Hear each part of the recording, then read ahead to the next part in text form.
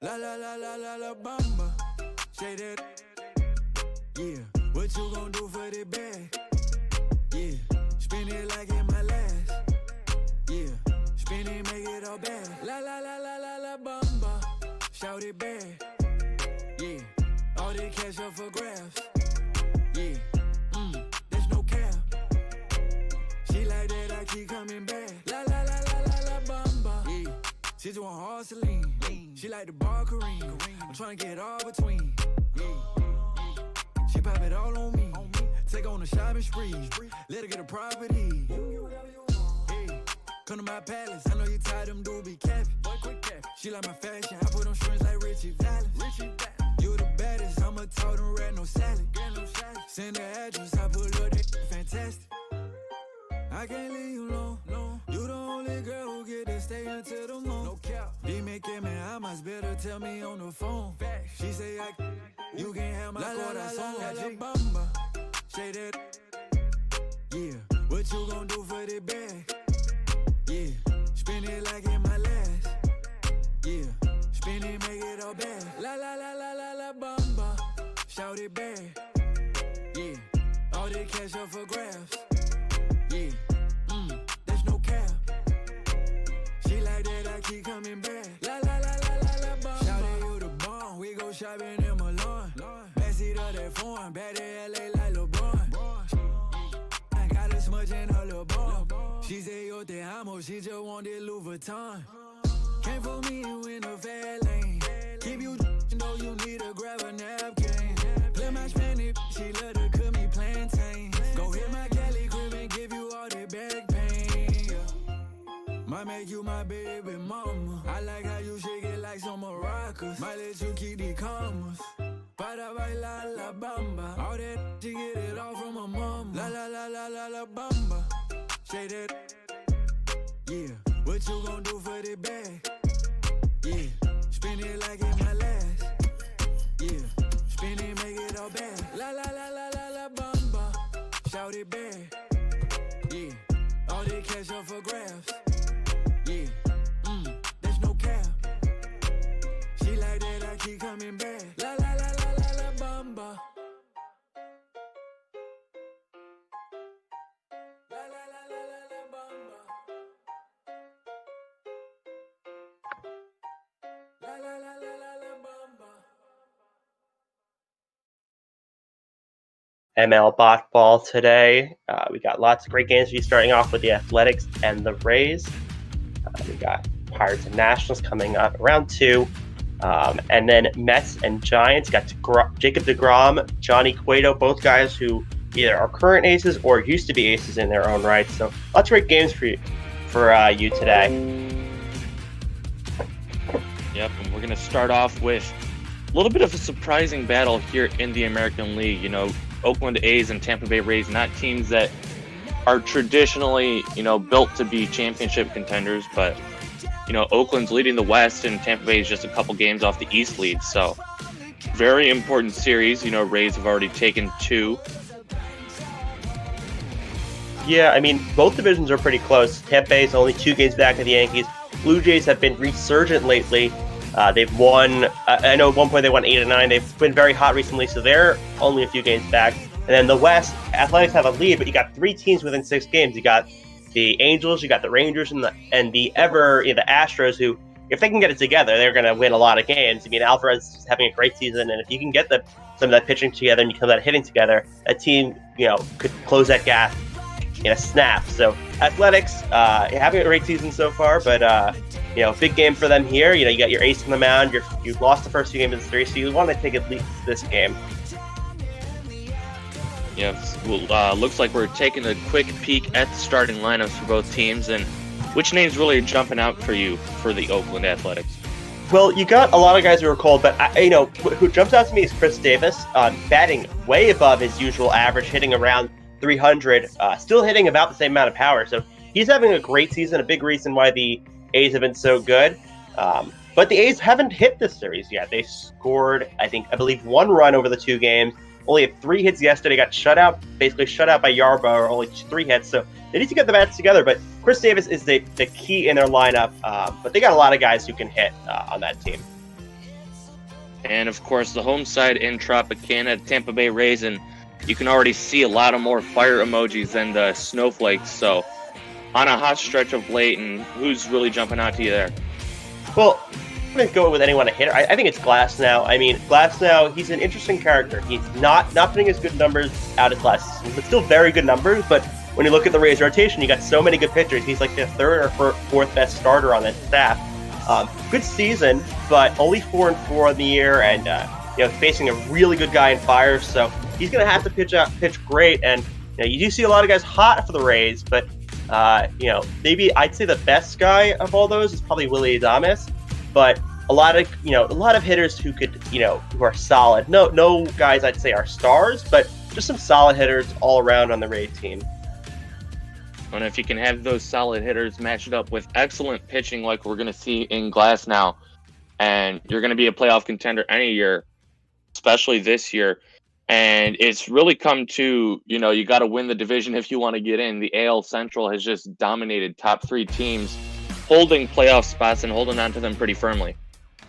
And you have to see, they could, one of those teams could fall off. You remember, the Cleveland, they started out terrible last year, and then they had that big run, almost got to the top of the division, and then they kind of fell off at the end. So you could see a team falter back in the second half because you have 3 great teams, and then that could leave a spot for someone like the Rays, someone like a team in the West, someone like the Blue Jays to sneak in there. But right now it looks like the Central is dominating. I mean, in the West and the East, you have to win your division. You're not in the playoffs, so it makes it even more important. And as you see, Throwback Thursday, so you're going to get some interesting uniforms for these teams today. Yep, going with the golden Oakland Athletics uniforms, and I'm assuming we're probably going to find a Tampa Bay Devil Rays outfit to go along with it. Throwback Thursday, probably one of my favorite days of the week here on ML Bop Ball. Just kind of gives a little bit of flair to everything that we're doing. Oh yeah, no, I mean, throwback jerseys are amazing. I think the best ones are always I feel like the 90s and early 2000s are the best jerseys. You think about the Mets, old uniforms, those black uniforms, those are so iconic. But no, lots of cool uniforms you're going to see today. Some, owing to their history, obviously the Rays used to be called the Devil Rays, and you got some teams that are going to be wearing uniforms that maybe have a team's former name or kind of signed at the time. So, it's going to be interesting seeing them in these uniforms, but it's going to be very fun to watch. Well, we're going to hope we have a fun one here from Tropicana Field. Michael Mamis along with Special FX on the call. Oakland Athletics taking on the Tampa Bay Rays. A battle for, American League dominance. Yeah, neither team obviously playing each other too much, but we saw them last year in the wild card game. Tampa Bay pulled off the upset, and, they're trying to look for the sweep today. Tyler Glasnow on the mound. What do you got on him? Well, Glasnow, I'm not 100% sure if he faced the A's this year. I don't believe he has. He hasn't faced them at all going into this year. So we don't know how he's going to do against this A's team. But Glasnow, a young pitcher, he's developing, and the Rays, made a great trade to get him, obviously. But, he's going to have a test today against these great Oakland lineup. And the first test is going to be Marcus Semien, shortstop for the Oakland A's, as the first pitch is in their first strike, 12:16 p.m. on the East Coast. And if you're watching from Oakland, that is 9:16 a.m. Good morning, everybody. First pitch. It's always weird with the West Coast. They just have these breakfast time games, and we're just it has to be the afternoon for the East Coast. Quickly 0-2 now as he goes opposite corner of the strike zone. That's near his neck and delivers. The 0-2 is fouled back. Sticking with the fastball early on, haven't really seen any breaking stuff. Yeah, I could see him breaking stuff here, kind of maybe lace one, just because he was ahead 0-2, and Semien's a nice hitter. Instead, he's going to get another fastball driven out to left field, but coming over is the left fielder. He's going to make the catch for out number 1. Almost the same exact pitch as that third pitch of the at-bat, but a little bit lower, so maybe Semien swung a little bit off it, which caused it to go up into the air instead of a line drive. In steps Ramon Laureano, having a bit of a rough stretch this year, but doing better in the road grays, or in this case, the road golds. We'll see if he can continue that today.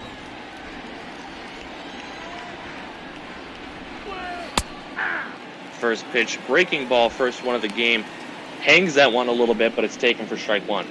Yeah, and it's interesting he has better away numbers. Usually don't see that, but Oakland A's not a super hitter-friendly park besides the big backstops, so I could see why he may be a little bit better on the road. Ball that's outside. That one's just a bit outside. 1 ball and 1 strike.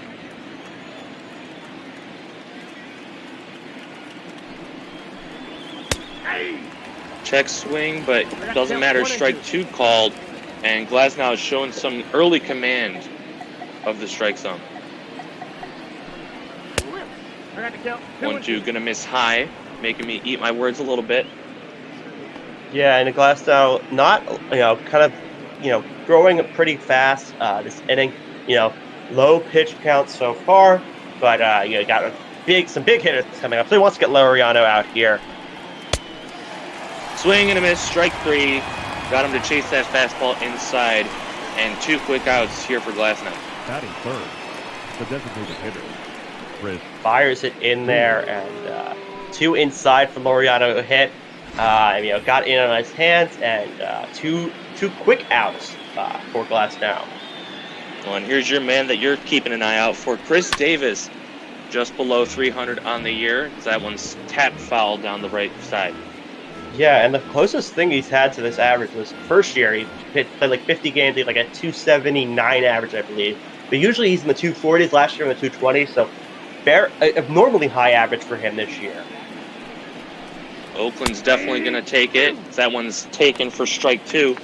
Big reason why they're on top of the division out there in the AL West and how they've been able to fend everyone else off. Yeah, no, that, and you got some surprise pitching. Fiers, just an outstanding season, unexpected. Tries to get him reaching on that slider, but too far outside. That's actually a changeup. Kind of lost the control on that one, but here's the 1-2. Flat foul, we'll do it again.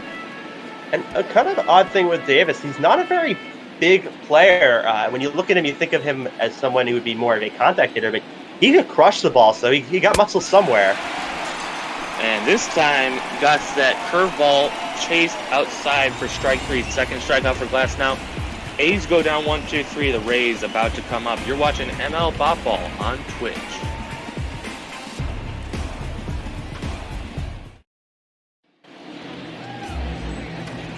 And just as we were talking about Tyler Glasnow having a great season, we're also looking at a guy, Mike Fiers. What do you got with him? Well, Mike Fiers having a breakout season, not expected from him, but just, overall, just everything the A's have been looking for and more.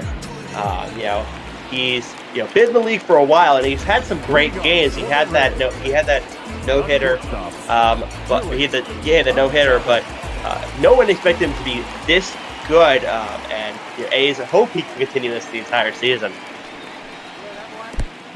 As his first pitch misses low and in the dirt. And it's interesting, he had that half beard last year, but I guess he decided to go full beard this year. Maybe that's some kind of superstitious thing he's doing now. I mean, hey, if it's working, you might as well keep it like that. So he delivers the 1-0 just a bit low, and 2 pitches, not really missing by too much, but not getting any swings.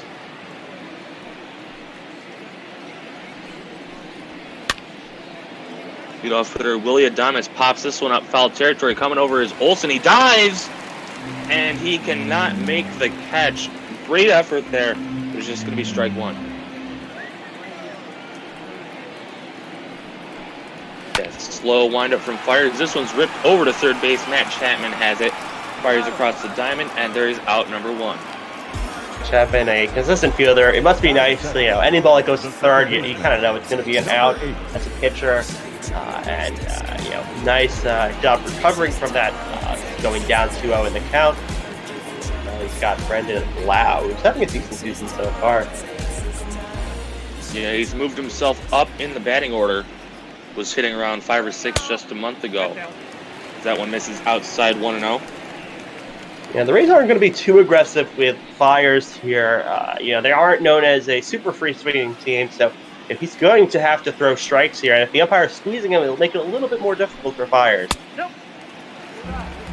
That one misses 2 balls, no strikes, so back-to-back hitters, he's gotten down in the count early on.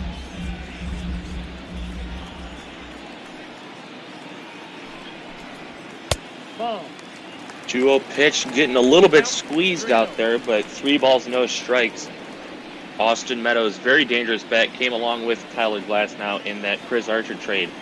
He's waiting on deck. 3-0 in there for a strike. Got to throw one over. And that looked like he may have been going for that. Looks like they gave him the hit sign, but it was kind of low enough where he's like, I'll wait for something a little better, because if it was a little lower, that may have been called a ball. Got to be your pitch, your spot. 3-1. Called strike. He thought he had ball 4 and probably did, but inconsistent strike zone so far. And Flau a little bit frustrated. If he strikes out here, you may see some words he has to the umpire. Outside. Ball 4. But it doesn't end up mattering. That one misses outside for ball 4, so 1-out walk for the Tampa Bay Rays, and that will bring up Austin Meadows. Fiers not great control so far. You have to wonder kind of what the reasoning for that is. He hasn't had those issues so far this year, but he has to, he hopefully can recover. He's been great this year, so he just has to get back to what's been working. And on first is Brandon Lau. There's a check swing, but it's in there for strike 1. Meadows looking for his first career hit off of Fiers. Checks the runner once and twice. Swinging a ground ball to first. They're going to go to second for 1. Relay back, and that's going to be a double play. 3-6-3, and the inning is over. Great scoop on the back end. Fiers faces the minimum. No score through 1 in Tampa Bay. We'll be right back. That was the pitcher's best friend, a double play. I mean, it's so demoralizing also for the team that's hitting. You hit a sharp ground ball, it just ends the inning now. Going to see 4, 5, and 6. First of which is Matt Chapman, and he chases that one high and inside. Changeup floating there. Maybe lost control of it, but he'll take strike 1.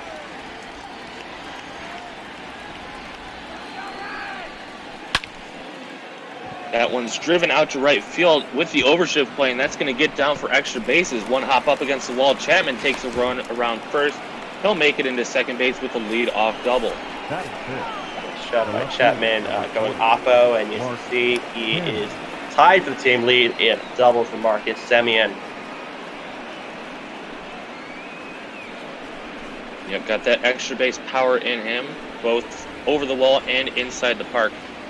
Mark Canha stepping in, very surprising bat this year with that home run total, and I'm sure the Oakland Athletics are appreciating all that he's done. Oh yeah, very happy with his performance. On pace for getting something in the 30s, maybe even 40s if he gets a little bit of a surge here. So just an outstanding season for him all around. Steps out of the batter's box after taking strike 1. Taking a look over at second for Matt Chapman. That one's fouled away 1 and 2. And something interesting, Tyler Glasnow, one of the few starting pitchers that doesn't elect for a windup, just goes right from the stretch. 1-2, swing and a miss in the dirt. Throw over to first is going to get him for out number 1. And a lot of balls A's have been swinging at today. I wonder if there's a little bit of a deception in Glasnow's delivery today. And speaking of how he does throw, he doesn't change his delivery when this guy on base. You wonder how that affects just the hitter and how they're seeing it, as well as the runner and how they're seeing it. But interesting tidbit about Glasnow for you there. We've got the lefty Matt Olson coming up. Takes inside for ball 1. Olson with a little bit of a strange stance, kind of pointing the bat away from him before he brings it in for his swing. Misses outside, ball 2. Yeah, and whatever works for a hitter. I mean, each throw they tried to change his swing, and he was like, I'm hitting 300 averages. I got set the record for hits. You don't need to change my swing. You see some weird things. Jeter had a weird stance. Peugeot has a weird stance. You know, Sheffield had a really weird stance. So just whatever works for the hitter. Well, trying to avoid the walk, and he's not going to. Ball 4 misses low. So same sort of control issues we're seeing from Mike Fiers in the first inning. Tyler Glasnow got a couple men on base now. It's going to be Robbie Grossman, having a tough stretch this season. Not really known for power, but still, you'd like to see more than just the 2 home runs.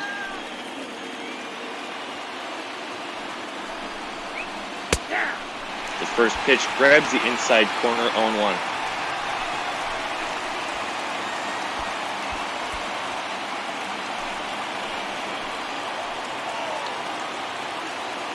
Chapman, the runner, at second. Olsen at first. Couple of mats on the base paths. And there's a swing and a miss on the curveball. You really would think that you should be taking after seeing a 4-pitch walk, but he's going up and after it.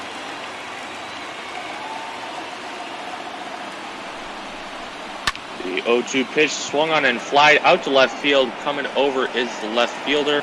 He'll make the catch. There are 2 down now here in the second.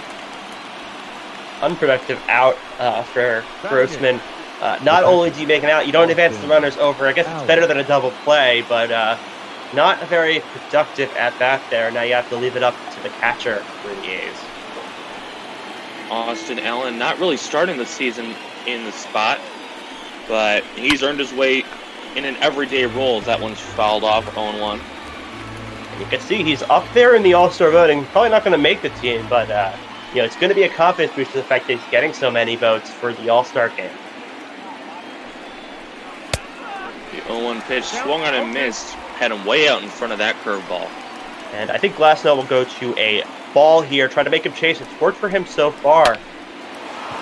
Instead, he leaves it in the zone. That one's lined into left field. Renfroe has it, fires back to the infield quickly, and that will hold the runner Chapman over at third base. Bases are loaded here, and a big chance for the Oakland Athletics. Number 9 hitter, Franklin Barreto, will come up.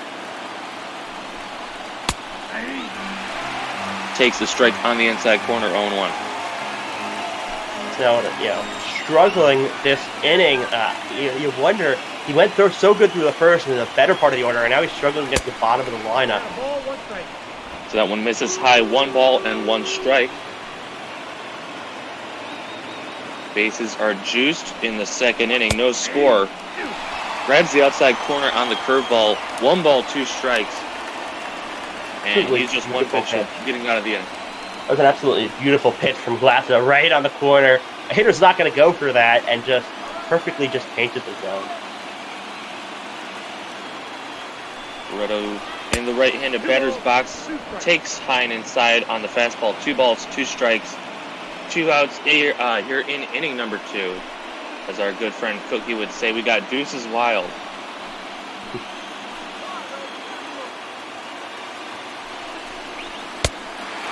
Choo-choo swing and a miss. Strike 3.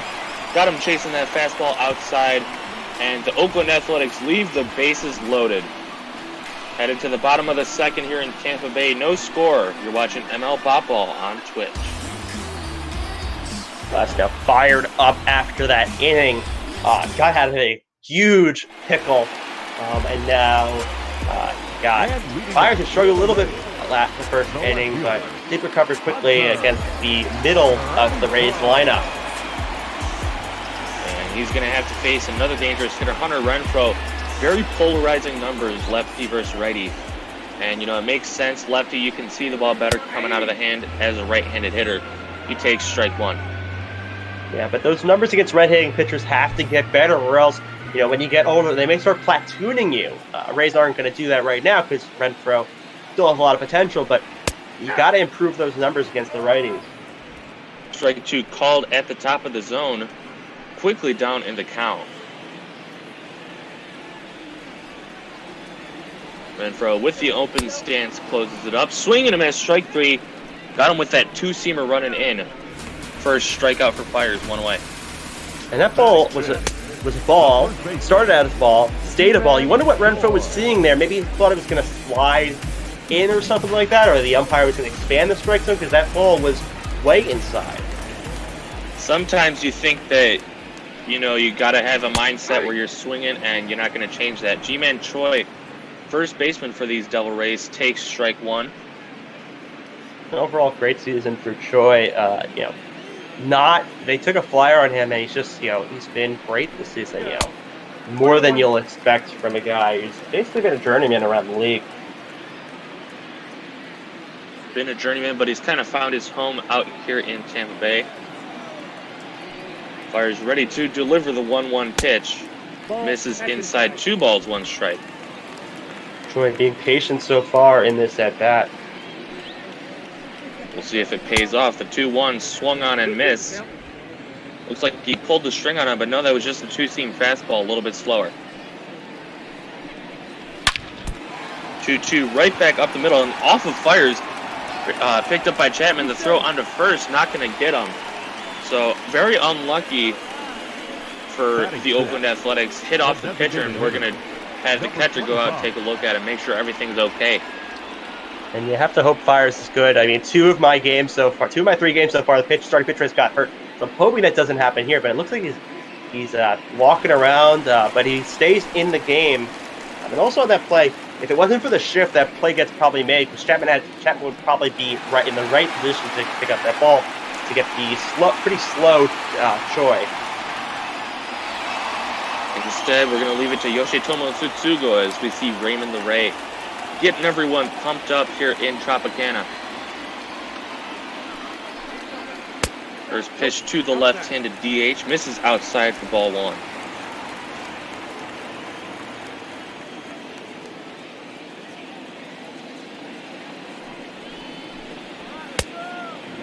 The 1-0 pitch swung on and missed. Fastball high inside corner.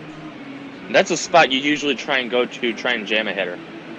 Yeah, and Fiers, has, kind of mixing up his fastball, mixing up his off speed, trying to keep the hitters off balance so far.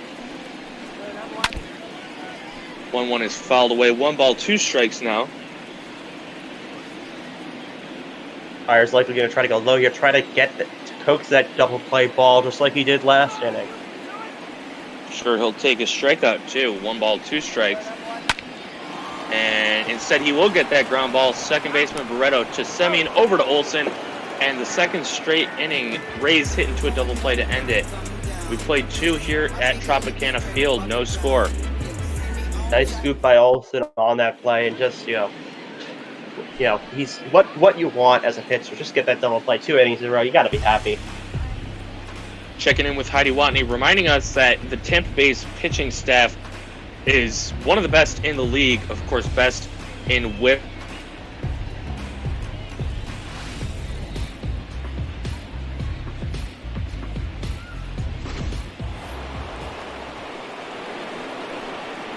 As he sees the A's coming up to bat, Marcus Semien top of the lineup.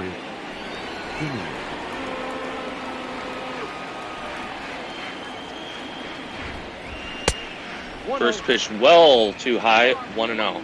Infield shifted over to the left side, and outfield kind of mimicking that. You almost, bunted to second base. You're probably going to be safe, but it's hard to do as a hitter. It's not, you have to almost do a very hard push bunt.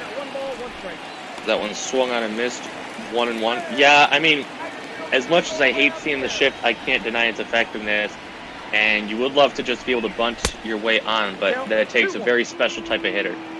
That one misses low, 2-1.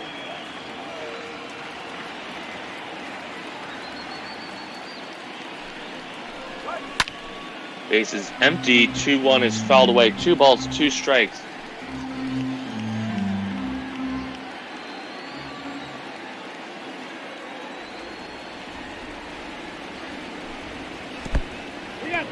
That one misses in the dirt. Count is filled up. Ramon Laureano waiting for his cuts on deck.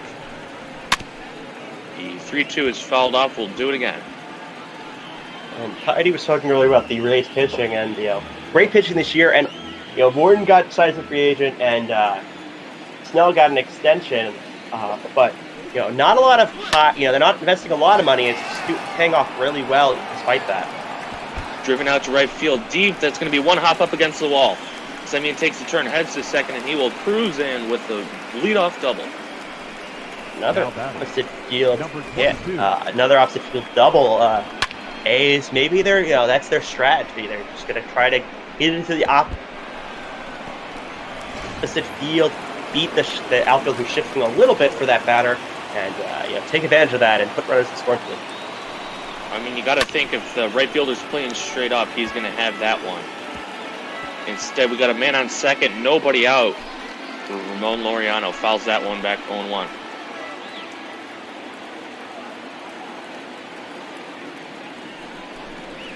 Nope. Dealing misses high, 1 ball, 1 strike. And Laureano has a good chance to replace his teammate over at second base. One of the best doubles hitters on the team. 2 balls, 1 Takes strike. outside 2-1.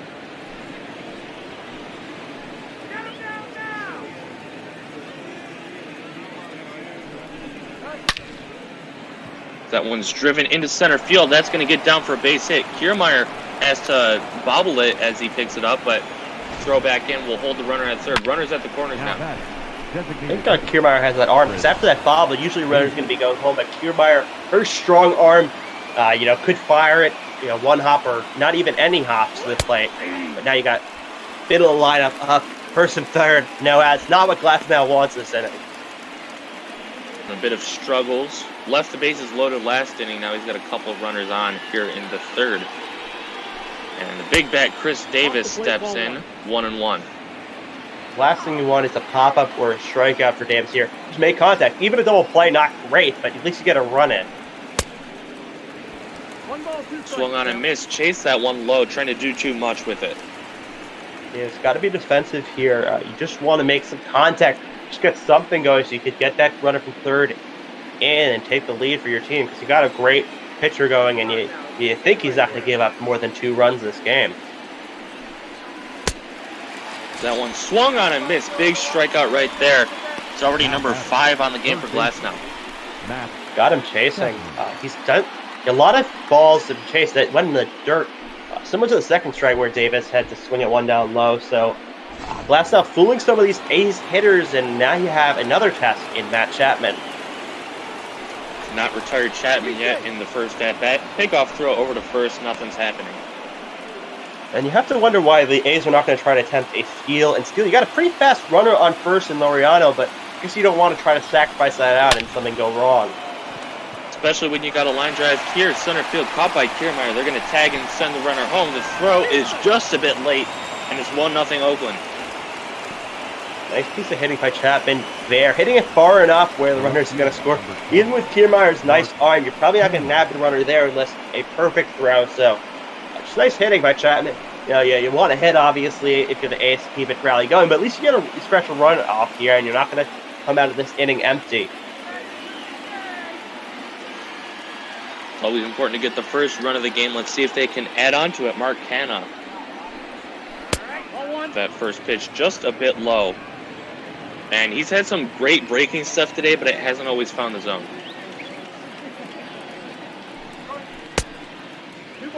And we'll see another example right there. Changeup misses low. 2 balls, no strikes. Sometimes it works, and when it works, sometimes you use it too much, and then you fall behind the count. So sometimes I think it is him losing control, but sometimes it's on purpose, and maybe not the best strategy. 1 strike. That one hits the dirt first, and then he decides to swing and miss. What was he swinging at? Jesus. I mean, I remember, I forget one call, but it's like either you go for the or for that. It's so outside, so low, you're not going to hit that. He's going to hit this one, though, over to second base, flips it onto first, and the inning is over. Oakland pushes across a run on the double single sack fly combo. Head to the bottom of the third. Oakland up 1-0. You're watching ML Bop Ball on Twitch. And not terrible for Glasnow. You start the inning off terrible, first and third, middle line of come. You only give up 1 run, so he can't be too, he's not going to be happy to give a run, but could have been much worse with all those power hitters in the middle of the lineup.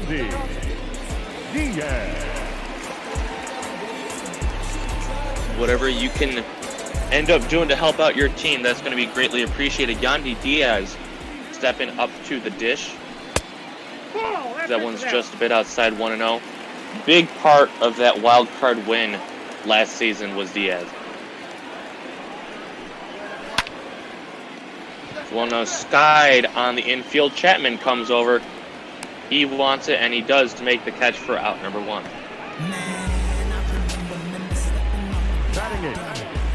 The Fiers working very efficiently, trying to claim the sole top spot of the AL wins lead this season. And if he can keep this league going, he's got a good chance for it. Already 10 wins this year, looking for number 11.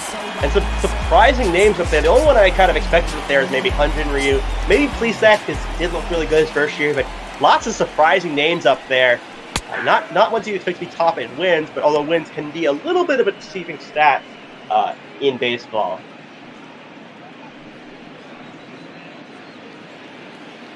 Yeah, wins are always, scrutinized by the new sabermetric community, because it a lot of times relies on the team around you instead of just the pitching performance. That one misses low for ball one to Kevin Kiermaier, longtime Gold Glove winner. That one misses low, 2 balls, 1 strike. And obviously a win means something because there's a correlation. You pitch better, you have a more chance to win, but it's not always perfect because, right, you think of deGrom, you think of King Felix in their Cy Young years. They didn't have a lot of wins, about 500 records, so a lot of it is about the offensive end as well as the defense around you. 3-1 is fouled off, and yeah, you mentioned King Felix, Jacob deGrom. It's lucky that the Cy Young voters are starting to realize that wins and losses don't always mean everything. The 3-2 check swing. He went too far. Strike 3. Second K of the game for Fiers. 2 down. Looks like Fiers will not end this inning in a double play. First inning so far. Literally can't now with 2 outs. So different end to the inning this time. Gonna have to get through another guy named Mike Zunino. Veteran backstop for the Tampa Bay Rays.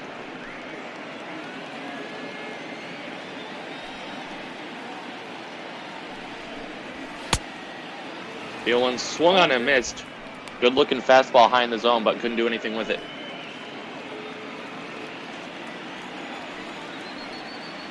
Very upright stance for Zunino. And that one slapped the other way. Olsen picks it up, flips it onto Fiers, making him do all the work, and he gets the out for out number 3. Head to the 4th, 1-0 Oakland. Michael Memis and Special Effects on the call. Yeah, that hit out the bat, I thought they maybe sneak in for a hit, but the Athletics in perfect position to field that. Gonna check in with Heidi Watney, and I'm sure she's reminding us all that we're not doing this for any money right now. Neither Michael nor I are getting paid for this. No one behind the scenes is getting paid for this. We're all just trying to raise money for great causes. Week to week, we change our charity that we're raising money for. And this week, it's the Trevor Project. They do a great job raising funds and helping lower suicide rates and harassment rates for the LGBTQ plus community. So if you can spare some extra money, we've got a PayPal link down below. Any subscriptions to the channel will also go towards that. And, even the ad revenue that we get, that's all going to this great project. All ones the count. 6, 7, and 8. Matt Olson, the first of those 3. That one swung on and missed 0-1, and he'll tap this one past the mound. Shortstop in the overshift will fire it onto first for out number 1. And Ray's kind of happy that Glasnow didn't field it because he would have had to. It would have been up the top of his glove possibly, and could have deflected somewhere else. And when that happens, it's usually an infield hit, and the Rays were kind of in perfect position to field that play. And we're going to see Robbie Grossman 0 for 1 today.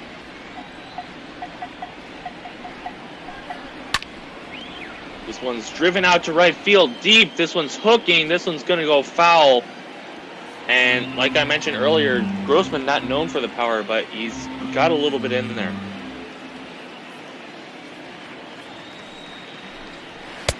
Glasnow sets and delivers. That one's inside with the fastball, 1-1.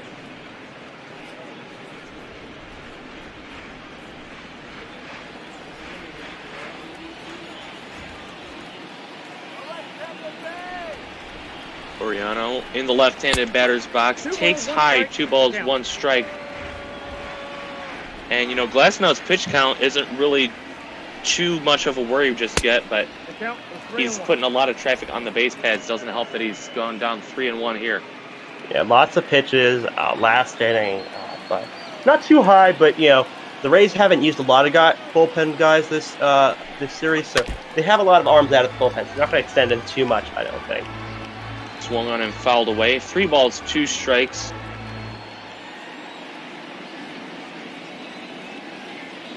Got the number 8 hitter, Austin Allen, waiting to follow things up, and he'll do so with a man on base.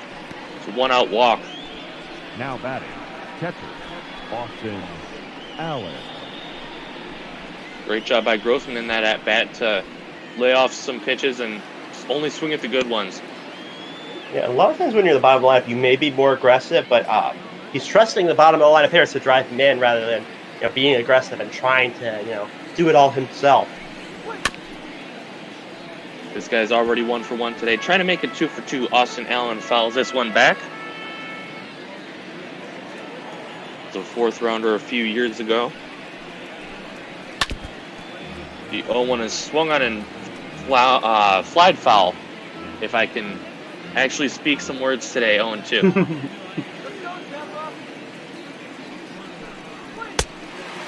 Swung on and missed, painted that fastball on the outside corner, and Allen couldn't catch up to it. 0-2. 2 down. The batter Glasnow, 99 mile per hour. So he's a fireballer. A lot of times you don't see starters usually throwing that fast. Usually it's for the levers, just because the starting pitchers have to save their arm. But Glasnow has been able to keep that just very, very fast fastball.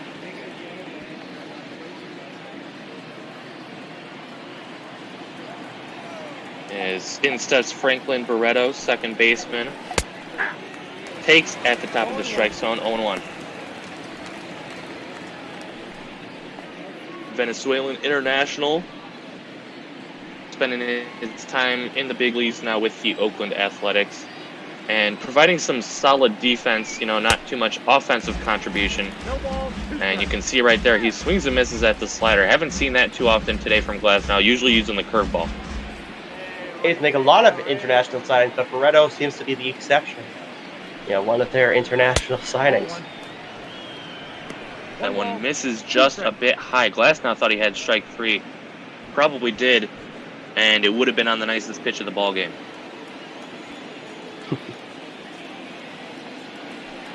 Instead, he's got at least one more pitch to go, and he will get that swing and miss. Strike 3 to end the inning. Head to the bottom of the 4th. 1-0 Oakland. Tampa Bay trying to get their bats going. You're watching ML Bop Ball on Twitch.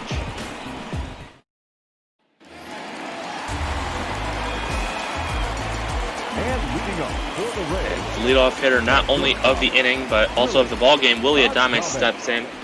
Mike Fiers has faced the minimum despite letting a couple men on, and that one's driven out to left field, but not going to stay fair. 0-1.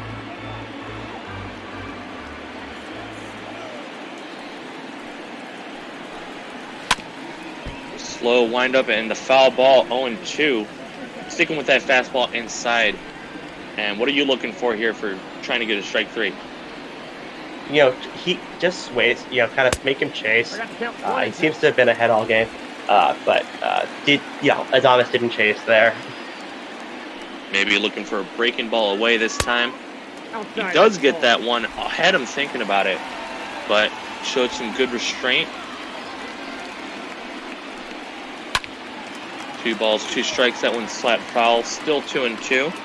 And Adames had a pretty good game yesterday. Drove in a run, scored 2, and also stole a base. So coming off a pretty good game coming into today. Outside 3-2. Good job working the count back full. And you don't want to walk the leadoff hitter with the top lineup of the Rays up. And Adames not too slow, so you want to throw a strike here. That one's fouled away. Still 3 balls, 2 strikes. Got him chasing that slider low.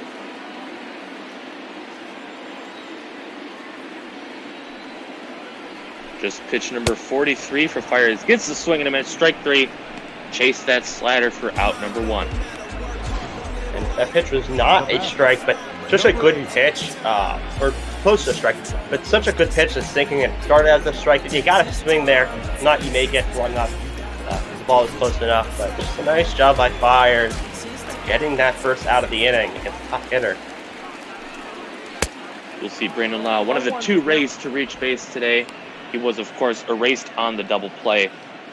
after drawing a walk in the first inning.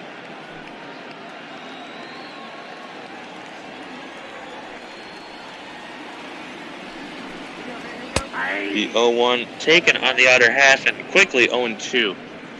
And you look at Fiers' pitch count, only 45 pitches, obviously aided by those 2 double plays, but very low pitch count for this point of the game. And you know, as long as he doesn't get into trouble, he could go 8-9 innings. Swing and a miss, strike 3, back-to-back punch-outs to start out the 4th. Just his 4th strikeout of the game. Now batting. Fiers finding his groove, a nice pitch right on the outside, and Lau could do nothing with that. Fiers, bing, bing, bing.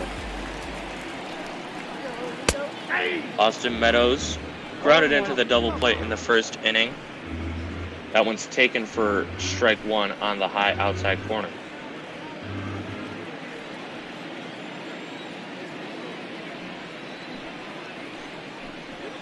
Here's the wind, and the 0-1 delivers that breaking ball just a bit low. Meadows, the home run leader for the Tampa Bay Rays, so if there's any chance at tying the ball game with 1 swing, this is your man. But not going to be that swing. Blows the fastball by him up and in 1-2. And not a lot of home runs for a leader, but the Rays, they haven't been known as a team that's hit a lot of home runs. So, you know, Meadows, but having a decent season in terms of hitting the long ball. This one's popped up foul territory. Chapman with a long run. He's not going to get there. You have to wonder if they didn't have that shift on, if he gets close to getting that. Question left unanswered. That one's slapped, and the overshift will end up working. Chapman fires it onto first, and the inning is over. Fiers has yet to allow a run through 4 innings. Just the 1 hit as well. Oakland coming back up, and we'll be right back after this short break. An interesting thing with that shift, sometimes teams will have that shortstop play the position and third baseman play kind of a little over second, but A's trust Chapman and his great defense to play short during that shift, and nice play there. Marcus Semien scored the only run today, so we're going to see a couple of guys warming up in that Rays bullpen. Trevor Richards, the righty, Jalen Beeks, the lefty.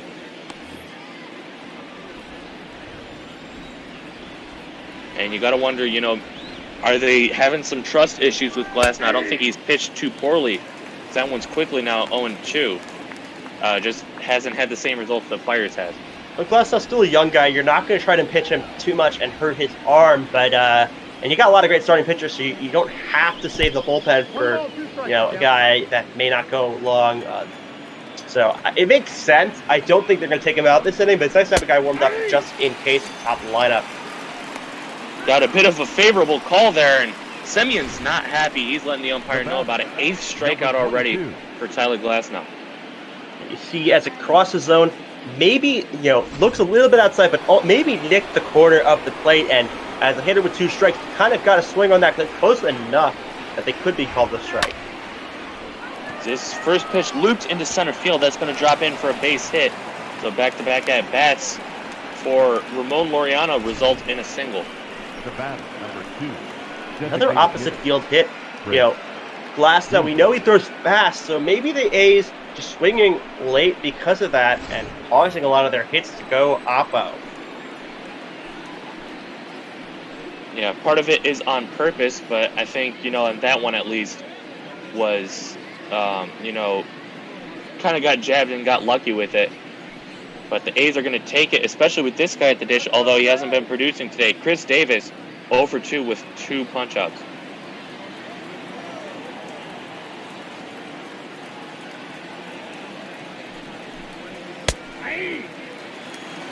That one grabs the outside corner, 0-1. So we check on over at first base, gets back safely with a head-first slide. Laureano definitely a speed threat over at first, and they're going to check on him again. He's back safely. I wonder if the Rays are seeing something here, maybe seeing a hit and run or Laureano getting a steal sign, twice looking over there. Instead, he will deliver to the plate just a bit inside. Fastball topping out at 97 in that one. Chris Davis with a very relaxed stance, and he's going to go to second, throw down. Not in time. Thought the throw might have beat him, but didn't get the tag there quick enough. Yeah, it looked like it did, but for some reason the glove got lifted up to try to tag him. He could have just slid it over. I think he would have had Laureano, but, nice. It looks like, pretty close play either way. I think maybe that throw bounced up to him, and he had to make sure he got it first before he applied the tag. That one's fouled away 2-2 to the hitter wearing number 2, Chris Davis.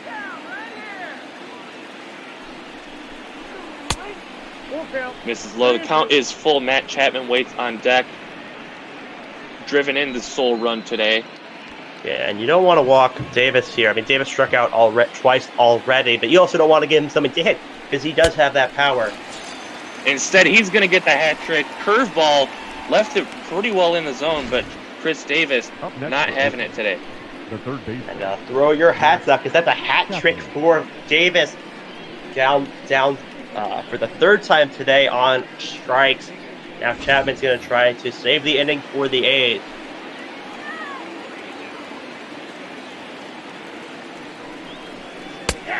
One for one today, doubled and driven in a run via the sacrifice fly.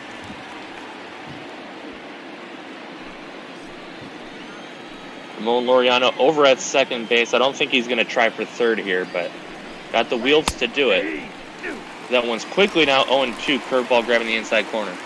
Yeah, it wouldn't make much sense. He does have, a single probably scores them even with Kiermaier's arm because you're running on the pitch. And if it's sharply hit, it's sharply hit, but I think it's a better chance of scoring if you stay at second rather than trying to steal third. It may not mean anything anyway, and could get thrown out. He's trying to get out of the fifth, and instead he's going to hit Matt Chapman. Goes up and in, and he's not happy. Giving some words to the man on the mound. I wonder if there'll be some retaliation next inning. That sometimes happens. Don't think it was on purpose. I think Glasnow just lost the ball, but when you hit a guy who's a key hog on this A's team, going to be some grumbling from the A's bench. And with that hit by pitch shows that Glasnow loses control, so he's going to come out, only worked 4 2/3 innings. He's responsible for the men out on first and second, but just the one run allowed so far. Your attention, please. We're going to see a new pitcher, Trevor Richards. Number 34. Yeah, Richards not a great year, but it's kind of weird, right? If Richards gets it out here, good start for Glasnow, you could say, at least looking at the stat line, 4 2/3, 1 run. Didn't go as long as you like, but only 1 run. But if Richards gives up these 2 runners, then it's a bad start. So it's basically in the reliever's hand of whether Glasnow has a good start, which is kind of weird. Glasnow's got to hope that Richards can come through for him. Got a big bat that's been quiet today. Mark Canha is the guy he needs to get through. First pitch called strike on the bottom of the strike zone, 0-1. Yeah, and usually whenever a new pitcher comes in, you're not going to swing at that first pitch because it's, so a free strike there for Richards. And he's going to get another strike on a free swing. Changeup missing inside, but he obliges 0-2.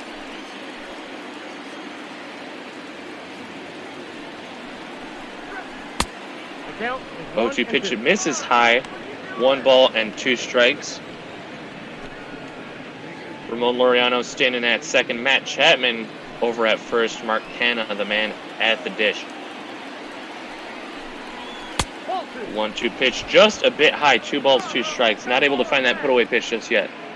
Yeah, no, 2 pitches high. Canha didn't even try to offer it, so maybe he tries to go high, adjust in the strike zone, or maybe he goes low because he knows Canha will swing at that.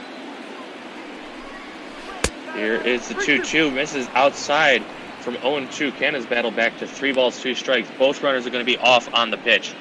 Yeah, and open base at first, obviously, but you don't want to cause the bases to be loaded, especially when you're ahead 0-2. And pitcher runners running, and a single will definitely score a run here.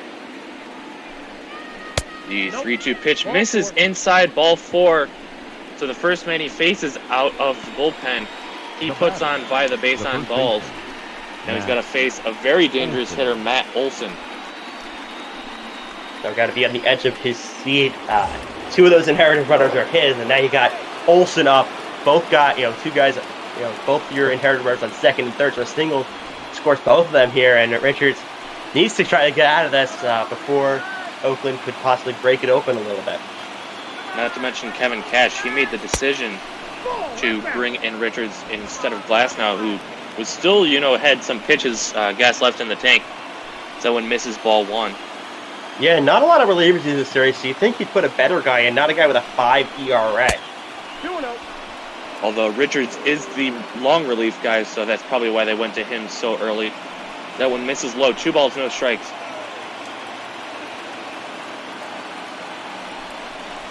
Bases loaded, 2 out. Second time we've said that today. That one misses. 3 balls, no strikes. You got to put this one right down the middle. And normally I'd say Olsen, you give him the swing, but a walk drives in a run, so Olsen, I think you just wait till the strike, maybe even 2 strikes, even think about swinging with the bat. Richards hasn't proven that he can throw one in the zone. And he's not going to. That's a bases-loaded walk. 2-0 Oakland. Trevor Richards doing the opposite of providing relief. Gosh, I gotta be regretting his decision. Richards walked both batters so far, and situation isn't any better. So, Richards, struggling immensely, and got bottom of the lineup. But gotta throw strikes here, before this inning gets even more out of hand. Robbie Grossman has already walked today, 0 for 1. But he's got a great chance here in the 5th. 2-0, bases loaded with 2 outs. Ball 1 inside.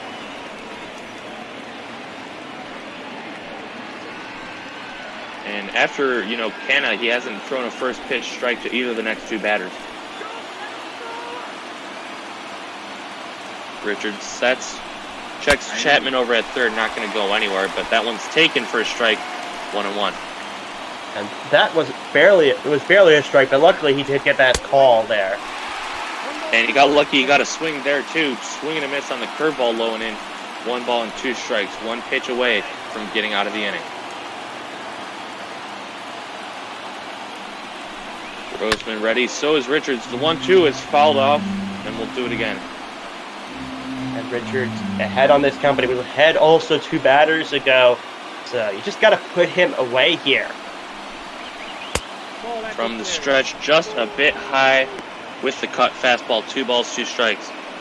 Seems like the hitters are getting fooled by that high fastball. He's tried it multiple times, and none of the hitters have looked like they're going to even attempt that ball. Richards ready, breaking ball, grounded up the middle, flips out on second, and that's going to be out number 3. So Trevor Richards comes in and ends up getting the job done, albeit after allowing few men to reach base and pushing across a run. Oakland doubles their lead. We're halfway home here at Tropicana Field. Tampa Bay coming up the bat. And Richards gets something, but not before giving up a run, and Oakland's happy to position their end. Rays just with 1 hit on the game, and that's not the recipe for success.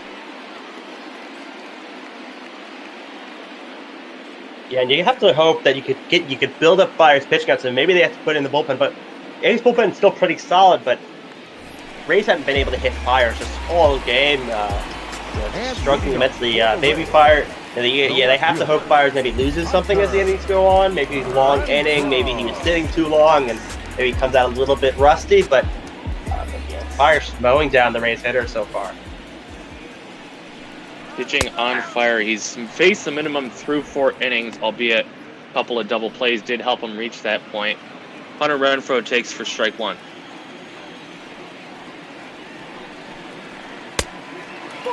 That one misses outside. Good break on that pitch, but didn't get him to chase.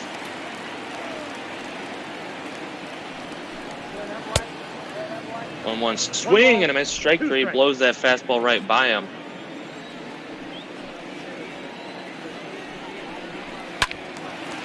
And the 1-2 is fouled back. Hunter Renfroe, of course, coming over from the San Diego Padres this offseason in a trade that saw Tommy Pham going to San Diego.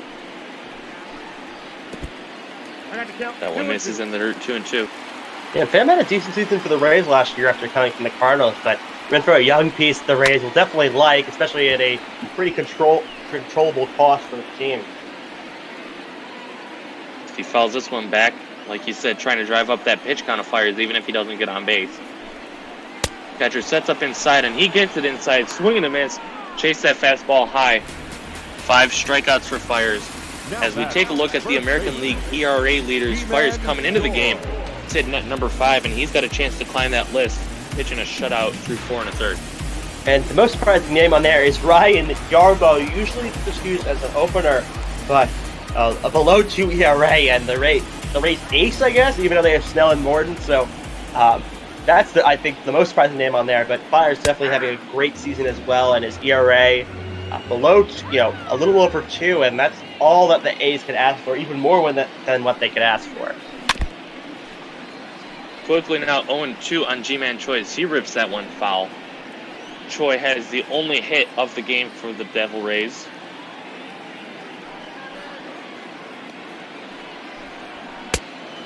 The 0-2 swung on and missed. Strike 3 back-to-back Ks here in the 5th, just like he did in the 4th. And we take a look now at the team ERA leaders. So Mike Fiers definitely helping out his team, claiming that top spot. Rays number 2. So that's why we're seeing quite a pitching battle today. Yeah, and you see also 3 teams in the AL Central there, 3, 4, and 5, and a big reason why those teams are doing so good is their pitching, which has been shaky usually, has really stepped up this year for those teams. And A's and Rays also great pitching, and kind of expected for the Rays, not as much for the A's with it's only their bullpen that's their main strength, not their starters, but their starters have been pretty good this year, especially Fiers and also Minaya. Yoshitomo Tsutsugo steps in, fouls that one off 0-1.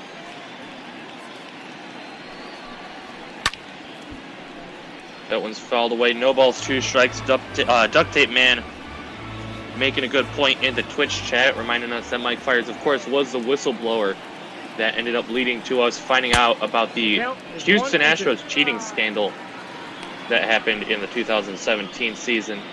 Yeah, and I remember joking about it, that it was like a weight off his chest. That's why he's doing so good. But I don't think that's the real reason. But it is a big weight off his chest, kind of getting rid of that big truth.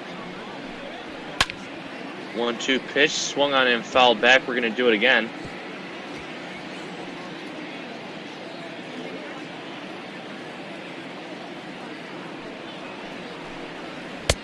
Winds and pitches inside, 2 balls, 2 strikes. Tsutsugo in his first year with the Rays, first year in the MLB. And I'd say he's adjusted pretty well, still got some potential to grow. No, kind of a surprising signing by the Rays, but pretty good season so far. That one misses low. It's going to fill the count up. The 3-2 pitch fouled away, driving that pitch count up this inning. Almost up to 70 pitches. He was in the 50s starting this inning. So, nice job by the Rays, at least working him a little bit. Before we can get to 70, here's pitch number 69. Brought to you by Childish Humor. That one's fouled away. Still 3 balls, 2 strikes.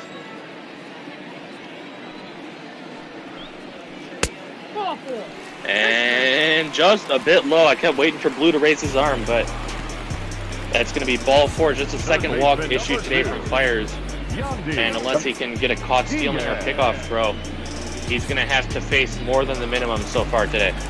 Yeah, and Fiers, sometimes you get that veteran call, but not there. The umpires saying, I don't care if you're a veteran, I don't care if he's a rookie, I'm going to call it the same as I would no matter, if they were both rookies. So, Tsutsugo draws the walk, and good sign, because even more pitches now for Fiers this inning. Yeah, Raymond trying to pump everybody up. This is the most of a rally that the Rays have had today. This one swung and fouled off 0-1.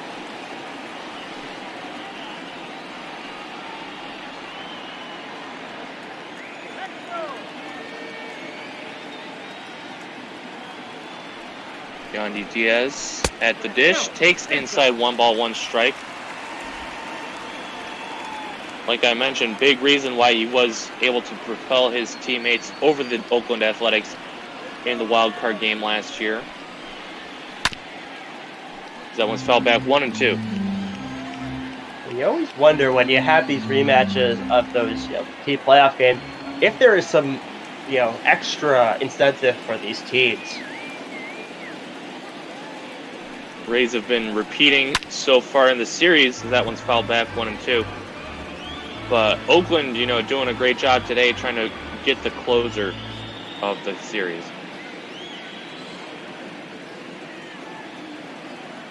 Runner first is Tsutsugo. Yandy Diaz at the dish, takes inside 2 balls, 2 strikes. And you saw that pitch count in the inning a couple of moments ago, approaching 25 pitches.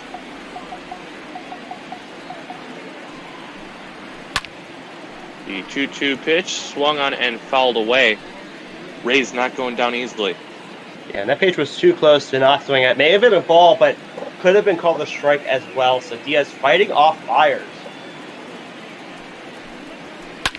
The 2-2 pitch fouled away.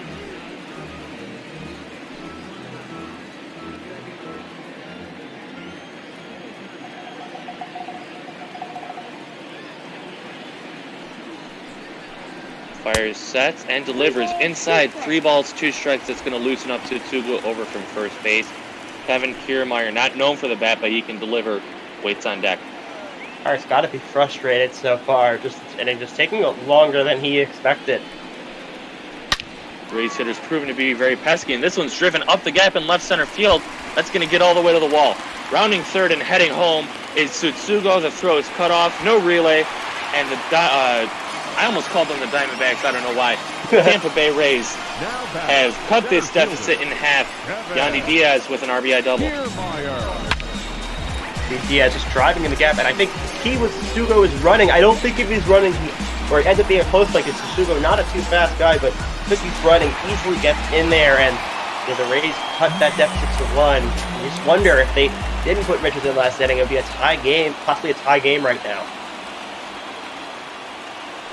Well, the game could be tied back up. Kevin Kiermaier stands in, takes strike 1. Kiermaier, another big playoff home run for these Rays last season. Up against the Houston Astros here at home, trying to stave off elimination, and they did up until Game 5. Fiers checks Diaz at second, and that one is just a bit high, 1-1. Fiers looking disgusted. He should be out of this inning multiple times over. And Kiermaier, not known for his power, but does have a lot of, pretty fast, and he got great defense. So that's kind of what he's known for, but he can put the pop of the ball every once in a while. Fouled away, 1 ball, 2 strikes. And like you mentioned, pitch count coming into the inning was in the 50s. Now he's at 82, about to reach number 83.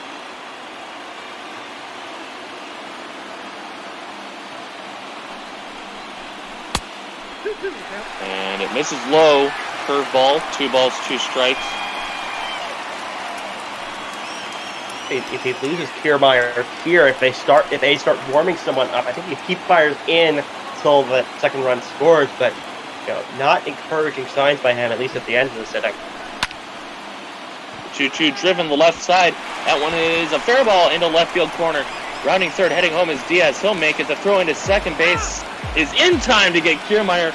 Strong throw out in left field by Mark Canha. But the Tampa Bay Rays able to tie it up with a couple of 2-out doubles. We've played 5 here at Tropicana Field, 2-2 here on ML Botball. Now it just becomes a bullpen game. I don't think Fiers will be out there for maybe he'll be out there 1 or 2 more innings, but it can become a bullpen game soon, and both teams have pretty good bullpens, so we could see this game remaining 2-2 for a while with just these, you know, some great relievers, but Richard's still in there for the Rays.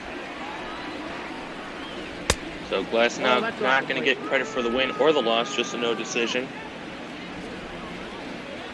As we're going to see Austin Allen, Franklin Barreto, and the top of the order, Marcus Semien, stepping in this inning. 1-1.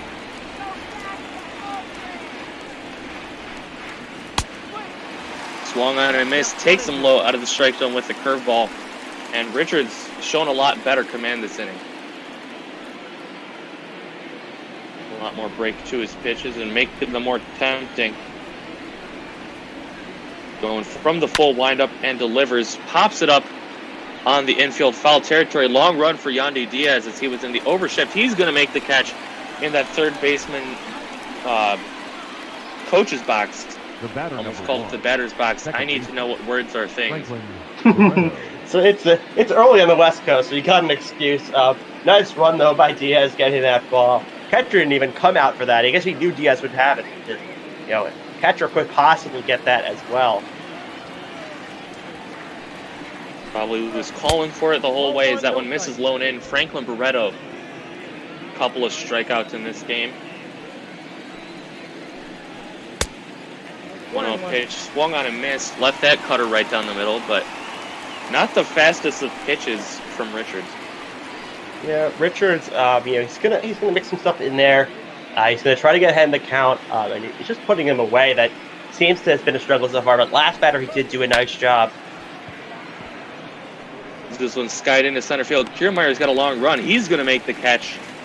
Got that speed on him, and just a quick toss back to the infield. 2 down. Kiermaier showing why he's one of the perennial defensive center fielders in this league. Praying not pretty far back, but able to make an easy play on the ball that off the bat looked like it could dunk in for a hit. It's now the 4th time through the Oakland batting order. Marcus Semien 1 for 3 today, doubled and scored a run.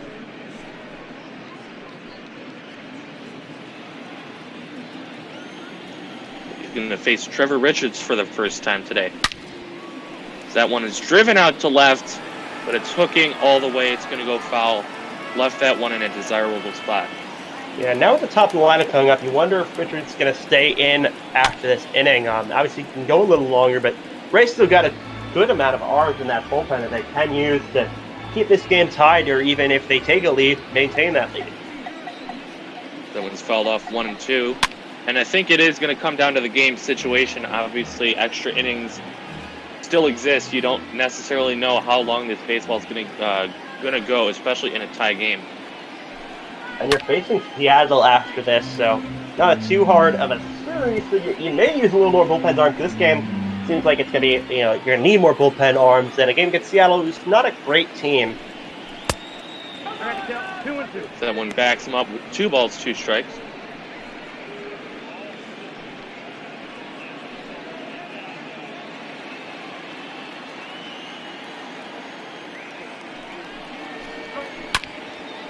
That one swung on and fouled back. Still 2 balls, 2 strikes in a 2-2 ball game. I mean, he's gonna get his hacks and another one there. A very pesky batter this inning. First 2 went down fairly quickly, but Semien showing why he's in the top of the order for a reason. Takes ball 3, 3 and 2. And Richards has already walked a couple in this game. Don't want to extend the inning any further. The 3-2 is line drive down the right field line. That is a foul ball over towards that Rays bullpen. Had extra bases written all over it. Yeah, you want to throw a strike, but not there. Right down the middle. Instead, painted on the corner. Strike 3 called. First K for Richards ends his half of the 6th. As Marcus Semien having some words with the umpire. Head to the bottom of the 6th. Tampa Bay tied with Oakland 2-2. Absolutely beautiful pitch by Richards. I could say possibly his best of the day. Just caught Semien frozen on that at bat. Looks like Fiers is going to stay in the ball game, probably just for this inning. We see Paul Blackburn, Chris Bassett warming up. See how long of a leash that is kept on Fiers. You think if there's a few base runners, they probably pull him from this game. That one's left right down the middle, swung on and missed. 0-2. And yeah, I would agree. I'd probably say if he gets a runner into scoring position, that's when you take him out. 0-2 misses high 1-2.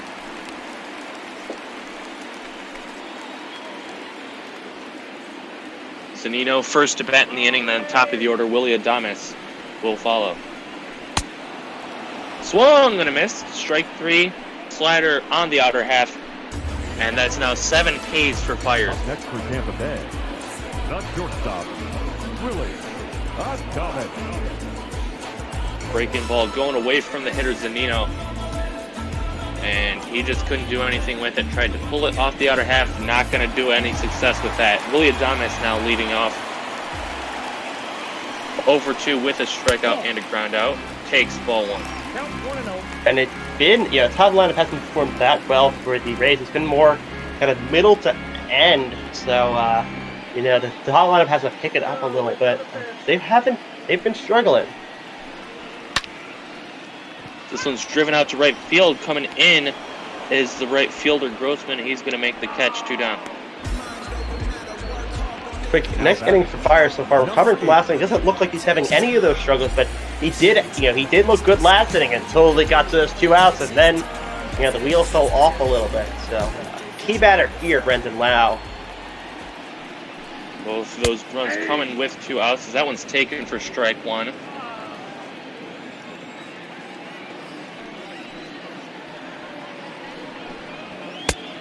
Winds and delivers inside, 1 ball, 1 strike.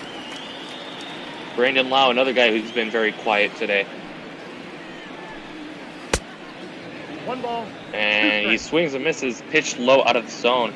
Fastball, really. I thought that would have been a breaking ball, because usually you don't see guys going after fastballs that low. This one's skied out to left center field, well hit. Going back is Canna. He's got room. He's going to make the catch, and the inning is over. Rays go down 1, 2, 3. We're going to see 2, 3, and 4, Laureano, Davis, and Chapman for the Oakland Athletics as we head to the 7th. Great inning by Fiers. You could see him possibly going another, at least them starting him in the next inning. It's a pretty quick inning. And you said with that fastball there, he's had, his 2-seam and even his 4-seam time, a little bit of a sink to it, and it's kind of fooled the batters, at least when he's been effective this game. Laureano stepping in 2 for 3 today with a couple of base knocks and a stolen base to boot.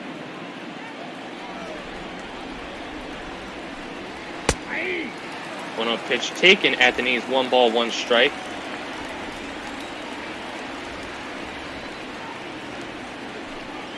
Richards working very quickly, taking strike 2 on the high inside corner. A little surprised. 3rd inning of work. A little surprised he's still out there. You said 3rd inning work. A little surprised he's still out there, but you think if he probably gets into trouble, they probably pull him. He did pitch a nice job. He did do a nice job last inning. Yep, like I mentioned, he is their long relief guy, so they're going to try and get him to eat up some innings. That one misses low, 3 balls, 2 strikes. Chris Davis, very dangerous on deck.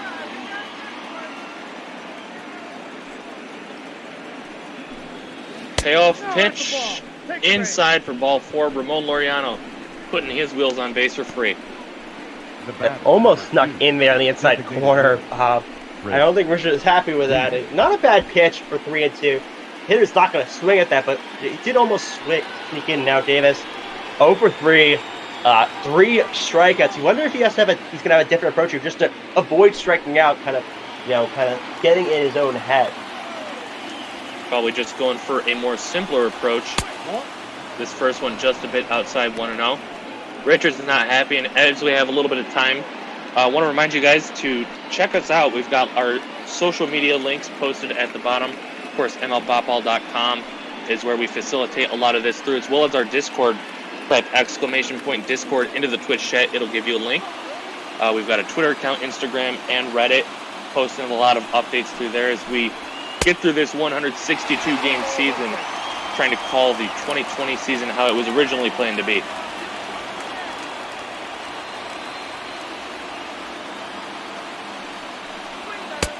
One pitch to Chris Davis, beautiful on the low outside corner, 1-2. Kind of almost weird seeing fans, because it's not going to, if it's going to be any good, it's going to be less than even half capacity for these teams. So it's kind of weird with the season we're doing. It's going to be a little different, but it's been great so far. Swung on and missed. Chris Davis with a golden sombrero to match his golden uniform today. 1 away.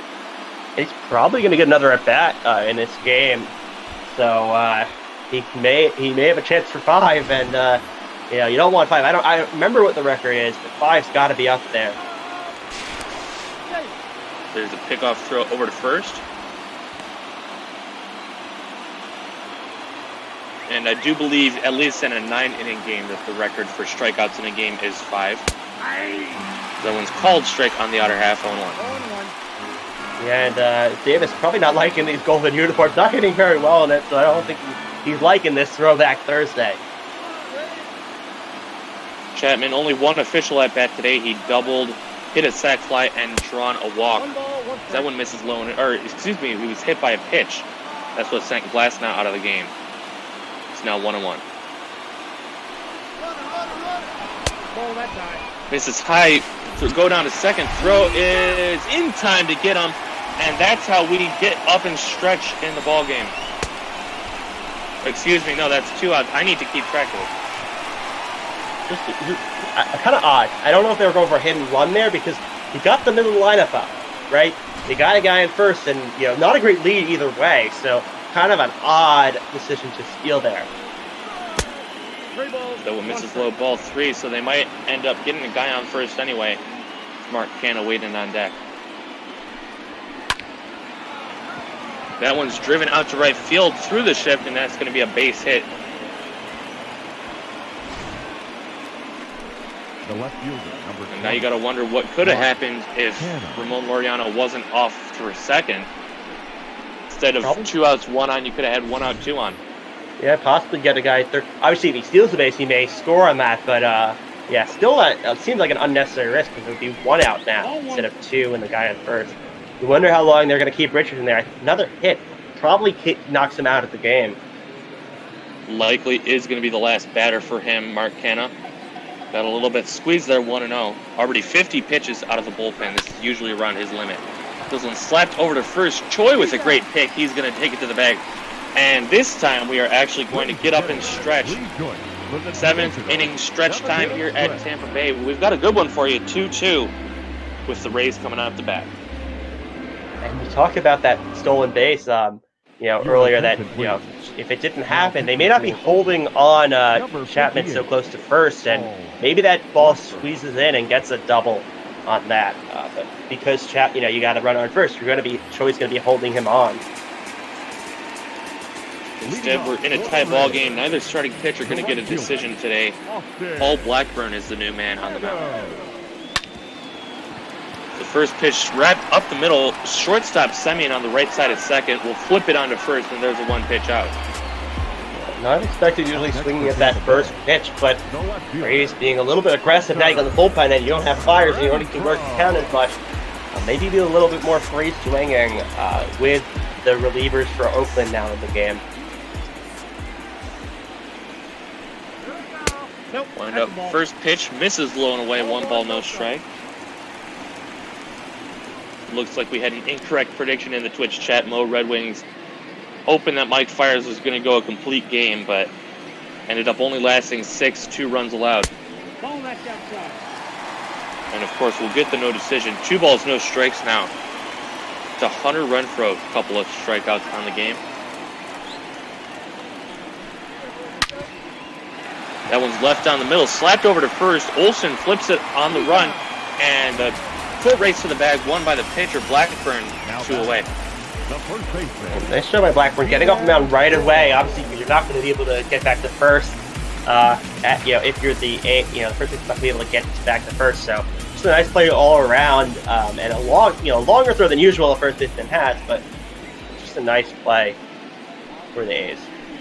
Last chance in the 7th going to be Ji-Man Choi, holding steady in that batter's box despite that slider nearly hitting him 1-0.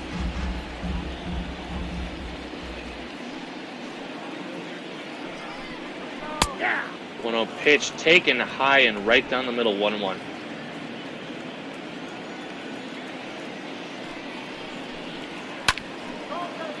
One pitch slapped down the left field line, going to go to the A's bullpen. 1 ball, 2 strikes.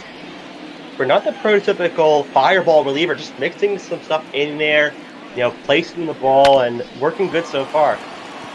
Slaps it on the ground, or it's going to be bobbled out there by Barreto, and that's going to allow Choi to make it. So an error on the second baseman, E4 in your scorecards, and the Rays will extend this inning. And no excuse there. I mean, you don't got a fast runner on first. Looks like going to first. Looks like a little bit of a glitch there, but either way, an error for the A's. So Yoshitomo Tsutsugo got that rally started in the 5th with just a simple 2-out walk. Will step in. First pitch, check swing, strike 1 called.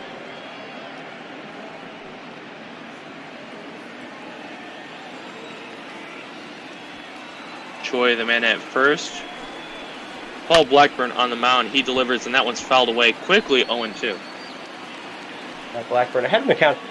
Pretty quick inning for him, even with a runner on first. He only has 10 pitches this inning.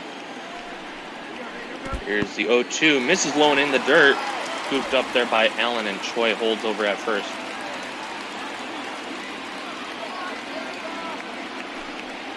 Blackburn ready with the belt. Another pitch in the dirt, but a good block again by Allen. Trying to get him fishing low. Choi's not going to be running on those unless it's going to go away to the backstop. Choi's not a very fast player, so you're not going to get like a simple ball that goes a little bit away that he's going to go on. Especially not with 2 outs. There's a slapper on the ground at first. Olsen takes a minute to collect himself, then takes it to the bag for out number 3. We've played 7 here at Tropicana Field. Neither team able to break the deadlock. It's 2-2. You're watching ML Bot Ball on Twitch. Ladies and gentlemen, your attention please. Now See a new pitcher, Colin Poche. number 38. Not the most favorable numbers, but still has some potential. What do you got on him?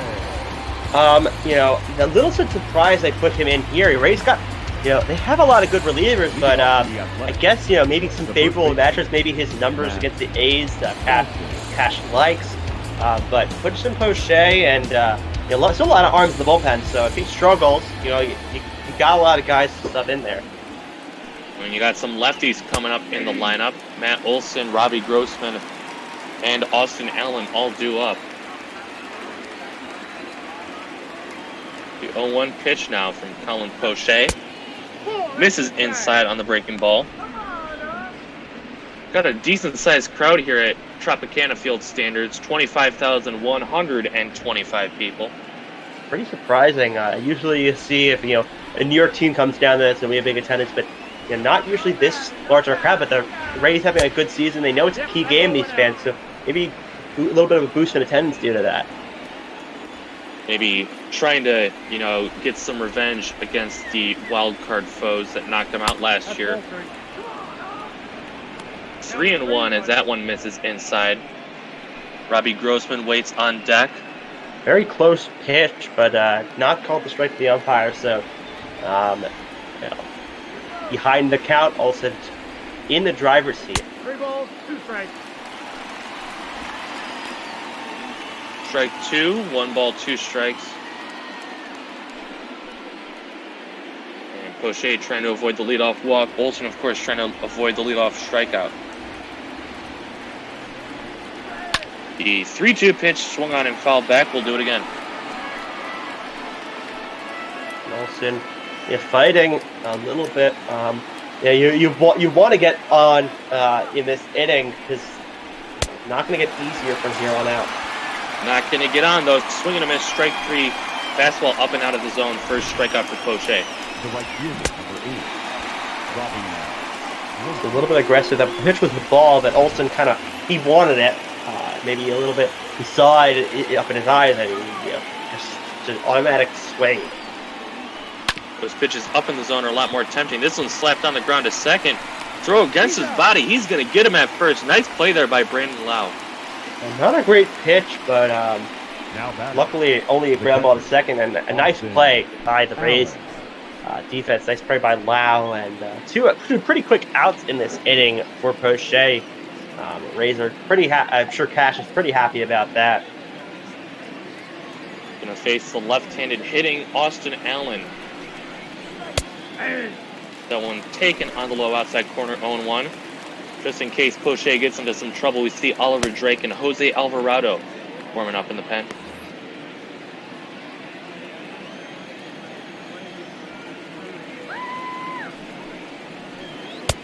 Well outside 1 ball, 1 strike. And it's kind of interesting, early on in baseball's history, we've seen the bullpen on the field of play, but they've slowly started to move it beyond the field of play, beyond the walls. That one swung and a miss, 1-2. These two teams probably the only ones left that still have bullpens on the field. We're going to get a swing and a miss. Strike 3 takes that curveball out of the zone. 2 punch-outs for Poche, and the inning is over. Heading to the bottom of the 8th. Deadlocked at 2. Don't change the channel. You're watching ML Bot Ball on Twitch. this game to be low scoring with this pitching matchup and possible football. I see in the chat the Mets signed Green to the deal. I'm not sure which Green that is. I have to do some research. There's a few Greens in the league, but Mets signed someone apparently. That first one misses low, 1 ball and no strikes. Yusmeiro Petit and Jake Diekman both warming up in the A's bullpen. We see Paul Blackburn getting his second inning of work.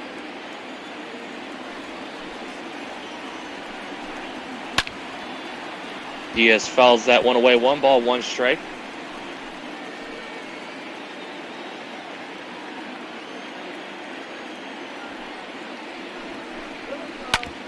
One pitch, swinging a line drive into left field. That's going to be cut off at short by Semien. Jump throw, got him. I thought that ball was past him into left field, but Marcus Semien is a vacuum cleaner out there at shortstop, and he deserves a Gold Glove for that play.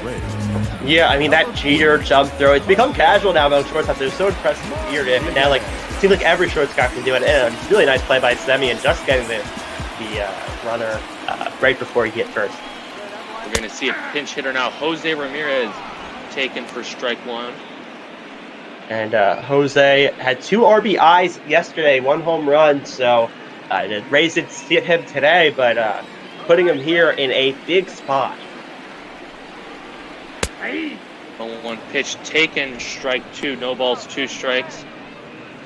Martinez interestingly coming in to pinch hit for the center fielder.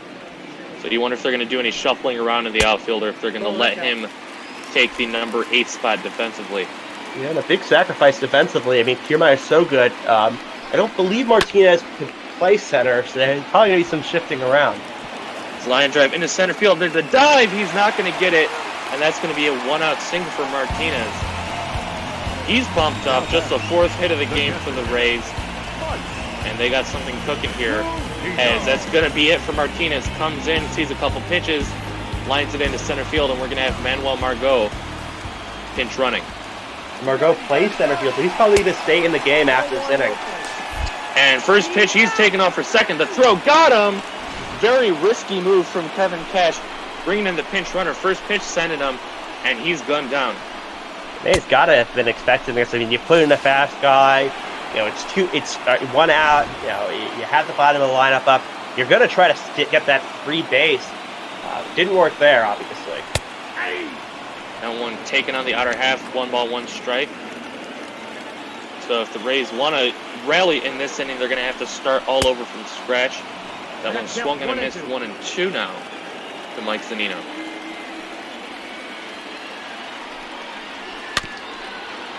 One-two pitch, soft tapper, back to the mound. Blackburn flips it over to Olsen, and the inning is over. We head to the 9th. Neither team able to push across more than 2. You're watching ML Bop Ball on Twitch. And the bullpen's basically been pretty spotless besides that first inning by Richard, but no earned runs by either bullpen so far. And you see Margot at center field, pinch ran. So Martinez got the hit. Makes sense, but a little bit of a sacrifice defensively for the Rays. Number 47, Oliver. So Oliver Drake coming into pitch. Manuel Margot staying out in center field like you mentioned. Drake also one of the 3 guys already out of the bullpen with an ERA over 5. And just really quickly, we did get a, kind of an explanation from our resident Mets expert, Big Fundies, in the chat. Green is the compensation pick from this year's draft when Zach Wheeler signed with Philadelphia. This one's driven out to left field, well hit, but going back is Renfroe. He's going to stop, make the catch for out number 1. Yeah, and you see Drake in the game. Not great numbers this year. He's been a good reliever for the Rays during his time there, but Rays have to hope he gets it back together because he's going to be a key cog out of his bullpen. And you see, it's a little bit of an odd delivery, a little bit of side arm, so eighth hitters are going to have to see it differently, but they do have a few sidearm guys that I'm sure helps a little bit in their approach. Puts all his weight on his back foot before he delivers strike 1. Chaz Rowe and Jose Alvarado in the bullpen, getting a couple of throws in. And Rowe did pitch yesterday. Pitched 2/3 of the inning in the 9th, but can pitch 2 days in a row. And the Rays will probably use a new reliever next inning. Assuming Drake gets out of this one. Nasty looking splitter there, gets him chasing 0-2.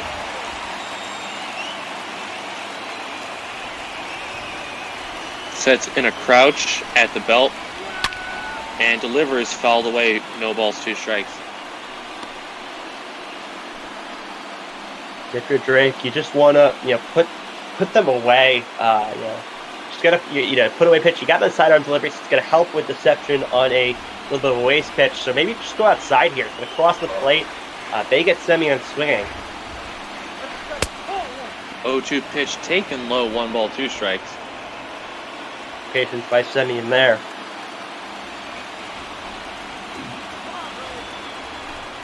Semien with a little bit of a knee bend in his stance. That one misses in the dirt, gets by Zunino.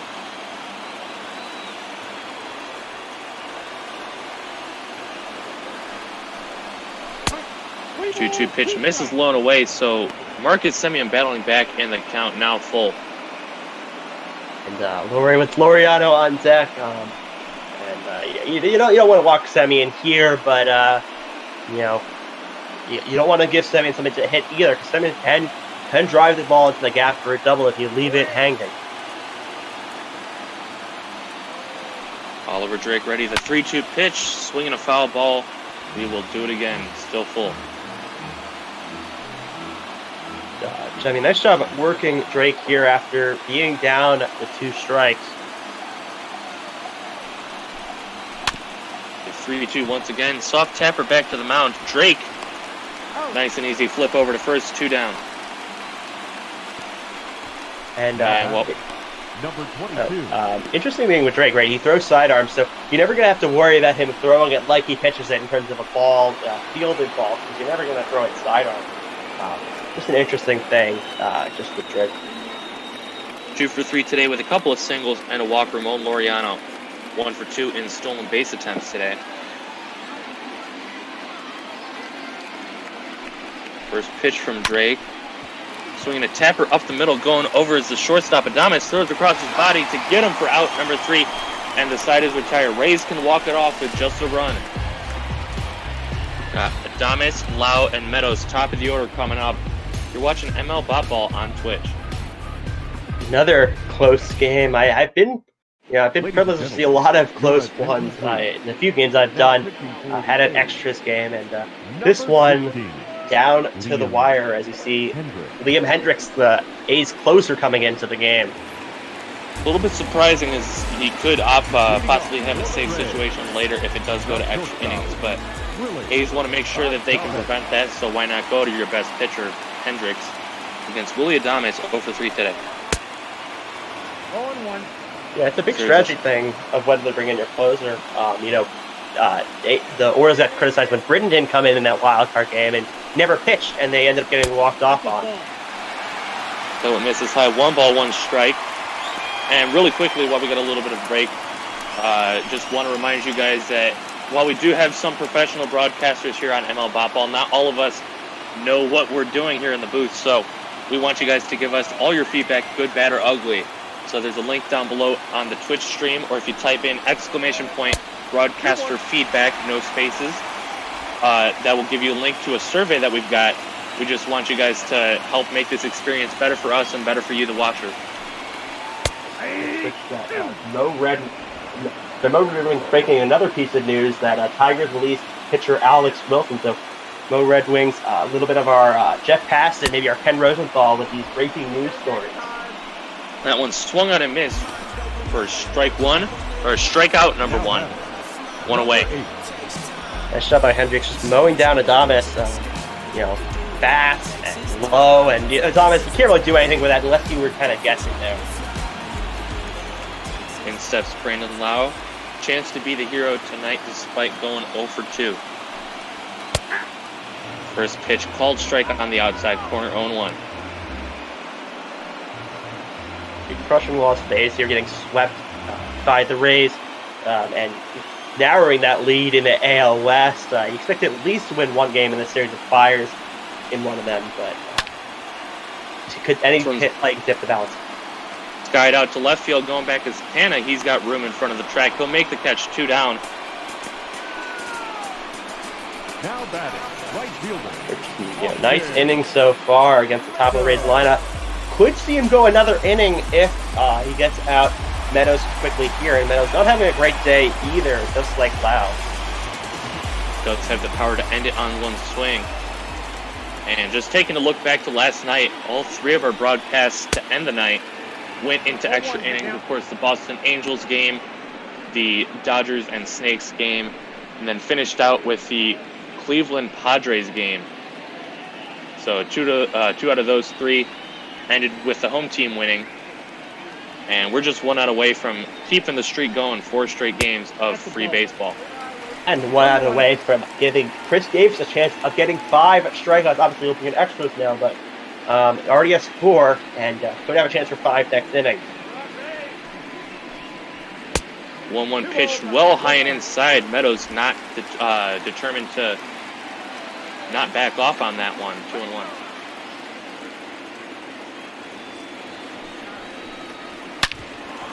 Pitch, swinging a ground ball towards the shift. That's going to get through the shift into right center field, and it's bobbled out there by the center fielder. Going to second is Meadows. Throw in is not going to be in time, and you'll have to wonder what the official scorer is going to do with that one. It's just a huge error. I mean, last inning it happened, the 8th inning error. Now another time they make an error, and it puts a runner in scoring position. A single will possibly end it now instead of them needing an extra base hit. So just could be a monumental error for the A's here. Hunter Renfroe 0 for 3 today, 2 punch-outs and a ground-out. But with a chance to drive in the winning run, just standing 180 feet from home plate.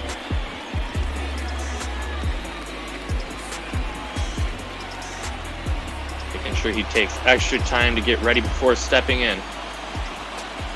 Bat just over his right shoulder. First pitch from Liam Hendricks. Called, strike on the inside corner. 0-1. And Renfroe not having a great day so far, but could turn it around here with a hit. The 0-1 is fouled away. No balls, 2 strikes.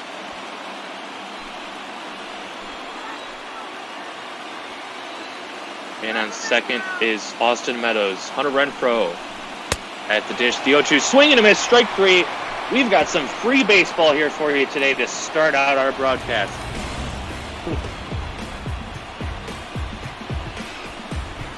Looks like they don't end up giving the error to the center fielder. Just going to call it a straight-up double. Head to the 10th, 2-2. Chris Davis leading it off. 4 strikeouts today in 4 at-bats.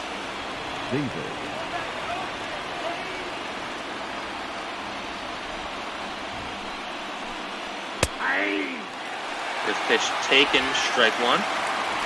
The Oliver Drake still out there to face this part of the A's lineup. Rays did have a few guys warming up last inning. Drake delivers, low and away, 1 ball, 1 strike.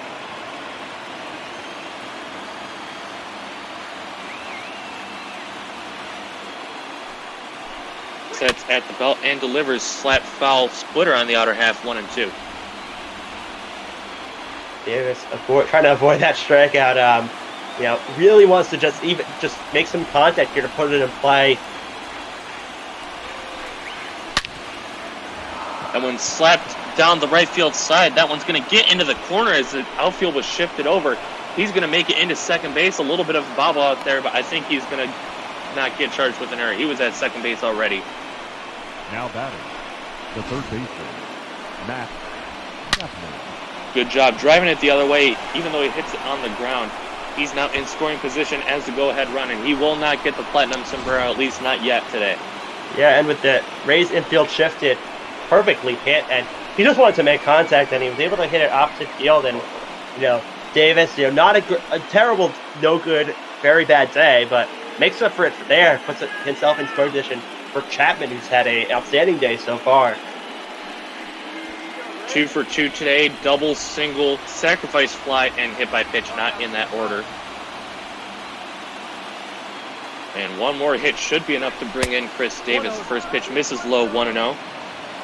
Not too fast, but still a single with, in the not right to field. It probably does score him, as you said.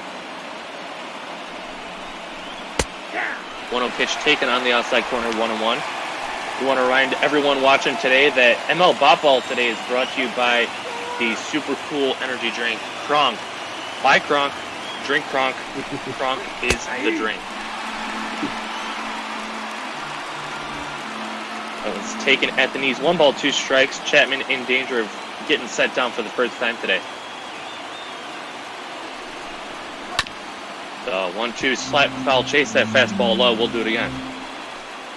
Drake, fighting. He's got to get Chapman out here.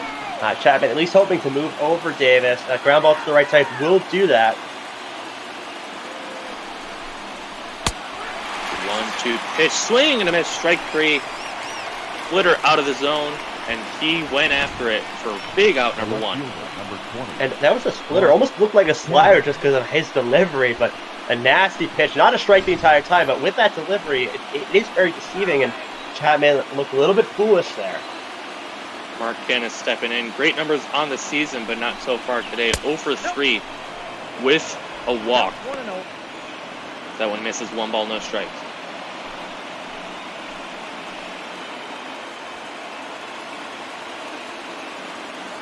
Chris Davis at second. Drake takes a look over at him and delivers strike 1, breaking ball on the low inside corner.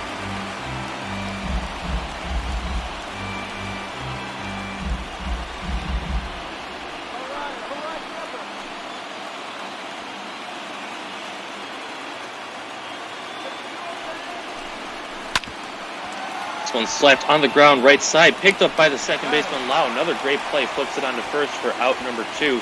Chris Davis does migrate over to third on that one. And not, obviously moves the runner over, but not what you want because it's 2 outs. Can't sacrifice him in. The only way it helps is if ball hits sharply to the outfielder or if it's a wild pitch. But Davis probably won't even attempt it because Davis is not a very fast runner unless it gets really far away. 0 for 2 today, Matt Olson, couple of walks drawn. One of them did drive in the second run of the game. Takes him out of the zone, swinging a miss, 0-1.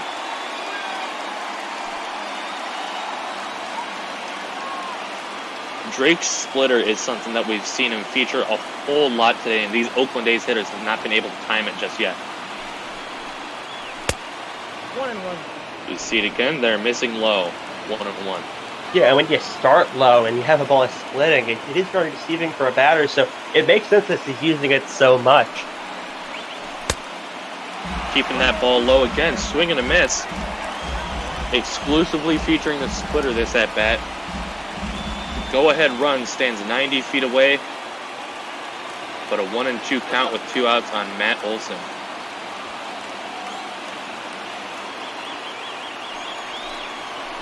One-two pitch, swinging a ground ball up the middle. That's going to get into center field, and the Oakland Athletics take the lead. Matt Olson delivers here in the top of the 10th. 3-2 Oakland. Now batting, right fielder, Robbie Grossman. Nice piece of hitting here by Olson, right at the middle, just out of the reach of the Rays infield. And now you're up, and you wonder, Cash keeping in Drake for a second inning, even after the Davis hit, if it's going to backfire now. 0-1. That one's called strike 1, and Drake had been doing very well. Just a couple of hits and some smart baseball not really working for him. But Robbie Grossman will try and keep the train on moving here in the 10th. This one's slapped on the ground to shortstop. Adames to Lau to end the inning. But the Oakland Athletics drive in a run, 2-out RBI single from Matt Olson. Head to the bottom of the 10th. Tampa needs 1 to tie, 2 to win. You're watching ML Bopball on Twitch. And the good news for the A's, you got your closer in the game. Bad news is he did already pitch an inning, so the rate, a little bit. He may tire at some point this inning, so he may have to put another guy in if the Rays do work the count on Hendricks a lot. Hendricks is in line for the win now after pitching the bottom of the 9th and then staying in for his teammates to take the lead. First pitch misses to Choi, 1-0.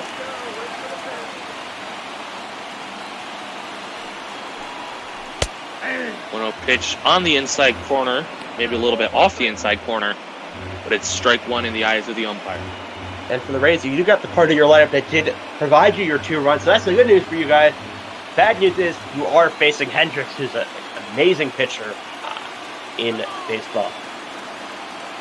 He does have 3 blown saves on the year. This one's fouled away 1 and 2.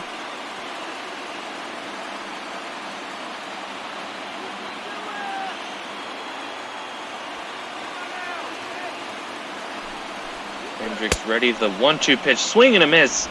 Nasty slider getting Choi on his back foot. 1 down. Now batting, number 25. Pumped up after that strikeout.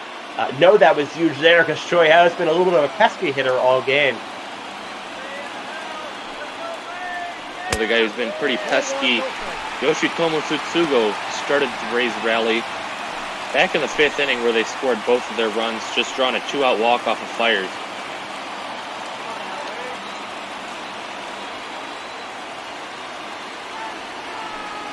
Here is the 1-0 pitch. High and inside, has to back him out of the strike zone. And out of the batter's box, 2-0. And not a kind of a little bit of a unusual pitch. You don't see Hendricks doing that often where he loses his own by that much. The swing and a fly ball left field, well hit. Going back is Canna. He is stopping in front of the track. And that's going to be a long out, number 2. Third baseman, number 2. Gave that one a ride to Zugo, but now you got 2 outs, and Diaz coming off by desperate time for the Rays. He knows how to come up in clutch spots against the Oakland Athletics. 2 home runs in the wild card game a year ago. And the Rays need him to keep this one alive. Called strike on the outside corner, 0-1. Quick reminder, after this game, we've got lots more coverage, starting with the Pittsburgh Pirates going to our nation's capital. Got Hines A.S. and EB from Toronto on the call for that one.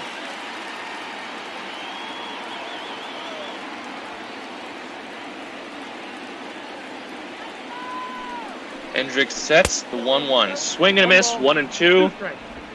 As the Rays fans are getting nervous here at Tropicana Field, 1 strike away from losing this one. Hendricks steals the 1-2, swinging a foul back. We'll do it again. In survival mode, he knows if he strikes out, it's over. So he's just gotta just make contact, no matter. Here is the 1-2 pitch. Ooh, I thought he had him on the low inside corner, but good eyes, or maybe even just a lucky take there. 2 and 2. Surprised Diaz took that one.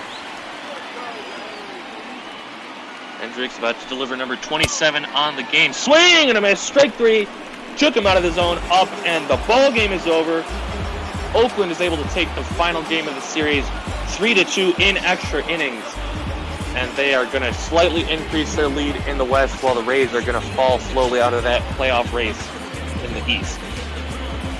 Big game for the A's. He needed to win this one with their ace on the mound, and was able to pull it out. A lot of dramatics that I'm not expected. I don't think the A's expect that coming to this game, but able to pull out the win. A big hit by Davis, a big hit just in the 10th, and great pitching performance all around for both teams. And A's overcome some errors and end up winning, taking this one 3-2. Liam Hendricks is going to get player of the game. I thought it could have gone to maybe Matt Olson, who drove in 2 of the runs today. But Hendricks also a valuable candidate, coming out of the bullpen for 2 shutout innings, just allowing the 1 hit. He gets the win. Oliver Drake saddled with the loss in extra innings. 3-2 is the final. And we're just about getting ready to show you the highlights of this one. Top 31,042. The Rays thank you and hope you'll join us again. As this game didn't really kick off until the 3rd inning, runners at the corners, 1 out. Matt Chapman lines it into center field, and they decide they're going to test the arm of Kevin Kiermaier. It does end up paying off, as the throw is just a little bit too late. 1-0 Oakland here in the 3rd. Then Tyler Glasnow got into trouble later in the game, but did get a strikeout here in the 5th inning. But he was later replaced by Trevor Richards, who walked the first 2 guys out of the bullpen and that second one came to Olsen, which ended up driving in a run, made it 2-0. But 3-2, 2 outs, runners going on the pitch. Yandy Diaz drives it out to left center field, so that's going to bring it to Tsugo all the way from first base. Made it 2-1. Then Kevin Kiermaier ended up returning the favor, driving it down the left field line. That would score the tying run, although great play out there by Mark Canna. Ends up throwing out the speedy Kiermaier at second base. Pitchers came up clutch, and in the bottom of the ninth, with a go-ahead and winning run on second base, Hunter Renfroe ends up striking out to complete his hat trick. 2 outs, man on third in the top of the 10th inning. Matt Olson slaps this one into center field on a 2-strike pitch, gives his team the lead. And then Liam Hendricks, all he has to do is get 3 outs for the win and the to complete the game. Yandy Diaz ends up finishing it out with a strikeout, and that is your final. 3 runs, 8 hits, 1 error for the A's, 2 runs, 5 hits, and no errors for the losing Tampa Bay Rays. And as we're running a little bit behind, we are joined in the booth by Heinz A.S. Evie from Toronto. How are you gentlemen doing today? We're doing very well. You had a nice thriller over there. 10 innings, I see. And the A's coming away with a win to salvage the final game there. Yep, and it's a very competitive matchup. Both teams looking for a playoff spot in their respective divisions. Tampa Bay sitting in second place. Oakland over in first place on the west side. Lot of great pitching today's game. Didn't see any home runs and a lot of clutch hitting, driving in the runs late. Yeah, well, we'll see what happens in the game that we're about to call. Not exactly supposed to be a good matchup. Pirates really struggling, and the Nationals are on a roll, but it is baseball, so you never know what will happen. One of 7 games that MLB has today, and we will be featuring all 7 today. So we're going to get out of your hair as we get ready to start this one just a few minutes past the scheduled start time. For Michael Memis, I am Special FX. Thank you for joining us today, and we hope you continue to watch our great ball coverage throughout the day. All right. Thank you very much, Special. Thank you, Michael, for that great call of the A's and the Rays at Tropicana Field. And now we will magically be transported to the nation's capital, where we will have the Pittsburgh Pirates 23-56 on the year taking on the Washington Nationals, who will look like the Montreal Expos today on Throwback Thursday. They are in first place in the National League East at 51-29. I'm EB, joined by Heinz AS. How are you doing today, Heinz? I'm doing pretty good. We can get those, powder blue Expos if possible. Gotta love those powder blues. But yeah, we should have a interesting game. Yesterday was an 11-0 win for the Nationals, and that was with their 5-starter Feedy on the mound. And today it's Max Scherzer. So things aren't getting much better for the Pirates. No, the Pirates, as I mentioned, 23-56, last place in the NL Central. Already 29.5 games back of the Cubs. They have the worst record in baseball and are on a 6-game losing streak. They were swept by the Blue Jays at home, and they've lost the first 3 games of this 4-game series. So tough sledding for the Pirates this year. However, Stephen Brault, today's starter, has been their best. Yeah, well, other than all of those things, they're doing okay, right? Yeah, if you look at it that way, I guess so. You always have to look on the bright side. Reminds me of the Monty Python song. But yeah, we'll see if they can, keep pace here with the Nationals leading the East. So it looks like a nice sunny day in the nation's capital. You see those Expos throwbacks. I love those, being from Canada. So I look forward to seeing the Nationals playing those. We have the Bumblebee uniforms for the Pirates. Those are cool too. And then we have Max Scherzer on them. Yeah, Scherzer last time out went 8 innings, giving up only 1 earned run against the Braves in a 4-1 win. So he did. He's done very well this season. I think he's almost. You could almost say he's flown under the radar, given how much, how well other pitchers have done. I mean, Yarbrough and Cole in the American League have been dominating the Cubs trio in their pitching rotation. Hendricks, Quintana, and Lester, along with Sonny Gray for the Reds. So it's weird to say that Scherzer's flying under the radar, but I mean, you know, I think he doesn't get as much press this year. He is 9-5. Nothing, not something you're used to seeing, but doing pretty well. ERA under 3. As we saw a lot of strikeouts. Adam Frazier swings at that, and he's quickly down 0-2. Well, that's going to be the name of the game. He's got 7 Ks in his last game, and let's see, he's leading the league in National League at least in Ks this year as well. 0-2 is fly to right field. It looks like Adam Eaton has a beat on it, and he does. That's the first out, and we are underway here in Washington. Batting second, the left fielder, Colin Moran. Colin Moran, the left fielder, will step in. So we have Frazier, Moran, Reynolds, Bell, Polanco, Gonzalez, Hayes, Stallings, and Brault, the pitcher, batting 9th. Moran, as I mentioned, in left field, takes inside, ball 1.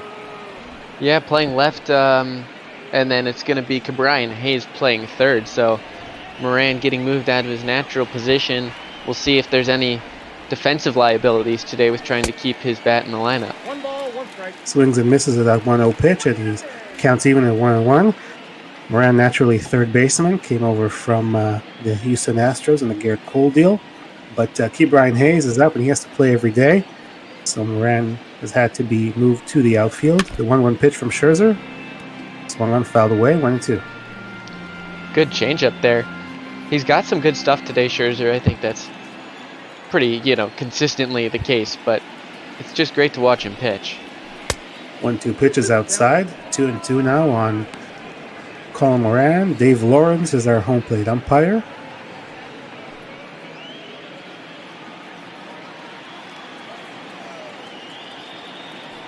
Scherzer sets, fires, and Moran takes it inside, so it's a full count. Brian Reynolds, the center fielder, on deck. Here's the full count pitch. Fouled away. Moran stays alive. You can't be swinging at that pitch, really, if you're a team that's struggling. I think the Pirates really need to sort of control their zone and try to not expand too far. And Moran hits it on the ground into the shift. Howie Kendrick over there at second base makes the play, and quickly 2 outs here in the top of the first. Number 10, Brian Reynolds. I'll bring in Brian Reynolds, switch hitter, batting from the left side. And he came over in a deal with the San Francisco Giants that sent Andrew McCutchen to the Bay Area. And he's had a pretty nice year, actually. And he's going to go up the middle, and he's going to have a 2-out single. Well, he does lead the team in batting average. I believe also, on base percentage too. So he's only 25, made his debut last year, I believe. So it's turning out to be a good player, and the question will be whether or not he does stay or how long he does stay in the Pittsburgh area, along with this guy at the plate, Josh Bell. Josh Bell, as you can see, a lot better at home. He's got 7 of his 18 home runs there, 262 on the road. I call the Pirates Blue Jays game on Sunday. He hit a home run in the bottom of the 9th inning, went the other way, off the foul pole over there at PNC Park. He takes it high, ball 1, and 3 for 7 against Scherzer, not so bad. He's a switch hitter as well. Takes a strike, 1-1. Good pitch there from Scherzer. Actually, the Pittsburgh Pirates are better away than they have been at PNC this year, which is something you don't see much from a struggling team like the Pirates are this year. Josh Bell hits that one on the ground, and Howie Kendrick makes another play. So Max Scherzer gives up 1 hit, but no runs, and we go to the bottom of the first inning with no score. You did mention the Pirates' record at home. They are 7-30. After that 3-game sweep they suffered at the hands of the Blue Jays, and 10 games under 500 on the road. And this man, Stephen Brault, has actually pitched very well for Pittsburgh this year. It's an improvement already on last season. Last year he was 4-6. This year 4-5. The ERA down from the 5.16 it was last year. Walks still remain to be his sole problem. So we'll see if the Nationals hitters can stay patient. They were yesterday. They drew 5 walks off of Keller, starting for the Pirates in that loss. Which Keller's had a tough season, and Trey Turner goes after the first pitch, gets it through the left side for a leadoff single. And as we know, Hines, when Trey Turner gets on, there's always the threat of a stolen base. Yeah, we'll see how it is with a lefty on the mound. That might limit it slightly, but when you got the speed that he does, I don't think it matters left, right. You know, a guy with a huge leg kick, a guy who doesn't even lift his foot off the ground before pitching, he's going to steal second base at some point, and he's more than likely going to make it. Adam Eaton steps in. He's the Nationals right fielder, and they pitch out. Nothing doing yet from Trey Turner. Turner's at short, Eaton in right, Soto will be in left, Kendrick at second, Ryan Zimmerman first, Kurt Suzuki behind the plate, Starlin Castro, the former Cub, will be third, Robles in center field, Max Scherzer, the pitcher, batting ninth. Pitch to Adam Eaton is in for a strike, 1-1. Did a little bit of a slide step move there. Definitely worrying about, rightfully so, about Turner at first base. I'm sort of questioning that pitch out first pitch. I wouldn't personally steal on a first pitch. That's when it's most expected, so I would probably wait until you get to a count where he starts to go with a little bit of off speed and trying to mix his pitches. And personally, I'm not thrilled with giving the batter just a free ball, especially on the first pitch, to give him a hitter's count. 2-1 pitch to Eaton. Fly ball to center field, and it's going to be not caught by Brian Reynolds. I thought he might have a play on it. And Trey Turner had to wait to make sure it wasn't caught, so he's going to stop at second.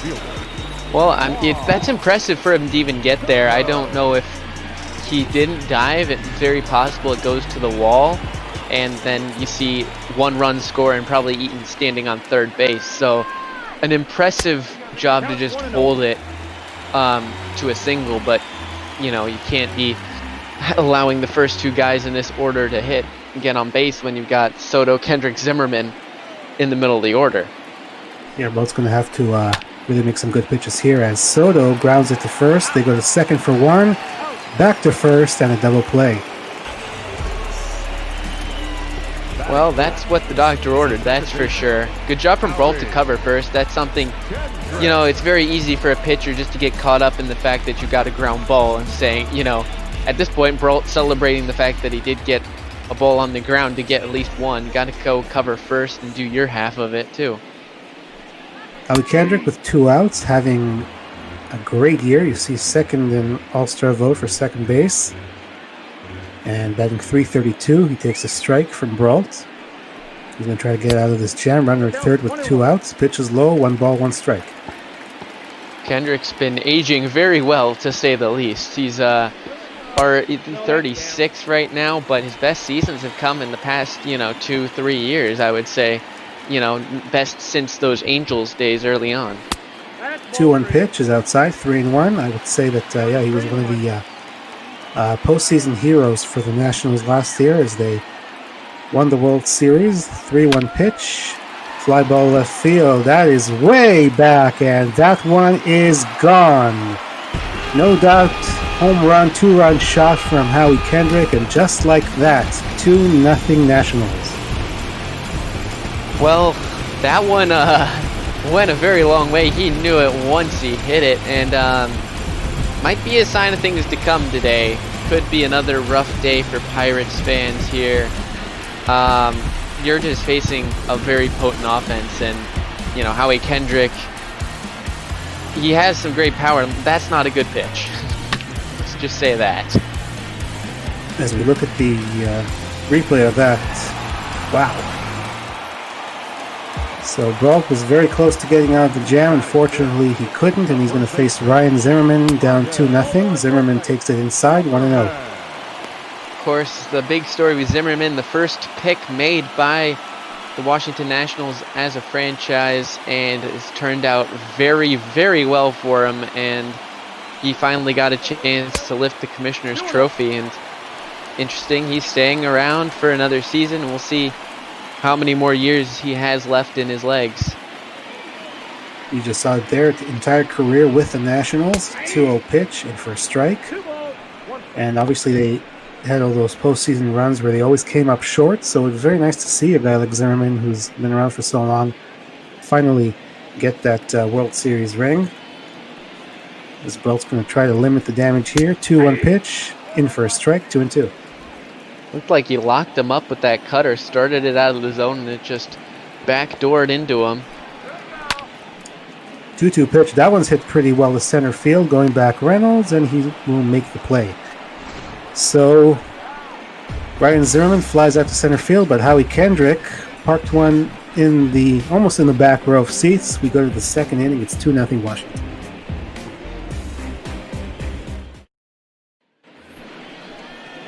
We will head to the top of the second with Gregory Polanco leading things off here against Max Scherzer. He needed 14 pitches to retire the Pirates in the first inning. Gave up a single, but nothing more.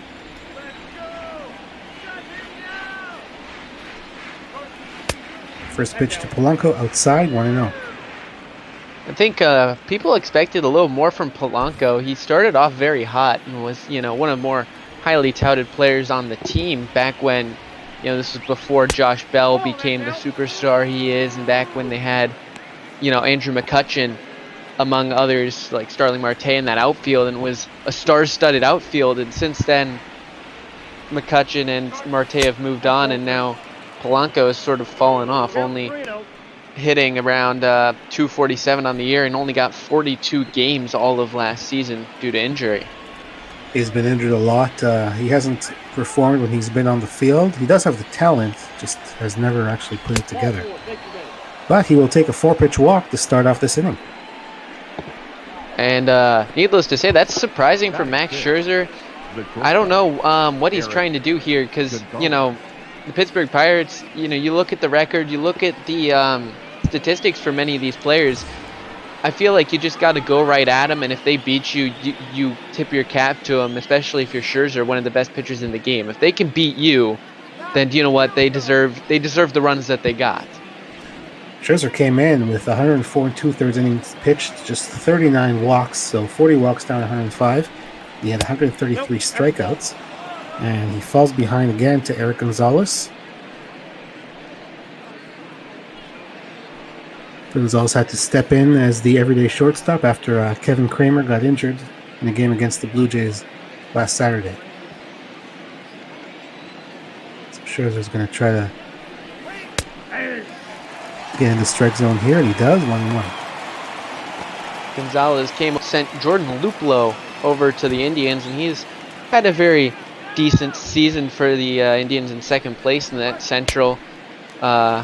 Crazy division in the AL Central with 3 teams within 3 games of first place. Not really what I think most people expected from that division. I think the NL Central is supposed to be, the big, crazy house of teams. 1-2 swung on and missed, and Max Scherzer gets his first strikeout of the day as Eric Gonzalez goes down. Gonzalez had a pretty good year last year, but his year was cut short due to an injury. As Key Brian Hayes, the young third baseman, steps in. 1-0. Takes it outside, 1-0. I think the Pirates definitely looking for him to be, one of the young players to sort of step it up. I believe, was it,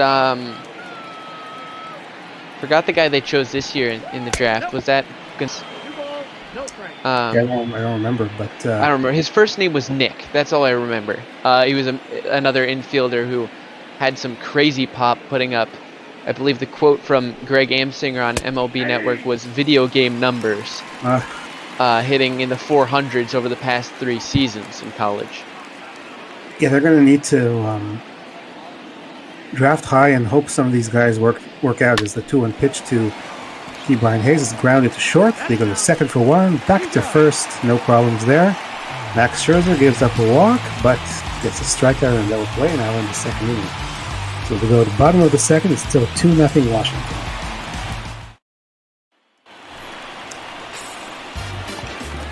Leading off And here comes Kurt Suzuki, the catcher for the Nationals. First in the All-Star vote for catcher is pretty impressive. Yeah, I mean, I was wondering, I saw in my game yesterday that Wilson Contreras of the Cubs was second, and he's had an amazing season, so I was interested to see who it was. I was under the assumption it was someone like JT Realmuto, who I know has been struggling, but, you know, could easily have earned a spot, but it's Kurt Suzuki. A little bit surprised, given the fact that Wilson Contreras is better in pretty much all stats, but I have Cubs bias as well, so... And a lot younger, too. Suzuki's a veteran, but he's a very nice job for this team. 1-1 pitch for Brault outside, 2-1. Played for the team we saw in the last game, the Oakland A's. Yeah. He debuted in 07, I believe, and actually played for the Nationals back in the end of 2012, beginning of 2013. Got traded to them, and then got traded away from them the next season. Yes, this is his second stint. He was, of course, with them last year after spending a few years with the Atlanta Braves in the same division. 2-2 pitch, fouled away.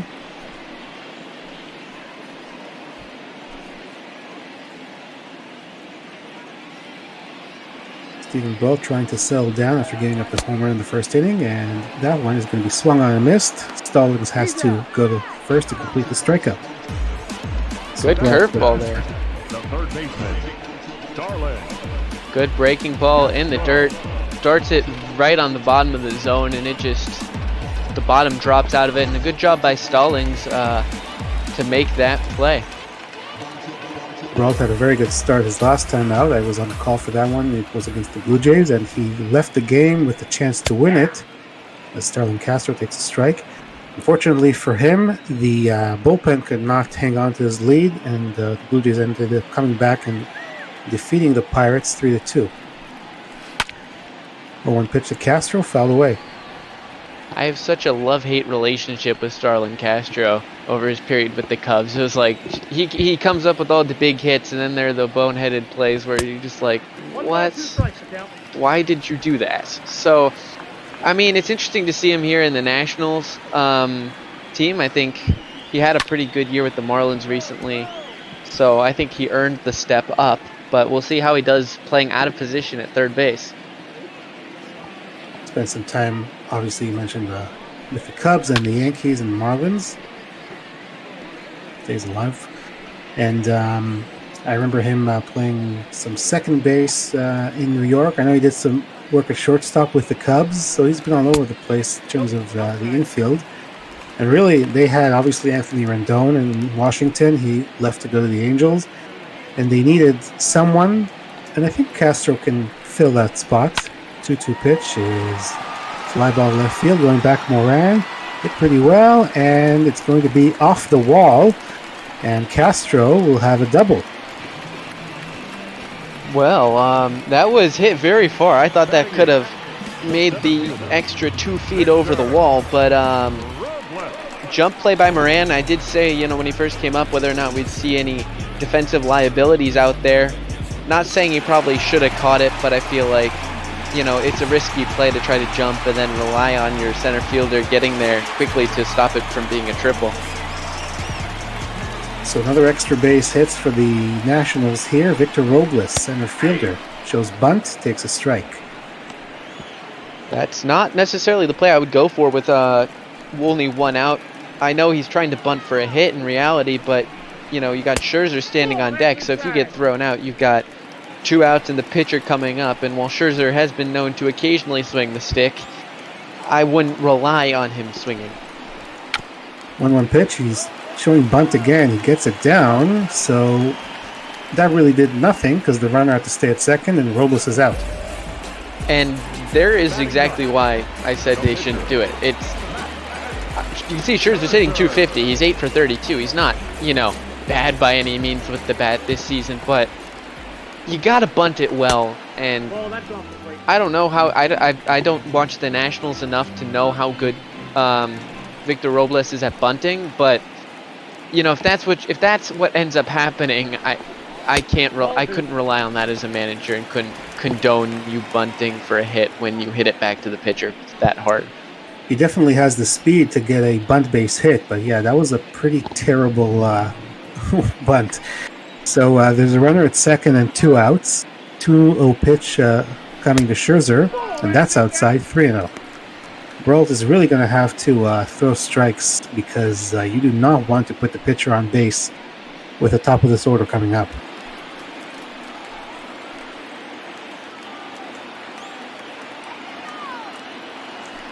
.30 pitch to Scherzer is in for a strike, 3-1. Well, it's interesting. We mentioned, why would Scherzer be, nibbling around the zone to a guy like Polanco? The same question goes with Brault here, walking Max Scherzer on 5 pitches. So 2-out walk, and the inning will continue, and that's exactly what Brault did not want to do, because now you have the top of the order coming up, and Trey Turner has already singled and scored today.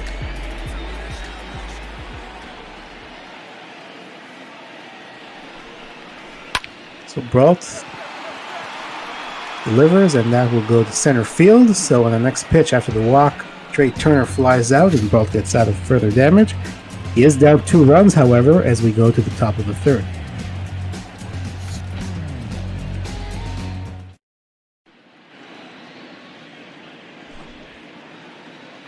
As we go to the top of the third, we want to remind you that this week's charity is the Trevor Project. So if you can and are willing to donate, please do so. You can enter !donate in the Twitch chat and get the link, as we see the pitching stats here for the Nationals.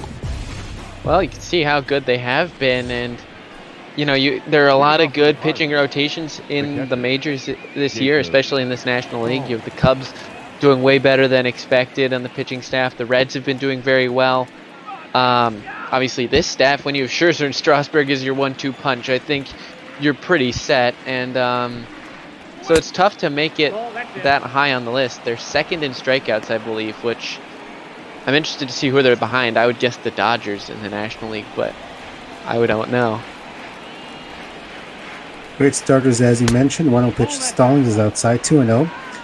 Strasburg, even with him being out, you still have Patrick Corbin, Anibal Sanchez, Eric Fetty, who pitched yesterday, Joe Ross. You've got some good names in that rotation. Not all household names, but some guys who can give you good innings, as Scherzer falls behind the catcher, 3-0. Well, I forgot about Patrick Corbin. I think he's the league leader in wins at the moment. So, I feel bad for leaving him out there, but exactly, flying under the radar, you could say, with Patrick Corbin. As Stallings takes a strike, 3-1. Scherzer doesn't look too happy, I'm guessing, with himself falling behind Stallings. So he's going to try to settle down as he delivers the 3-1 to Jacob Stallings, the Pirates catcher. And the pitch is one gone and fouled away, full count. Good job for him to get back. That was going to be a strike, I would think, if Stallings didn't swing anyway with the breaking ball. We'll see if he goes fastball or off speed again here. Full count pitch is inside, ball 4. So leadoff walk. And that will bring up Stephen Brault, probably with an opportunity to bunt the run over to second. Yeah, we'll see. I shouldn't say we'll see. We probably will see a bunt, but we'll see how he does on the bunting, because we've seen how bad Robles' bunt was, and I've seen some pitchers with great executed bunts and some with absolutely atrocious bunts over the ball season. So anything is possible here. He does show bunt, takes it outside. I don't know if I want to bunt. Look at those numbers, 385 batting average on the year. He's 5 for 13 on the year. I don't think he has any runs batted in on the season.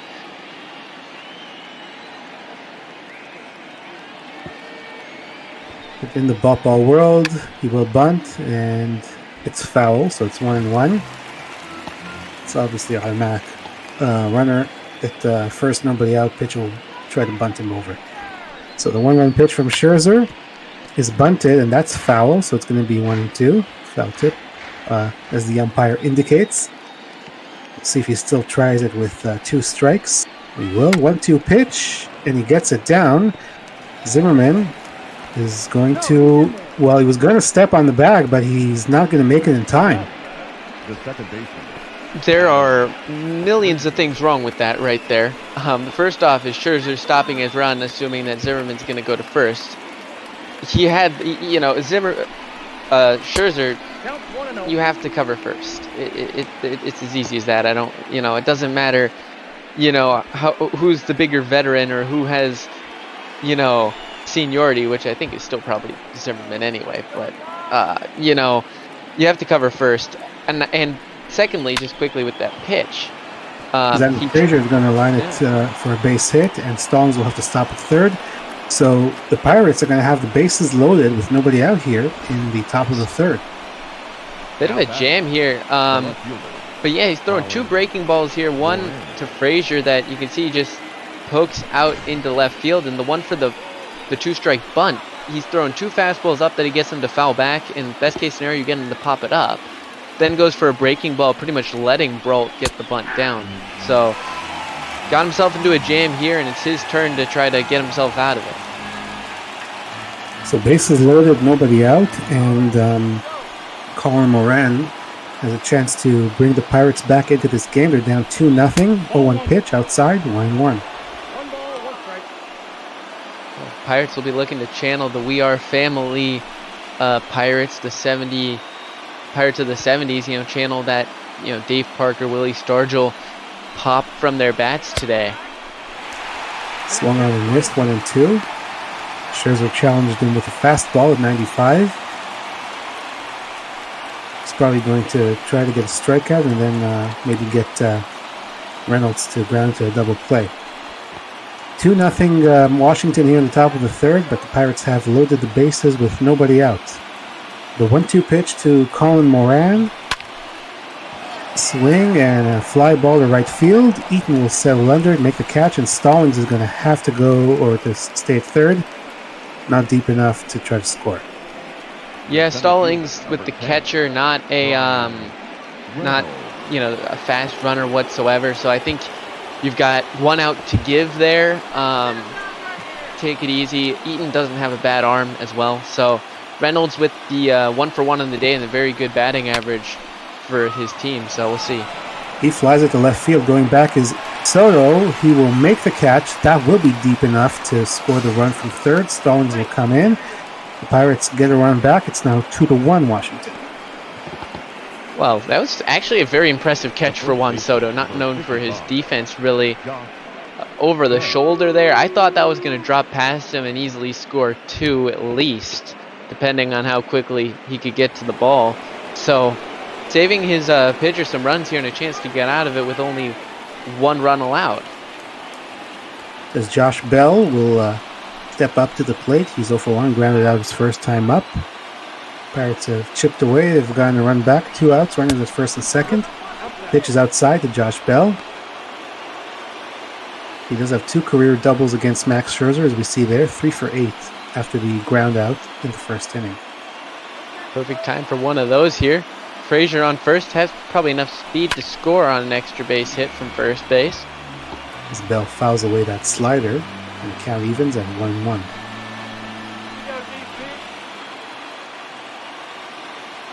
Scherzer looks the runner at second. He sets and fires, and Bell, big swing and a miss, 1-2.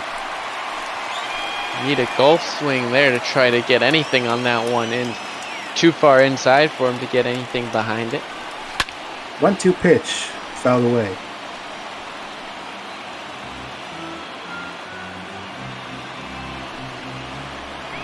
Bell probably the best player on this Pirates team.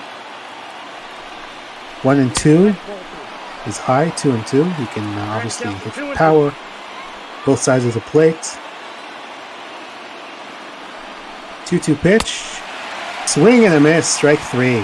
Challenging with a 95-mile-an-hour fastball, and Bell goes down to strand a couple of runners. The Pirates do get one run back, but they still trail 2-1.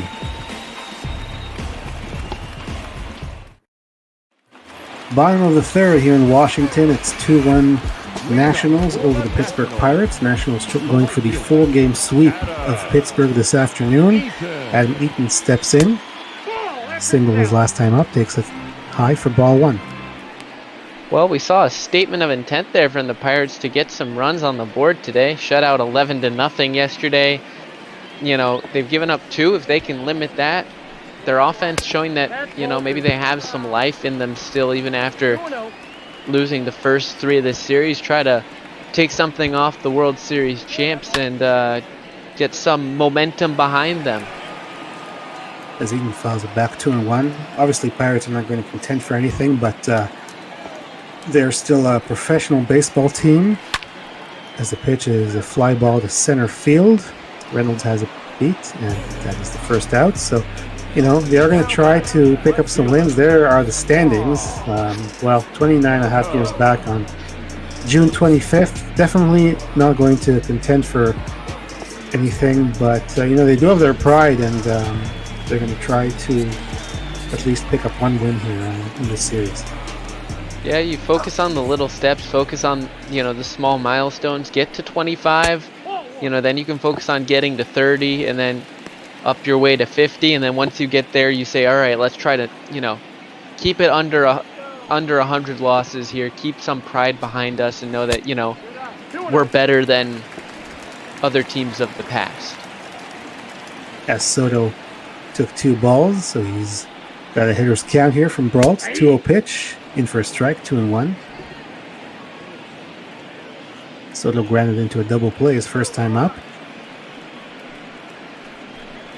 2-1 pitch is low, 3-1.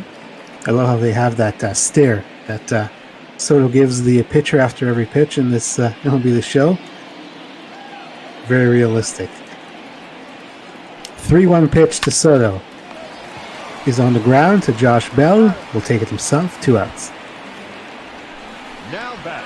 3-1 swinging there, got a pitch that he could drive a little bit and hit it hard, but right at someone there at first, and Bell. Here's Howie Kendrick, the Nationals offense today so far. He had a 2-run home run back in the first inning, and no doubter to left field. He takes it low. That was his first career home run against Brault. He is 2 for 5, limited sample size. 1-0 pitch, inside, 2-0.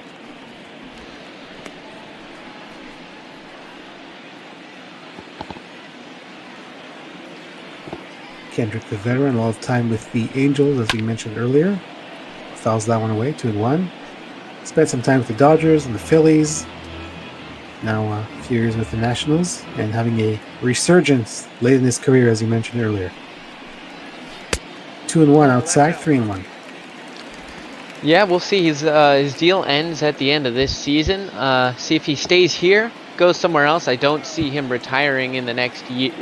At the end of this season, I see him maybe trying to work a couple 1-year deals in and trying to play as long as he can while he's still very hot with that bat.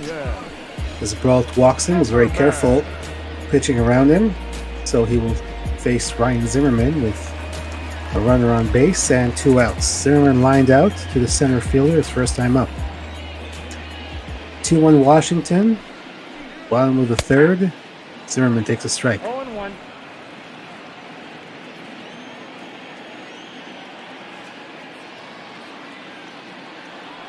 Brault fires the 0-1 pitch, and Zimmerman swings right through it, and it's 0-2. Yeah, it took something off there with the changeup away, bouncing it off of that cutter running in on the hands of Zimmerman, so he can pretty much go with anything up, down, left, right here. 0-2 pitch from Brault to Zimmerman, inside, 1-2.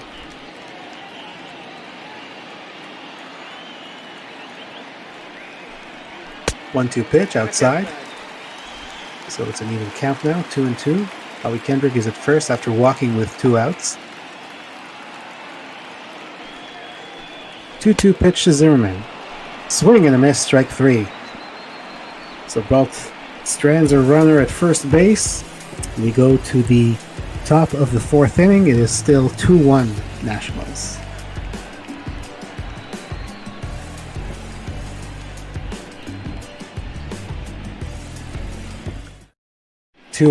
Washington over Pittsburgh. Here, at Nationals Park on this beautiful Thursday afternoon. And the Nationals are looking for the 4-game sweep of Pittsburgh. And Heidi Watti's probably giving us a report about the Pirates hitters. We talked about them a little bit. Josh Bell with all the power. Ryan Reynolds has the best batting average. So they do have some offensive pieces. Unfortunately, obviously, very bad record, and the pitching hasn't done so well. So they're looking to see what they have now and what they have in the future. Yeah, I probably could see Josh Bell being on the trading block pretty easily this year. So I don't know who's going to go for him. I just trying to think of teams that are currently contenders that need a first baseman. There are not many that spring to mind. I mean, the Indians might be the only one that pops into my head because the Sox, the Twins, everyone seems to have a very quality first baseman. There's a lot of depth in that position right now. Polanco's down 0-2. He might be a trade piece, Polanco, but I think he might have to show a little more than what he has so far. Obviously, facing Scherzer is going to be hard to do, but he's going to try. 0-2 pitch, outside, 1-2.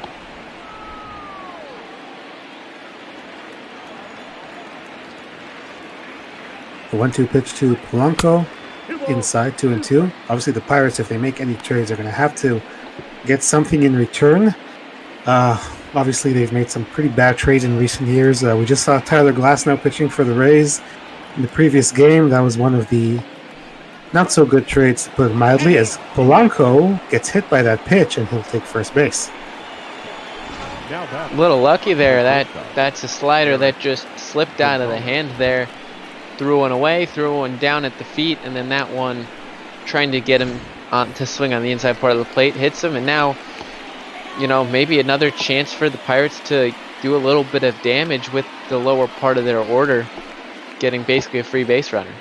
We see the umpire stepping in there. I don't know what the problem was. Maybe they thought it was intentional. I kind of doubt it.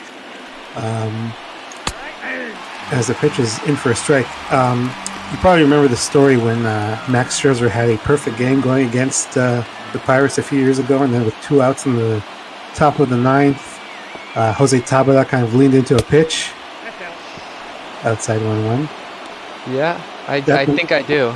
Yeah, that's like the only bad blood I would think that Max Scherzer might have with Pirates, but that's been 5 years now, I think. So probably no intent behind that. 1-1, inside 2-1. Yeah, Jose Tabata, I don't think he's been in the majors since 2017. It's just off the top of my head, so it's probably wrong. But he hasn't been in the majors of late, that's for sure. So it's hard to keep a grudge against a team that doesn't have the player that was the problem for you. Yeah, lots of things have changed in this Pittsburgh team. Obviously, the manager, Derek Shelton, first-year manager. 2-2 pitch, swing and a miss, strike 3. Eric Gonzalez goes down. That's the first out here in the 4th. And here are the league leaders in wins. Max Scherzer is in 3rd place, tied with John Lester with 9. As you mentioned earlier, Patrick Corbin leading the way with 11. John Lester and Mike Soroka, some interesting surprises on that list. If you're a Braves or Cubs fan like I am, Corbin also a big surprise for him being first. Then you see the, Mad Bum, Kershaw, among others there that, you pretty much do expect. Mike Soroka, native of Canada. Always nice to see those Canadians atop the leaderboard. I do believe he's pitching in the game today against the Phillies. He's from Calgary. 1-0 pitch to Key Brian Hayes. Fouls it away, 1-1. So I was going to say, they have a new manager in Pittsburgh, new general manager, Ben Sherrington, coming over from the Blue Jays. Trying to rebuild this team, which was a pretty good team just about 5 years ago. Yeah, they made the wild card game in 2015 against the Cubs, and the Cubs, thanks to a gem from Jake Arrieta, beat them and then went on to win the series against the Cardinals before falling to the Mets, who, of course, made that World Series. There's a ground ball to 3rd. Castro goes to 2nd for 1. Back to 1st. Double play. We're just talking about the 2015 Cubs, so there you go. Starlin Castro. He was on that team. starts the double play to end the top of the fourth. And, the Pirates, I remember that year in the National League Central, it was a lot like the American League Central is this year. I think Cardinals had 100 wins, and I think Cubs had 98 or something, or the Pirates had 98 and the Cubs had 97, and two of those three teams had to play each other in a wild card game. Yeah, we'll definitely see that again this year. I'm trying to think I remember I was thinking about this one other time, the last time that happened. And the first time I came up in my head was that year in 2015, and someone told me that there was another occasion since then, and I've forgotten. Well, we had the 2016 American League East, who had the Red Sox. They won the division. The Blue Jays and Orioles played in the wild card. And that's the one that I was reminded of. I remember that game quite well. As Kurt Suzuki will lead things off here against Stephen Brault. We'll take ball one. That's what happens. You have three good teams in one division, and they all make the postseason, but someone's going to have to be eliminated in a winner-take-all game. Yeah, that, of course, had the infamous Zach Britton thing, whatever you want to call it, where he didn't get put in the game when arguably he should have been. Yeah, it's always that conundrum, if you will, of you're on the road and the game is tied. Do you keep the closer until you have a safe situation, or you bring him in earlier to keep the game tied? 3-0 pitch, ball four. So 4-pitch walk to Kurt Suzuki leading off here in the bottom of the fourth inning. Well, yeah, it's one of those decisions where if you're a manager, if you do it, you're either hailed as a hero or as a moron for whatever you're doing, and there's no in between, so to speak. I mean, I know that from watching Game 7 of the 16 World Series with bringing in Aroldis Chapman, and it didn't work out, and we ended up winning the game, but man, there were some, tense times. I remember Joe Madden in 17 using John Lackey instead of Wade Davis, if you remember, against the Dodgers. Oh, yeah. Ground ball to the shortstop, and he's going to go to first. So there's one out. Yeah, I do remember that, and I it's another one of those situations, like, that's not the move that should have been done, but, I am just one person that's a fan. I am not the manager, and I have no control and no experience. Right. I always think if you're facing their top hitters, 1, 2, 3, right in the bottom of the ninth of a tie game, use your closer, as once again, Robles tries to bunt. He fouls it off. Right, if you have the top of the lineup, you should probably bring in your closer in the tie game. If it's the lesser hitters at the bottom of the order, bring in another guy. Pitch is outside 1-1. Yeah, I think, but then there's all the, analytics or playing the numbers or whatever you want to do, where you're saying, well, if this guy's much better against, so-and-so. This guy's better against a guy who's wearing a red hat on this day. I don't know. As the fly out to Polanco is the second out. Yeah, there's a lot of things that go into making the decision of who comes and where, and how long do you go with your starter, and when to go to the bullpen. And obviously, we as fans, we think one thing, but the numbers and the data that the manager has might show something different. It's Max Scherzer with 2 outs. We'll take ball one. Scherzer walked his first time up. Pretty good numbers with runners in scoring position here.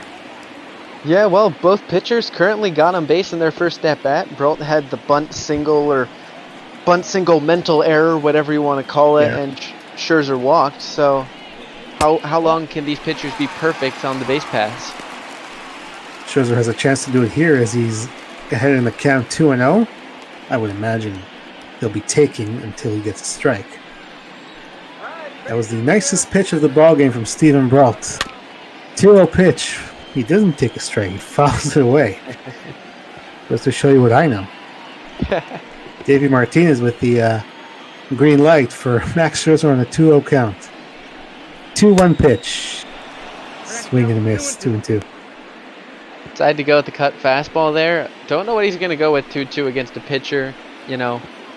Logic says just throw it hard and hope for the best. 2-2 pitch. That's going to be foul. Scherzer stays alive.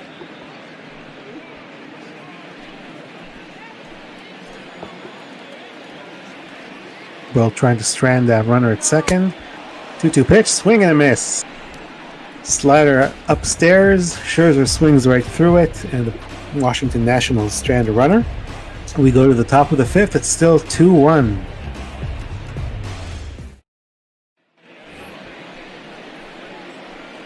As the Pirates will have their 8, 9, and 1 hitters here on the top of the fifth. Jacob Stallings walked his first time up, came around to score on the sacrifice fly.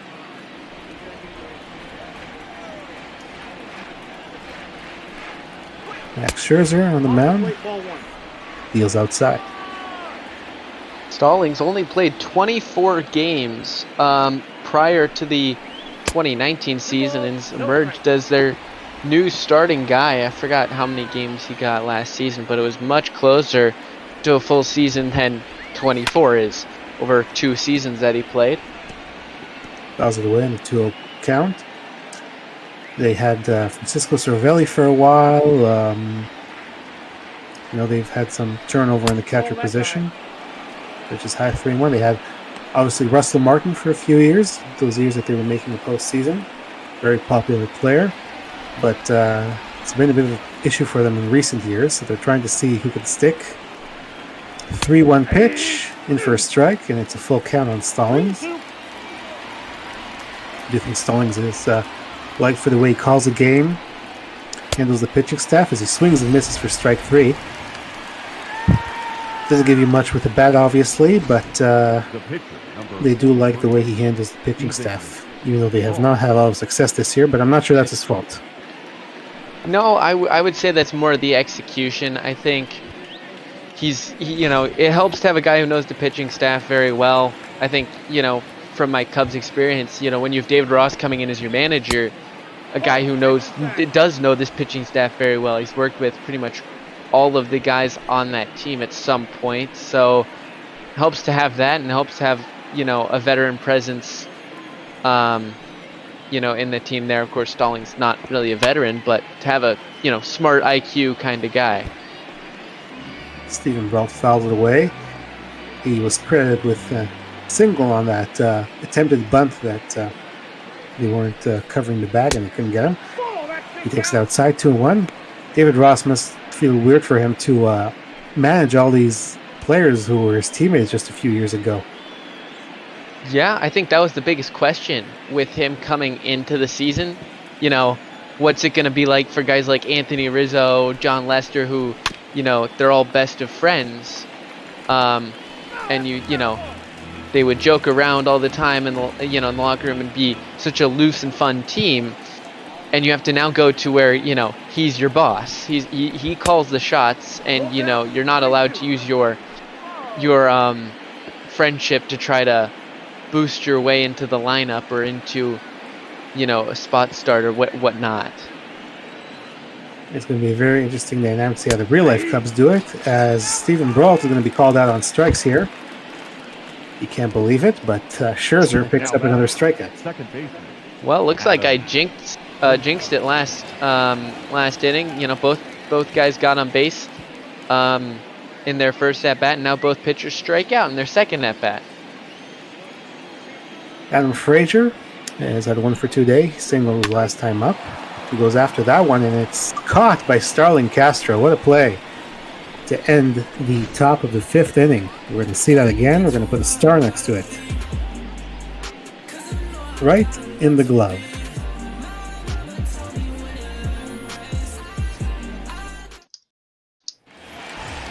Probably see that in the highlight reel at the end of the game.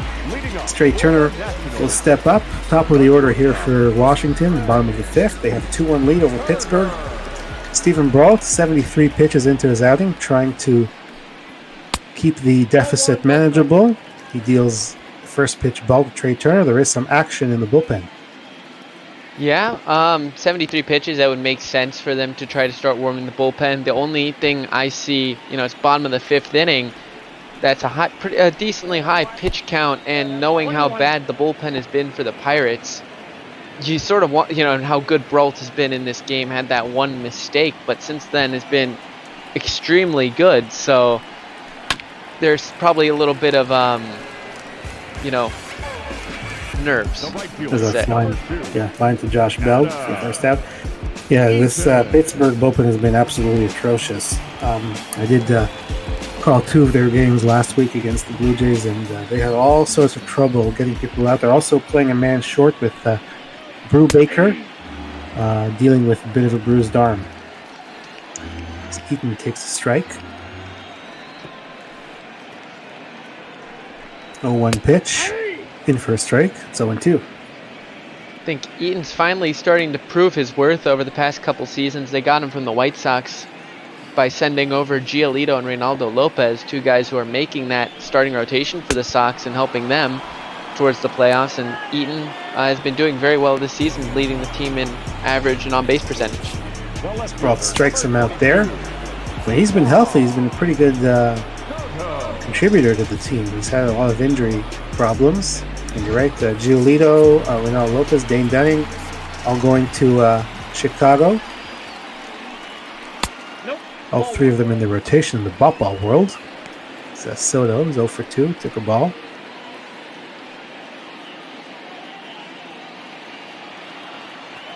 I believe the White Sox and Tigers are on our schedule today. 1-0 pitch. Low, 2-0. There's that shuffle again from Soto.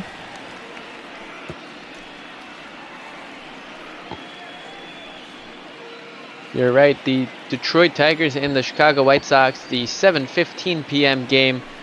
Matt Boyd against Dallas Keuchel with Duggo and Tim Moore on the call for that game. Pitch is outside 2-1. So a couple of lefties going in that game between Chicago and Detroit. Soto takes it low, 3-1.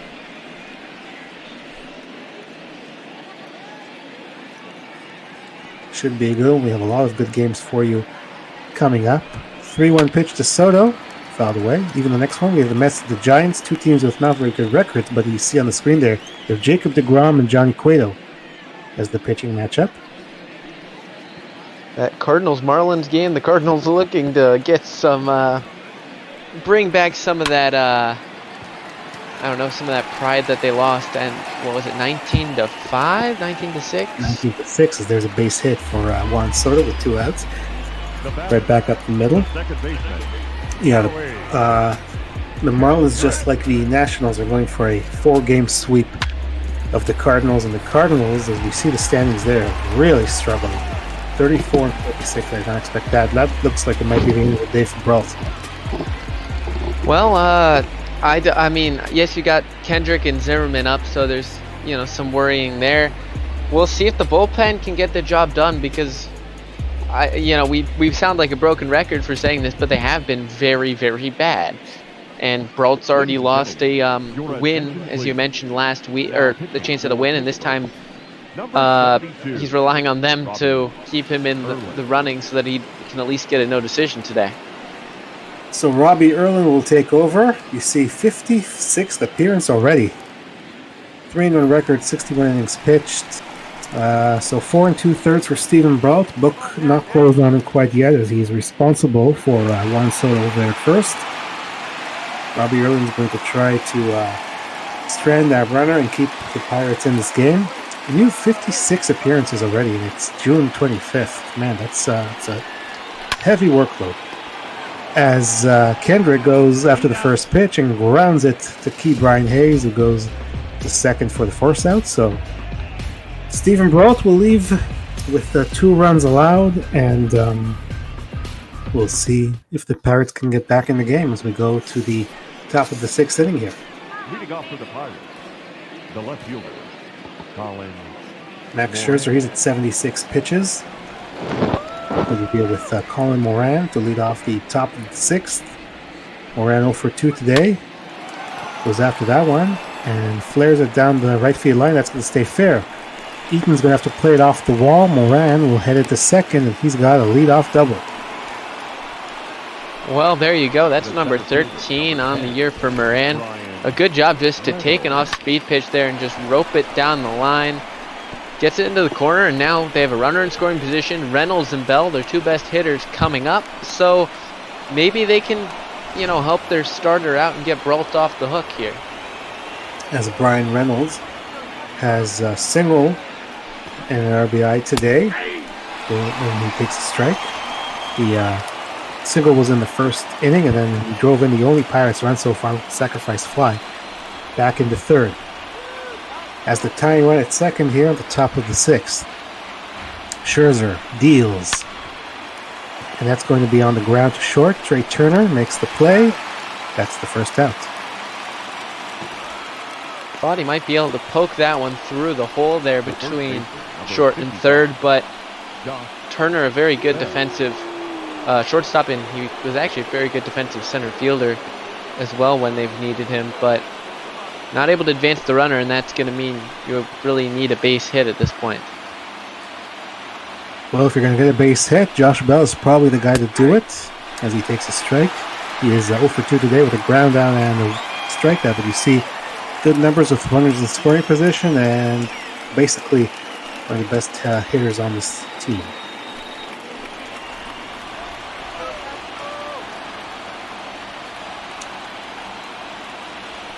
Oh, one pitch is high. 1 ball, 1 strike. Well, Scherzer went up with the fastball, so he's definitely got to pitch Josh Bell carefully. You got Polanco on deck, followed by Gonzalez if he gets a chance. So Bell is definitely the most dangerous hitter. 1-1 pitch, swing and a miss. 1-2.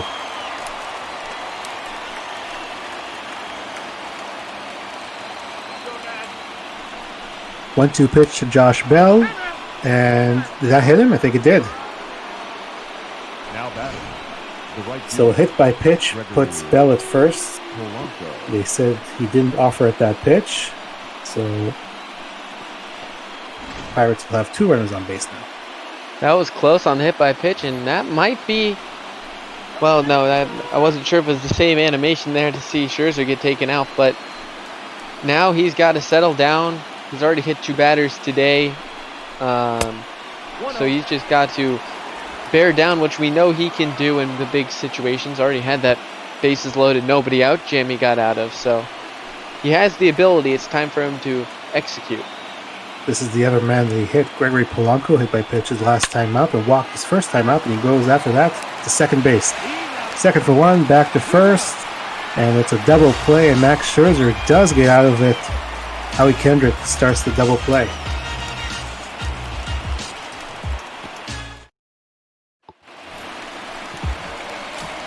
And we are in the bottom of the 6th inning. Robbie Irvin got the final out of the bottom of the 5th. He'll stay out there probably until the spot comes up in the order, unless he gets into trouble here. As Zimmerman takes a strike. Bit surprised that they went with Earl in there, the lefty, when, if I'm not mistaken, he might be the only lefty in their pen, and definitely the best lefty that they have in their pen, which is not saying much. When you had Kendrick and then now Zimmerman, who hits lefties pretty well, and not saving him for Eaton and Soto when they come around later in the game. It's quite surprising as Zimmerman fouls away. He is a long man, and probably give you a few innings because he used to be a starter. So you mentioned the other long reliever, Brubaker, is on the shelf. Not on the injured list, but probably can't go because of the bruised arm. 2-2 pitch is high, full count. So obviously Derek Shelton is hoping that Irwin can give him a few, keep him in the game. Full count pitch to Zimmerman, fly ball to center field. Brian Reynolds, no problem at all. That's the first out.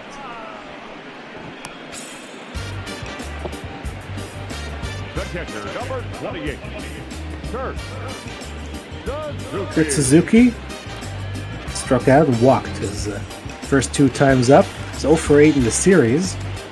Not that it's bothered the Nationals too much. They won 3 of the first 4 games. They're going for the sweep today. As the pitch to Suzuki is in for a strike. You can see, though, 4 homers, 7 RBIs in his last 10, so not much in the series, but had a lot in the games previous. They are finishing off a bit of a homestand here, a 10-game homestand, before heading off on the road to face a couple of more NL Central teams. They're facing the Reds, and then followed by that, the St. Louis Cardinals. It's an interesting series, the Nationals and the Reds, with both of them contenders this year. As Suzuki takes it inside 1-2. Obviously, you have the Pirates and then the Cardinals. But in between, that series against the Reds are pretty interesting. We'll see how it goes. The Reds may be looking to be the 6th team to reach 50 wins. Right now, the Nationals were the 5th behind the Sox, Indians, Twins, and Cubs, the other teams to have reached the half-century mark. That's another one of our games today, the Cubs and the Reds later on today as the pitch is fouled off. Interesting pitch, I believe. Yeah, they are. They're going for the sweep. They had a 3-1 win yesterday. Suarez got a homer for the Reds early, but Kyle Hendricks was able to bear down, go 7. Actually only threw 80 pitches. And then Anthony Rizzo with a homer that gave the Cubs the lead that they needed. It's Darvish against Wade Miley today. So Miley is beatable, and so is Yu Darvish this season. They've both struggling on the struggling end of some very decent pitching staffs. Kurt Suzuki has worked it to a full count. We'll have the game at 9 o'clock Eastern Time. Darvish and Miley at the Great American Ballpark with Justin Rock and Aiden Blank. Full count pitch. It's going to be a pop-up to the first baseman. He makes the play. Josh Bell does it. Foul territory, and that is the second out. Now batting, third baseman, Starlin. So a lot of good games coming up today. After us, it'll be the Mets and the Giants, deGrom and Cueto, 5:30. Cardinals and the Marlins, Jack Flaherty, very good pitcher, going against Jordan Yamamoto, 7:15. Detroit Tigers at the White Sox, and then the Cubs and the Reds, and finally Braves and Phillies at 10:45. Like I said, Mike Soroka, native of Canada, and Cole Irvin will go for the Phillies. So stick around, but we still have at least 3 more innings here. 1-0 pitch to Starlin Castro, was in for a strike, 1-1. Saw some extras earlier, went to 10 in that Rays-A's game. We'll see if the Pirates have any fight left in them. They've been, chipping away a little bit. That's a fly ball to left field, hit pretty well. Moran going back, and he makes the catch. Nice play by Colin Moran there to end the inning as the Nationals go up 1-2-3. We are into the 7th inning here in this ball game. Pretty exciting, close game so far, which may not have been something we expected with the Pirates and the Nationals, but they are only trailing by 1 of the Pirates. As Max Scherzer still out there, deals ball 1, and there is some action in the bullpen. And it's definitely a hard team to beat the Nationals if you're facing Scherzer to start. You got Harris in the bullpen, who's been one of the best relievers in baseball in that setup role. So Scherzer just needs to really get through this inning here. And then usually it's a surefire win for the Nationals about 95% of the time. 2-0 pitch to Eric Gonzalez. That's going to be high, so it's going to be a 3-0 count.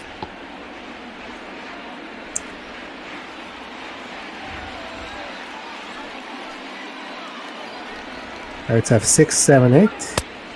And that's going to be a 4-pitch walk to Eric Gonzalez leading off here in the 7th inning.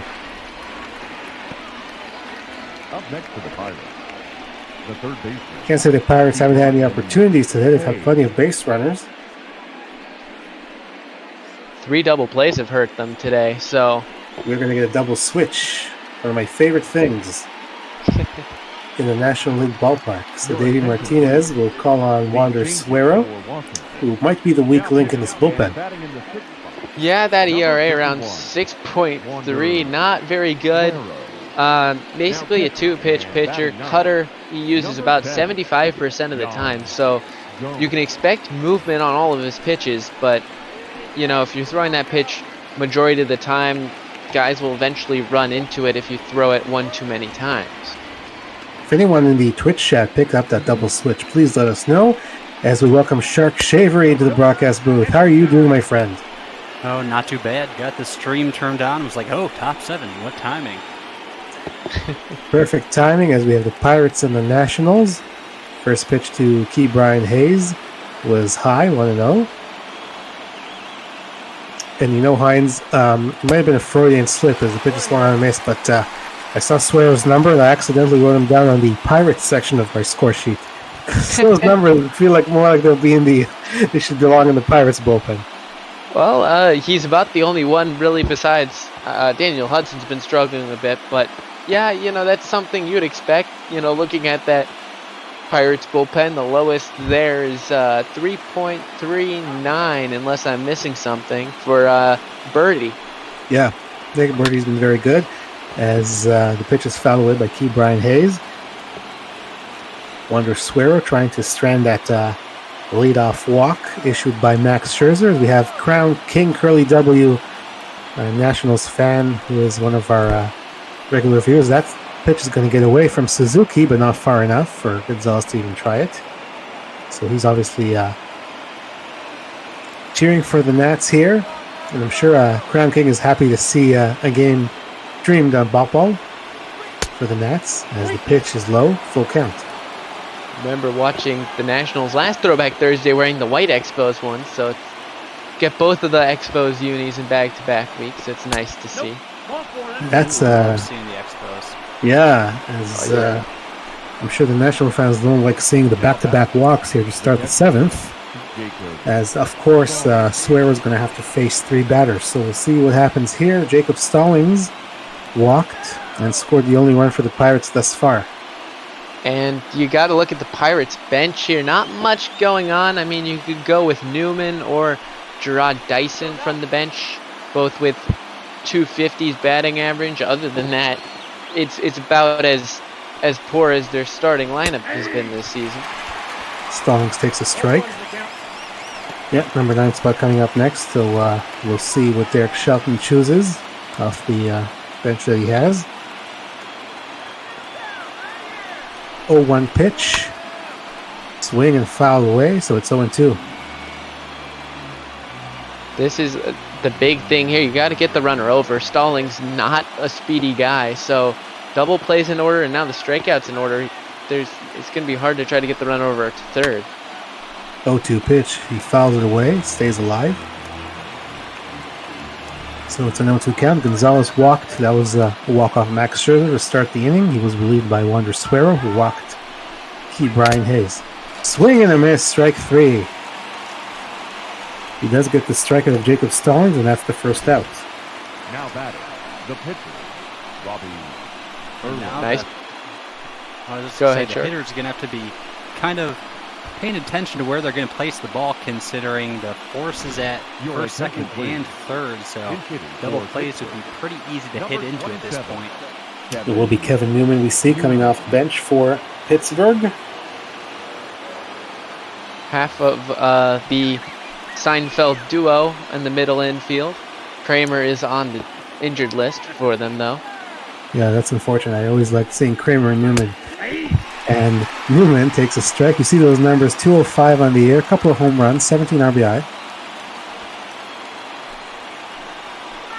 I would think that in the real baseball world, he'd be ticketed as their everyday shortstop, but he has struggled.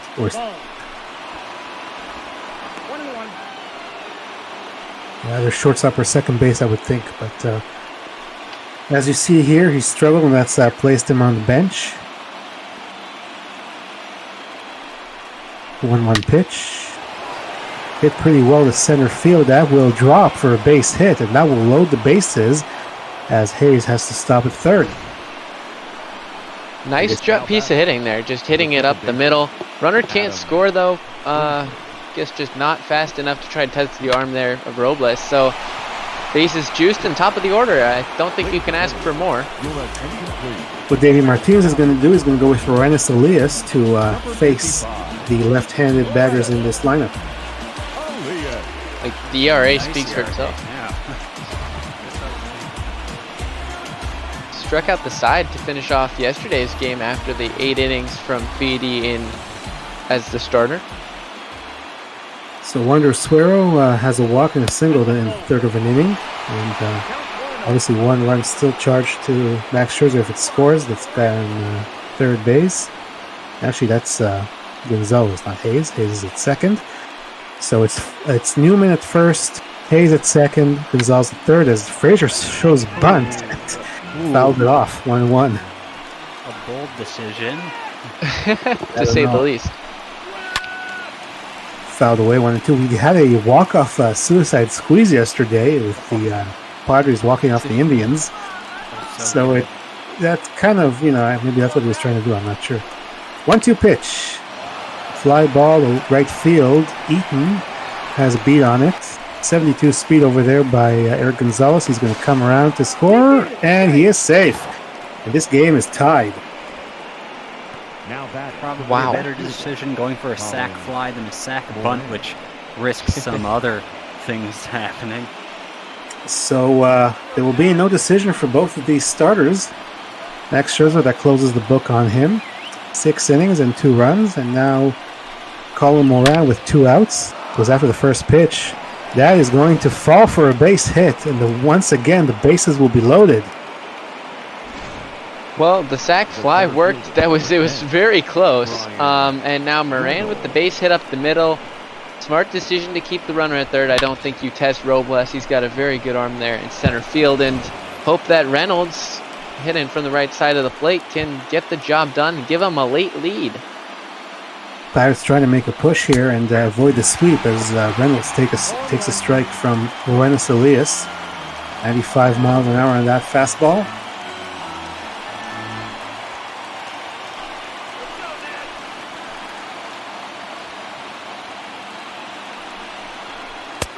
A 1 pitch, misses low, 1 ball, 1 strike.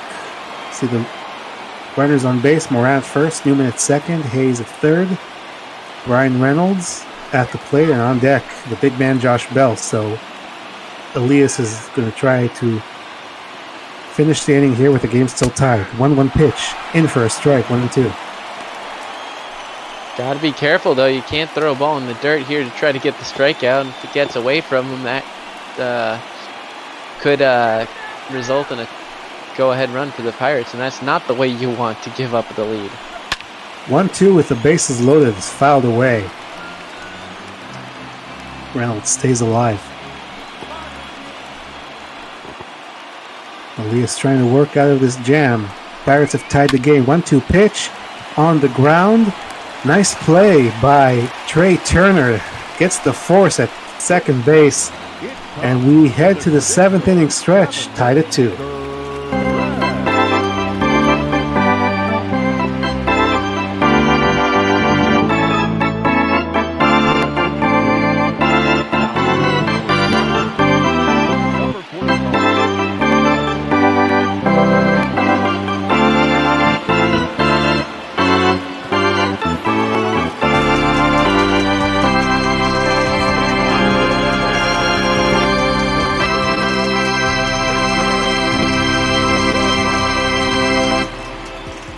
Beautiful as always, Shark Shavery. Feel free to stick around for the bottom of the 7th if you'd like.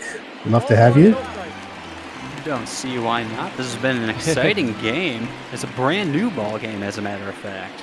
Michael Feliz takes over on the mound here for the Pirates. Victor Robles. And then whoever came in on that double switch. Well, Feliz, one of those guys in that Cole deal, along with Moran and Joe Musgrove there. One of their pitchers. I believe he's on the mound tomorrow in their game against Milwaukee, I think. That's yeah. on the left, and Moran will make the play. One out. Yeah, I had Joe Musgrove start as well against the Blue Jays on Sunday. Young Gomes, that's who came in on the double switch. So he's now in the 9th spot. And pitcher spot will be in the 6th spot. Interesting move, going with the double switch with the catcher, because they only have one catcher on the bench, so got to be careful when you use him. Any injuries now would result in someone having to get behind the dish, and that would be both amusing but not practical. Yep, that ball went out. Pitches outside the goals, 1-1. I would imagine Wilmer Defoe is probably the 3rd string catcher. He probably doesn't want to have that job. 1-1 pitch to Gomes. Fly ball to left center field, hit pretty well. That's going to split the gap and go all the way to the wall. And down Gomes is going to go to second with a 1-out double. I stand corrected. That was a wonderful decision right there from Dave Martinez.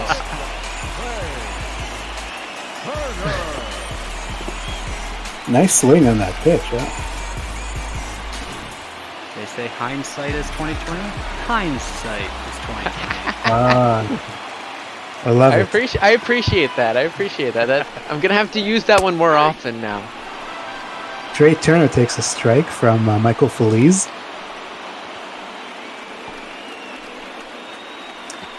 He's 1 for 3 on the day. Single and scored on the first inning 2-run home run by Howie Kendrick.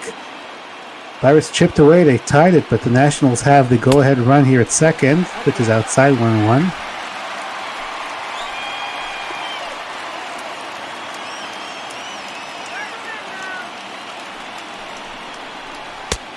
One pitch high, 2-1. Gomes over at second base. Former Blue Jay. Played here in Toronto in 2012, then was sent to the Indians, and last few years with the Nationals.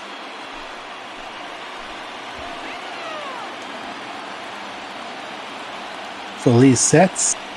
2-1 pitch to Turner. Fly ball left field, going back on his Moran, hit pretty well, and that is going to be off the wall. Man. Gomes did not read that too well, so he's going to have to stop at third, but it's a double for Trey Turner. That's to a scoring position with only 1 out. I am fully expecting some sort of sacrifice play here. Personally, with the way Bopal goes, I expect a squeeze, although I don't think it's the right call. I think a sac fly to right field would be best. Dovydas Neverauskas comes in. Another guy with not very good numbers. Yeah, product of Lithuania. So he's the first Lithuanian in Major League Baseball. So it's a third of an inning for Michael Feliz, and both of these runners are his responsibility. And Eaton will come in, and Hines, that's what you were talking about. They used the lefty already in the bullpen, so now the right-handed pitchers are going to face all these lefties as the pitch is inside. Yeah, and you got Eaton and Soto up, so barring some misplay on an attempted sac fly or someone screwing up a bunt in which there's a double play, you're going to have to face Juan Soto, whether it's as the chance for him to get the go-ahead run or to try to extend it after Eaton, we'll see, but that's the real danger. As Eaton took a strike, so it's 1-1. 1-1 pitch outside, 2-1 to Eaton. Nationals have the go-ahead run over at third base. 2-1 pitch inside, 3-1. See if that's going to come the other side of the plate. He didn't really flinch, but anytime I see a ball super far inside, I expect it to go outside the next one. Stallings setting up sort of down the middle. That's a strike. So it's a full count on Newton. Strike right on that outside.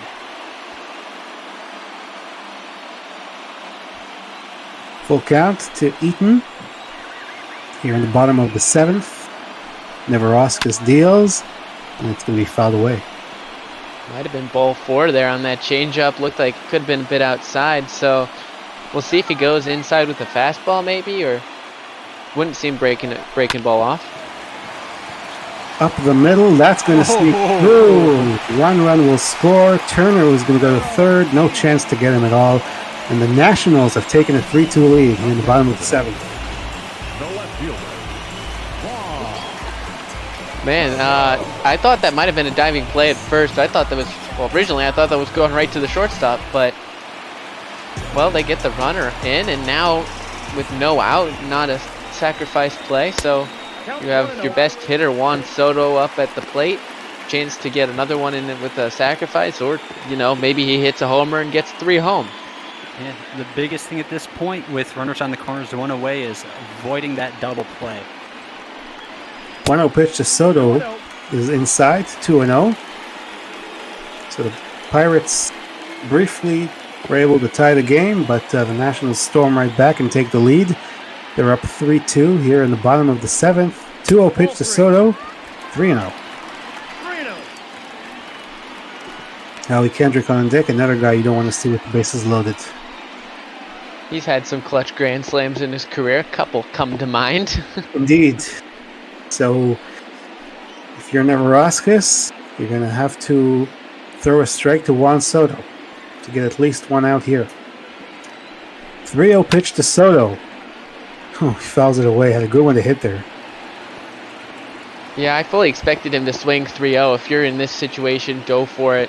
Juan Soto's got crazy power, so not surprised with that. 3-0 pitch is going to be high for ball 4. So Howie Kendrick will come up with the bases loaded here in the bottom of the 7th with the Nationals leading by 1. I sense a flashback highlight as he comes into the play here. Already had a homer this game. First inning off Stephen Brault. He has 1 for 2 with that home run. Otherwise, today he's walked and rounded out the fielder's choice. So, let's see what happened here. Bases loaded, 1 out. 3:33 on the season. Neverauskas in a bit of trouble trying to minimize the damage as the Nationals have taken the lead. He deals a strike. Well, any predictions on what happens? That's for Shark because he's our guy who makes the predictions. What do you If say? I had to say something, I'm going to say an RBI double. It's a pretty smart decision. Yeah. You can definitely do a lot of things with the bat, as we've seen, so everything's a possibility as the 1-1 pitch to Kendrick. It's 1 on a miss, 22.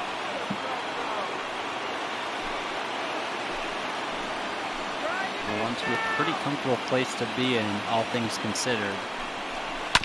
1-2 pitch on the ground to third base, and they're going to go second for 1. Oh, it actually tagged the runner. Oh, very nice. Oh, nice play by Hayes. 5 double plays this game.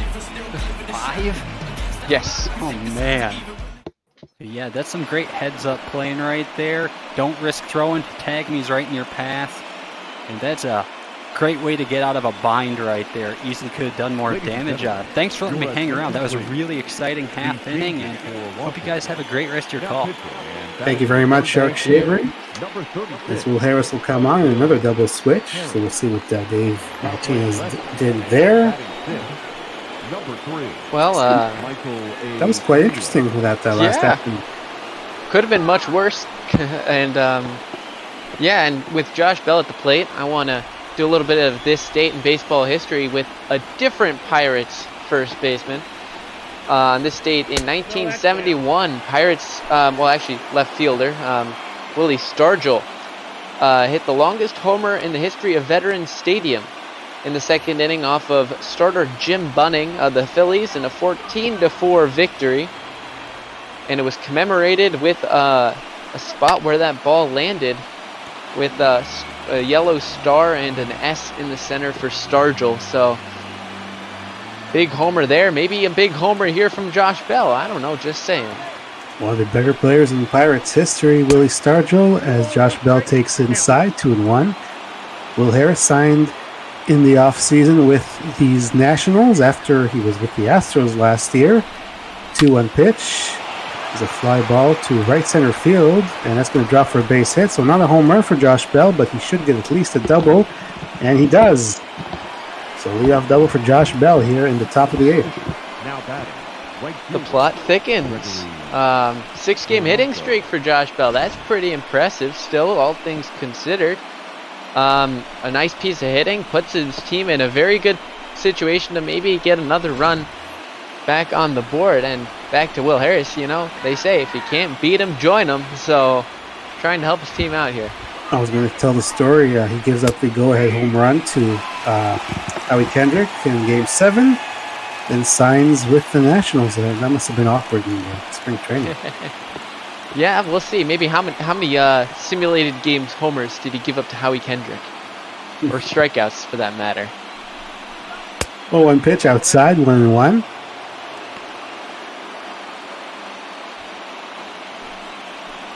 Gregory Polanco is at the plate now. He's been on base twice with a walk and a hit by pitch. 1-1. Swing and a fair ball down the right field line. Josh Bell will come around to score, and once again, we have a tie ball game. RBI single for Polanco. Well, further thickening of said plot there. Down the line, good piece of opposite field hitting. No shift with the runner on second, so Castro still unable to get there. Smart decision probably to stay at first for Polanco, keep them in the game with a chance to take the lead. And now, faster runner in Tucker coming in at first to run at first base. Cole Tucker called up when Kevin Kramer went on the injured list. Swing and a miss by Gonzalez, trying to launch that one right out of here.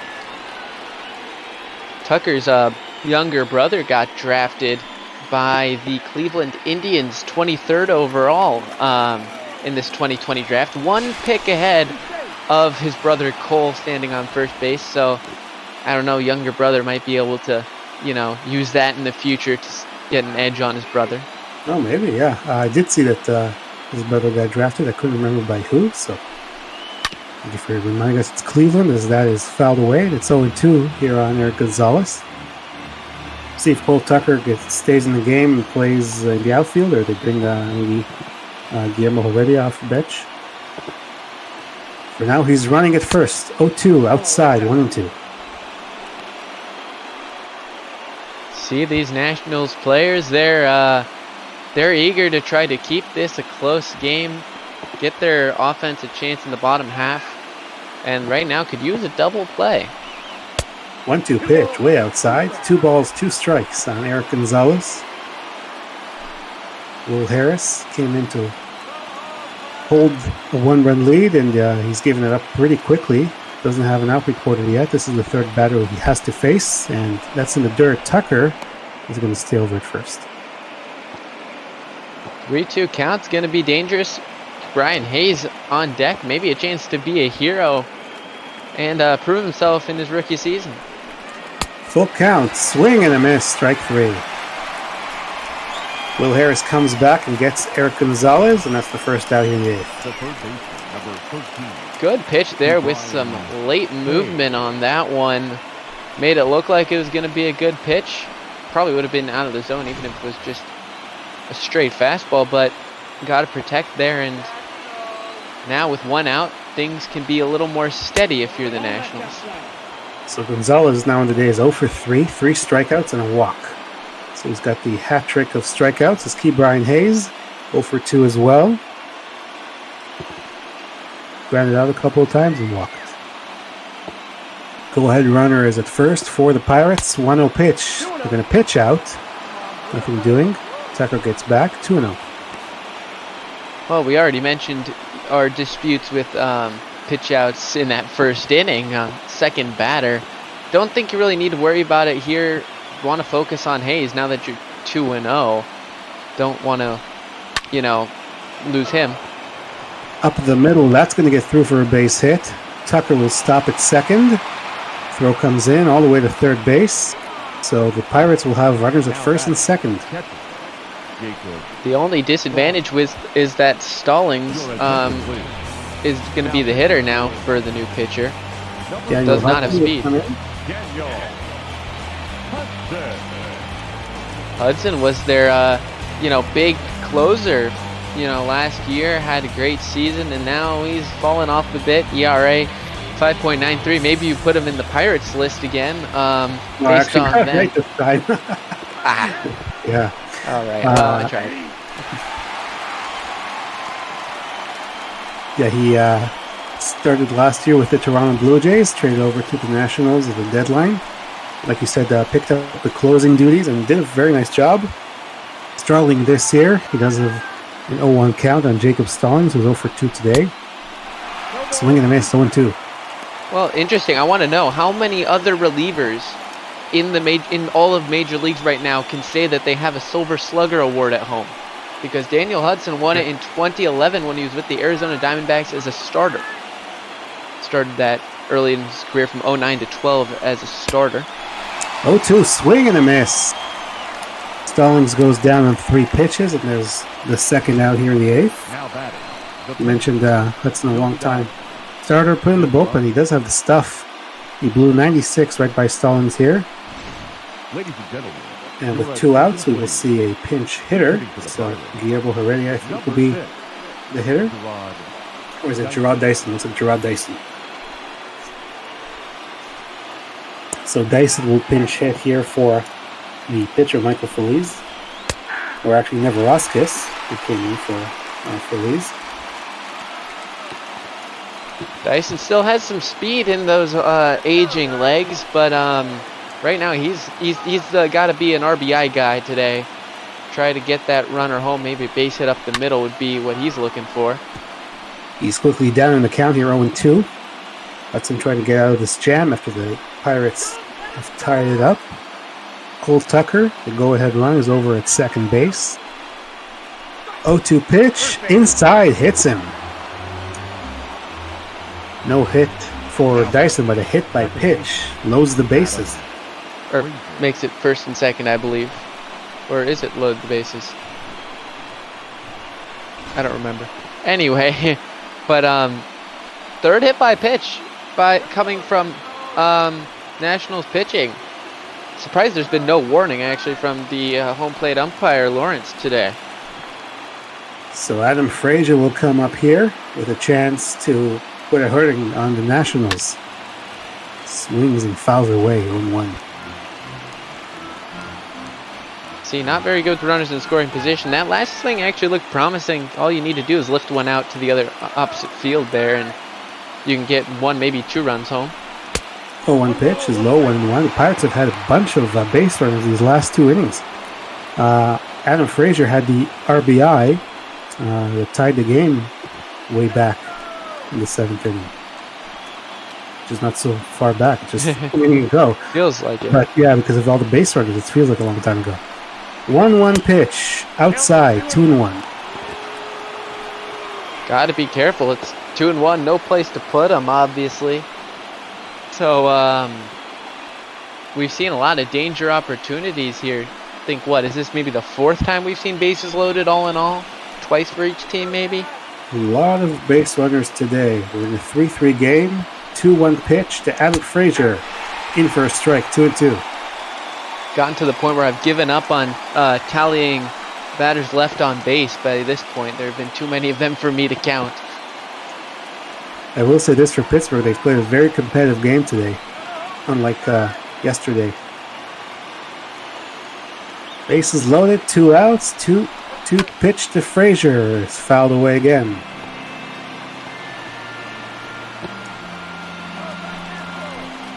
We have a 3-3 tie here in the top of the 8th.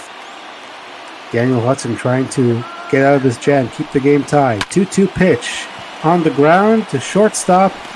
He flips to Howie Kendrick covering second, and they just get Gerard Dyson. So Hudson gets out of the jam, and we go to the bottom of the 8th, tied at 3.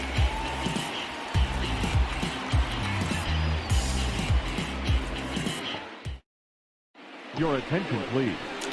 So Kyle Crick will come on here for the Pittsburgh Pirates. 20th game on the year, and once again, not very good numbers. No, that's for sure. Hard thrower, though. Throws 97. You can see Heredia is going to stay in the game out in right field. But yeah, Crick, not very good at all. Yeah, I don't think there's any time really that you want to see a 9.6 when it comes to anything, whether you, well, really when you're pitching. Yeah, I think as our color guy, there isn't a lot of analysis you can do on 9.6 ERA. But he does throw a strike here to Ryan Zimmerman. Kyle Crick also came over from the San Francisco Giants in the deal for Andrew McCutchen. 0-1 pitch is high, 1-1. See, 98 on the gun there with the fastball. Alternates fastball, slider, fairly evenly, almost a 50-50. Will occasionally mix in some secondary pitches, but those are the two he relies on the most. 1-1 pitch to Zimmerman. High fly ball to center field. And play is made by Brian Reynolds, and that's the first out. Be up to the lower part of the order. As you can see, Michael A. Taylor is the player who came in on that double switch to play in center field, batting 6th in the order. So they took out Victor Robles, so the pitchers were in that spot, the last two that we had. Harrison Hudson. 0-1 pitch. Hit pretty well to right field, but Heredia is there. That's the second out.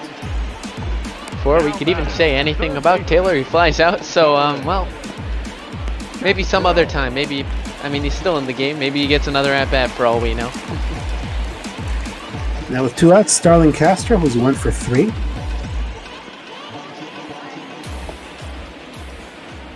Kyle Crick looking to keep this a tie ball game as we go to the top of the 9th.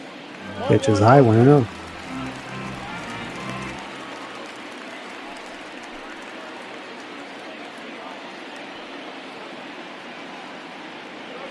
The 3-3 game here on Throwback Thursday in Washington. 1-0 pitch outside, 2-0. So the pitcher spot should be standing on deck if we did our double switch logic correct. I believe so, yeah. Robles was taken out for the pitcher in the double switch. 2-0 pitch outside, 3-0. We'll say that the Nationals do have the benefit. This is Victor Robles on deck, so maybe we didn't get it right. Well, he definitely came in the outfield, so I would be surprised. I really would be surprised if they took him out in favor of, or took out Eaton or Soto. That's why Robles seemed like the logical decision there. But you know, they're almost might be shooting themselves in the foot. But only time will tell with that. 3-1 count here to Castro.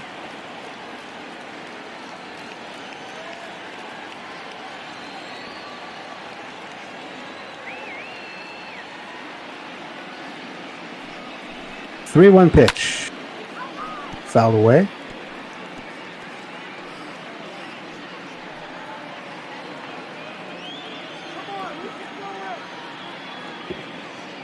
We have 2 outs here in the bottom of the 8th, and that's going to be outside from ball 4. So the inning will continue. Close call there. I think Crick might be barking at the umpire there, and I think you could say he has the right there. That's one of those borderline pitches, and it'll be Wilmer Defoe pinch running. So, man, a lot of changes going on, and now sort of questions that who's going to run out of bench first. And Robles is still in the game, so I don't know where Taylor came in, unless they put him in the infield or something. Or corner outfield's very possible, yeah, but he's a natural center fielder, so that's why where our logic came in from. As the pitch is swung on and missed by Robles, who tried to bunt for base hit a couple of times earlier. This time he's going for the downs, trying to give his team a 2-run lead. 0-1 pitch. Swing and a miss, 0-2. Good pitch there. You see the aggressive hack on the fastball. Take something off. And didn't take anything off the hack, that's for sure, for Robles. But big swing and a miss. 0-2 pitch. Inside, 1-2.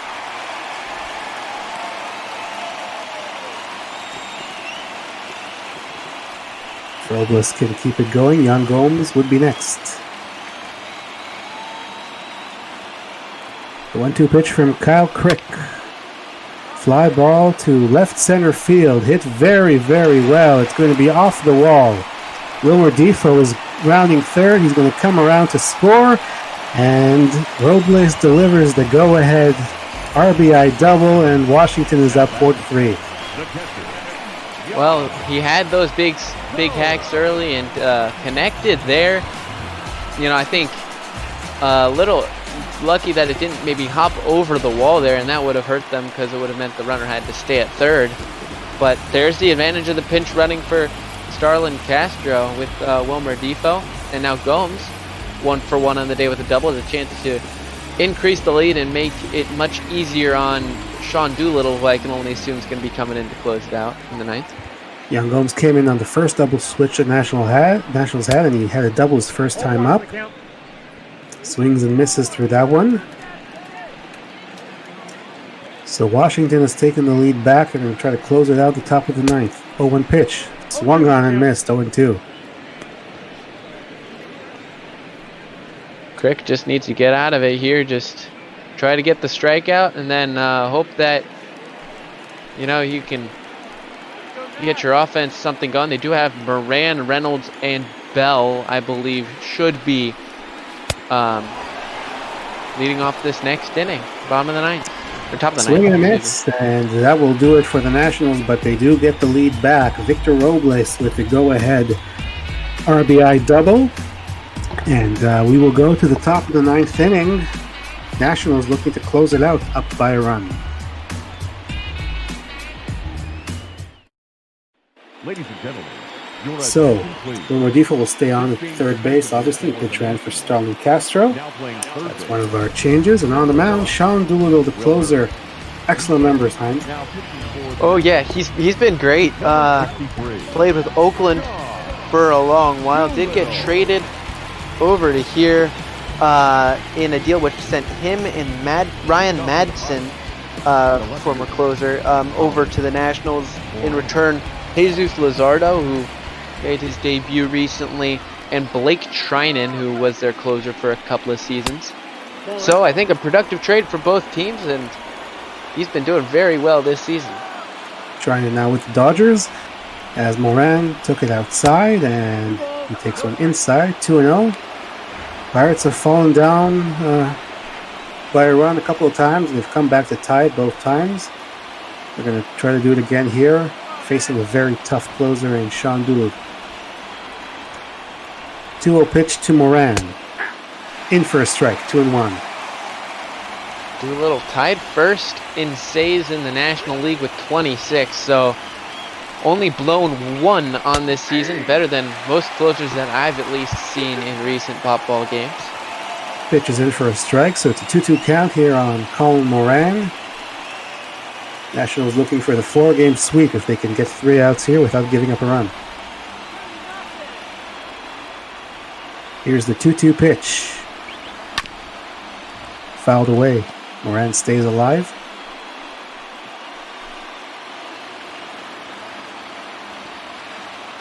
Doolittle gets the sign from Young Gomes. Sets and fires. Swing and a miss. Strike 3. Went with a hard fastball up there. Can run it up around 95 like he just did there. And Moran, seeing one at the eyes, looks good when you're seeing it come in, but it's not a pitch you can do anything besides pop it up or just swing right underneath it. Brian Reynolds, 1 for 3 today. Batting from the right side, takes a strike. Sean Doolittle, I remember when he first came up with Oakland, would throw a lot of fastballs. After a while, I think the opposing batters kind of figured it out, so he does have to mix it up. 0-1 pitch.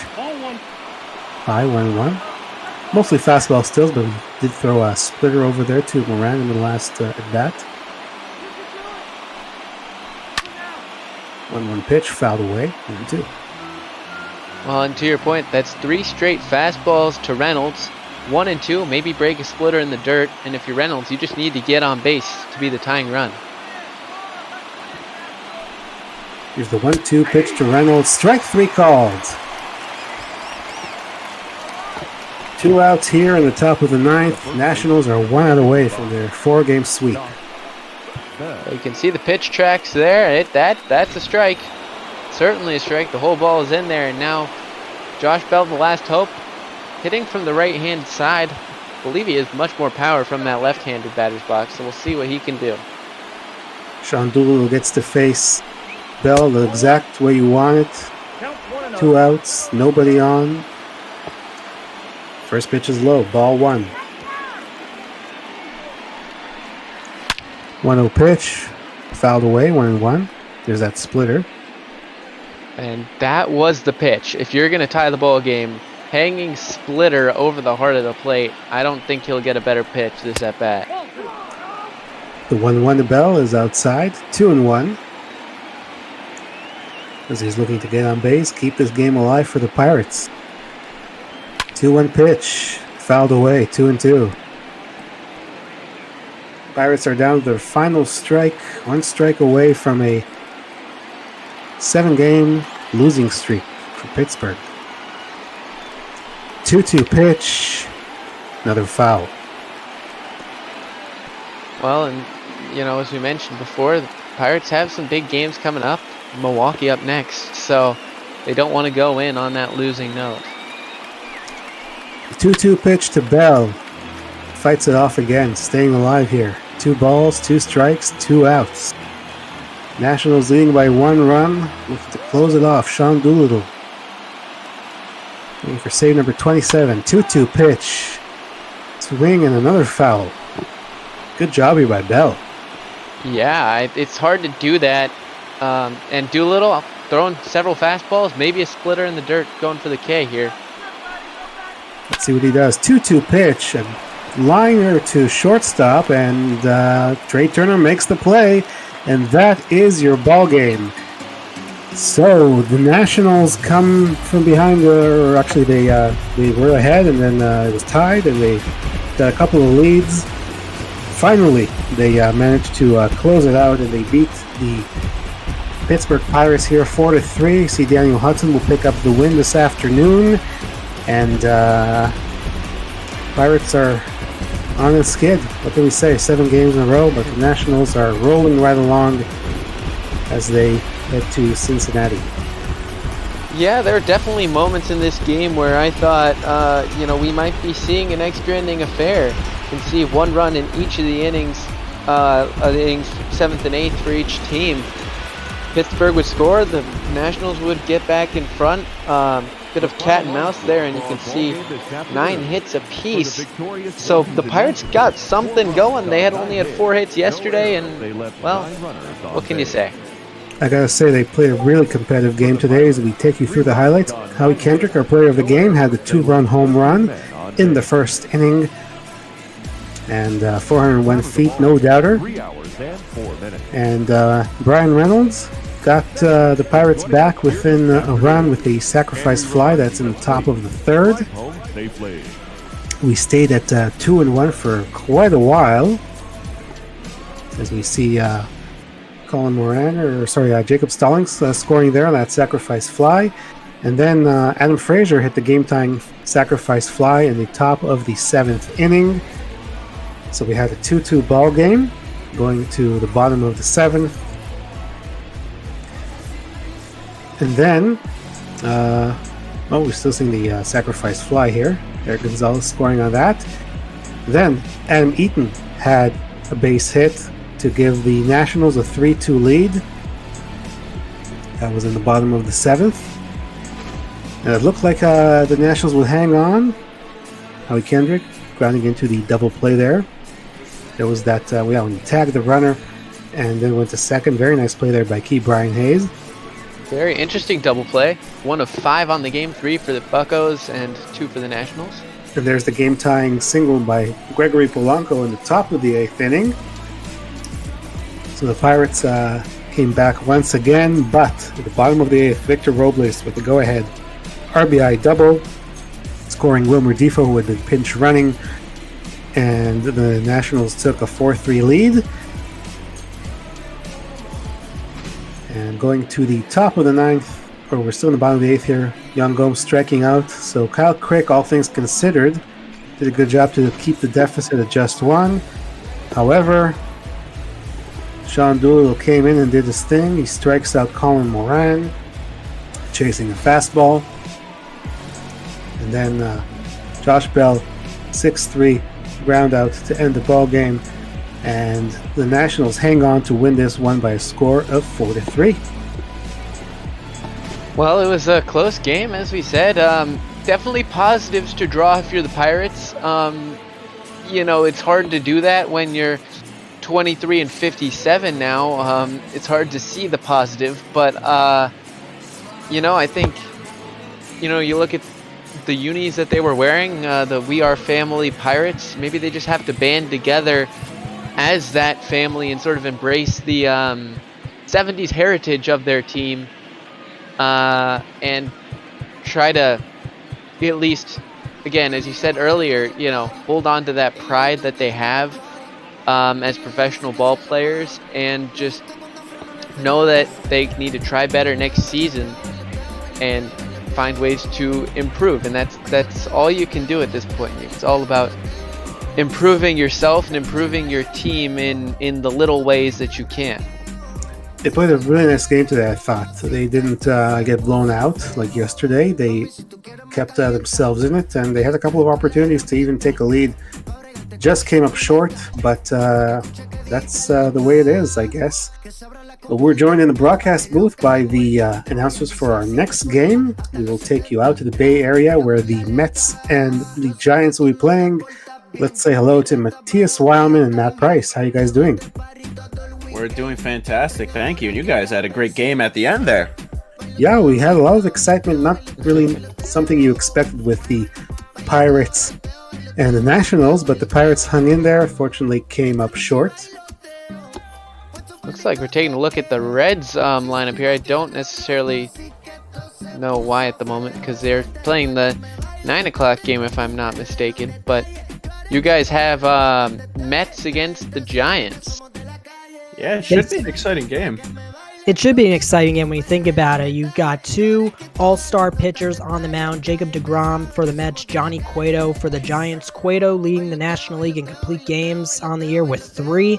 Jacob deGrom, he also has a complete game, also back-to-back Cy Young Awards for him. Should be a great right-handed pitchers duel at Oracle Park.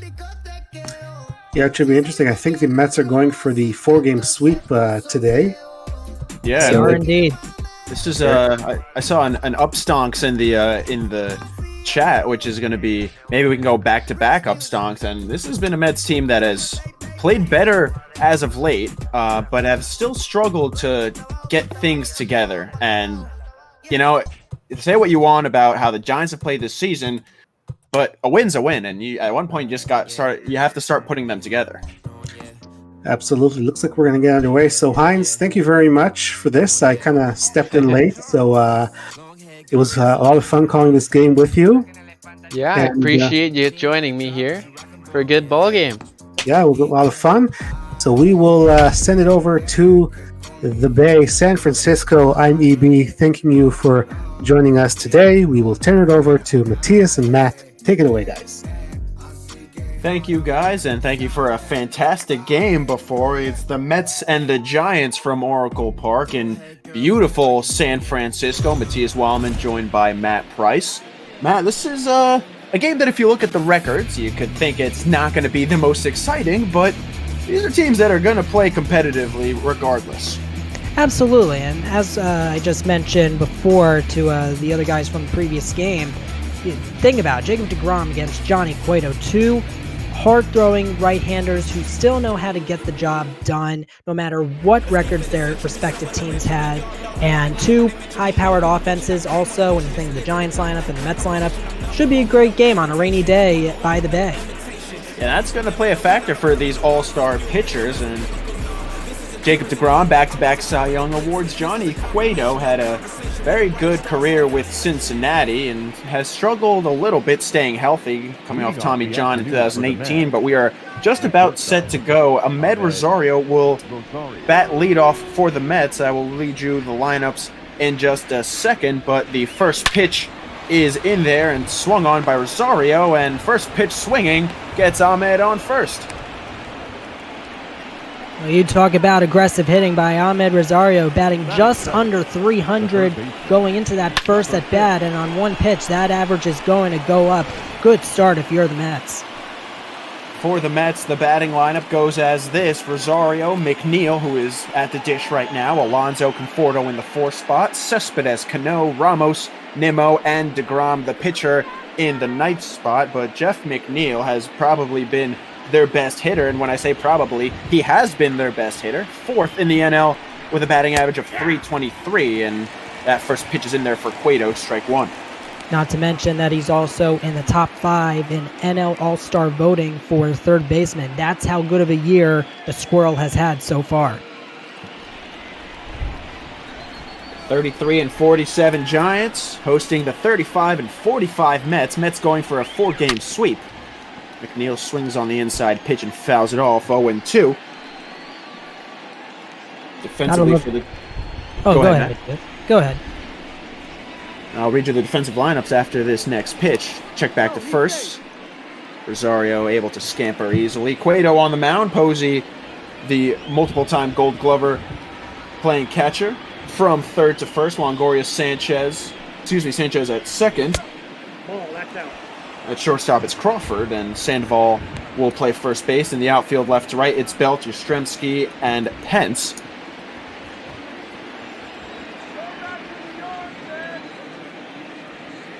The 1-2 to McNeil.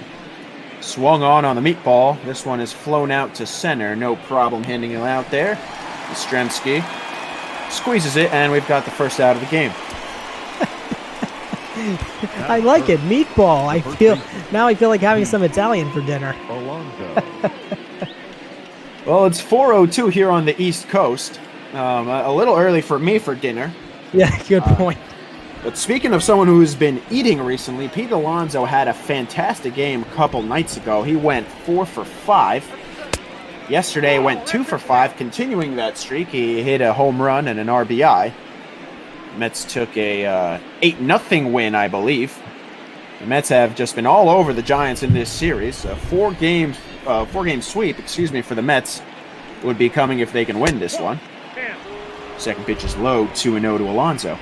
And when you look at Pete Alonso, Matias, he has been probably one of the Mets, if not the best hitter for the Mets within the last 10 games. 8 RBIs overall during that span. Alonso gives this one a jolt and sends it deep into center, but it should be no problem. Yastrzemski's got himself a busy first inning, but there are 2 gone.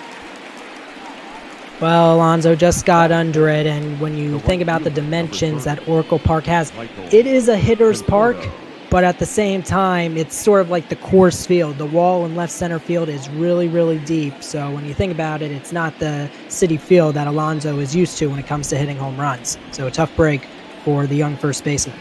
This is not a Mets lineup that has a lot of speed, so if you get a ball down, it's good for them because you can basically guarantee yourself a double. Michael Conforto now would like him to get himself a hit. Now, a lot of these Mets had a day off. Conforto was one of them. Conforto would like to see his 205 average a little higher. Rosario is back into the bag at first. A couple throwbacks at this point for Rosario. Has been caught stealing 3 times, but has stolen a bag 10 times successfully. Conforto takes a low fastball in there for strike 1. You know, when you think about Michael Conforto, he has been a fan favorite since he made his big league debut in 2015. He has 124 career home runs, including 3 in the last 10 games. Good movement by Cueto on the changeup outside, and Conforto's down 1-2. Once again, the throw back to Rosario. So they're real concerned with his speed. Interesting to see how this rain is going to play into factor in what could be a pitching battle. 1-2. And Conforto swings over the bottom of it. Strike 3 called. So the Mets get a runner on first, but nothing else. Top of the lineup coming for the Giants at the bottom of the first.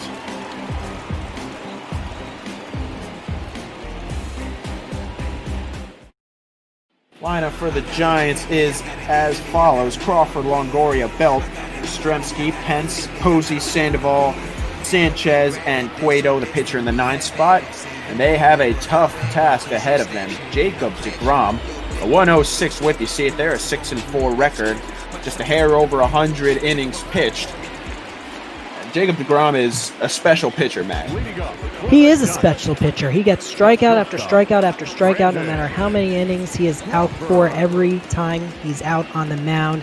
And you got to give a lot of credit to the Mets' former GM, Sandy Alderson, and how he was able to get deGrom during the MLB draft several years ago. He has done everything the Mets have asked for, and also one of the reasons why Jacob deGrom is a fan favorite in Flushing.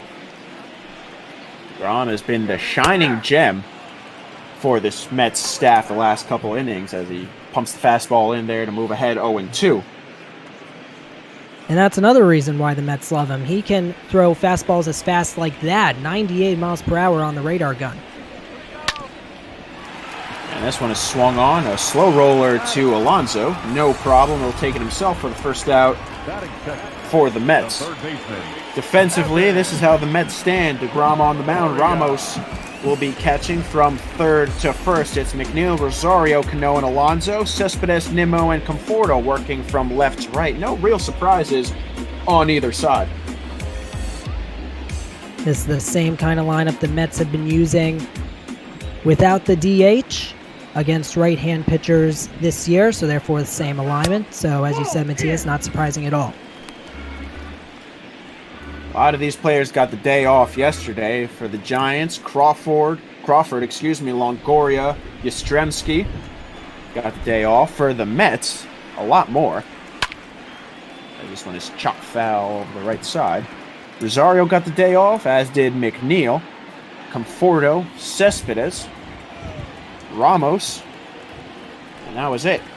A platoon day, and the Mets still poured on the offense. Gotta love how everyone just chipped in for the guys who didn't play. That's the great thing about teamwork, is you never know when you're going to be in the game, but no matter what, you got to pick each other up, and that's exactly what the Mets did yesterday. And that fastball just nicks the outside corner, 2-2. Yeah, you talked about, by the way, my apologies, Matias, I just wanted to say, you talked about when the Giants pitcher, Johnny Cueto, was throwing back to first multiple times against Ahmed Rosario. You said the word throwback as the next pitch is inside. Speaking of the word throwback, you gotta love the throwback jerseys. Today is, of course, Throwback Thursday. Mets wearing their throwbacks from, I believe, the 80s, while the Giants are wearing their throwbacks from the late 80s and early 90s. And a fastball, like you mentioned before, 97 on the gun. Gets DeGrom his first strikeout of the game. You see there, just not much you can do if you're Evan Longoria. Inside, 97, and there are two gone. Well, Evan Longoria, he is a veteran. Only his second year in the National League, but when you think about it, Evan Longoria, he's batted well against lefties in terms of batting average. Righties, he's done well when it comes to home runs and RBIs, but only batting at .238, which is below the .277 average that he has against left-handed batters. So tough break for the veteran. This one chop foul. Brandon Belt, one of the many players on this Giants lineup who has been here for quite some time. Made his debut back in 2011 as a Giants lifer, just as Brandon Crawford.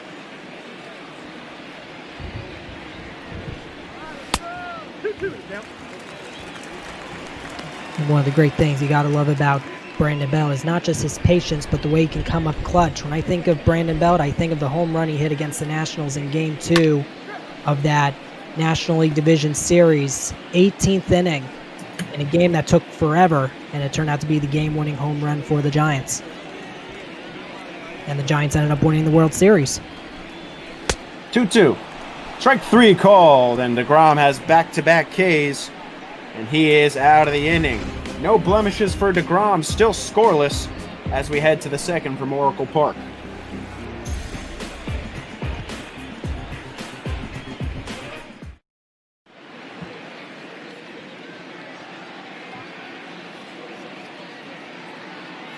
A little unfair that it's raining today, I think. I'm used to seeing a beautiful San Francisco. I was there for a couple of days and it was beautiful the whole time, and kind of feel like you get robbed anytime it's raining there, but not much we can do about Mother Nature. Heidi Watney, our traveling, very talented sideline reporter who somehow makes to every single game we do. We will not question that, though. Yoenis Cespedes will lead things off for the Mets.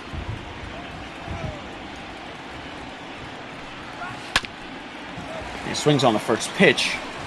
Right to first base. No problem for the Panda Sandoval. Sandoval is recovering well from Tommy John. He was supposed to be ready in May. That's the round where he came back. And you figure that any opportunity to get him in a DH spot, they will. He has not played. He usually isn't your everyday starter. Has just played in 41 games this season, but recovering from that injury, he'll probably see most of his time over at first base. He's definitely not the same Pablo Sandoval that we saw several years ago. He obviously had that big Game 1 of the 2012 World Series performance, 3 home runs against the Tigers. And then once he signed with the Boston Red Sox, things didn't go so well there. Then he finally came back to the Giants, his longtime home, his longtime team. Hasn't been the same, but he still has power left in him. He's still got talent. There are just some players that, it's not just that they only look like they should play for one team. Like someone like Evan Longoria. I know that was a big shock when he ended up leaving the Rays, but someone like Pablo Sandoval, it just hasn't worked out in another jersey. And Cano gets fooled on the inside slider, and he goes down on strikes. Second strikeout of the day for Cueto, and there are 2 gone. Boy, Cano got fooled badly, like a T-ball swing. Johnny Cueto knows how to move his pitches, and he did just that on, as you said before, the inside slider. First pitch misses high to Wilson Ramos, who has had himself a good season, hitting over 250, although Mets would like the power numbers to be a little higher, just 8 home runs this season. And it kind of seemed like those numbers went down permanently last season with just 14 home runs, as this one falls fair down the right field line. Quick to get it is Pence, so Ramos is on with a 2-out single. Well, for a big guy, Wilson Ramos knows how to not only pull the ball to left field, but push the ball the opposite way, and that's exactly what he did here. Just balling in front of Hunter Pence and just keeping it fair. That's how good of a hitter Wilson Ramos is, and he knows how to continue innings.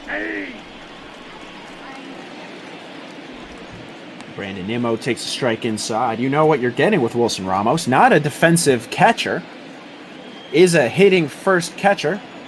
You would like the power to be there, but at least if you're not going to hit home runs, hit on a 26-game hit streak. That is something he did last season. He was very consistent for the Mets down the stretch, ended with a 288 batting average. Absolutely. He hit home runs in situations when the Mets needed to score. He kept them in ball games, especially on the offensive end. And even though he doesn't have a lot of speed, this is a guy who can get the job done. Cueto ahead of Nimmo, 1-2 with 2 outs. And Nimmo swings over the top of the off-speed pitch. Cueto has had that on a string thus far.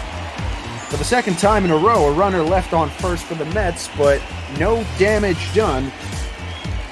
We're going to the bottom of the second. It's the 4, 5, and 6 hitters coming for the Giants. Leading up for the Giants, the center fielder. And you like to see the batting average a little higher for Yastrzemski on the road, but for the young gun, 331 average at home is pretty nice. This kid has made himself a household name in the Bay Area, and he's making his grandfather extremely proud, the great Carl Yastrzemski. I'll never forget the home run that Mike hit at Fenway Park in front of his grandfather last year. That was just an incredible moment, one of the best things in MLB history. And now he gets a jolt into this one, but coming over easily is Nimmo for the first out of the inning. And of course you mentioned Carl Yastrzemski, the 22-season vet with the Red Sox, Hall of Famer.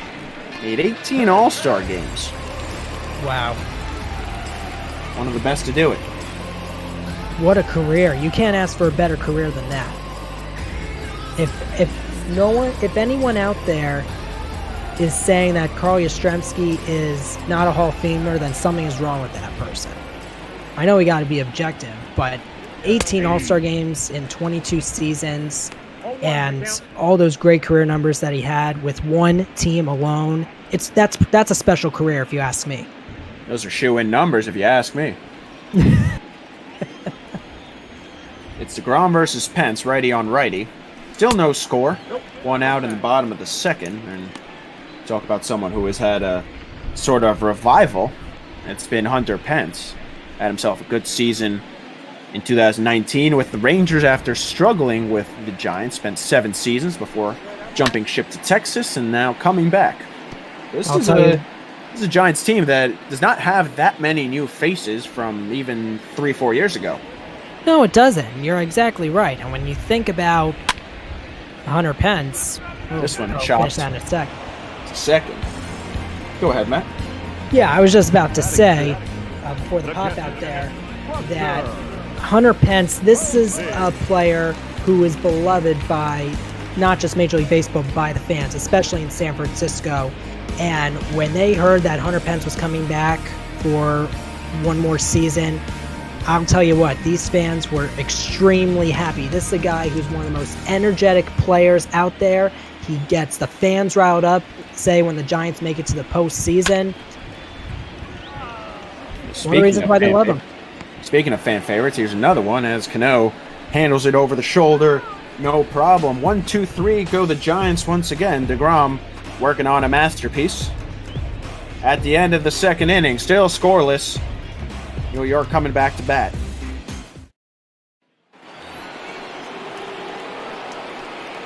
Leading off for the Mets, deGrom in the pitcher spot. Batting first. This is something we will not see anymore. Again, when baseball comes back outside of a video game, it will not be any more pitching hitting, as deGrom gets good contact on it, sends it deep, but once again, Yastrzemski there to squeeze. 1 pitch, 1 out, as both of these pitchers work through the lineup the first time, no problems. Technically speaking, when you say anymore, it's not anymore. We'll still see pitchers bat next season, I would assume. It's just for this season, with the times that we're living in right now, they don't want to afford anyone getting hurt. But it'll be interesting to see how the National League transitions to that move. Rosario swings on the first pitch again and sends it back to the wall. He'll be in there for an easy double as Yastrzemski plays it off there. So Rosario has seen 2 pitches this game and has himself 2 hits. And not just that, 2 pitches, and he's halfway to a cycle. That was a booming line drive deep in the alley in left center field, landing on the warning track, one-hopping the wall. One of the reasons why the Mets love Rosario, not just for his speed, but for his bat. And just like that, the Mets have their first runner in scoring position today. Runner on second with 1 out for Jeff McNeil, who flew out back in the first inning. Rosario has seen his average drop below 300 coming into this game. That is no longer the case. Batting .297 coming into this one, and McNeil now hits one pretty sharply down the first base line. No problem for Sandoval, but the runner advances. So with 2 gone, Mets have their best opportunity to score a run. Well, it didn't get the run home, but it's still a productive at bat by McNeil because despite him being the second out, it moves the go-ahead run over to third base. So good job by McNeil to pull the ball to the right side and allow Rosario to go another 90 feet. The hot bat of Pete Alonso has the opportunity to drive in the game's first run with 2 gone. First pitch outside from Cueto. He does not look like he wants to deal with Alonso. That slider missed the plate by a pretty wide margin. Alonso checks his swing and didn't go around. 2-0. And that's really where you want to attack Alonso, is low. And even then, he's a pretty good hitter, but the breaking stuff low has been fooling him this season. He's racked up a lot of strikeouts, but he does walk quite a bit as well. 2-0, and that was a nice pitch, and he laid off 2-1. You want to make sure that you do not throw it down the heart of the plate because Alonso will send it a long way. We saw that a lot last year. Oh, boy. And here he does just that. All over that one. Deep to left field. And it's out of here. Pete Alonso with 1 swing of the bat makes it 2-0 Mets. Well, as I was saying, my goodness gracious, that's the kind of power that we love seeing Pete Alonso hit. Well, not we, I mean the fans and the Mets just love seeing from Pete Alonso a booming home run halfway up the bleachers and left, and he knew it. Oh my goodness. StatCast 444 feet. One of the longest home runs you'll see hit here at Oracle Park. He got all over that pitch, and Cueto has not missed his mark this game, but he missed it badly there, and to probably the worst hitter, one of the worst hitters in the NL, and probably the worst hitters in this Mets line to miss to. In the blink of an eye, it's 2-0 New York. And Cueto threw it at another one of the bad spots when you think of the strike zone to Pete Alonso. That was not just above the middle of the plate. That was almost between his waist and his elbows, and that is one of the key locations that Alonso loves to see the baseball at. Porto just chops it over to the third base line, and that is caught for the out. But Pete Alonso, monstrous home run. Number 19 for him. The second-year pro. Mets lead 2-0, going to the bottom of the third.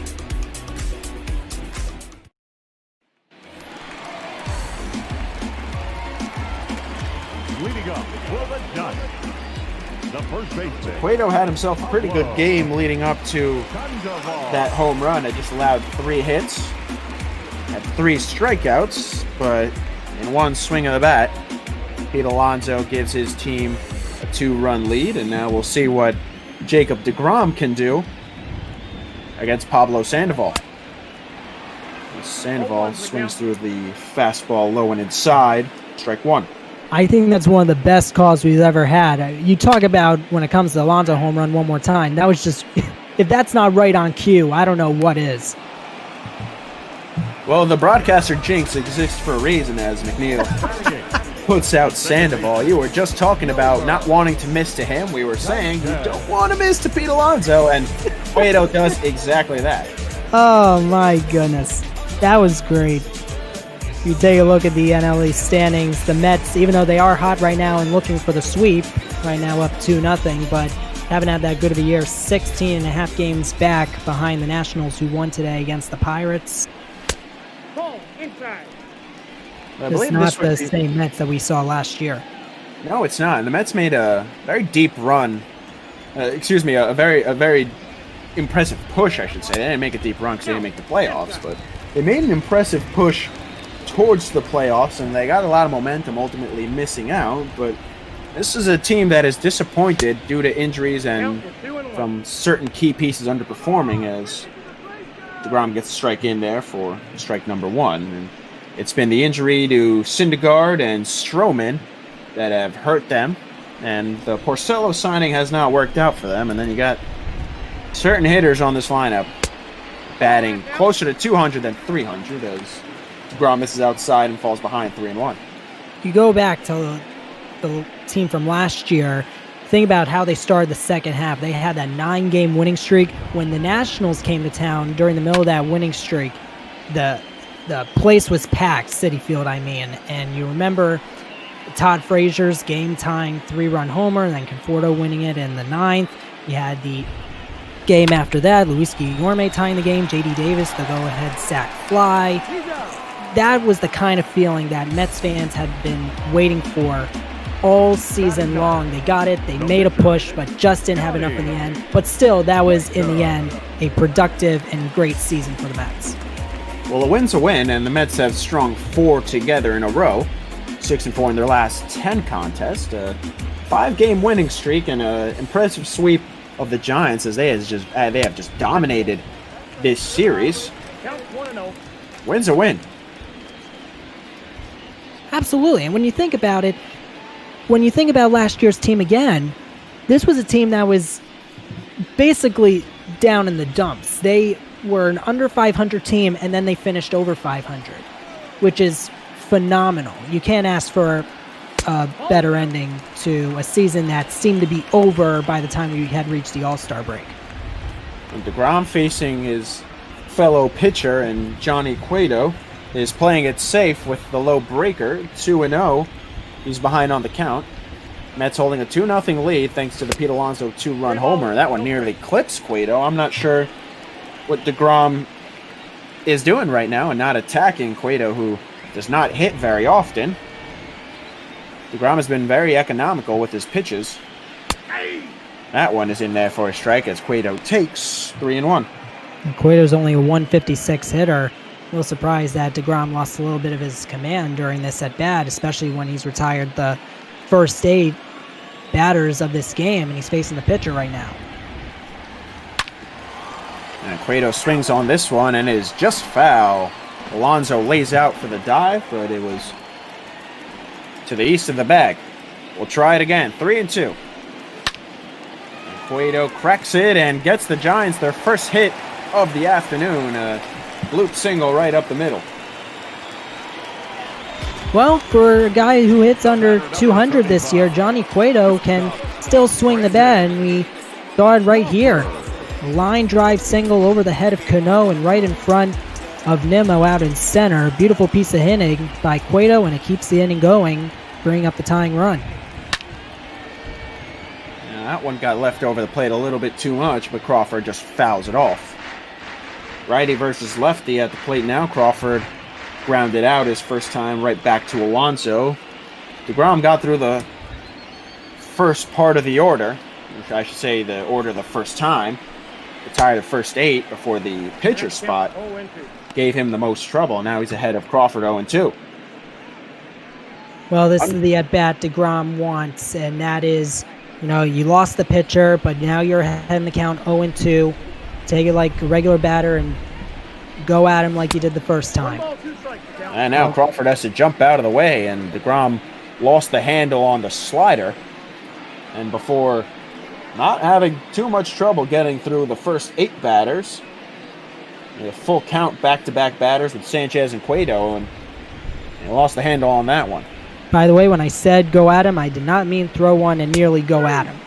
But that one is inside on the fastball, 96. And deGrom gets himself out of the inning, so he surrenders a hit, but nothing other than that. Mets coming back up at the end of 3, a 2-0 lead. Leading off for the Mets, the left fielder, number 52. Yoenis Cespedes will lead things off for the Mets in the top of the 4th. Both of these pitchers just about 10 pitches per inning. deGrom a little more. I believe he just hit 40 in the last one, as now Cespedes swings on the first pitch and flown out to Yastrzemski, He takes a couple steps to his right and gets the first out of the inning. Well, I get Cespedes' aggressiveness, but that is not the way you want to start the inning. That's the second time he's begun an inning, and he swung at the first pitch, and he's been retired right out of the gate. And the production just has not been there for Cespedes this season. There's no other way to put it. Batted 164 coming into this contest. He's dropped a little bit after going 0-2 in his first 2 at-bats.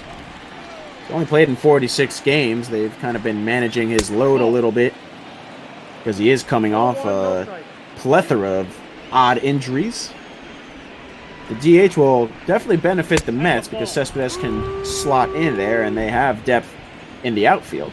Absolutely. Think about it. McNeil, you have Nimmo, you have Marisnik, who the Mets just signed. Fantastic slew of players that you have who can definitely fill that void. This one's bobbled out in center, and because of that, Cano, who does not run very well, gets in for the double. So Cano got himself a single. They will charge an E8. Yastrzemski is pretty solid out there in center. They'll put that as a single and an E8. Yastrzemski just bobbled the pickup. And now with 1 out and Wilson Ramos at the dish, the Mets have a runner on second. Mistake made by Yastrzemski, and it cost the Giants a chance of at least a ground ball double play, which is a pitcher's best friend and something Cueto would have loved with Ramos at the plate. Ramos, a guy who, as we talked about earlier in this game, is not a fast runner. Yeah, not a lot of speed on the bags right now. This is just about as slow as it gets. I'm not sure if Cano and Ramos or if Cespedes and Ramos is slower. Cano had some hamstring injuries last season. Ramos swings on the 2-0, grounds it right to the shortstop, however, and Cano has to stay at second. So with 2 gone now, Brandon Nimmo once again has a chance to put a run in for the Mets. He struck out his first time up. And the one guy who's hoping that this inning ends right here is Yastrzemski, because that would have been the ground ball double play had he not booted the ball out there in left center field. And Nimmo wanted to put a jolt into that one, but swung over the changeup. Cueto's had good control of that changeup. He's been peppering it in well. It was that changeup that he hung over the middle that Alonso cracked, however. Off-speed pitch low, and Nimmo lays off. It's the one guy Cueto wants to retire right now, not just because there's a runner on second, but Nimmo has swung the bat well over his last 10 games, including a couple of homers. Outside, that's the ball. Good eye by Nimmo to lay off the outside pitch, 2-1. Nimmo just hitting .243, but a .352 on base percentage. He does walk well on that one. He swings over, 2-2. Nimmo tied for sixth with 42 walks. It's tied with Robert Acuna Jr. Nimmo batting out of the 8th spot. Jacob deGrom would be next if this inning is not over. Runner on second, 2 outs. And Nimmo swings over the low pitch. Strike 3 called. So Cueto retires a runner on second after the error, by Yastrzemski.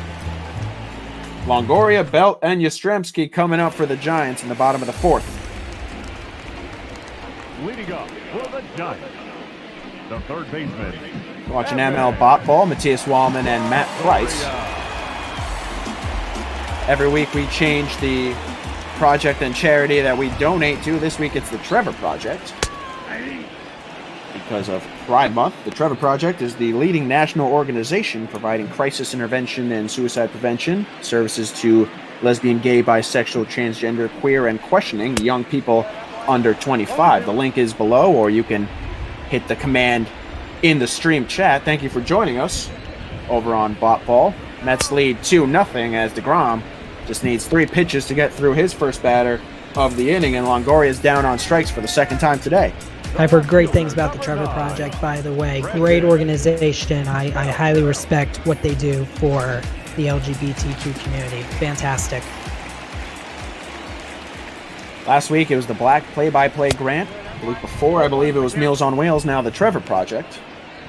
Great community we have over here at ML Bot Ball, waiting for baseball to come back. We're just a week away at this point from spring training 2.0.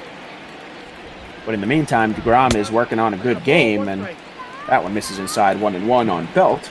I'll tell you what, Matthias. I'm going to tell you this right now. As someone who's watched baseball since late 05 and late 06, I am so looking forward to the season starting. I know that we're not going to have fans in the stands for probably the entire year, and it's totally understandable, but I'm so looking forward to seeing players back out there on the field and doing it in a healthy way. I'm really glad that both sides got their they put aside their differences, they got to an agreement, and now we can get back to enjoying the sport that we love so much.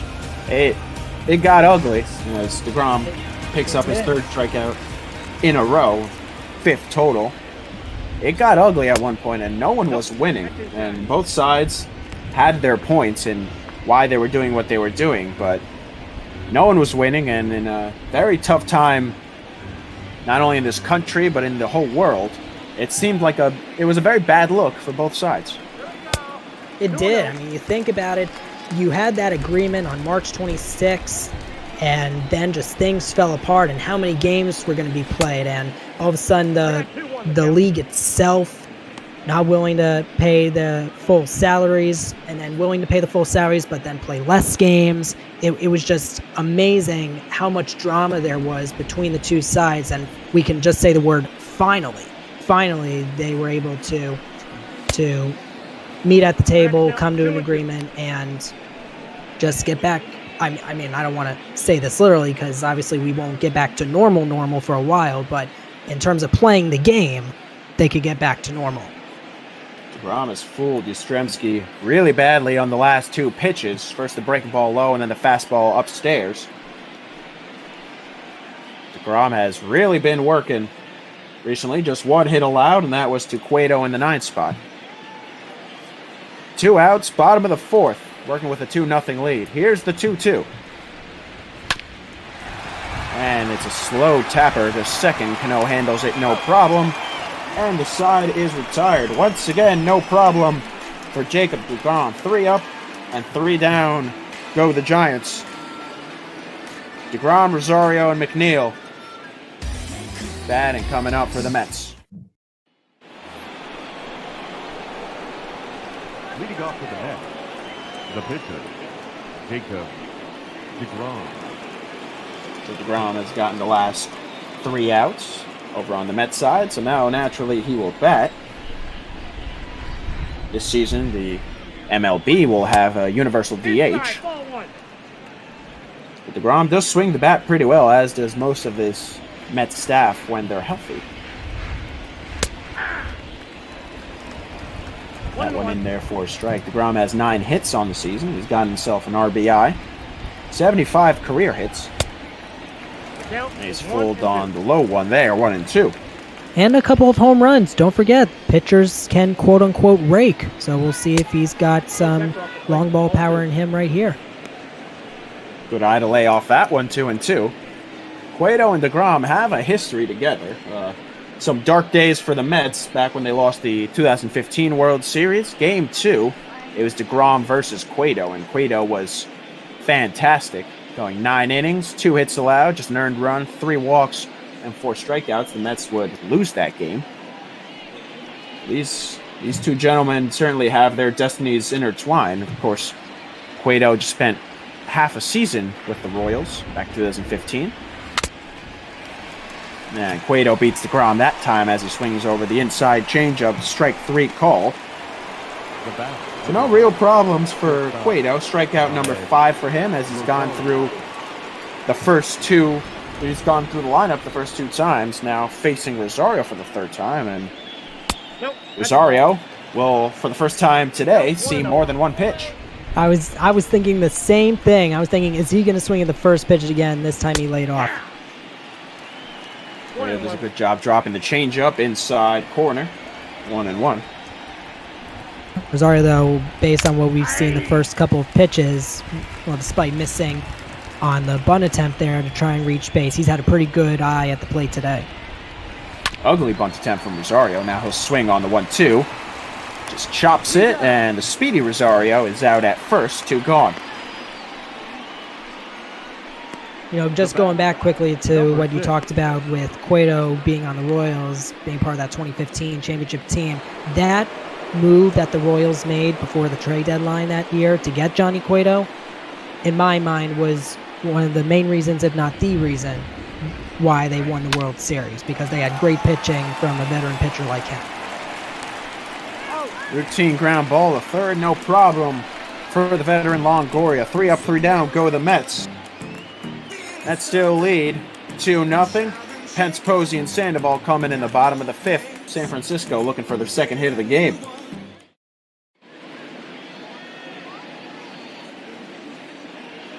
T.S. Wallman joined by Matt Price on ML Bopple on this hashtag Throwback Thursday. Don't forget Heidi Watney, our wonderful sideline reporter. I watched Heidi Watney on MLB Network, and let me tell you, she does, and I mean this when I say this, she does a great job. You know, not just with quick pitch, but the work she does on the sidelines, on MLB The Show.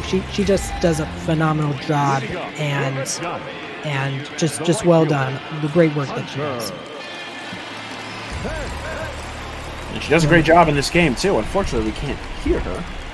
But she's one of the most respected talents right now in the MLB broadcast business.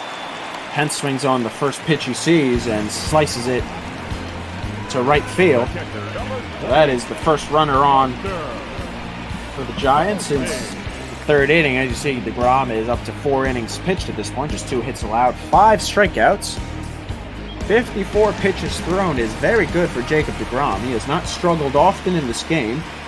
Uncharacteristically did against Cueto. And he would love a very good outing here as he pumps the fastball by Posey. 0-1. Blew one past him, 99 miles per hour on the radar gun. Beautiful fastball right down Broadway. Posey flew out his first time up. Long-time Giant, Buster Posey. 3-time World Series champion. 4 Silver Slugger awards. career 302 hitter. One of the best, if not the best catcher of our generation. As deGrom sneaks the changeup in there. 1-2. I'll tell you what, if he continues to have a great career, in my mind, he's definitely going to the Hall of Fame, Buster Posey. He's done everything the Giants have asked for since his young days in the MLB. Well, he's certainly made his case thus far. This one is foul. It'll be interesting to see what the Giants do when his contract reaches the team option part of it in 2022. Of course, signed a huge 9-year, $167 million deal. Many years back, as Posey does not chase on the outside slider. 2-2, runner on first. And he gets him to swing on that one. Strike 3 called. deGrom's got strikeout number 6. Now batting. One gone. Another fastball blown right by Posey, right around the elbow area, a little bit higher than the pitch that was thrown to Alonso, in which Alonso matched the 2-run homer in the third. But deGrom got it right where he needed to be. Great communication with his catcher Ramos. One away in the 5th. Boy, he's just fooling batters with these fastballs right now. Sandoval frozen on the 98-mile-an-hour fastball. The four-seamer has worked. It's got a little dropping action today as Sandoval now puts a good hit into this one. And diving out and right, can't come up with it is Conforto. So he'll reach first safely. That ball is absolutely ripped, and Conforto, that would have been a heck of a play, but not to mention he saved an extra base hit. That ball is going to go right by him. Pence has very good speed. Has a number of triples this season, but the Giants have their best opportunity in this game with a runner on first and second and just one out.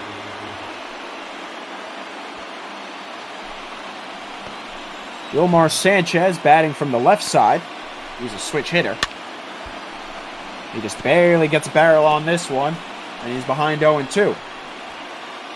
Sanchez, despite the lefty-righty matchup that we're seeing right now, not doing so well with runners in scoring position, batting a 192 as we see action in the Giants bullpen. Go ahead, Matthias. Yep, Sean Anderson going in that bullpen for the Giants, which has not been very good this season, and that is because Cueto is next up.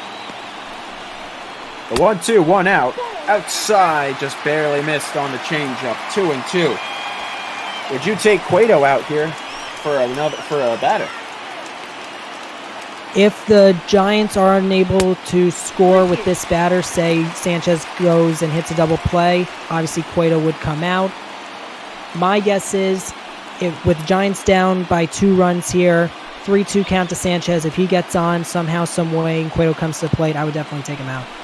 3-2. Just outside. Ball 4, and deGrom has loaded him up.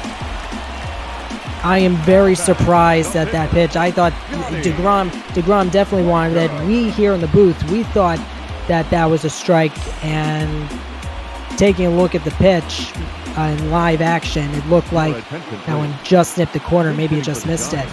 But look who's coming to the plate. It looks like we are going to have a pinch hitter for Cueto, and it's a former Met, a familiar face. So Cueto's day will be done, and he pitched very well. 5 innings, 5 hits allowed, 2 runs on 1 swing from Alonso, and 5 strikeouts. But Wilmer Flores, the former Met, swings on the first pitch, strike 1. Of course, Wilmer Flores, beloved back in New York for his time there. He spent 6 seasons with them. And he takes low, 1-1. Never forget when the Mets went on their run in 2015 to an NL pennant. The run that really started it all was the no trade between him and Carlos Gomez at the time when Gomez was with the Brewers. Flores stayed with the Mets, hit that home run against Washington, and then the Mets just took it from there. That one foul, 2-2. Surprising that they took out Cueto. I understand the opportunity with 1 gone. The 2-2. And he hits one over to third. Double play opportunity. Over to second, to first. Double play. The pinch hitter does not work out. Mets work into a 5-4-3 double play, and the inning is over. The Giants strand with the bases loaded. At the end of 5, The Mets lead 2-0.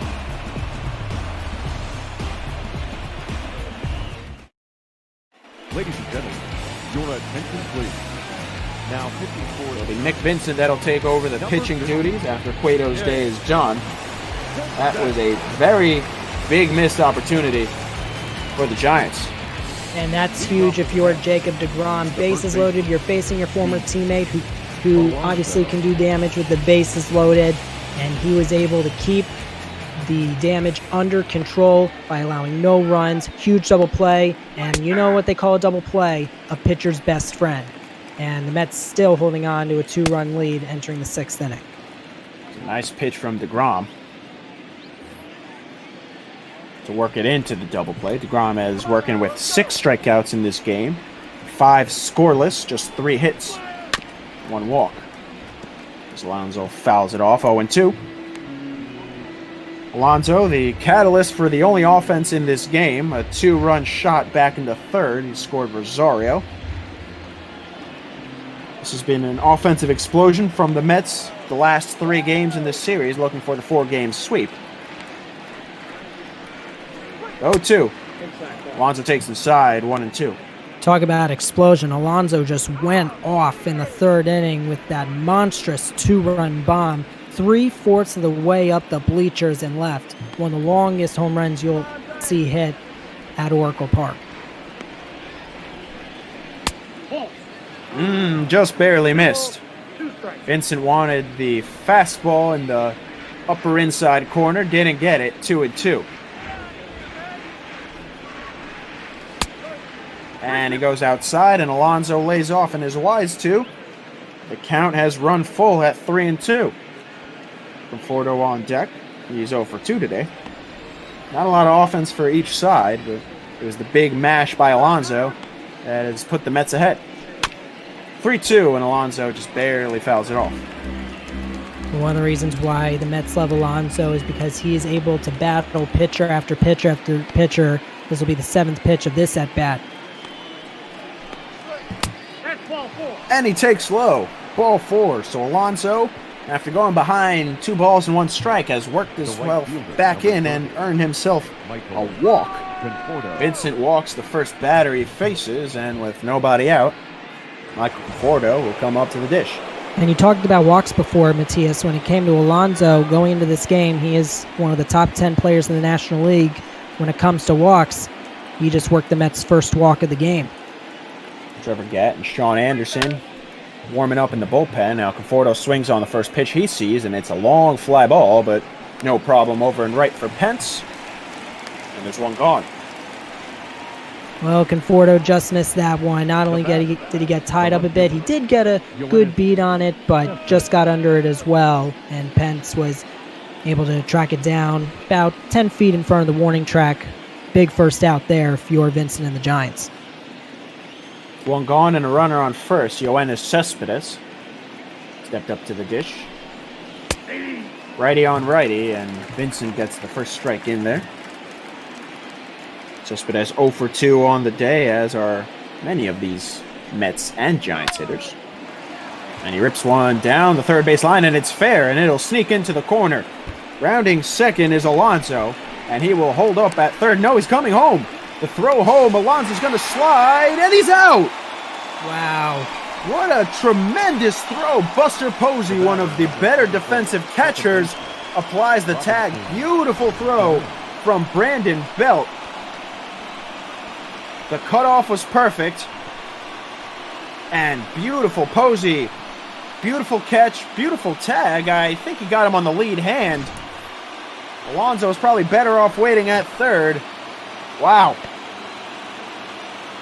I'll tell you what, Matias. First of all, when it comes to Cespedes, he's glad he got that hit.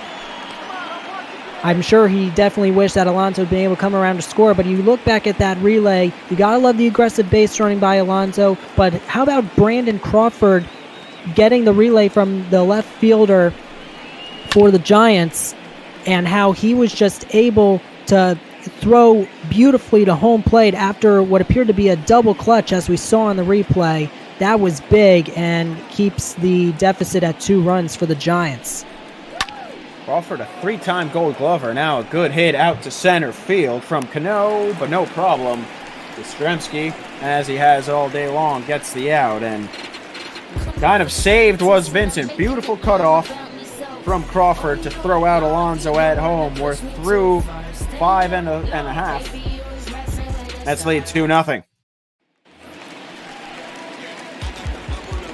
I'm just still in disbelief. I'm not sure why Alonso went around. He had the opportunity, but he does not have good speed. And with Cano and Ramos, who have been hitting pretty well, each have a hit today, I would have expected him to stay. Speaking of staying, deGrom comes back out and gets the first pitch in there for a strike. I'm a little surprised myself. At the same time, I understand why he rounded third, because by the time Brandon Belt got the ball out there in the left field corner, Alonso was almost coming around third base, and by the time Crawford got the ball on the relay throw, Alonso was halfway home. So I like the base running. At the same time, I'm sort of questioning that too, but nevertheless, tough break for the New York Mets. Maybe no need to be ultra aggressive if you have a 2-0 lead, as the pitch misses outside 3-1. And with your reigning Cy Young Award winner on the mound, and it's still just a two-run lead. And deGrom has been dealing as he throws another ball, however, and walks his second batter of the game. So deGrom starting to not fall apart, but has thrown 2 walks in as many innings and has seemingly lost a little bit of that control. And there's someone coming up who he has bested a few times already in this game. It's Evan Longoria, 0 for 2 with a couple of strikeouts. But he misses on the first 2 pitches, and it's 2-0, and maybe you start thinking about warming someone up in the bullpen.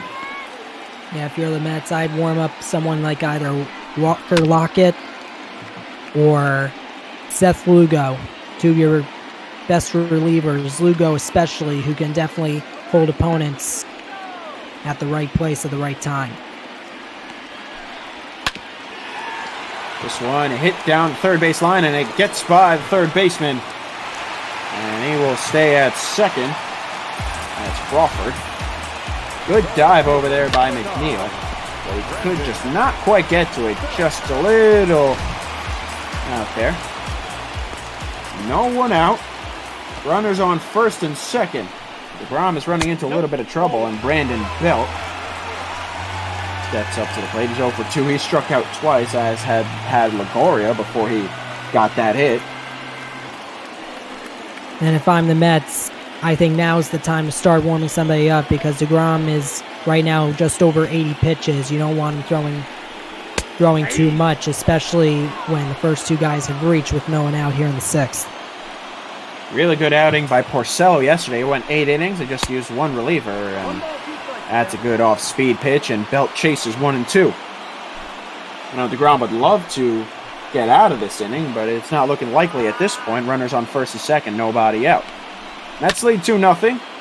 This one hit down the third base line. The tag at third, the throw over to first, the stretch, and that's out number 2. A very unconventional double play. For some reason, McNeil doesn't just step on the bag, waits for the tag. The throw over to first is a little errant, but the big frame of Pete Alonso helps, and you've got a weird but effective double play.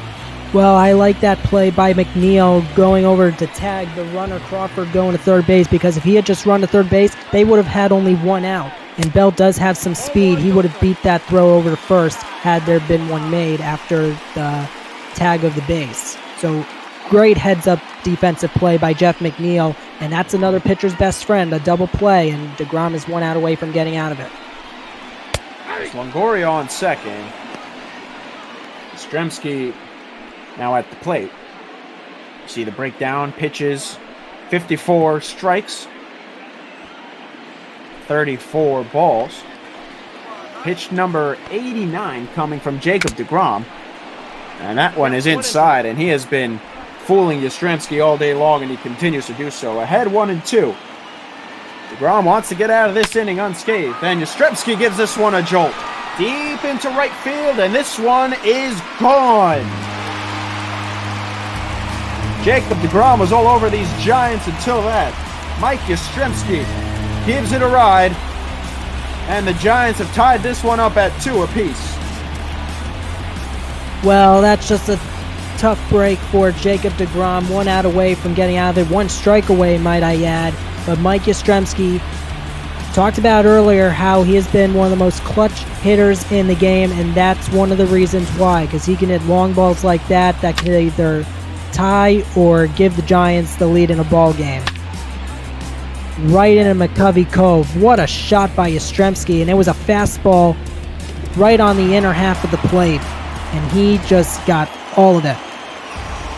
deGrom will stay out there and maybe will face Hunter Pence and maybe try to get out of this inning. I am surprised there is no one warming up still in the bullpen. We haven't gotten the graphic as he hits the fastball inside 0-1.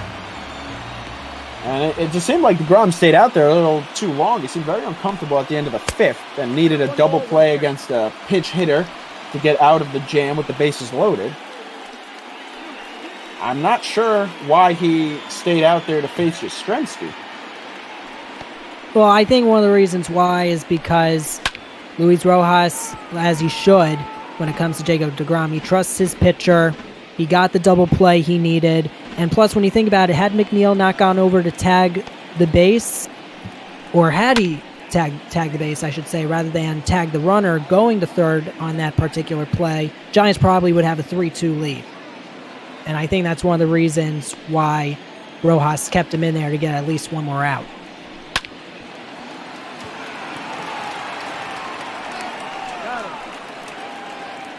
We see a throw over to first on the play by Cano, and that ends the inning. Mike Yastrzemski, 2-run shot. We go to the 6th. By him. We go to the 6th on MLB Bot Ball.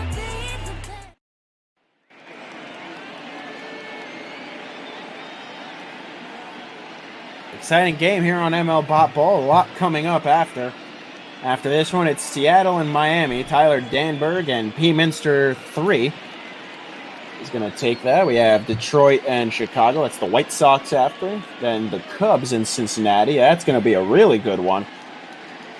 Battle out there in the NL, and Philly and Atlanta for an NL East battle.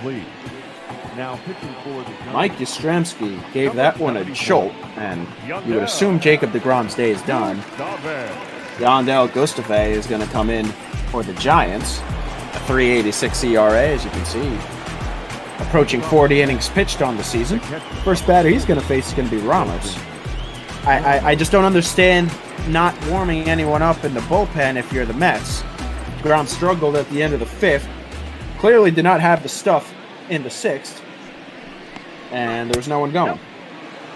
I think it had to do with pitch count. Sometimes when you have a low pitch count, you still have a lead, not to mention that you haven't given up any runs yet. I can understand why the Mets didn't have anyone warming up at that point. Well, no one was warming up. We'll wait to see if Jacob deGrom is going to go back out there. That's ball 2. That one misses low, 2-0. Again, the Mets have a pretty fresh bullpen. No one went besides CHC CIN yesterday. Just went 1 inning. Porcello had himself a gem. 8 innings pitched, 5 hits allowed. He also helped himself at the dish. He hit himself a home run, 3 RBIs, went 2 for 2. Rick Porcello going deep. Weird things happen. Who knows Pitchers on who ML rake. Ball?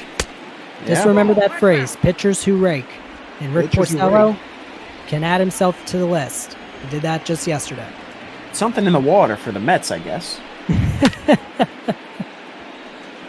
Ramos rips one down the left slide, and that one is foul. So the count moves even at 3-2. He's 1 for 2 on the day. He had a single back in the 2nd, grounded out in the 4th. Here's the pitch, and now it gives this one a jolt into left, then it'll fall. No, it won't! What a catch. Lays out. He's got a smile on his face. He's got a smile on his face, Matias, and who could blame him? That would have been at least a single for Ramos. My goodness. Brandon Belt lays out and goes granny style for the first out of the inning.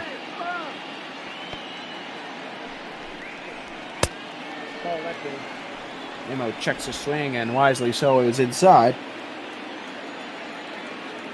Brandon Belt has had himself a heck of a game. This one grounded over to short, no problem for the second out. Brandon Belt had that beautiful throw into Crawford to get Alonso out back in the sixth. And that had allowed the Giants to tie it up the next half inning. For New York, number 12, Eduardo Nunez.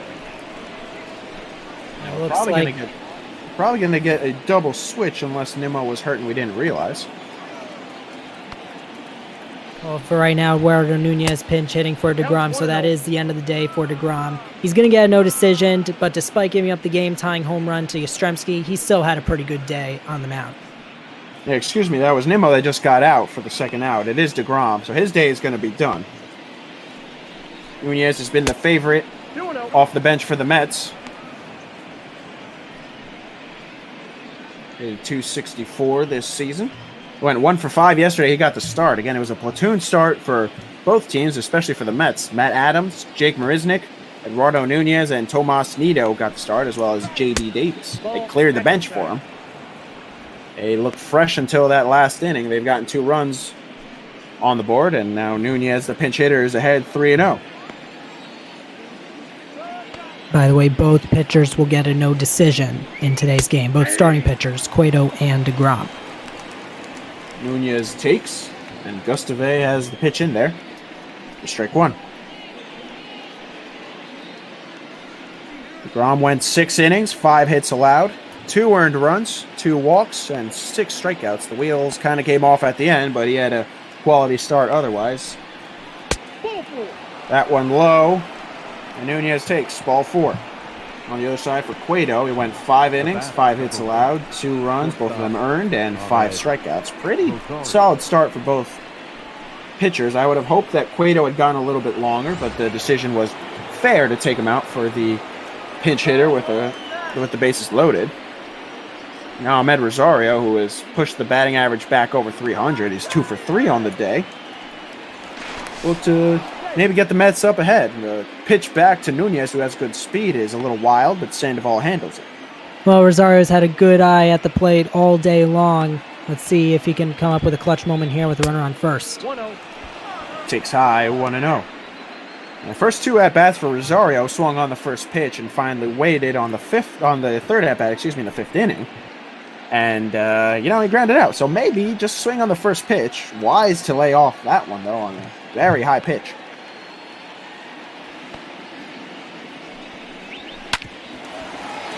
Now he lines one up the middle, and good play, and the flip over to second in time. Sanchez, nice play to flip it over to Crawford. And we're done with the top half of the 7th. It's stretch time in San Francisco. We've got a tie game as we move to the bottom of the 7th. Ladies and gentlemen, your attention please. And that is going to be it for deGrom, as we mentioned. Nunez came into pinch hit. Edwin Diaz coming in. See his numbers really good against lefties. A 2.95 ERA. It's substantially better than it was last season. Diaz had himself an ugly 2019. You never want to get booed in your own stadium, and that happened quite often with him. Absolutely. It's the worst feeling in the world, especially when you're in front of your home crowd. The first out he's got to get is against the talented Buster Posey, who takes the first pitch in there for a strike.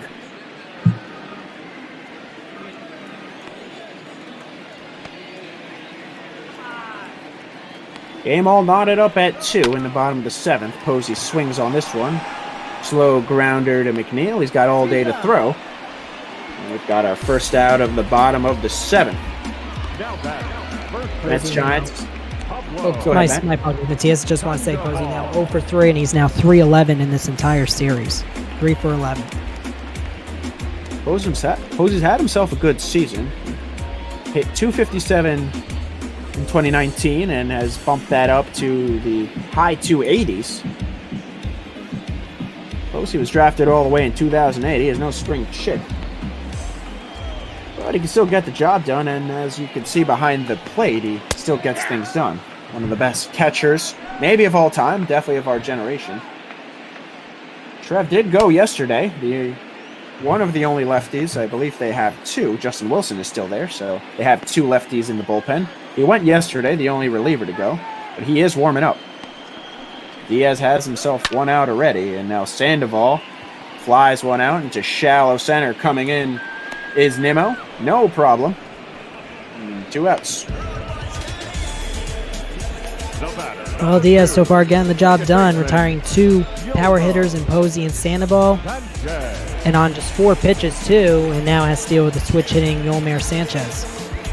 Sanchez is going to go from the left side. He's batted from the left all 3 times today. Diaz is better against lefties, but who knows? He's pitched very well against Posey and Sandoval, both righties. First pitch is high. Absolutely, that's the funny thing about baseball. You never know in every single game. Second one misses as well, 2-0. This is the third time through the order. DeGrom didn't make it there. This one is flown out. Coming over is Cespedes, no problem. So Diaz comes in his first inning of work. He gets the Giants to go 1, 2, 3. 2, 3, and 4 hitters coming for the Mets. Looking to come back on top. And we have a double switch, so I will stop talking for a second to hear what's happening. Your attention, please. These changes for San Francisco. Now pitching and batting in the 8th spot, number 97, Harlan Garcia. Now looks like the new pitcher is going to be Jarlin Garcia. No double switch. Looks like it's just a pitching change at the beginning of the inning.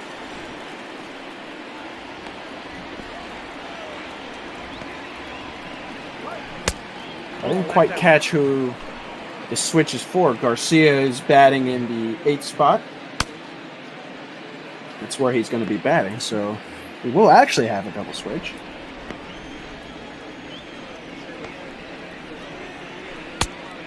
McNeil, interesting looking check swing. He went around before he decided he didn't want to swing anymore. It doesn't matter, 1-1.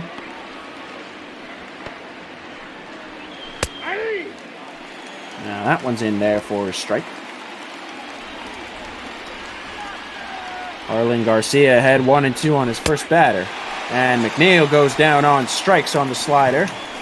First one for Garcia. Now he's got to face Pete Alonso. I don't believe it's a double switch, Matthias, if we take a look at the McNeil strikeout, because we have not seen Wilmer Flores back in the game since he pinch hit for Cueto back in the 5th inning. So as of right now, the pitcher spot is still the number 9 hole. But we shall see. 31,000 in attendance. And they got to see a monstrous home run from this Pete Alonso back in the 3rd inning. That's been the only offense for the Mets.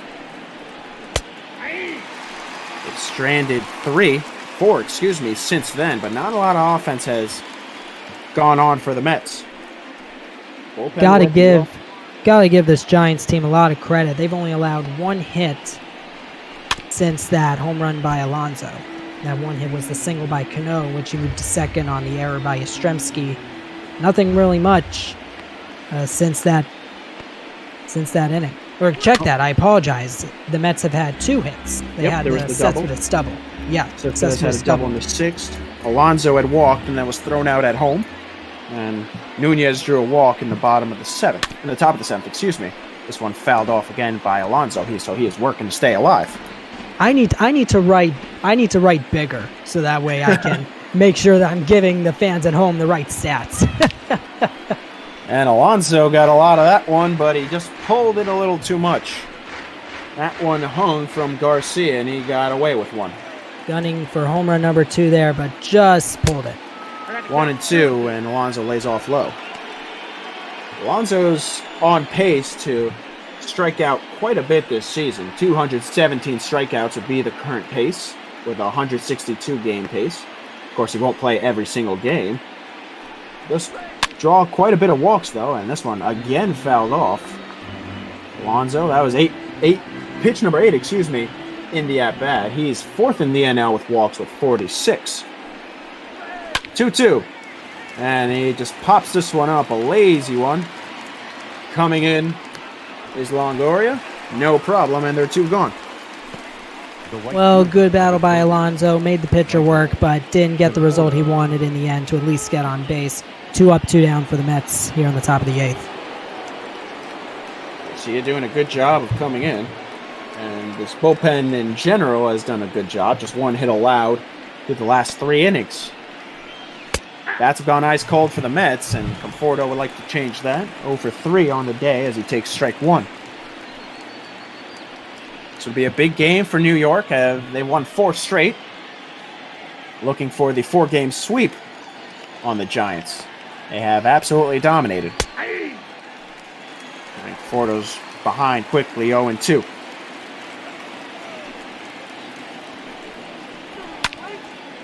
This one is popped up, but it is sent deep into left field. Going back at the wall is Belt, and it's out of here!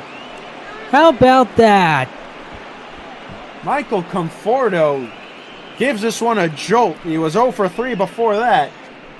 Home run number 18 gives the Mets a late 3-2 lead. Well, Michael Conforto, no matter who he faces, he can hit it the other way, and there's a good example right there. It was a fastball on the outer part of the plate. Great extension by Conforto. You know, going into this game, Matias, and I said it earlier, 3 home runs in his last 10 games, make it 4 in his last 11. Beautiful swing. Slider got too much of the plate. Started inside and just kept creeping over. That one almost hitting the Coca-Cola sign. Good jolt by Conforto. The Mets have only got an offense this game from home runs, but it has been enough. 3-2 lead now in the top of the 8th. So now what do you do with Edwin Diaz? Do you keep him out there and then maybe have him eat the 8th inning?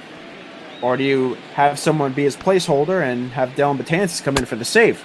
If I am the Mets, I would either put Diaz back out there or at least let him start the inning and then bring on someone like either Lugo or Brock.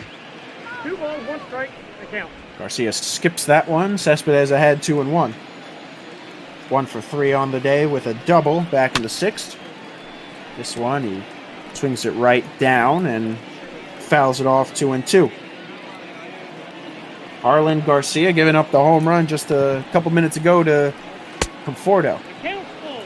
That one misses outside, 3-2. 2 gone. Mets have a 3-2 lead here in Oracle Park. An exciting game so far.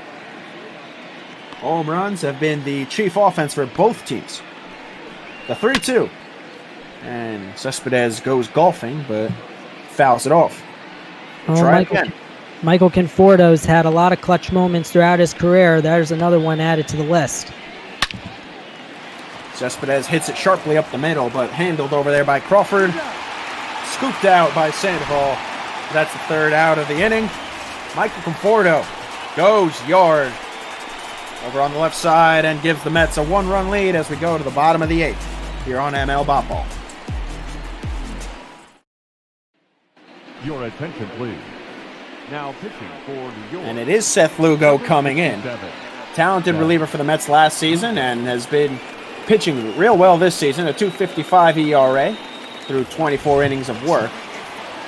ERA creeping up near 300 against righties. The second baseman, Mauricio Dubon. Mauricio Dubon will bat in the 9th spot, so there was a double switch. Garcia, the pitcher, they put him in the 8th spot because he was the last out in the 7th inning. So Dubon will be the leadoff hitter here in the bottom of the 8th. And he swings on the second pitch, but fouls it off the 3rd baseline. Dubon batting .217 on the season. He went 0 for 4 yesterday. He got the start.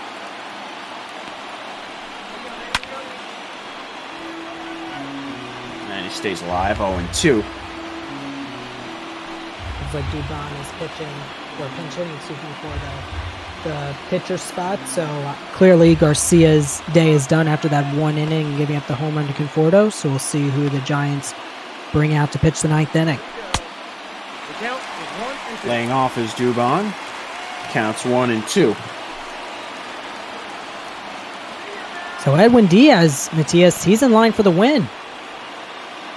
Yes, he is. Something we didn't say that often last season. And Lugo goes with the breaking ball outside. Dubon lays off. Count even at 2-2. And last season, Diaz rarely came out that early in a game. 7th inning. How about that?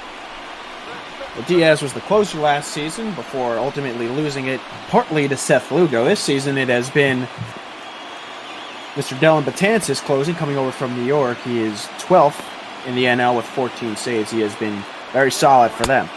2-2, swung on and missed. Strike 3 called. Lugo's got out number 1 of the inning.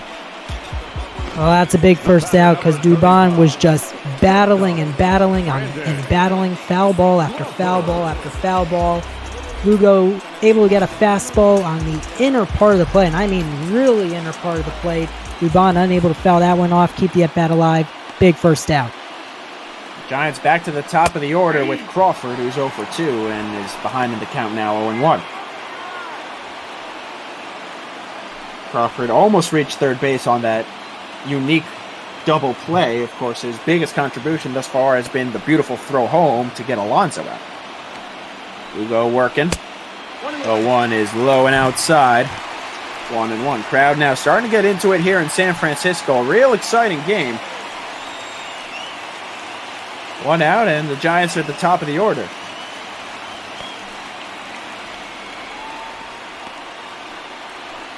That's ball 2. Lugo misses inside. 2-1. Yeah, 2 balls, 1 strike.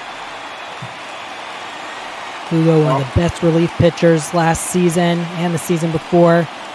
Continuing to have some great numbers here. Slow roller. Cano comes over. And the flip to Alonso, no problem. 2 up, 2 down.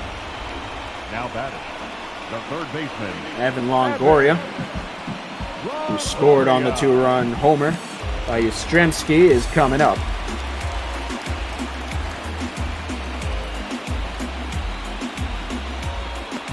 Longoria is top 10 amongst active players in home runs, doubles, at-bats, and WAR. This one rolled over to short. Rosario on the run. Nice throw over to first.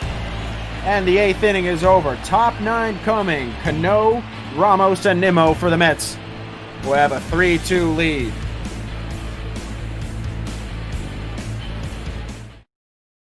ladies and gentlemen, your attention please.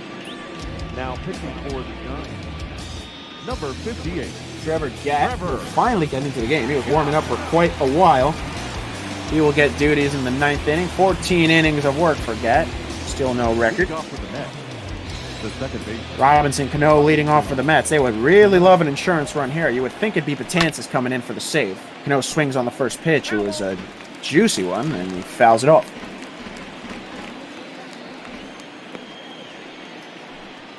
Mets fans traveling pretty well. You can see a lot of blue behind home plate, and pretty nice roar here in San Francisco after the go-ahead home run as of right now for Conforto. Like you mentioned, Matt, Edwin Diaz would be in line for the win.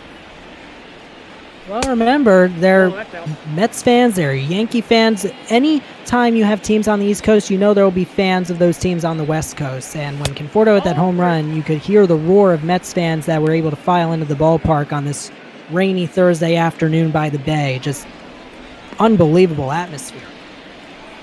Cano working well in his first at-bat, but he swings over the fastball high, 3-2.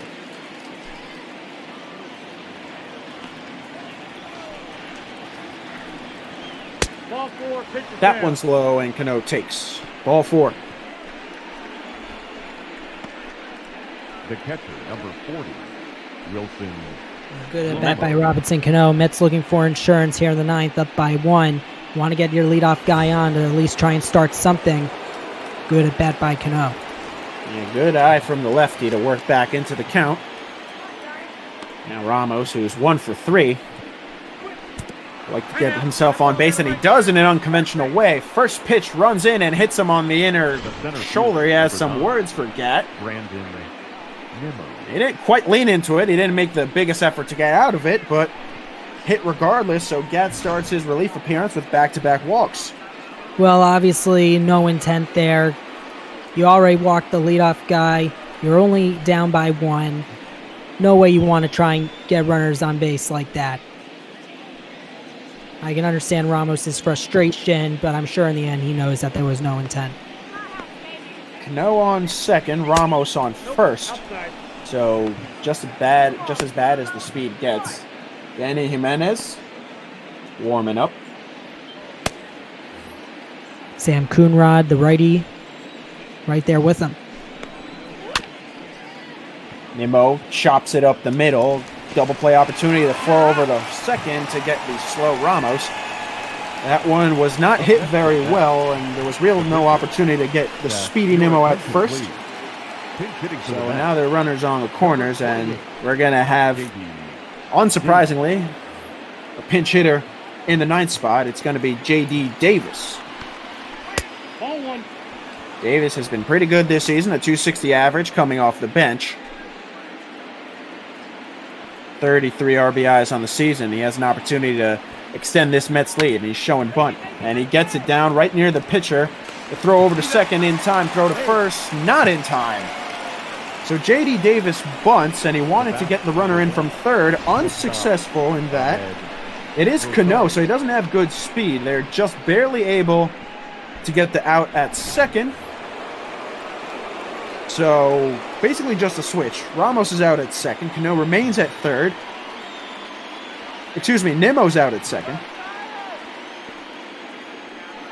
Ramos had already gotten out, and now it's J.D. Davis on first base for Ahmed Rosario. He grounded out his last 2 times, but is still a 2 for 4 on the day with a double and a single. Davis reaches first on the fielder's choice. Just a quick, so now we do have a double switch very quickly, Matias, as Rosario fouls it off. So now Dubon, who pinch hit for the pitcher spot in the last inning, he is now at second. So the pitcher spot is now in the 8th spot where Sanchez was. So there's your double switch. And strike 3 called on Rosario. He is caught looking. 2 runners left on for the Mets. It's bottom of the 9th time. Mets with a 1-run lead. 3, 4, and 5 hitters coming for the Giants.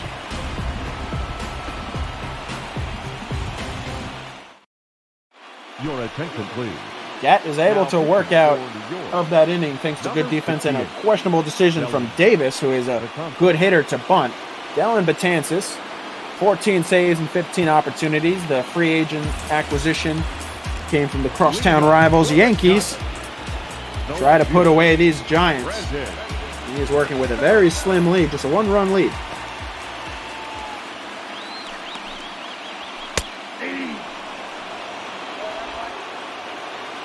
And this is a very tough spot for Betances. He's facing the heart of the order. Belt, Yastrzemski, 2 lefties. Obviously, Yastrzemski with the game-tying 2-run homer in the 6th off deGrom. And then you've got the veteran Hunter Pence right after him.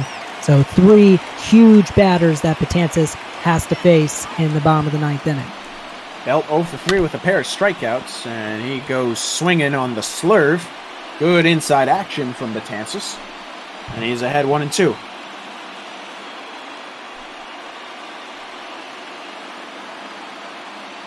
Crowd getting on its feet.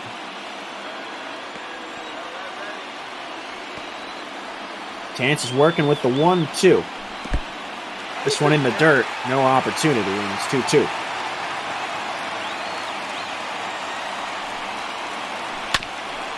Now Belt hits it slowly over to Rosario. Rosario gobbles it up, no problem. Throw over to first. Giants have 2 outs left in this game. Well, that's a big first out. You got the hard-hitting lefty Belt to ground out to lead off this inning, but now you got to face the guy who's been the main offense of the day for the Giants, guy who hit the 2-run homer into McCovey Cove, the youngster Mike Yastrzemski. Really the only offense for the Giants. 0-1's the count. Swings on the first pitch, strike 1. Yastrzemski looked pretty off balance against deGrom the first 2 times up. deGrom was getting him on the off-speed pitches inside and low, and then he got the better of him in the 6th with the 2-out bomb, 2-run homer. evened it up, and then Michael Conforto came in the 8th inning and said, "Well, you can do, I can do better," and went yard.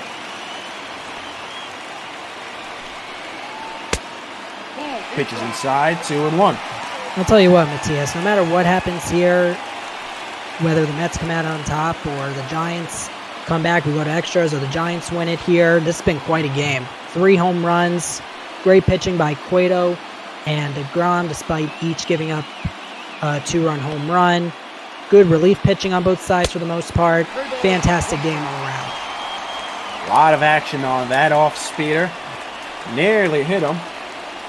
Yastrzemski's ahead, 3-1. Exciting game here on ML Bop Ball on Throwback Thursday. Matias Wallman joined by Matt Price. 3-1. In there for a strike 3-2, excuse me. And that was a big pitch by Betances. He knew he had to throw a strike. He threw it right down the middle, and luckily for Betances, Yastrzemski didn't hit it. And he hits this one and gets a good charge into it, but Nimmo will just walk over and get the out. And now Pence is the last opportunity for San Francisco. That's a big second out, too. You got the hitters you wanted in terms of the lefties, but now you got to face a veteran who has come up clutch in times where you don't expect it, Hunter Pence. And with a guy who has a lot of speed, you want to make sure that he does not hit one in the gap, because if he hits one in the gap, he still has enough speed to make it to third base, especially in this ballpark. Yeah, Pence has 4 triples this season. He's 3rd in the NL. 4 for 5 on stolen base attempts, too, so he can snatch a bag. 36 years old. He's still hitting real well. This one in the dirt, no chance, 2-0. You got to be careful of your Betances. You're behind the count, 2-0. Even if Pence reaches first base, you don't want him on, period. Pence versus Betances. Pence now hits one over short. This should do it. Rosario, throw to first in time, and the ball game is over. The Mets win it thanks to Michael Conforto's go-ahead solo shot in the 8th inning. That completes the 4-game sweep. And for all my Mets fans, put it in the books. You combined your Gary Cohen and Howie Rose. I like it. I like it. I had to pay homage to my legends. Mets win their 5th in a row. And that makes them 7-3 in their last 10 contests. The Giants, 4 straight losses. Diaz picks up the win. Betances the save. Garcia the loss. Well, just a very impressive showing by the New York Mets overall in this series, coming into San Francisco in a place that's really hard to play in if you're not the Giants, and the Mets able to make a statement. Now 9 games under 500. They still obviously have a lot of ground to make up. 16 games back of the Nationals, last place in the NL East, but you know, the run that the Mets are on right now, winning 7 of their last 11, including the last 5, 4 here in San Francisco. Great job this week by the New York Mets. We'll get you started with these highlights. Top third, Alonso went yard, 445 feet. Gave the Mets a 2-run lead, and that was really most of the offense we saw in the game. And you see Cespedes hitting that double, and this is probably the best play for the Giants besides that 2-run homer. This one beautifully hit towards the corner. Brandon Belt has won a couple of Gold Gloves in his career for a reason. This one to throw over, cut off from Crawford, and a beautiful tag by Hunter Pence. That needed to be a perfect throw, and it was. And that one of the reasons why the Giants, despite where they're in right now in terms of the standings, still have great defensive performances, and that play right there was one of the reasons why. And then Yastrzemski said, I could one-up you. 2-run shot after getting fooled in his first 2 at-bats. And maybe deGrom stayed in a little too long. And this one, another one by Brandon Belt, who is going to have to ice up. He had himself a heck of a game. Goes granny underhand to make the diving catch on Ramos. That was to keep the Mets at bay. The bullpen pitched really well for the Giants, but then Michael Conforto finally broke through the long shot on the fly ball. 389 feet over to left gave the Mets a 3-2 lead, and they would not give that one up. Good performance by Diaz and Lugo in the bullpen. Rosario had an opportunity with runners on first and third in the bottom of the ninth a couple of times. They did. Nothing doing, and then the last play, Rosario. Easy throw out over to Alonso. And that was the ball game, ladies and gentlemen. Mets win their 5th straight, and they move to 36-45 on the season. Giants lose their 4th straight, and they've dropped down to 33-48 as you see the box scores. A couple of nice performances. Pete Alonso was your player of the game, a 1-for-3 night for him, the 2-run shot like we saw, and then a walk back in the 6th. Just the final line score for the Mets: 3 runs, 7 hits, no errors. They left 7. And for the Giants, 2 runs, 5 hits, 1 error. They left 3. But overall, just good pitching performance by both teams for the most part. 3 home runs was the only offense in this game, but it was the second home run for the Mets that was able to get the job done and complete the sweep. Ball game over. Mets win. Break out the brooms.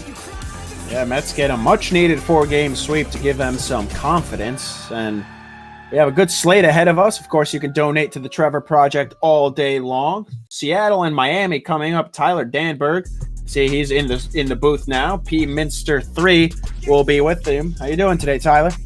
Doing good, Matthias. Doing good, Matt. Great call on a great game, and hopefully we'll get something in this series finale in which the Marlins are looking for a sweep after just an incredible 19-6 victory last night. 19-6, did you just say? Yes, 19-6. Believe it or not, the Marlins compelled their bats in a platoon start as well. John Birdie had 2 home runs. Matt Kemp provided 1 as well. And the power was even coming from the bench. I'll tell you what, Tyler. I'll tell you what, just very quickly, for a Marlins team that's 4th in the NL East, they're still making some noise around the National League, wouldn't you say? Yeah, they're still in a chase, Matt, for the wild card, believe it or not, and they're in a very hectic NL East. They're still making a name for themselves, and I think one of the main acquisitions, Jonathan Villar, that has truly paid off. And you look at the team rankings right now, not bad in hits allowed. Not Jordan Yamamoto, we'll see him today on the bump. He's had a couple of good starts, and he's coming off a rough one in which he gave up a pair of runs in a bunch of runs in 4 innings, excuse me. But we'll have a great one, and thanks, guys, for a great call for Giants and Mets, and we are live from the Magic City. It's Cardinals and Marlins in the final game of a 3-game series.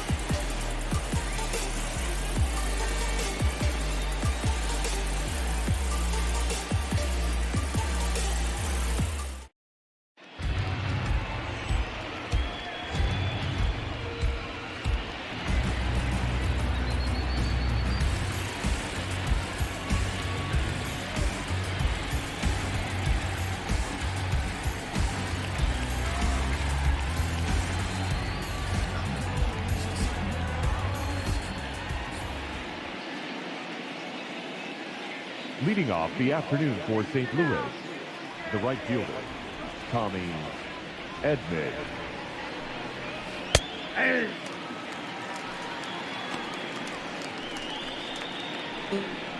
They are against the same team. Sorry for cutting out there, and it's an 0-1 count, and we're underway here from Marlins Park. We'll see Tommy Edman come up to the plate after a stellar rookie campaign last year. This guy can really do it all, and he fouls it off.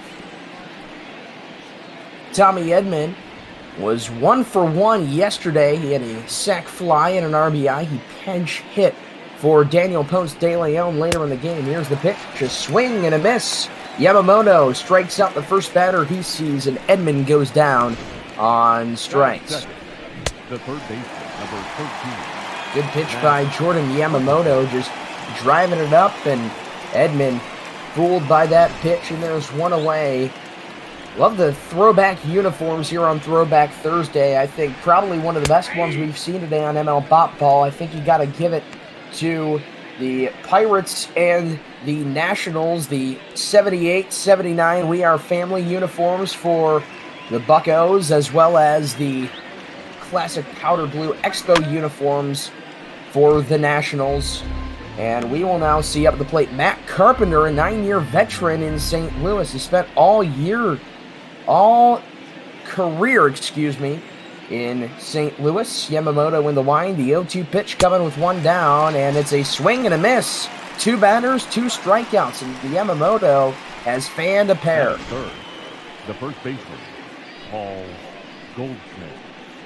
It's that great delivery from Jordan Yamamoto and fools Carpenter blowing it by him, and now there are 2 away for Paul Goldschmidt, the National League leader in on-base percentage and base on balls. He's got a 409 OBP as well as 55 drawn walks. Safe to say he's been very successful in this campaign, also batting .298. He takes a curveball up high for ball 1.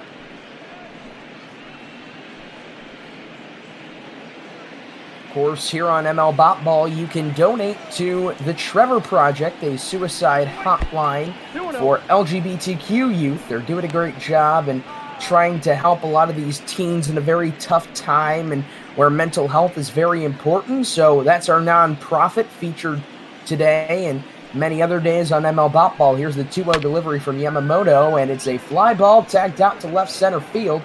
Going back is the center fielder, Harold Ramirez, and he makes the catch. So Jordan Yamamoto off to a hot start. Goes 1-2-3, no score from Miami.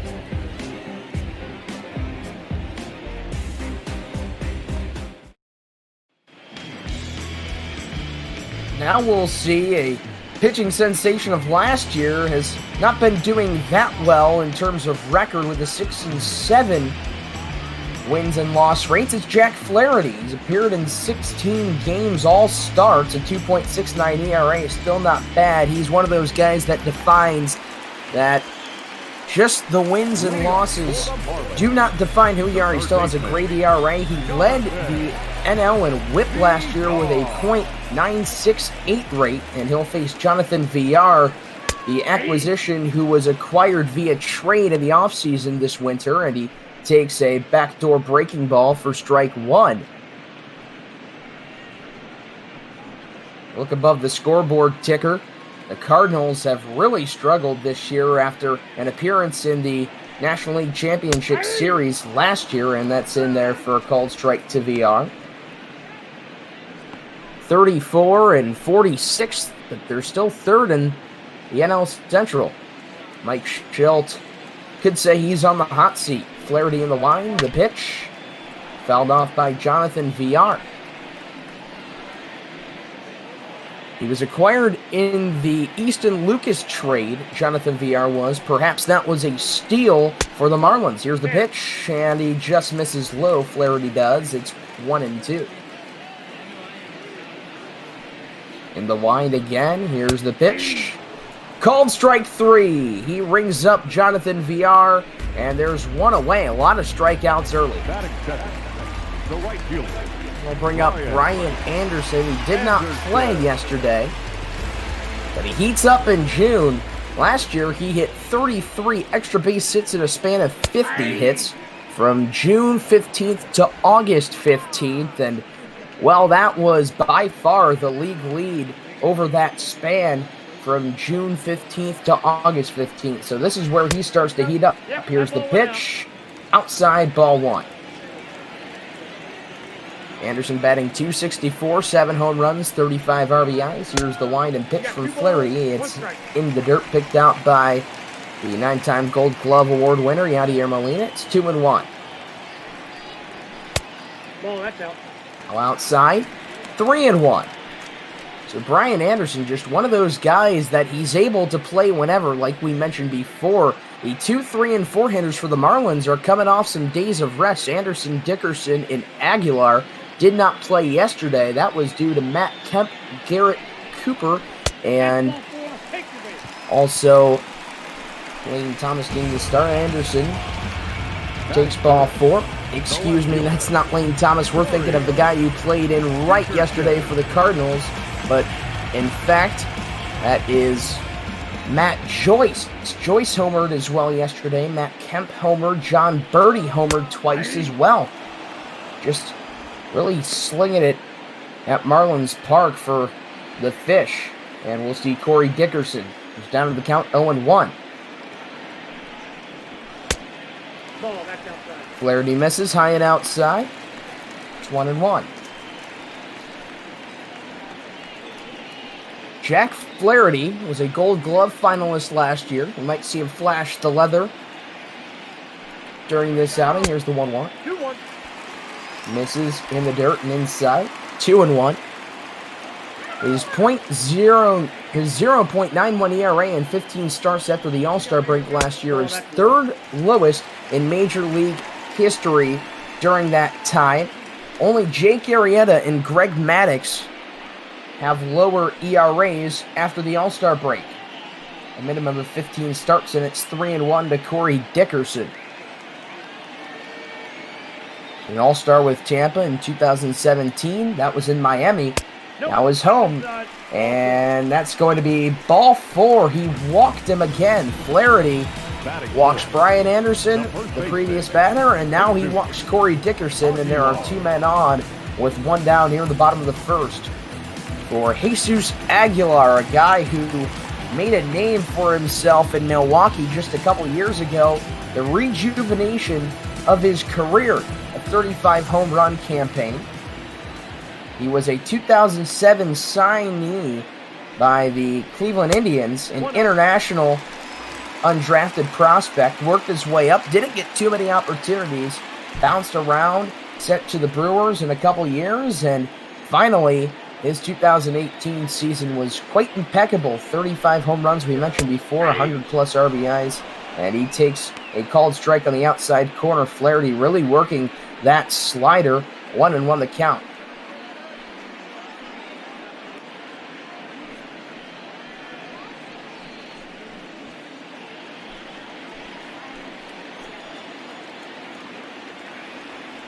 From the stretch, here comes his 1-1 delivery, and this time it's going to be a swinging strike on a knuckle curve.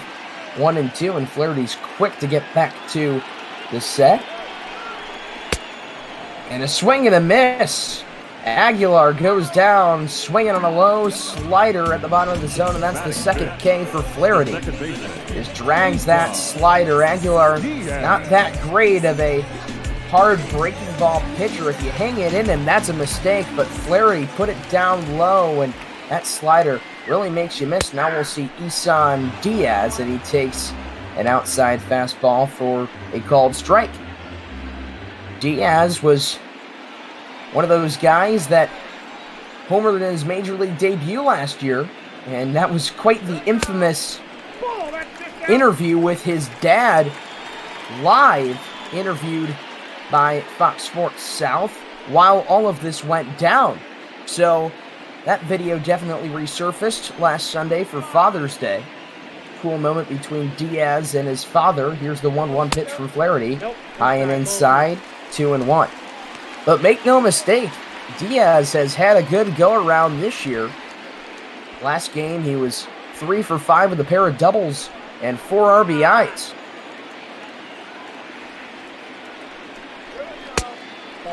And it's inside for ball 3. That's the third at-bat for Jack Flaherty, where he has thrown at least 3 balls. You see the 2 guys on first and second, and Anderson and Dickerson, they had walked. Both to Flaherty, worked the count very well. And here comes the 3-1 pitch from Jack Flaherty. This one is flown towards the line, left to the left field line, and is the catch made by Tyler O'Neill? Doesn't look like it. No, it just fell on the grass towards the track to the left of the foul line. Here comes the 3-2 pitch. This one is lined to the left field line, a fair ball into the corner. This should score Anderson. Dickerson's going to be waved around third, and he will score. It's a 2-run double for Isan Diaz, and he now has 6 RBIs in his past 2 games, and the Fish lead it 2-0. Jack Flaherty in a rough patch early walked Brian Anderson and Corey Dickerson. And the worst case scenario happened, at least one of them, as Diaz doubles down the left field line, and we'll see Harold Ramirez, guy who's cooled off in June after hitting .313 in May, went down a few points, 110 points from May to June, batting .203 in this current month. And you better hope that he's praying that the season ends soon. He grounds one to third. There to play it is Carpenter, throws across the diamond, inning over. But Isan Diaz takes advantage of Jack Flaherty, and Miami tacks on 2 runs. And we have reached 1 inning of play, still 8 to go, and the Marlins lead by a pair of runs. Leading off for the Cardinals. We'll lead off the inning with the 4, 5, and 6 hitters, Paul DeJong, Yadier Molina, and Tyler O'Neill. You can see on the left-hand side the batting lineups and the positioning. Jordan Yamamoto, after a easy first inning, it's the first big contact. It's a fly ball to left center field, but that's handled by Corey Dickerson, who came around to score from first in the previous bottom of the first inning, and DeJong, the 2019 NL All-Star, is retired. Now we'll see Yadier Molina, currently 10th in the National League All-Star voting. And he lays off at an off-speed pitch, shooting that slow four-seam fastball from Yamamoto. It's 1-0. No, that's low. Now he misses, goes 2-0. Molina in his 17th year in Seattle. He'll be 38 on July 13th. He's the second oldest player on the Cardinals roster, second to his battery mate Adam Wainwright, who will be 39 in just a couple of months. Wainwright was acquired from the Braves, traded for in 2003, and Molina came soon after. 2-2 the count. Yamamoto in the line. Here it comes. One grounded foul. The ball boy with some action. Nice bare hand play. See the better than last year when right around this time an Indians ball boy fielded a fair ball down the right field line, hit by Austin Meadows. That man is up here in the booth with us. Not one of my finest moments, but fun story to tell. Here comes the 3-2. This one is fouled away by Molina, his third foul ball hit during the at-bat. We'll do it again and a full count.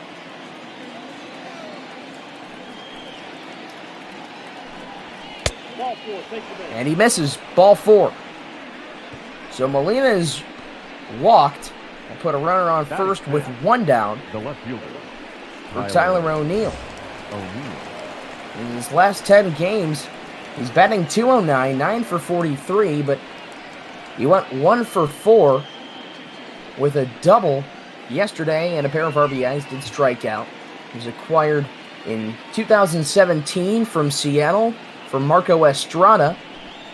Last year, he hit 5 home runs, 16 RBIs, in only 60 games, and he takes high ball 1.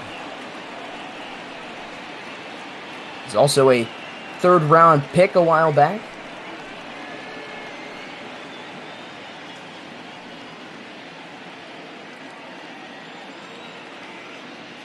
Colton Wong on deck, and he was 2 for 6 yesterday. The 1-0 pitch is a swinging strike on a cutter out over the plate. Now Yamamoto misses. In his last start, for Yamamoto versus the Giants, he went only 4 innings,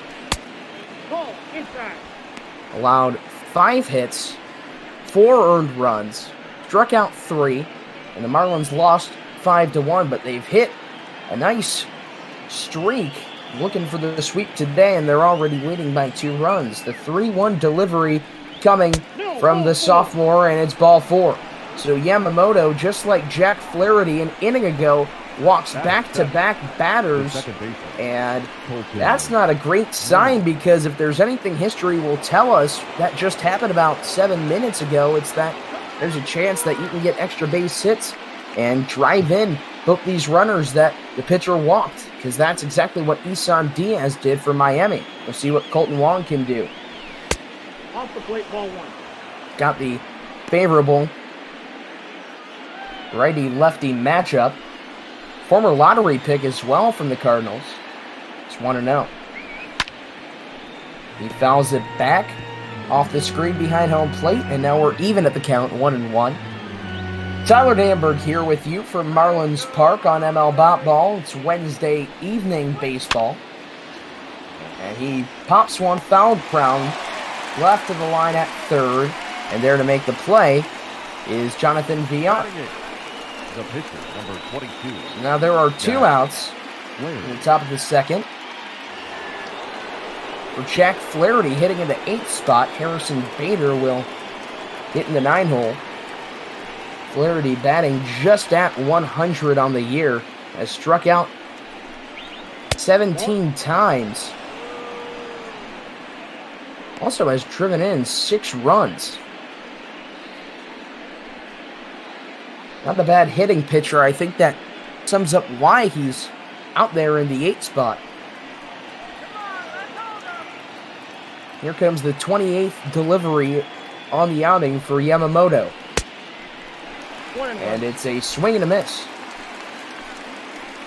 Blows the cutter by him. Man, that outside cutter has proved to be nasty for Jordan Yamamoto. Here comes the next payoff pitch and a swing and a miss. Flaherty down to the count, 1-2. That Wong pop-up, bad case scenario. Could have had bases loaded or runners on first and second. Bunt opportunity for Flaherty, but instead it's a swing and a miss. And Yamamoto walks 2 but strands both. And the Marlins still lead 2-0 midway through the second here on ML Bop Ball.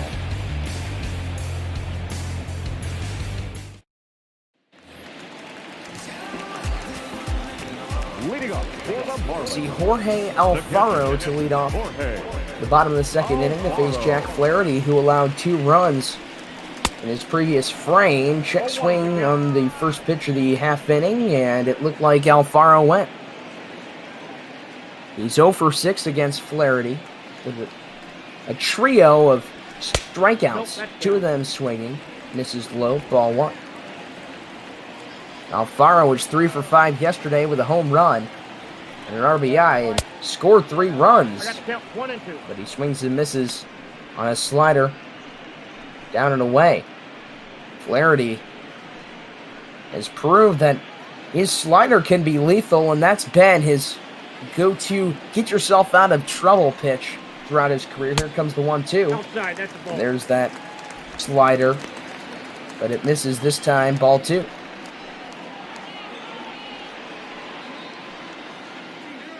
Two up in this inning. Jorge Alfaro, the 7th hitter, then 8 with Jazz Chisholm. And the 9 spot, Jordan Yamamoto. And it's now 3-2. Chisholm on deck. Get a good look of him there. One of the highly touted prospects acquired from Arizona about a year ago. Here comes the pitch. Swing and a miss in the dirt. Molina picks it with ease. Throws down to first. And Yamamoto will be in the hole, but he'll have to bat in this inning at least, no matter what. And Flaherty gets his strikeout to start off the inning. Now with 1 down, we'll see Jazz Chisholm. 0-1. Down the count, 0-1. He's acquired in 2019 from Arizona. He was the 2018 Diamondbacks Minor League Player of the Year. Nope, ball 1. He takes ball inside. 1-1. Fun fact of the day, Chisholm, his grandmother, played for the Bahamian national softball team until she was at the age of 60 and retired at the big 6-0. So I guess baseball runs in the blood for this Bahamian, and it's inside for a strike. 2-2.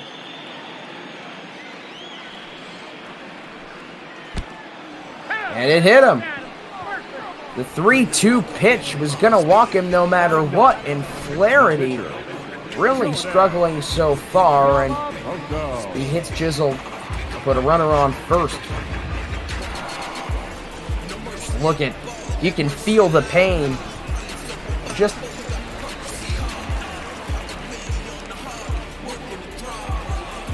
Jordan Yamamoto.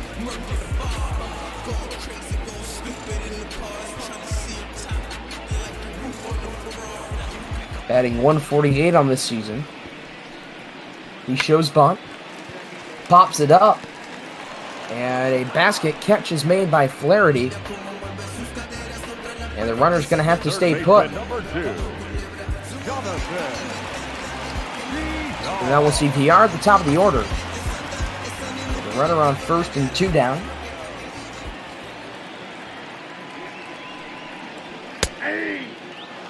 And he takes backdoor pitch high and outside for strike one. Runner goes. Here's the throw from Molina, and Chisholm is safe. Got a great jump. A speedy guy, and he'll nab another stolen, his first stolen base of the season here in his 14th game. He's got that speed, just hasn't had the opportunity.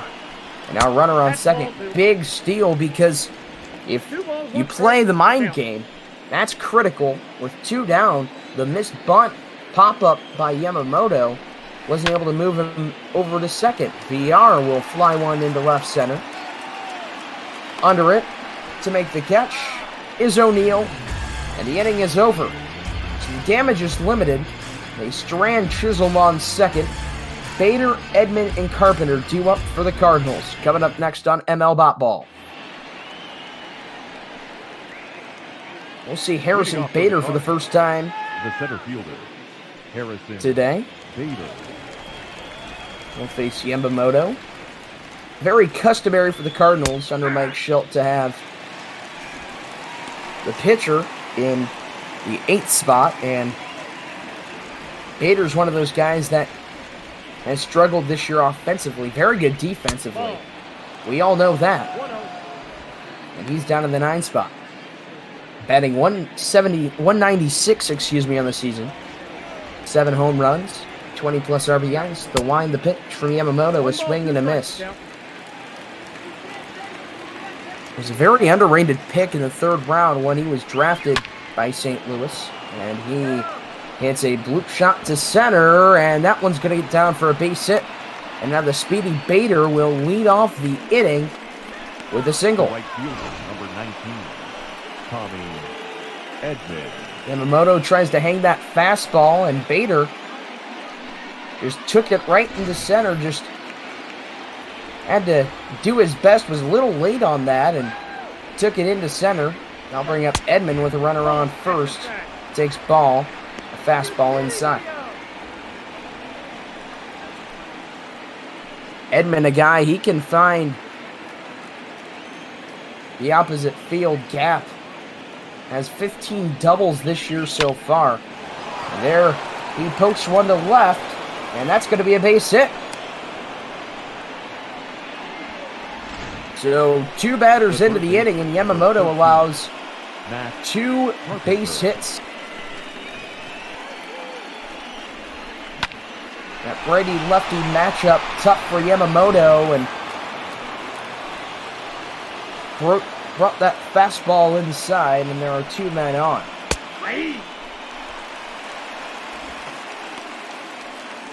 Matt Carpenter, who struck out in the 1st inning, he's 0 for 1, come up to the plate.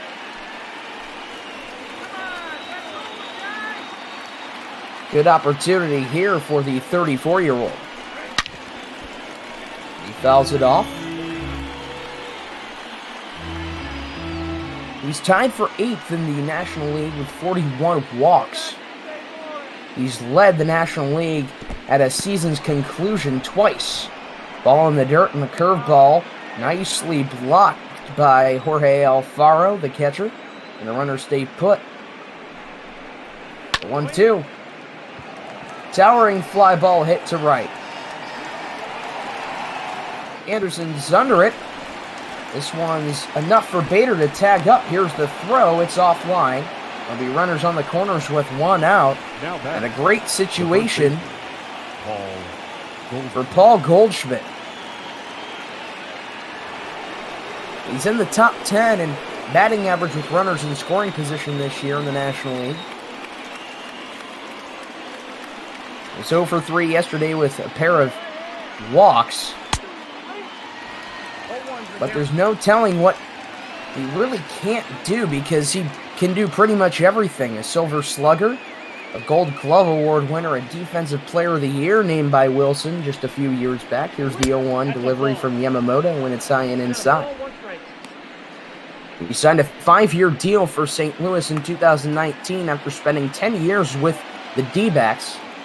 Has won 4 Silver Sluggers and 3 Gold Gloves on top of his 6 All-Star nods. We'll check back at first. Aguilar doesn't even want to tag. The run around first. Here's the pitch. Down low. 2-1. Yamamoto has struggled with that curveball. He's hasn't been able to pinpoint that pitch. The fastball has been working, but it's also been hit a few times. Here's the pitch. This one is laced down the left field line, but hooks foul.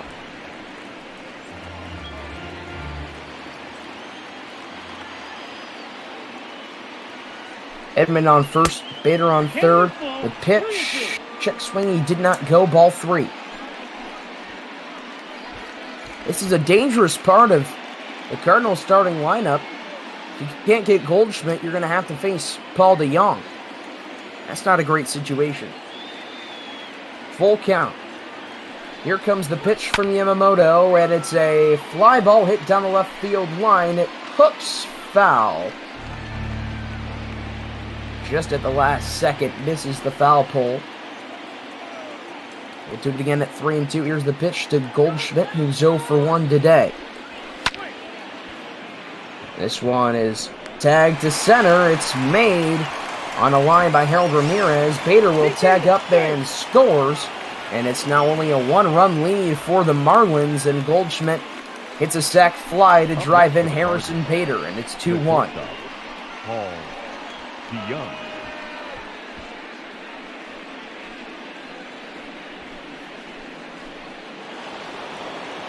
Now there are 2 away for Paul DeJong. He flew out in the second inning his first time up.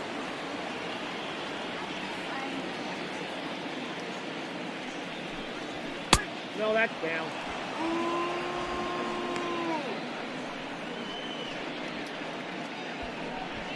DeJong last year with his 30 home runs set the St. Louis record for most home runs in a season by a shortstop. He's hit 16 so far this year. Might be on pace to break his own record. There have been some solid shortstops, but in many franchise records, it's going between the young phenom DeJong and former shortstop David Eckstein, and he swings and misses. DeJong does, and an inside four-seam fastball. It's 2-1. Yamamoto with a bunch of pitches in his arsenal. Four-seam fastball, a cutter, slider, and a curveball. Here comes the pitch, and that's a swing and a miss, 2-2. He really is relying heavily on that four-seamer. Faro setting up pretty much anywhere he can behind the plate. That's fouled away by DeJong.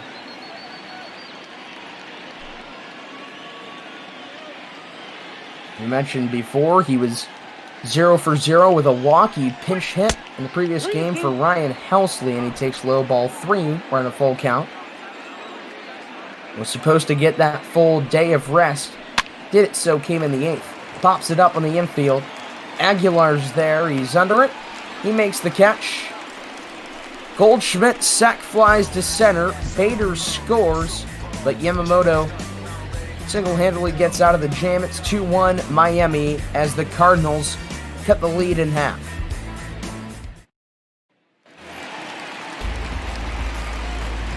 Leading off for the Marlins, the right fielder, Brian Anderson. Bring up Brian Anderson.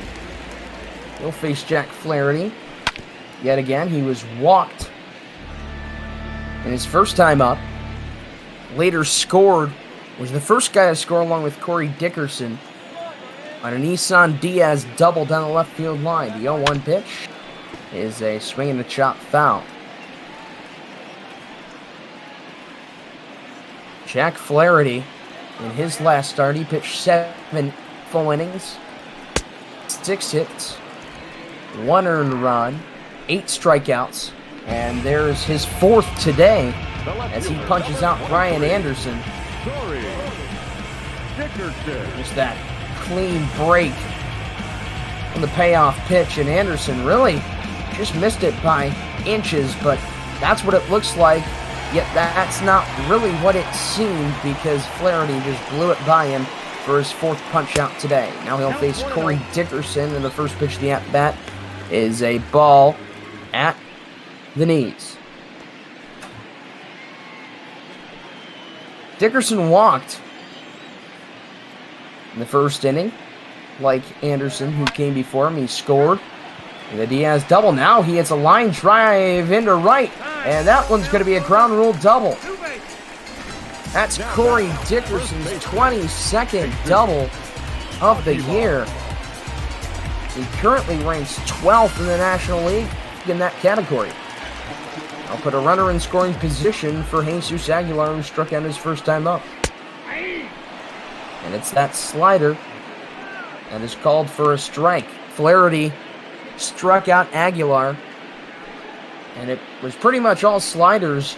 The middle of the zone down low. Molina knows what's going on, having faced Aguilar many times when he was in Milwaukee.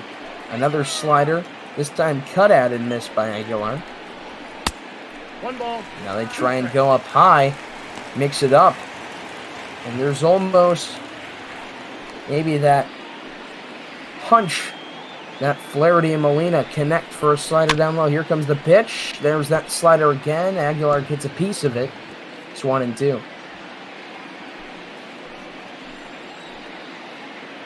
Here comes the 52nd pitch of Flaherty's outing in the 3rd. And it's a fly ball to left. Down the line it goes, and it's just foul. Aguilar could have had a shot at 2 bases, possibly an RBI. 1-2 the count, and this time it's a swing and a miss.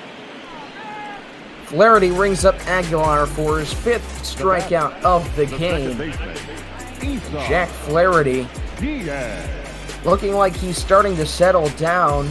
There's our catcher cam shot, and Aguilar just really wanted to poke that into the seats the opposite way and left. We'll see Isan Diaz, probably one of the most dangerous guys in this Marlins lineup right now.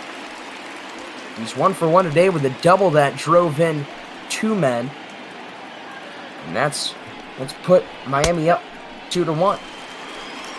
He's already ahead of the count. 2-0.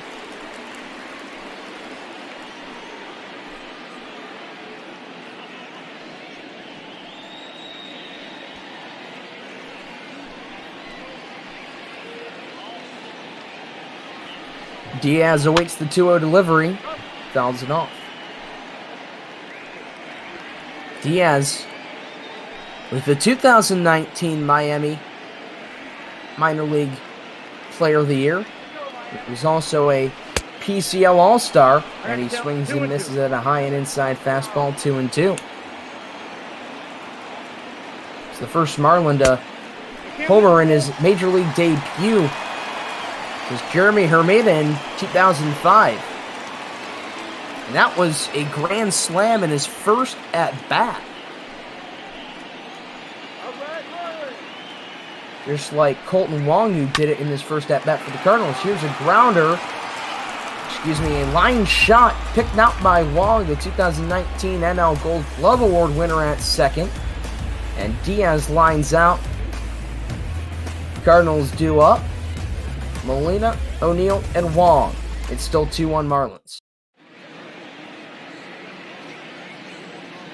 So we're here from Marlins Park. Tyler Danberg with you here on ML Bop Ball. If you're watching right now on Twitch or YouTube or on Periscope, You can donate to the Trevor Project, our featured nonprofit. Of course, we don't get paid to do this. We just do it for the love of the game, to get better at our craft, but also Leading off for the Cardinals, you can put some funds aside to donate to the Trevor Project. Here in the top of the fourth inning, Yadier Molina in his second at-bat. Closing in on 3,000 hits. We'll see if he can do it. He's coming up also, not only coming up on 3,000 hits, but as we previously mentioned before, he's coming up on age number 38, and he's still behind the backstop for most of the time. Played over 140 ball games last year. The 1-2 from Yamamoto is a swing and a miss. The slider high and away fools Molina. Just an embarrassing pitch by Yamamoto. Let's take a look at the Road to the Show report. The Winds surge. They lost to the River Cats. Over their last 10 games, though, Sean Rodriguez has been incredible, batting .529 with 4 RBIs. That's just one half of what's been going on. Yamamoto will face Tyler O'Neill. He walked in the second inning.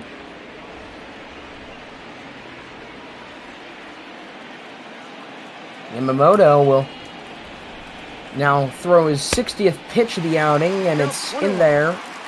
Swung on and missed by Tyler O'Neill.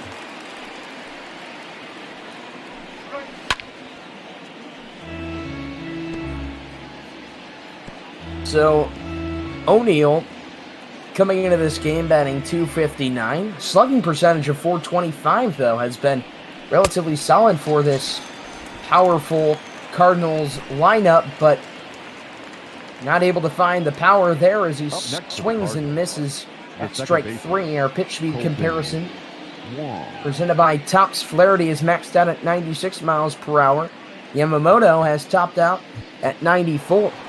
So both these guys, relatively young arms.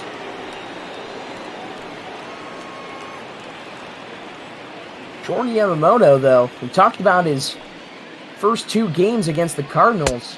Well revered for that. But he spent most of the year in Jacksonville with the Jumbo Shrimp, which just in its own right, to say you're a pitcher for the Jacksonville to say you're a player or have any affiliation with the Jacksonville Jumbo Shrimp, pretty darn awesome. What a great name. Only in minor league baseball, folks. Here's the 2-0, and it's high to Colton Wong. And just like that, we've moved around the order relatively quickly. It's 3-0. It's the 22nd pick in his draft class, and he takes ball 4, and Yamamoto walks Wong on 4 straight pitches. The pitcher, number 22, Jack Flaherty. Now we'll see Jack Flaherty 0 for 1. A lot of 0 for 1 so far for the Cardinal 9. Takes a call to strike. But it's good to see 2 guys like Flaherty and Yamamoto go off and deal. Like we said, he's got young arms, both of them. They both have young arms, and they're able to go the distance. Flaherty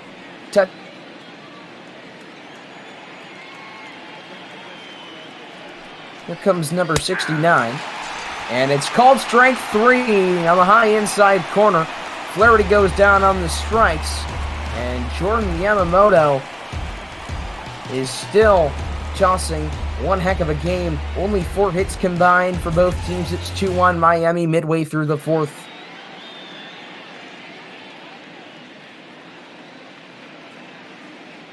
Back here on ML Bop Ball, it's Throwback Thursday. Tyler Danberg with you.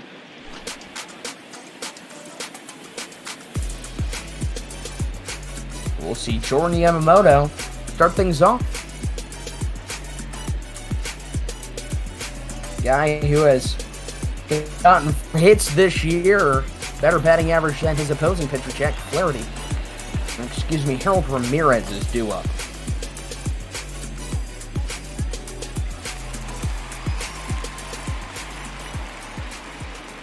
Then we'll see Alfaro, then we'll see Chisholm, then we'll see Yamamoto. We blame Heidi Watney for that.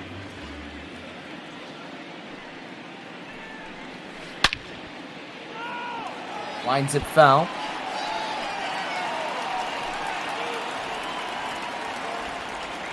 Still 2-1 Marlins. Cardinals trying to get back. Not just in this game, but get back in the race, at least for the NL wild card.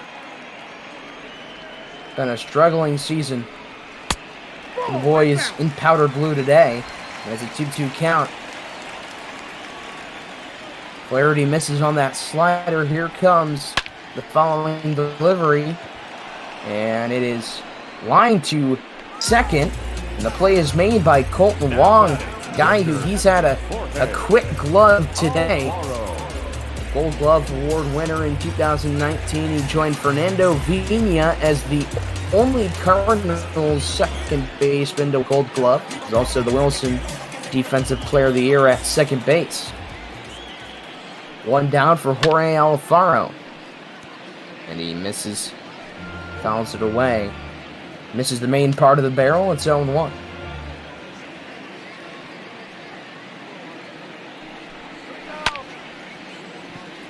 Now he flies it to medium deep right center field. Playable for Tommy Edman. And there are now 2 outs for Jazz Chisholm. He was hit by a Flaherty breaking ball on a 3-2 count his first time up. Then he stole second for his first stolen base this season. But he's been very impressive in his 13, now 14 games played after his June call-up. And he grounds it to third. Glove hand stopped by Carpenter, and the inning is over. Side retired. Cardinals turn to bat. Top of the 5th we go. Still 2-1 Marlins, leading on ML Bop Balls Throwback Thursday.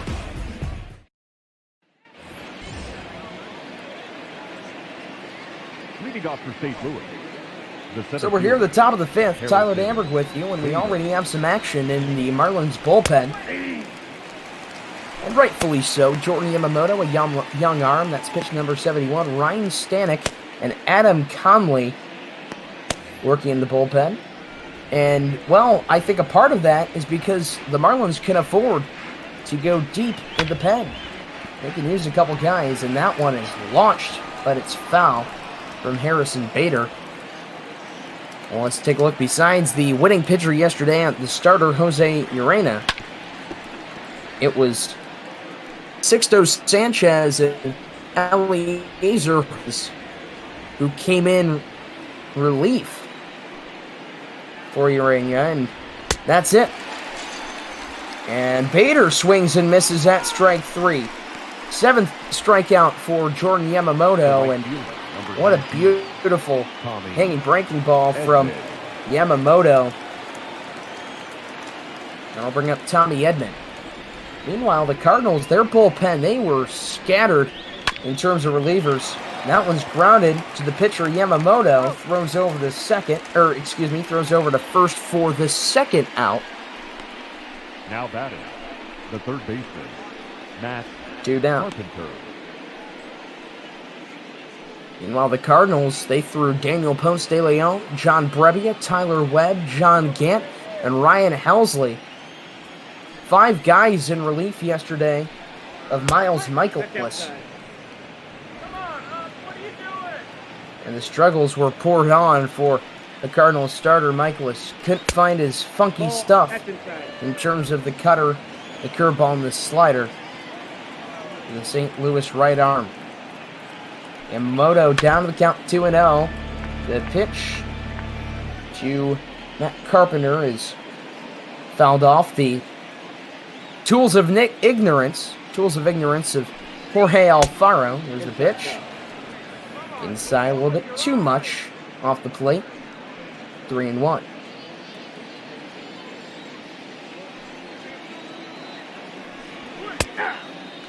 Yamamoto puts it in there for strike 2, and now the count's full.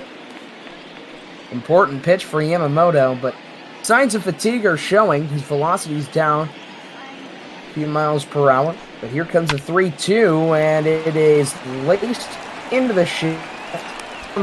Shallow right is the second baseman.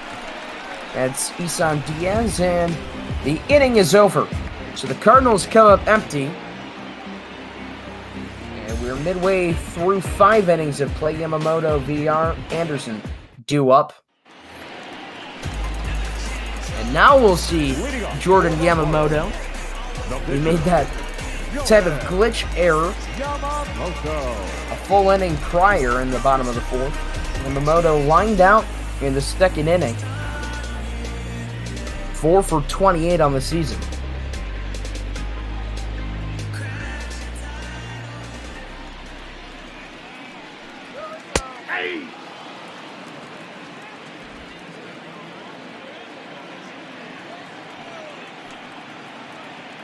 Flaherty already up, 0-1. Now another called strike. The 2-seam fastball this time. Flaherty mixes in a 4-seam fastball, a 2-seam fastball, a slider, knuckle curve, and a changeup. Here he is in the line. The 0-2 pitch to fellow pitcher Yamamoto, and it's a fly ball into shallow left. And there to make the catch is O'Neill. There's now 1 out here in the bottom of the 5th. I'll bring up Jonathan VR. VR's been 0 for 2 today. Was 1 for 6 yesterday with a double. That was his 13th double of the season. He's in the top 10 in the NL in triples. 3rd in the National League in runs scored with 56.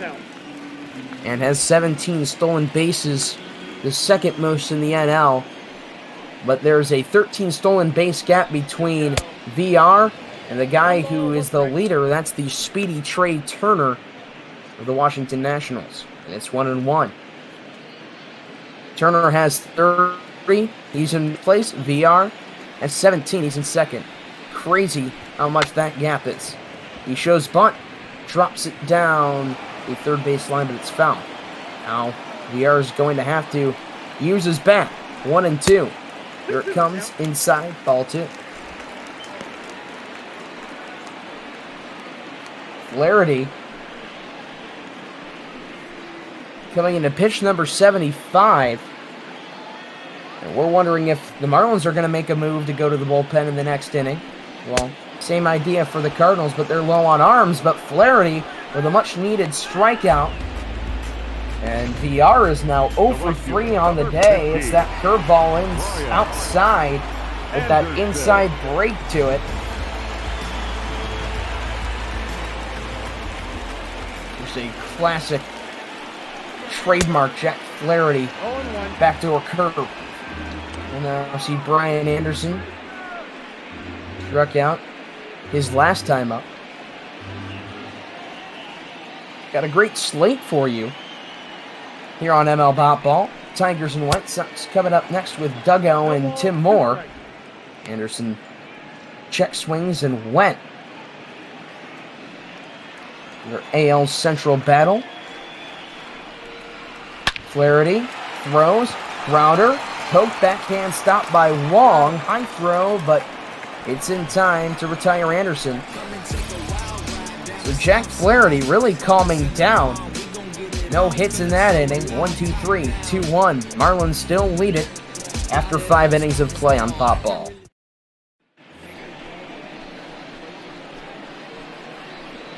Now we'll see Paul Goldschmidt. The first baseman. He's 0 for 1, but in his previous at-bat, he had a critical sac fly that put the Cardinals within 1 run of the mighty 2-1 lead.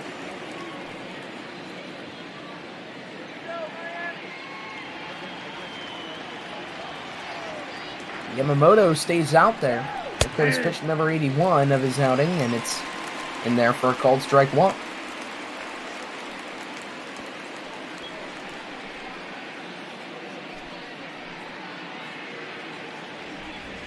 Goldschmidt with 16 home runs, 56 RBIs, and that's 6th in the National League. And runs batted in. He takes a called strike 2 on the inside corner. Nice pitch by Jordan Yamamoto. Goldschmidt has only gotten one hit off of Yamamoto, and that came last year in his second start. Here comes the pitch. It's outside, way out there for the first ball, and it's now 1 ball and 2 strikes.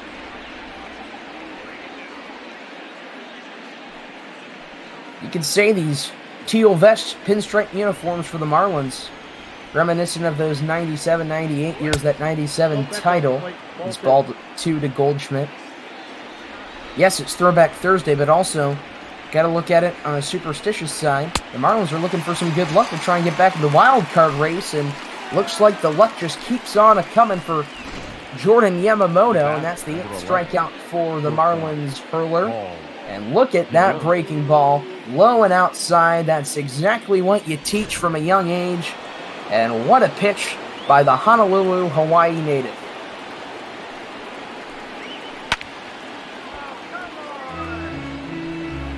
Paul DeYoung fouls the first pitch of his at-bat off. He's 0 for 2. Fly out and a pop out. Twitch chat, I guess we have a happy birthday wishes for Bobby Abreu, former slugger.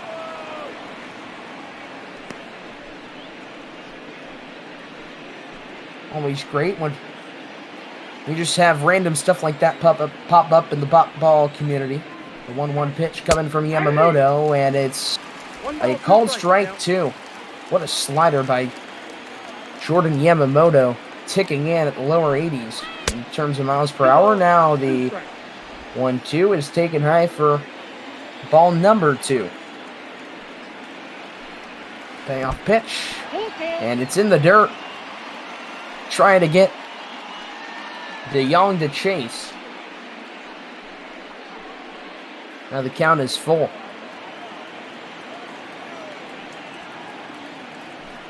He's in the wide. Here comes the pitch. A swing and a miss.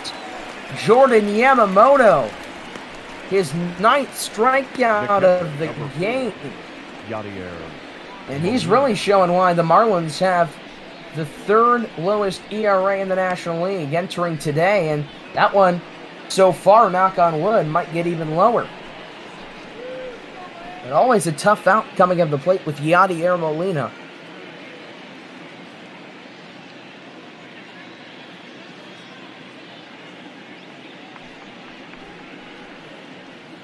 With his team down by 1, and 2 outs here in the top of the 6th, Molina will get yet another shot. In his 3rd at-bat, swings and misses at a Yamamoto fastball.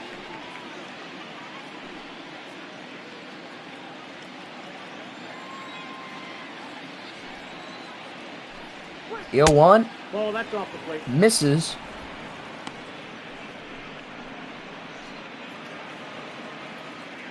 He struck out 35 times. He has drawn 23 walks, one of them in this game. He takes low ball 2. That's one of the guaranteed guys. Catchers might not be great hitters, but the best ones have incredible discipline. That's what Molina brings to the table. He pokes a fly ball to right, and the shoulder high grab towards the eyes is made in right by Anderson. Dickerson, Aguilar, Diaz due up for Miami, and it's still 2-1.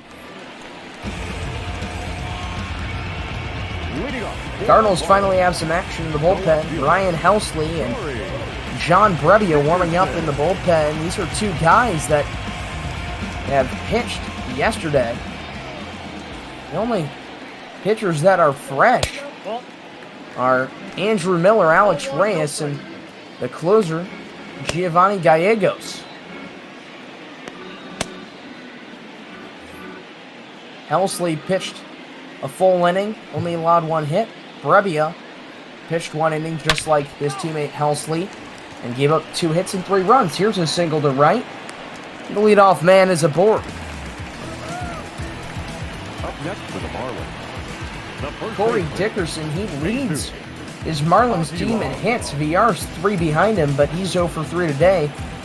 Dickerson gets his first hit of the ball game, his 2nd time reaching base. He had that walk earlier in this game. Bring up Jesus Aguilar. And he swings and misses at a slider down low, and this has just became a running gag.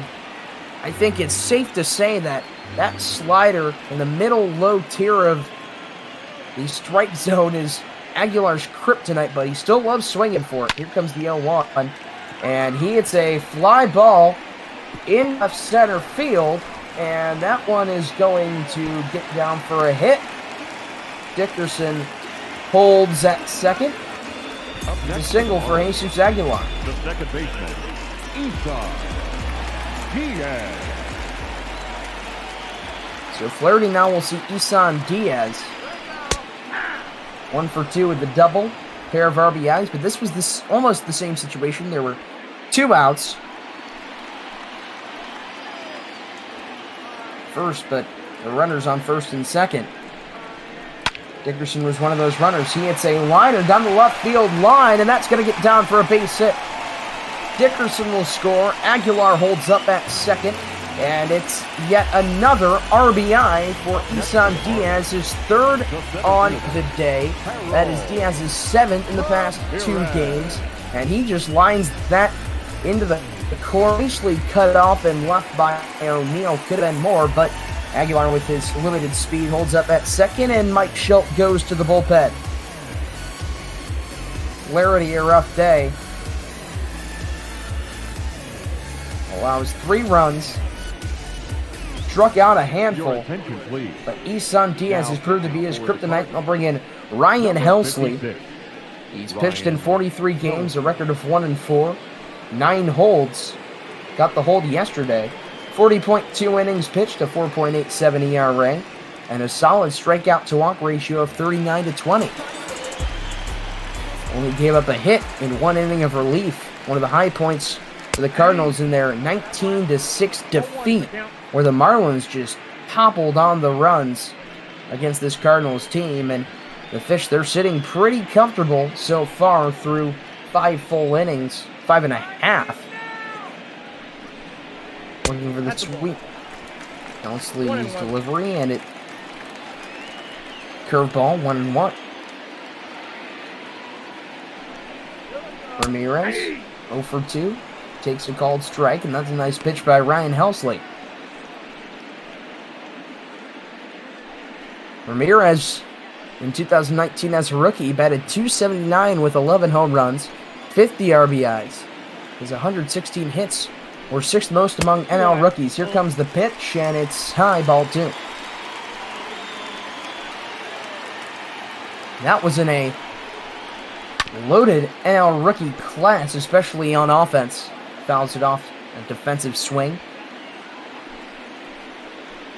The Marlins, look at who they've given up. Their outfield used to consist of Giancarlo Stanton, Christian Yelich, and Marcell Ozuna. 3 highly good bats in this league, but you can still say they lost all those deals, those free agent signings. Tough in a small market like that, but they have built up for the future. Ramirez hits a ground ball past the shortstop to Young and into left. Holding at third is Aguilar. The bases are loaded with nobody out.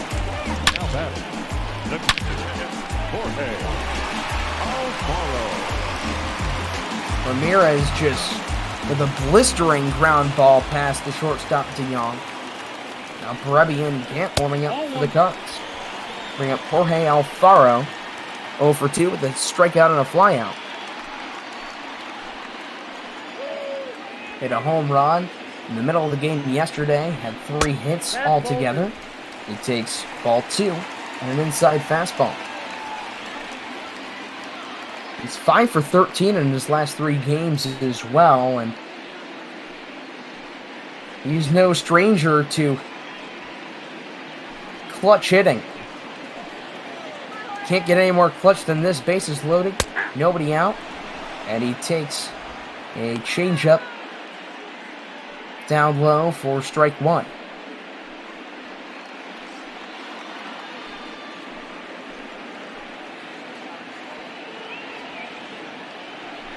Helsley from the belt. Now the pitch, a ground ball to first. Goldschmidt to DeYoung, back to Goldschmidt at first.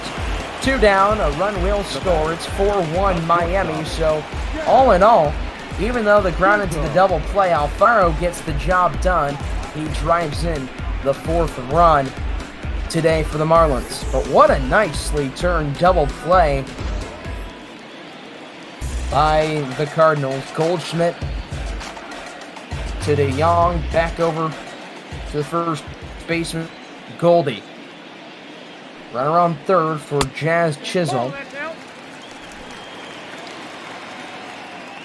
Batting .364 this year with runners in scoring position in 14 now games. He grounds one to first. Goldschmidt will take it unassisted for the final out of the inning.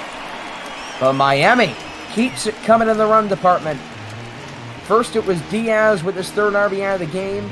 Then it's Alfaro for another ground out into a double play, but he gets the RBI. 4-1 Marlins. Now it looks like a move will be made by the manager, Don Mattingly.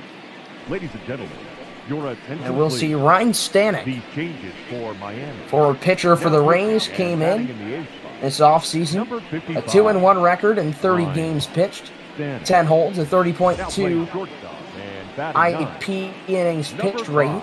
He'll face the 6, 7, and 8 hitters. O'Neill, Wong, and Helsley at the moment, but we might see a pinch hitter in that situation. And the first pitch of Stanek's day is a called strike.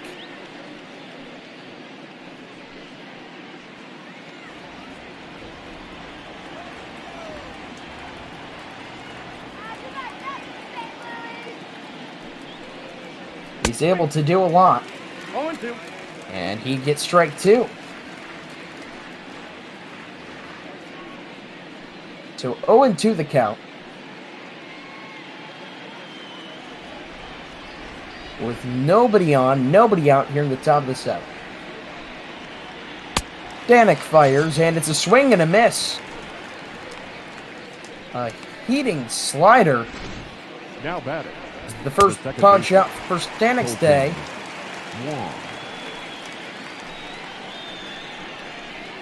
And O'Neill goes down on strikes. What a pitch by Ryan Stanek. He made 41 appearances in Tampa Bay, including 27 as the team's opener. Here's a fly ball tapped out to left field. Under it is Dickerson, who makes the catch, 2 away. He wanted to be a second baseman growing up. He was named after the Hall of Fame second baseman Ryne Sandberg of the Chicago Cubs. But another thing that makes him so ironic is that he was born into a family of St. Louis Cardinals fans. One of his first opportunities to face the team. And he'll face Justin Turner, who will pinch hit for Ryan Helsley. So we'll have to see a new Cardinals pitcher. We saw John Brebbia and John Gant warming up in the bullpen for the Cardinals, but interesting situation as they both pitched yesterday. A swing and a miss by Turner at 0-2.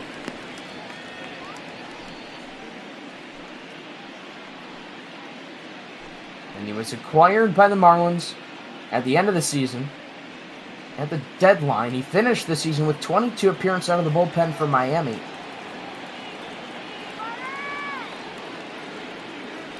Now he's ahead in the count to Turner, 0-2. Here comes the pitch, and it's a fly ball in foul ground, but it's looped into the seats. 0-2 again. The 8th pitch of Stanek's day, and here it comes on an 0-2 count to Turner. That's the ball. And he just misses up high. 2 strikes. Ball 1.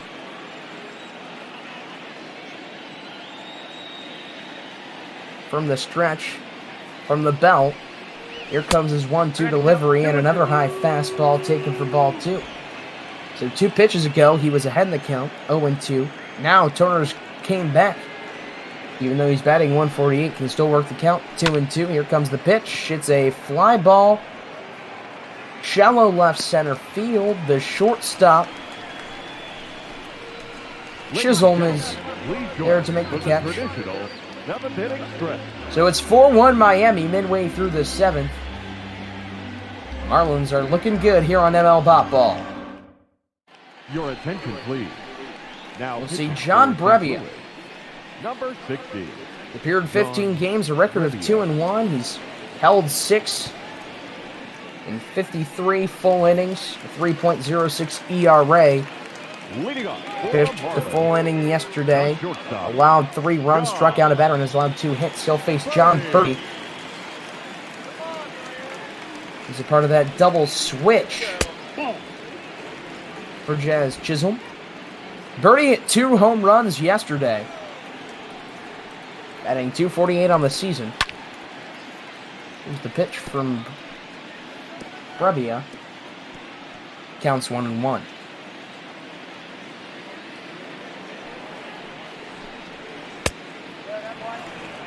Now he goes with that slider, down and away. Birdie just fooled by that pitch. Birdie a long way from his college days, played at Bowling Green, and that one taken in the dirt.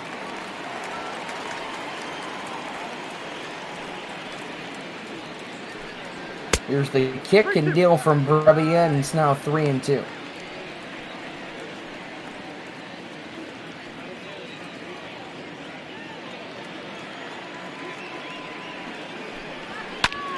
Now the 3-2 pitch is lined foul down the left field line. He opened the season last year with AAA New Orleans. Had his debut in the spring, but he swings and misses. And that's the first strikeout for Brebbia. Really firing on all cylinders on that slider. Birdie couldn't do too much with that. Now there's one away for Jonathan Villar. He's 0 for 3, struck out his last time up. That came in the 5th inning. It's 1-0. He's a guy, especially in the leadoff spot, he's been on that upper hand where he is able to crank out 4, 5, even 6 as of yesterday at bats in a game. Here's number 4 on the day. He's even with Brebbia at 1-1 in the count. Now takes a high fastball in tight. 2-1. Nope. That's inside. Brebbia misses again.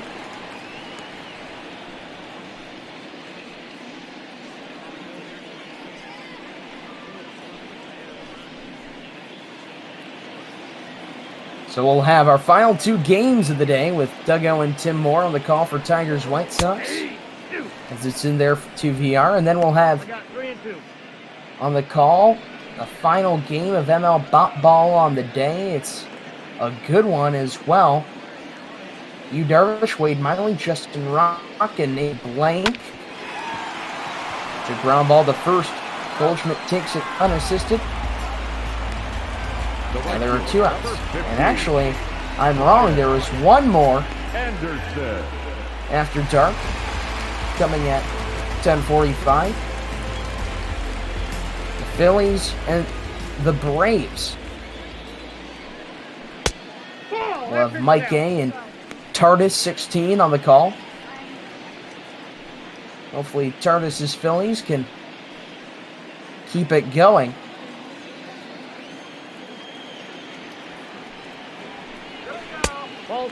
Sit at 3rd in the NL East. But the Marlins are right behind them. They're a half game back, but they're leading by 3 today. Anderson at the plate is 0 for 2. 2-1 the count. Brebbia is already 16 pitches, and that one is hit to second. Forehand stopped by Wong, and Anderson's retired to end the inning.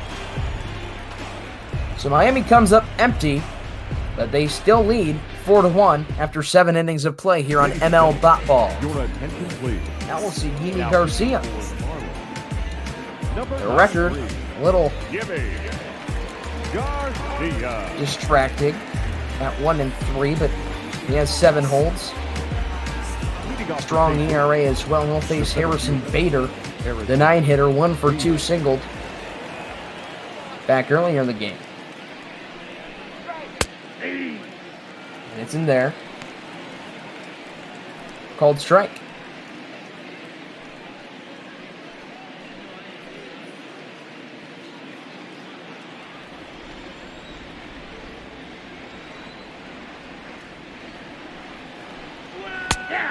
Now the pitch. In there for called strike number 2.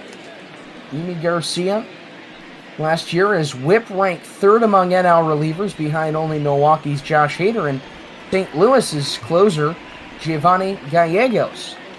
Who knows if we'll see him today? Doesn't look like it. The 0-2 pitch is high and inside, ball 1.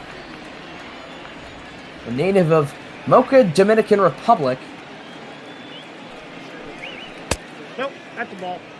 who's coming on age 30. And it's 2-2.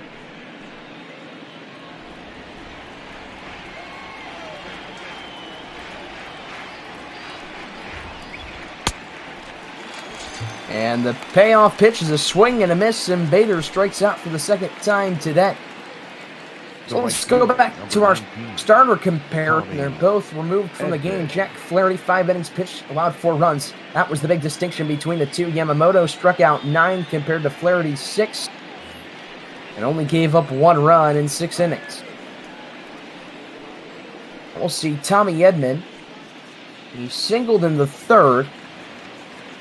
He followed up after Bader singled as well. Now he's up for the 4th time today with 1 down. Takes high fastball for a ball 1.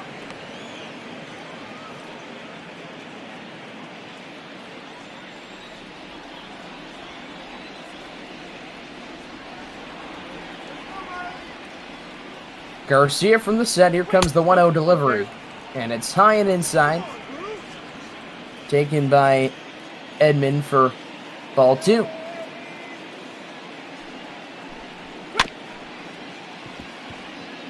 Rolls 1 over to second. Air hand stopped by Isan Diaz. That's a beautiful play by the Marlins' second baseman Diaz, and he's just had quite the day. Matt Carpenter will stroll up to the plate. He's 0 for 3. You can get a sense of all reliable. He may be relatively old, but 2018 he finished 7th in the NL MVP voting. That came at age 32. Takes ball 2. He leads active MLB players in doubles. He's a 3-time All-Star, and he grounds one past the shift into the left field corner. He's on his way to second, and Matt Carpenter will notch his 42nd double on the season. Excuse me, not his 42nd double. No, but that is quite the double, and that is his 15th on this season. We're getting that confused with the 42nd walk he drew earlier today. Apologize for that. We got Paul Goldschmidt, 0 for 2. That's the first hit allowed by Yimi Garcia with 2 down. And the Marlins, they're up by 3, so this is still an opportunity. Granted, Garcia doesn't give up a run here, but it's an opportunity. Ground ball to third. Backhand stop by VR. Throws it over to first, and looks like an inning from now we'll see Drew Steckenrider. But for now, it's the Marlins' turn to bat. Midway through the 8th, it's 4-1 Marlins. Your attention, please. Now pitching for the Cardinals. First Cardinals reliever that was not drowned after yesterday's 19-6 loss to Andrew Miller. Former 2016 ALCS MVP. Signed by the Cardinals just a few years back after few injury-plagued seasons in Cleveland, and the first pitch of his outing is a called strike on the inside corner. He'll face Corey Dickerson, who's 2 for 2. He leads the Marlins in hits with 83 in the season. Takes a high fastball for ball 1.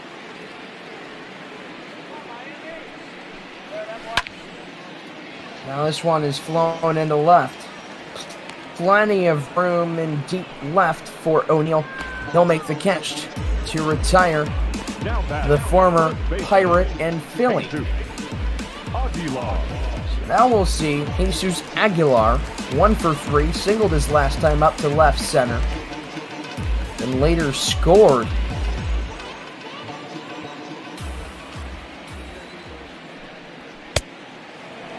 He swings and misses on a fastball from Andrew Miller. Now the pitch from the big lefty is a foul ball hit into the seats towards that corner on the left field line. Count 0-2 to Aguilar. The pitch high and outside. This 1-2. We've talked about how well the Marlins have played as of late. They're going to go into the 9th with at least a 3-run lead. Here's the 1-2, and it's fouled off by Aguilar. What a great series this has been for Miami. The Cardinals have had a tough go-around, especially if they get swept here in Miami. Here comes the 1-2, and it's a swing and a miss on a curveball in at the hands, and that's the first strikeout for Andrew Miller. Now batting, second baseman, Esau. Get that tight break on that power curveball, and just what a pitch by Andrew Miller. 2 away for Isan Diaz, and this might be one of the tougher routes for Andrew Miller. Luckily, he doesn't have anybody on base. Strike 1 at Diaz, but he's driven in 3 base runners. Has ripped a double his first time up, a single his third time up, and his last time up. Fouls it off yet again. Diaz, he's tough to get on base. He's scored 28 runs. He has stolen 5 bases. 1 and 2. And that just goes together with his ability to hit extra base knocks. He has 22 extra base hits this year. 11 home runs, 11 doubles. Here's the pitch. It's a ball. Slider out of the zone away from Diaz in that open stance. Comes the 2-2. Outside again. Miller misses the second consecutive time, and it's 3-2. And make no mistake, this is a tough part of the Marlins order, at least for today. Diaz and Ramirez have combined for 10 hits over the last 2 games, and the pitch hit him. It was going to be a 3-2 count. It was going to be a walk regardless, but Diaz takes one. Little chin music from Andrew Miller. You don't see that too often for a guy as composed as Andrew Miller. First hits batsman of this season. The first pitch to Harold Ramirez is a called strike.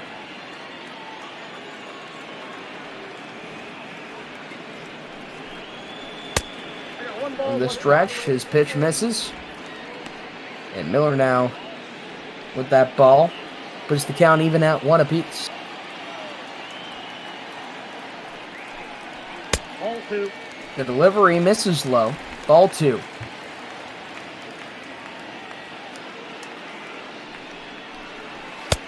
Now Miller's fire, and it's strike 2. 2-2 the count to Harold Ramirez. He hit a single his last time up. 20 home runs in the season, 45 ribbies, 37 runs scored. Here comes the pitch from the Cardinals reliever. It's a ground ball wedged between the shortstop and the third baseman. DeYoung fires over to second. They get the lead runner to end the inning. We go to the top of the ninth. Last opportunity for St. Louis to avoid the sweep here on ML Bop Ball in this third and final game of the series. And another change will be made by Don Mattingly. And it appears that he's going to go to the bullpen to bring in Drew Steckenrider. He's appeared in 21 games. He does have that 0-2 record, but he's 18 for 20. Those 2 missed opportunities were blown saves with those 2 losses, but he's appeared in 21.1 innings, fully pitched. And he currently sits tied 7th in the National League with 18 saves. His opposing closer for the Cardinals, Giovanni Gallegos, has 17 saves. Still in the top 10. First pitch is a ball outside of Paul DeYoung. Now it's up high for called strike 1. Drew Steckenrider has maybe been a bit of a surprise this year. In a packed league with closers. Corey Knebel moved to the closer spot. Josh Hader had struggled, but he's still performing well. Just more comfortable in the setup position. Kirby Yates, another fantastic closer. Yet his 2019 season cut short. Here's the 2-2, and it's a swinging and a foul back. The Atlanta, Georgia native had right elbow inflammation towards the end of the season, and he comes back on a 2-2 pitch and gets DeYoung to swing and miss. And Steckenrider with a big strikeout to start off the ninth.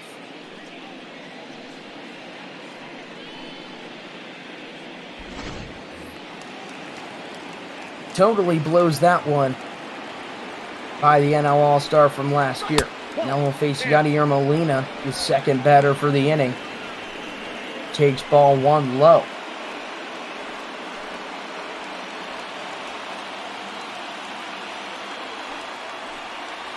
Closing in here on Throwback Thursday. Here's a grounder to Steckenrider. Makes the play. Throws it over Aguilar. Now batting, left fielder, Tyler O'Neill. So the Cardinals are down to their last out. Tyler O'Neill, one of the last hopes, 0 for 2, walked in the second, but that's been it. Struck out his last time up.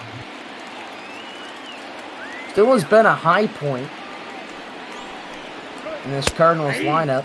A much-needed bat. Last homered 4 days ago. Here's the pitch from Steckenrider, fouled away by O'Neill.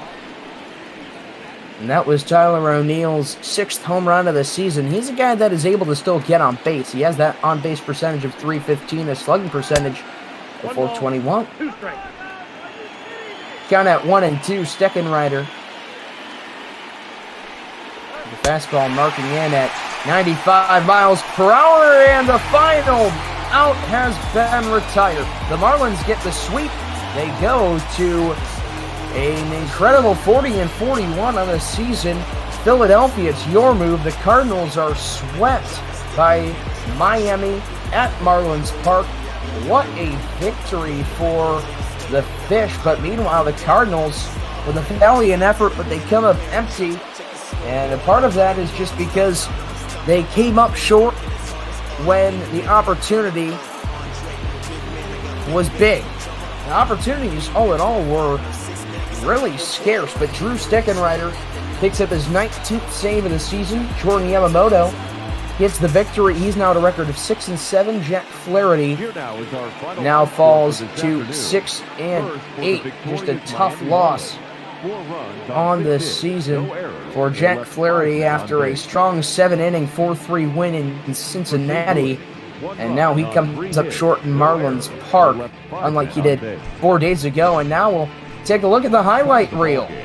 And it started in the bottom of the first with Isan Diaz. He doubled into the left field corner down the line.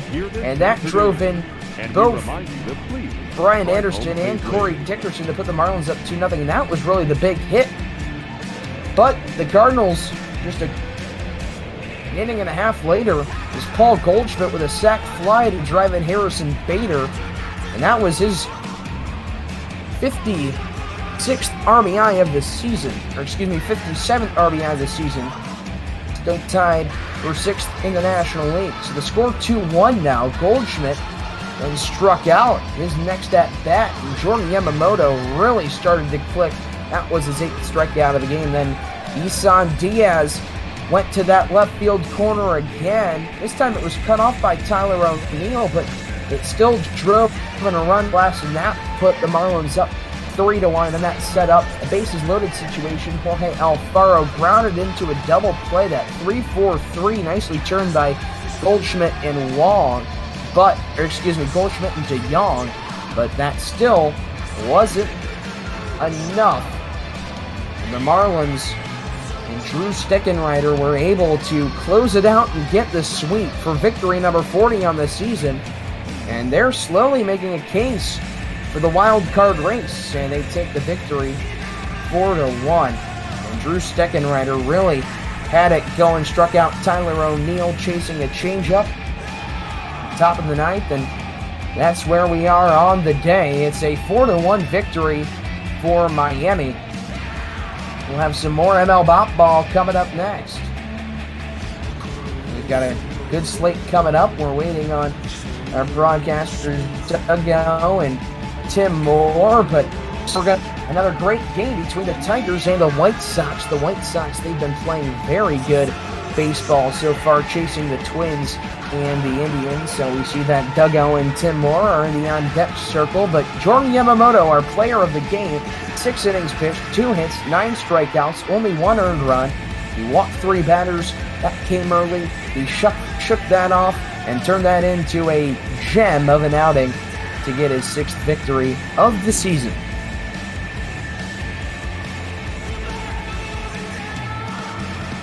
So we are waiting, but we'll take a look at some of our notable players. Isan Diaz was 2 for 3. Hit that double in the bottom of the first, a single later on, drove in 3 runs, and that's been big for Diaz. He now has a whopping 7 RBIs and 5 hits in his past 2 games. Or look at box score. Flaherty gets the loss. Allowed all 4 runs in this game, charged to his name. And that's all she wrote. On the other side, Paul Goldschmidt had that sac fly. That was the lone run. The Marlins out hit the Cardinals 6-3. And that's your ball game from Marlins Park. Miami gets the sweep in 3 much-needed victories. And we will go from an NL Central, NL East game to a strong AL Central matchup. And we'll have Doug and Tim Moore joining us any moment.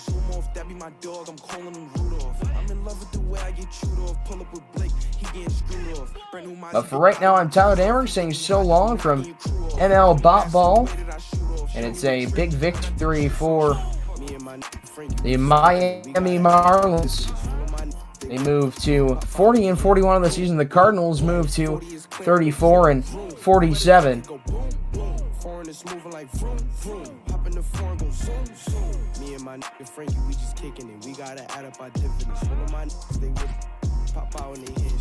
And we say hello to our broadcasters coming up, Duggo and Tim Moore. Guys, how are we doing? Good. What's going on, Tyler? Always love to see a Cardinals loss, personally. Yes, it's especially coming from that NL side, the D-backs in the West, and it's tough to see a wild card team like the Cardinals lose, but the Marlins, they're a team and a force to be reckoned with. And now we go over to the AL Central and you guys in what should be a great game, so thank you for tuning in. 4-1 victory in the sweep for the Marlins. I'm Tyler Damberg saying so long for Marlins Park, and we hand it over to Doug Owen and Tim. Take it away, guys.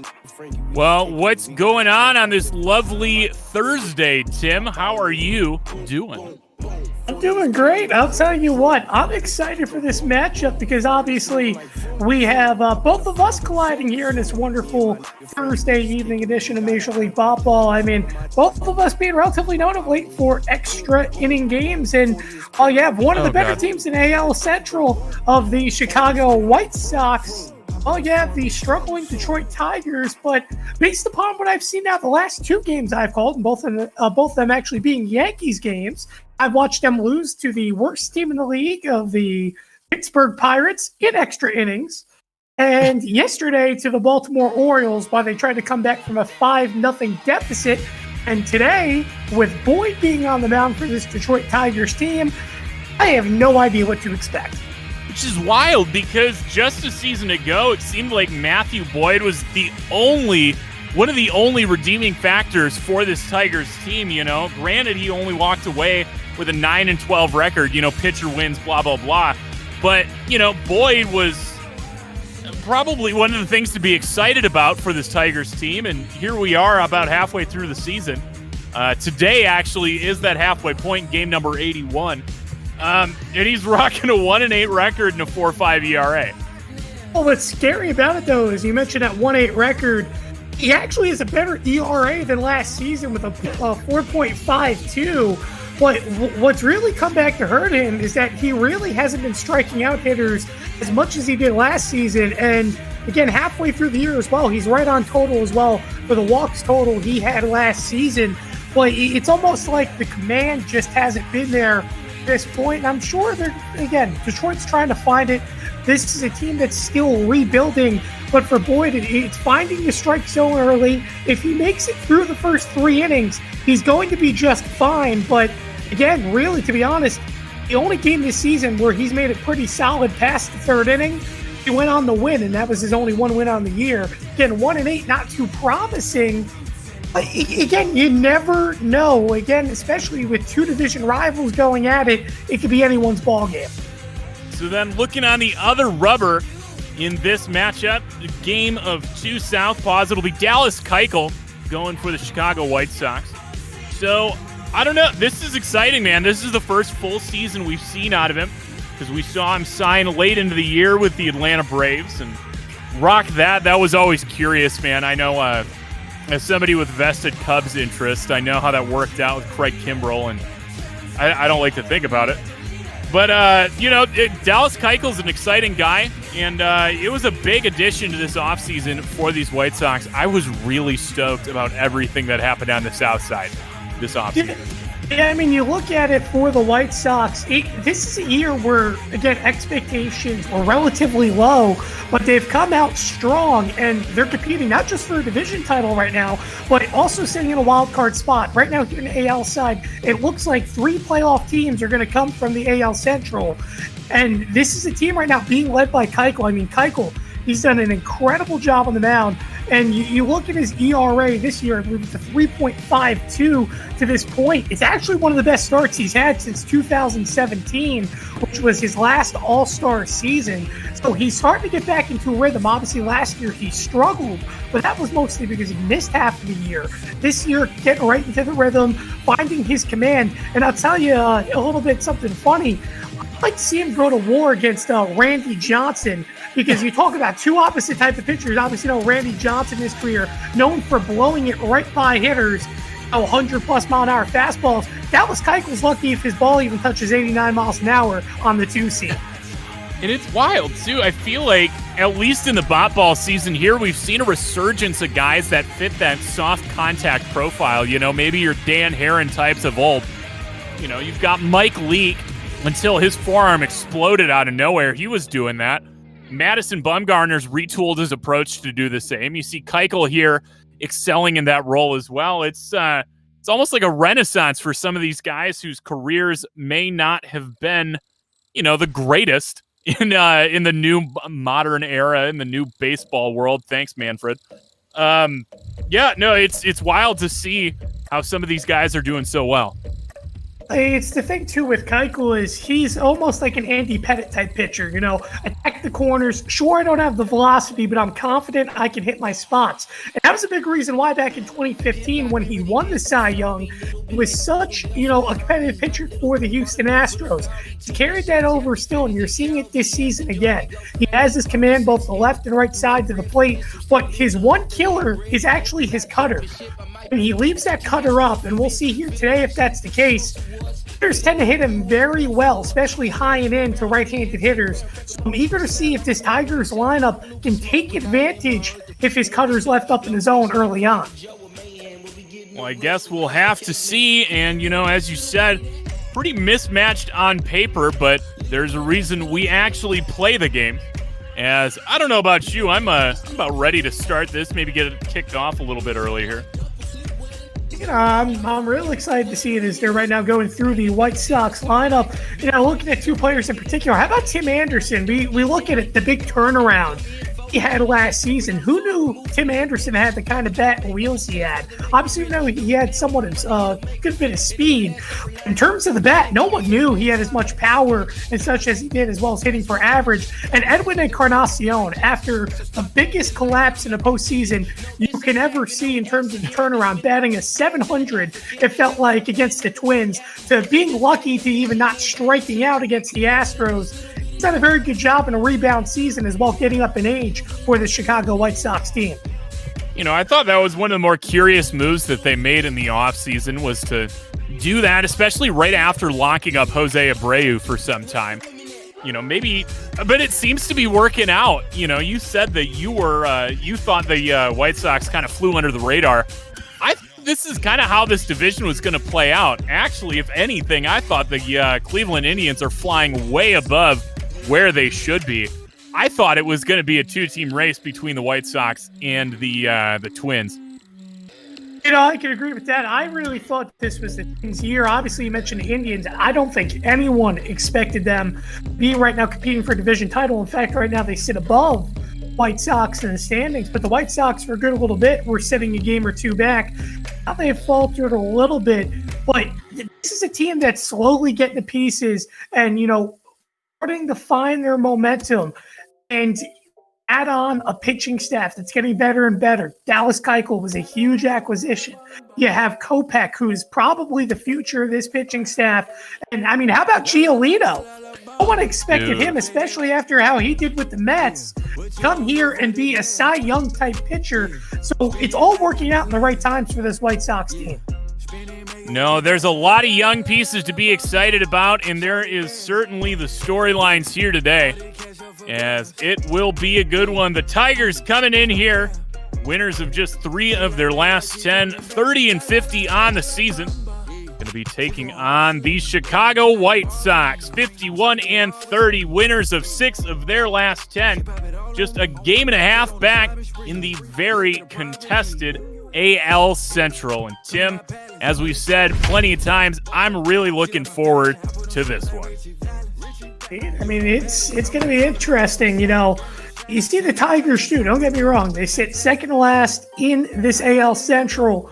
But when they have the offense going for them, it's working. So we're going to see here in these first couple innings how their plate approach is against Dallas Keuchel. Will they work him, trying to get him to work the count and get to the White Sox bullpen? I will say, I think that's the only weakness of this White Sox team is really their bullpen. Last year they were inconsistent. This year, a bit inconsistent, a lot better than last season. I think that's going to be the approach to the Tigers here today. See what the Tigers got up their sleeves at the lovely Guaranteed Rate Field, the G spot here on the south side. Dallas Keuchel and his lovely beard getting the start here, hoping to eclipse that 100 innings mark here and go for win number 5 on the season. Leading it off for these Detroit Tigers, going to be long time, not first time, Cameron Maybin. Last year with the Yankees, he was a very stout player and a useful player for this Yankees team, especially going towards the postseason. Now he heads to this Detroit team, which, by the way, this is his second run with them. Goes right back at home with the Tigers. If I'm not mistaken, I think it's actually his 3rd time back with the Tigers. Yeah, actually.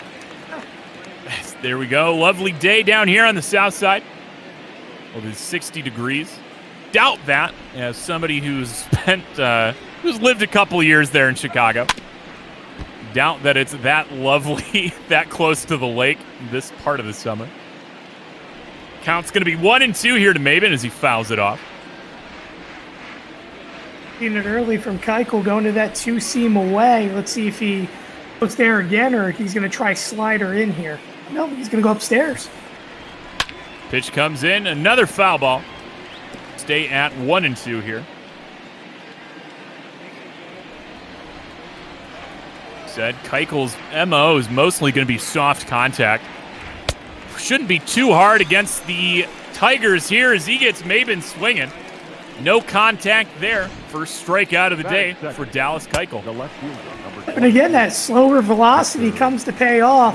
Maben was out in front, and that was a very hittable pitch, but when you're that early to it, I could be able to make contact. And a good first start here for Keuchel. Reyes will take that first pitch. One of 3 switch hitters in the lineup for Detroit. Victor Reyes playing center field, batting second. Sitting ahead in the count, 1-0 from Dallas Keuchel.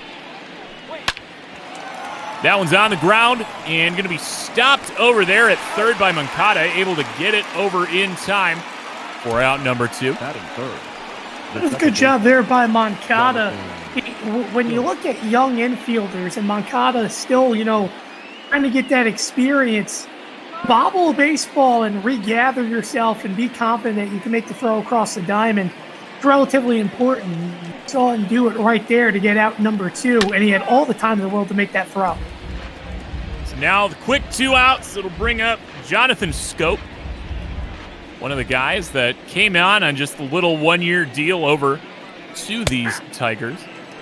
I've had this discussion with a handful of folks. I grew up in Michigan, so it runs in the family discussion about the Tigers. This is, my brother had been saying this for years, that this is exactly how he wanted Detroit to do some of these rebuilds. You take these guys that are only going to be getting the 1 or 2 year deals, you sign them to something cheap, let them, go out there, play the games, rack up the stats, and then come deadline time, flip them for more prospects. It does work out that way, and Scope is definitely one of those players when you look at it. I mean, remember how good he was with Baltimore. He's phased out a little bit, but he has the capability to hit as he does right there. There we go. That's one into the gap in left center as Jonathan Scope is aboard with his 18th double of this year. I mean, you look at it, he sat back and just slapped the hands right across, put it in the gap, and rolled just to the edge of the warning track for an easy double. And I mean, again, he does a great job hitting. Well, for him, it was more of a confidence thing. When he went to Milwaukee, he kind of struggled a little bit, as well as Minnesota, in finding his rhythm. Has an opportunity here to play every day in Detroit and get his rhythm back, and we're starting to see it slowly but steadily, and it's paying off for Scope. That other guy that could easily be seen moving here in this next month is going to be C.J. Cron. The numbers, though, for Cron not really backing up any potential haul. Slash line right now, 221, 268, 388, as he sits ahead in the count, 2-0 now. It's important for Cron here, 10 home runs, and he loves left-handed pitching. Go leaves one up, it can go a long way. Did leave that one up, but late to it. Ripped foul down the line, 2-1. Scope takes his lead there at second with 2 outs here. 2-1. Going to be on the ground, but another foul ball. Keuchel 1 strike away from getting out of this one. Count sits at 2-2. Keuchel comes to the dish. And it's full. I get him right here.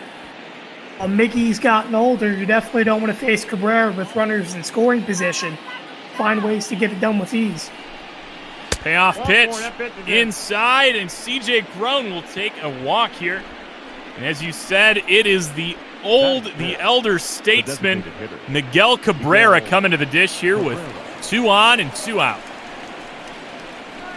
Cabrera, in his career, don't get me wrong, right now he sits at that 221 on the season. It's very efficiently with runners in scoring position. And in his career as well, if I'm not mistaken, has hit very well against Dallas Keuchel in particular. He's always been adapted because, remember, he's been around for a long time to that over type of pitching. Keuchel definitely fits that resume as one of those that he's played all the way back in the 2003 years. Do you see Miguel Cabrera's power numbers severely lacking? Only 3 home runs on the season.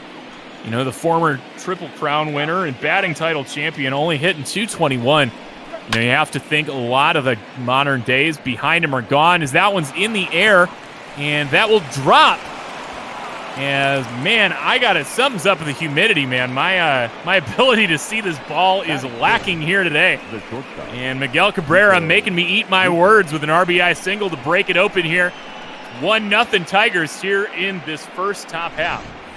I thought Mazart was going to get to it, but the ball ended up going right next to the line. It's an RBI single. Take it as you get it. And you keep runners in scoring position and now move it over to DeGrom, who is a little bit better on that average stat. This is what the Tigers need. You know, they've struggled with runners in scoring position, and now they find themselves not just with an early lead, but a chance to break it open here the first inning. Another 2-on, 2-out situation for Goodrum. 1-0 is going to be in the zone. It's 0-2. Another chance for Keuchel to get out of this one. One already across, though. 0-2 pitch. And he'll get him.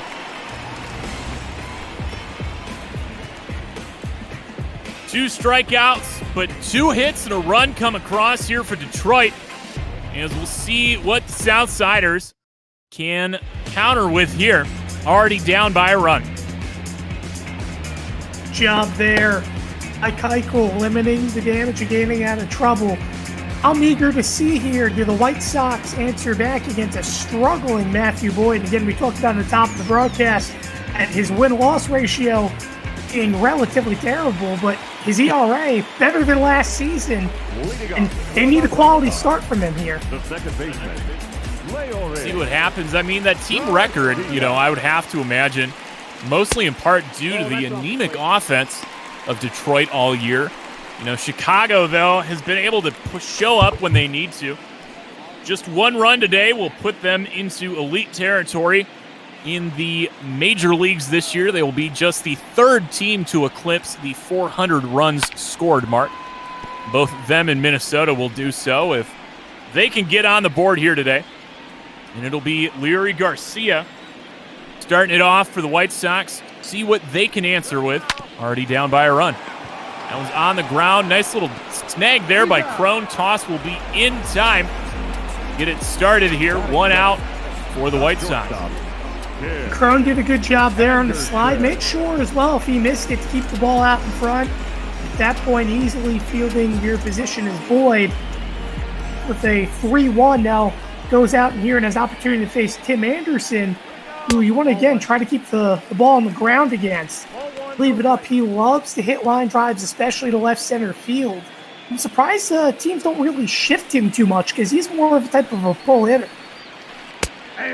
And that one is going to be a gimme there. Big breaking ball left high in the zone. Looked out for strike 1. Counts 1-1 to TA7. Now 2-1. Boyd working quick here. Said, definitely a doubles guy. Definitely has the power to go into the gaps and the speed to back it up. As he looks at strike 2. 2-2 to Tim Anderson. That was a more generous call there. And there we go. He's slapping that. Going to have to get on his horse out there. And he will make the catch just shy of the track. Second out, bringing up the young Yoan Moncada. David made that look routine. Now Moncada, you see the stats, 5 home runs in May, 6 in June. He's been relatively consistent from the start of this season, 16 home runs overall. And he loves left-handed pitching as well. He can turn on one here if it's left up. First pitch in from Boyd. Going to be a ball. Good spot for Moncada, already ahead in the count. 2 balls, no strikes. Now 2-0. I got to ask you, how much pressure do you feel is on Moncada, knowing that he's expected to be the future of this White Sox team? He's been praised along with Kopech very highly, and he's lived up, for the most part, as a relatively solid power P. You got to imagine there's definitely a lot of feeling of pressure from to be consistent. As he makes some contact with that one. And that's going to be ripped foul. It's 2-2. 2 outs.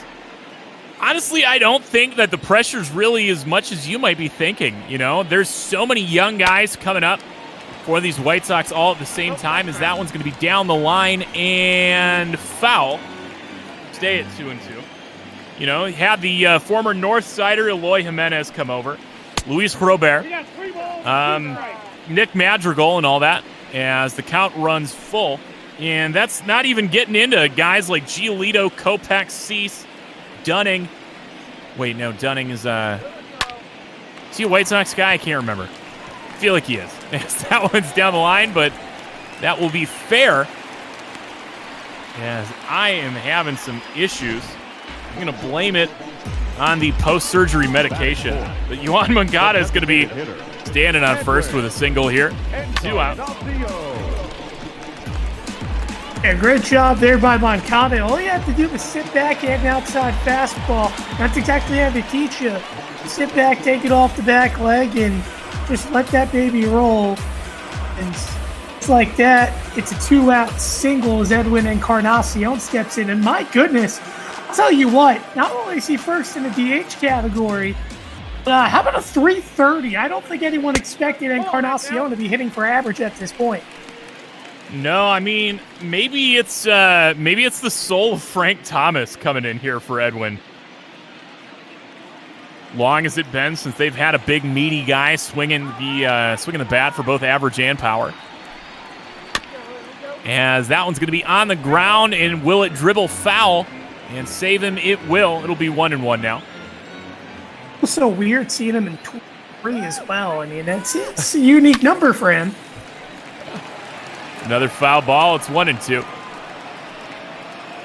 See, everybody's going with the throwbacks here on this lovely Thursday. The White Sox with, those early 80s throwbacks. The Tigers countering with their late 70s road grays. Tigers not particularly a team that goes to alternate jerseys or throwbacks, but getting treated to it here tonight. Another foul ball will stay at 2-2. Moncada over there at first with the first hit of the White Sox day. 2-2 to Encarnacion. Rings him up looking. So the White Sox do get a man on with 2 outs, but they'll strand him here. Unable to answer that first inning run. So we are through one frame here. Detroit clinging to an early 1-0 lead. Leading off for the Tigers, the third baseman. Good job by Boyd throwing that high fastball, getting them out of the inning. Now you have an opportunity again to put on more runs as Keuchel back on the mound. And first pitch there, but it all starts here with Candelario. Getting back to the top of the lineup's the goal here for Detroit. That's the ball. 1-1. Breaks that into the zone. It'll be 1-1 on changeup. Candelario, the former Cub, came over in the trade for Justin Wilson and Alex Avila. That lovely trade in which the GM traded away his son. As that'll go 3 unassisted for the first out of the inning. Batting it, the catcher. Keuchel and setting up a solid pitch. Keeping that pitch count, by the way, relatively low. I know he struggled in that first inning, but still to be at 27 pitches, if you could stay about 10 to 15 above going into the third frame, looking pretty good. And there's another former Yankee, by the way, here in this game of Austin Romine. Romine, this is a big opportunity because his entire career he's been a backup catcher, and he's going to play every day here in Detroit. A big signing for them, and they believe he's the future after his brother Andrew, who used to play there. That one trips me up every time I end up on one of these Tigers games. I cannot get the Romine right. As won't have to worry about it too long. He goes down swinging on 3 pitches. Third strikeout of the day for Keuchel. Batting 9, the center fielder. Now, I have to ask, and I don't think it's been done again, but was Andrew still the only player, I should say, is Andrew still the only player that's played every single position in a Major League Baseball game in a single game? In a single game? Because I was going to say over a single day, you know, that lovely actor, Will Ferrell, did that a couple years ago. True. He did it for multiple teams. But, in a particular that was nuts, game, man. they had Romine start behind the plate. They had him move around the diamond between the outfield, and then he played shortstop, third. He played every position, and I believe he even pitched an inning too. So he was up and down the diamond. But that was a game for the Tigers, which they were already eliminated, and they were trying to break a record. So, despite having a terrible year, they put him out there, and it was a good day for Tigers fans, to say the least. They had a lot of fun with it, and they also went on to win that game. It'll be 2-2 here to Jacoby Jones. Ball in the dirt, brings it full with 2 outs here. Cameron Maben on deck. Finally got the relevant news article about that Andrew Romine game pulled up, so maybe that'll have to wait for a little bit. Get out of this inning, or at least get up to the next at-bat, whoever it is. Payoff pitch, 2 outs. And he lifted into the air, long run out there by Robert. He'll be down at the track, and just shy of the wall, he makes the grab. So 1-2-3 inning here for Keuchel. Toss it over. It'll be 5, 6, 7 due up for the good guys here in the bottom of the second. Leading up for the White Sox, the left fielder, Eloy Jimenez. Eloy Jimenez, man, this kid. You know, you were talking about Moncada being kind of the future face of this franchise. This kid, to me, really exemplifies the new modern build of these White Sox. Eloy is just so good. And I'm excited to see how his career continues to get better. Because, I mean, look at the capability. He has the ability to hit for power. He's so good in the field. He's a very versatile player. And again, you know, the White Sox, they built some very young stars. Moncada, he's one of them. Yeah, Jimenez is swinging through that one, and that one's going to drop out there in the outfield. Good job throwing it back in time to keep it to a single. But a leadoff single here for the White Sox. Could spell something cooking here in the second. As Eloy says, you know, I eat them up. One hopper out there to left center field, did a good job turning on it. Now Yasmani Grandal steps in. And Grandal, again, another one you mentioned about these key acquisitions as well on the Detroit side in terms of rebuilding. Obviously, the White Sox, not in that scenario, but Grandal, catcher they needed because they didn't really have, with the exception of Alex Avila and Wellington Castillo, I would say, at least for this White Sox team in the past. Oh, man, James McCann had a monster year last year behind the plate. Yeah. But I think there were questions whether or not that was going to be sustainable, you know, and when arguably the best catcher in the game becomes available. At least okay. All right, I'll roll that back just so I don't catch any flack. A top 5 catcher currently in the game of baseball comes available, you jump on that. I mean, McCann had such a good year in 2019, and forget about him because, you know, I still think in my head he's still with the Tigers because obviously you know what he's done over there. But yeah, I mean, James McCann is probably another, you know, good one, but you have an opportunity for Grandal, and it's, again, Grandal has the capability to hit consistently. So, you know, McCann did, but I mean, it's a huge acquisition, and it's worked out to this point for the White Sox. And again, you re-signed, by the way, the guy at the plate of Jose Abreu. He may not have lived up to the quote-unquote hype he's had since coming up to the league, but man, has Abreu been consistent since he's become a White Sox. The man who said he wanted to stay a White Sox for life did get that deal in the offseason.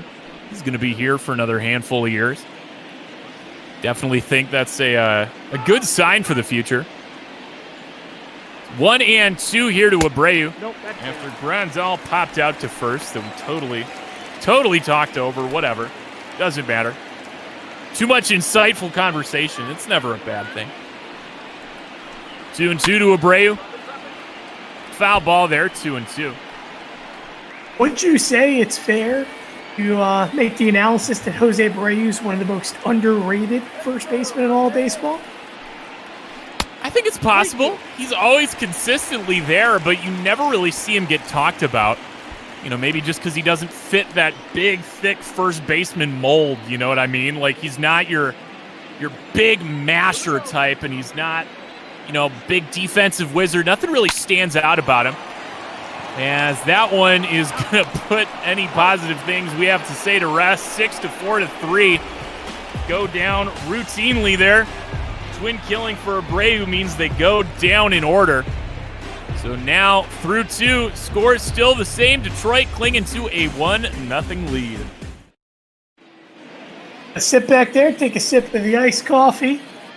Reset them as now it'll be the Tigers yet again with a chance to slap against Dallas Keuchel. And how about we take a look here at the pitching stats, obviously for the White Sox. I mean, I wish they had a comparison here compared to last season.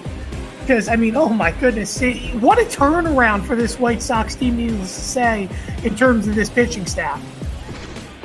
No, man, like I've been really excited about him. You know, and we saw Giolito go through a resurgence. A lot of folks held the same high hopes, maybe for Ronaldo Lopez as well. And, you know, just these young guys coming up. I think looking at those numbers, that makes a lot of sense. Sitting the top third of the AL and pretty much everything except walks allowed. One of the second worst team in the AL for that. And I can see it. It's a lot of guys with maybe a lot of control issues as that one's ripped down the line.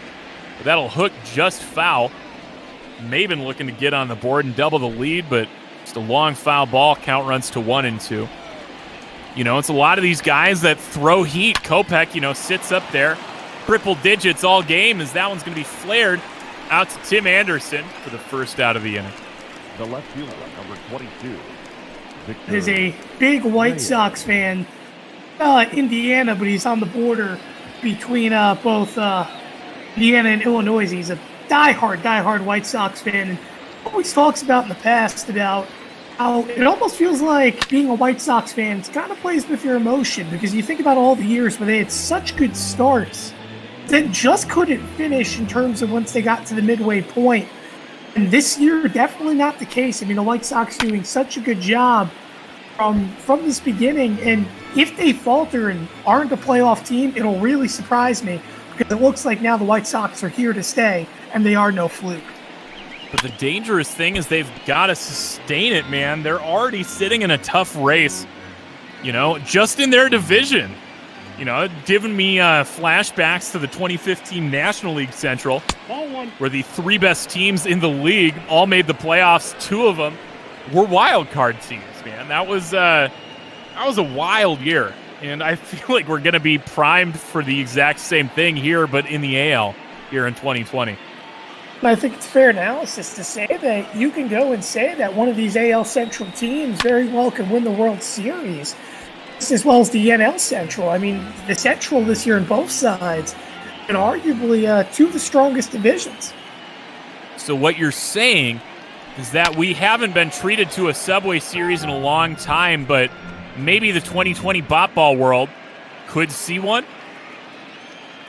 You never know. It very well could work out that way. I would love to see a Redline World Series, as the 1-2 pitch is going to be on the ground. Second to first, 4-3 will go. Victor Reyes here for the second out. Jonathan, go. And you look at Keuchel again now with 48, closing in towards 50 pitches. This was his first blunder back in the first, as he allowed a double to Jonathan Stope with, I believe, what was 2 outs before he ended up coming home to score. We'll see how he reattacks it here. I think he learned from his mistake the last time up. Yep, it was the first hit of the ball game, and arguably the most crucial hit of the ball game. Was one strike away from getting him out, but instead gave up a double, as that's going to make a 2-for-2 day here for Jonathan Schoop, continuing to terrorize Keuchel. Now batting. He's halfway to the cycle. Now, I mean, he's got the easiest parts down. The triple's obviously always the hardest. As I mentioned, against lefties, he has the capability to hit for some power and home runs. And Schoop, again, he's a really good second baseman. At one point, he was argued as a top 5 second baseman in all baseball. Once he left Baltimore, he kind of faded a little bit. And, you know, again, trying to re-find himself. Here in this early portion of the season, he's had a very solid plate approach. He's been hot of late. That average is slowly starting to creep back up towards a reality mark of a 270 for him. I mean, he's still far below, but it's slowly getting there. So with Schoop on first, Crone staring down a 1-1 count here. He was able to work a walk with Schoop on second earlier in this ballgame. Was left on base eventually, but helped contribute to keeping the inning alive, which allowed Detroit to take that 1-0 lead. Crone now looking at 1-2. Keuchel delivers. That one's going to be on the ground. Moncada to Garcia. And they will get the out there. So another man left stranded for these Tigers. Heading now to the bottom of the third. 8-9-1 for the White Sox. Sucks. You got to get base runners here. It's the only way you're going to score. You do have the power to get yourselves back in the game, but overall, when you're not having base runners, it's a big reason why they don't have the lead early on. Boyd's doing a great job, by the way. He's keeping that pitching count low, only at 35 as he works into the third. Luis Robert, one of those guys that we've seen get those deals before playing a single major league game. I don't know if I was excited or surprised to see it. I'm surprised to see that. Goes down swinging on 3 pitches here to start off the bottom of the third. What I'm surprised to see is you're able to get that tongue roll off. I couldn't do that if I tried. You know, that's I may have grown up in a very white-bread part of the Midwest, but, you know, I lived in Chicago long enough. Now I live in Arizona. Kind of have to. It sounds very, very easy. It's I could do it if I tried. Oh, come on. Well, I know one career that you cannot do then. You cannot be a churro sales guy. Yeah. If I ever hear anybody trying to hawk churros that can't just roll their R for like a minute straight, just they don't deserve it. As Mazara is going to go down 6-3 for the second out here. Boyd continuing to work efficiently here in this one. That one is a job that I'm definitely not going to be tempting at going for. Yeah, like, I don't know. Like, that's always kind of been... I've always wanted to do that, like, for a day. You know, like, just to give it a shot. You know, it reminds me of the time that I did once shadow as an ice cream truck driver. That may have been one of the most miserable days of my life, though, as that one's roped down the line, but that'll be foul here. Garcia with his second hacks of the ball game, grounded out to third to start it off for the White Sox. So you're basically just sitting with your foot on the brake for hours on end, hoping that you can make enough to make minimum wage. Garcia making a lot more than minimum wage. He's going to ground out here to end the inning. Another 1-2-3 here to go the White Sox, as they are still trailing by 1. It's funny you mention about ice cream. Dude, that's selling ice cream at Guaranteed Rate Field right now. White Sox fans love their ice cream walking around, especially. You know, one thing it's interesting, at least being going to a bunch of Yankees games in my lifetime as well as Mets games, vendors are hard to come by. You get a vendor that walks around with ice cream, everyone's going after them. Man, like the game day experience, man, if you've never been to a game down here on the south side, worth it. It is 100% worth it. Between the ticket prices being very affordable, the food and beverage options out of this world, like it's so slept on because of its location down there, and you know, just it's not quite Chinatown. It's not quite Bridgeport. But you know, it's a shame because they have made such a lovely game day experience down there. Definitely worth checking out. You mentioned the prices. I mean, it's a lot more realistic than going to, again, a game in New York. I mean, it seems like every time I go to a Yankees game, I'm spending about $300, $400 up. It's just that expensive. I mean, even food, you have to spend at least $30 just to get food from a stand at Yankee Stadium. I mean, things start at $12 a pop. Just for a soda, it's $8. I am so glad I live in such a low cost of living ballpark like Chase Field here, as that one's going to be on a line out there to Mazzara and right for the first out here in the fourth. Now I mean, to switch sports, but think about football. I'm jealous of the Falcons fans. They get Chick-fil-A. Good old hate chicken down there. Looking down there at AAA for the White Sox, Luis Basabe doing pretty well over there. And that was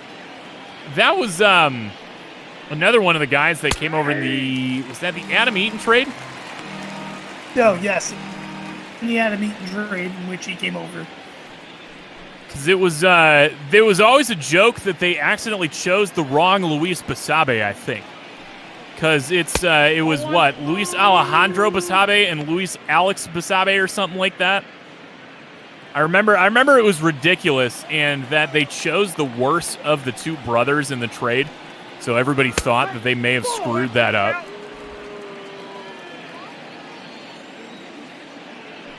So now with one out, it's Nico Goodrum, the Swiss Army knife here for these Tigers. Apologies, I'm having some lag here. Feel that. I feel that big time here. Oh, and it's bad enough that, all right. Yeah, no, this is a lovely time down here. Just, like I said, I'm blaming it on fog on our glasses, right? Too humid out, right? Why we can't see what's going on. Good battling at bat here by Goodrum. Staying alive, full count, 3-2. Cabrera already lined out. Almost saw him off. That's in play. And it'll be into the outfield. So Goodrum here redeems himself with a full count hit here with one out. No, not to be that guy, but with the exception of the Moncada and scope hit, I don't think we've actually seen an actual hit here today. Because, I mean, it seems like every check swing is going to the outfield and came down. I mean, the only run of this game is on a blooper by Miguel Cabrera. Definitely not a lot of solid contact, and I'm not surprised, man. That's what Dallas Keuchel's whole MO has been since he's been in the majors, man. It's that soft contact, that weak contact, that StatCast darling for contact, you know. And surprised that we haven't seen, or rather, I'm not surprised we haven't seen anything big, as a hack up by the face is going to be going on the throw. And Goodrum's in there with his 6th stolen base in 7 attempts. They tried to hit and run, but luckily Goodrum got a great jump, and he was easily in there. So now it'll be a 1-2 count. I don't think you try to steal again, but it's always an opportunity, or I should say rather an option. Much rather do it with 1 out than 2. Just love that small ball, man. That if there's anything that could come back, I would love it to be a little bit of small ball. Like, you know, this might sound ridiculous, but to me, there's not a whole lot of bigger rally killer, you know, when you're on fire in your half of the inning, than a home run. As Candelario's going to work the full count walk here. The runners on first and second with 1 out. If you're going to butt, definitely do it right here. Austin Romine, you know, don't get me wrong, he is a catcher, but he was actually one of the few when he was on the Yankees that did have somewhat of a capability to sacrifice bunt. Definitely not be opposed to seeing him do it right here and try to set up the 9-hitter of Jacoby Jones. Romine looks like he's got the green light here. Takes ball 1 low. Didn't see him try to square up or anything. As he gets some of that, retreating out there is Robert. Makes the grab on the track, and no tag from Goodrum at second. That is surprising. Now so they'll stay at first and second. Now 2 outs. Real surprising there. That was deep enough on the warning track to attempt to tag. And just, he stood there. He committed to stay at second base. And you have Jones up. I mean, think about it. If there was a wild pitch or anything, result in a run scoring, but now a wild pitch only moved you to third. I think they missed on a big opportunity there. Happens here, they may regret it. No, man, if you can get your guy 90 feet closer, and, I know you don't want to make that last out on the base pass, but we saw him take off just like a couple plays ago. He's got the wheels. He's got the base running ability to do it. Goodrum easily would have been in there at third.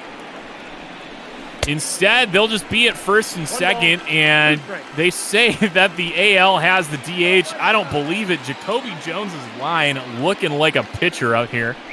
Swinging the bat like it. He's behind 1 and 2 here. I think if you took off the home runs out of that line and you told me that was a pitcher, I'd believe it. I would agree on that. Oh, my goodness. May as well have been a pitcher swinging at 1 right up on the arms. Keuchel loves it. That's going to be his 4th strikeout of the day. That was that was rough. filthy. And Jacoby Jones just swung right through, and I apologize as I was having a little bit of lag there in the audio. And I mean, that was an ugly swing, an ugly pitch. He's lucky to be walking back to the dugout. Just Anderson will step back in. Get the White Sox still trailing 1-0 here. Oh my goodness. God. 32 games. Where have I been? No, that's news to me. Tim Anderson coming in here rocking a 32-game hit streak. The last time I worked a White Sox game was 30 days ago, so clearly, 31 days ago, so clearly something happened right about then. Tim Anderson would love to see that continue. I'd love to see that continue. He's in a good spot to square something up. 2-1.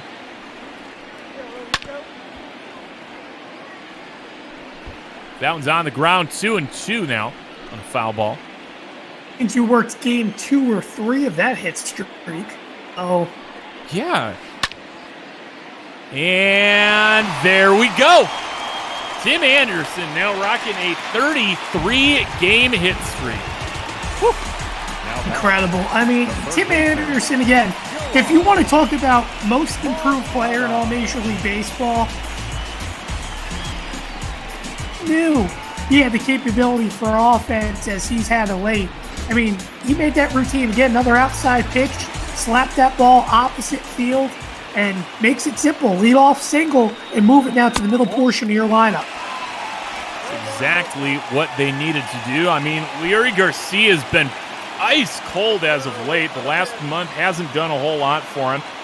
No home runs. We've seen his batting average tank about 30 points. Pretty much lost 30 points on everything across the board, but Moncada gives that one a ride. Looked a lot better off the bat than it actually was, as that's going to be lined out to left for the first out. Now that off the bat reaction here to MLB shit. I'll prank you a little bit because I thought the same exact thing as well. I thought that ball was going to carry you a long way. Instead, landed in left center field for the first out. Moncada does make that first out. And again, you see the pitching comparison. Boyd 94. Keuchel actually threw a 91-mile-an-hour four-seam today. It's very unusual for him. You go back to his first strikeout victim here of Edwin Encarnacion. I think if I'm not mistaken, that 91-mile-an-hour fastball did come against him. Here we go. 0-1 here to Encarnacion. The series number, the career numbers favor Boyd just a little bit. 6 for 27 with about a dozen strikeouts. Look over to keep Anderson honest over there. Anderson so far 9 for 14 in stolen base attempts on the 2020 season. Encarnacion takes a big changeup looking, 0-2. Like to see him swing the bat a little bit. Went down looking in his first plate appearance. 0-2 from Boyd. Down the line, a long strike. We'll keep him alive here. Boyd looks over at Anderson, delivers, and he swings through it. And man, I'll take the excitement. I'll take the effort. Unfortunately, doesn't pan out. Third strikeout of the day for Boyd. So now 2 out. The man on for Jimenez.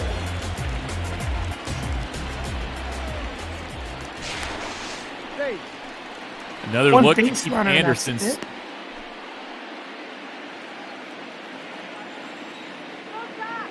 Struggle here today on this lovely Thursday. Count 1-0. Outside 1-0. What you got, Tim? Here we go. 1 ball, 1 strike. 1-1 to Jimenez.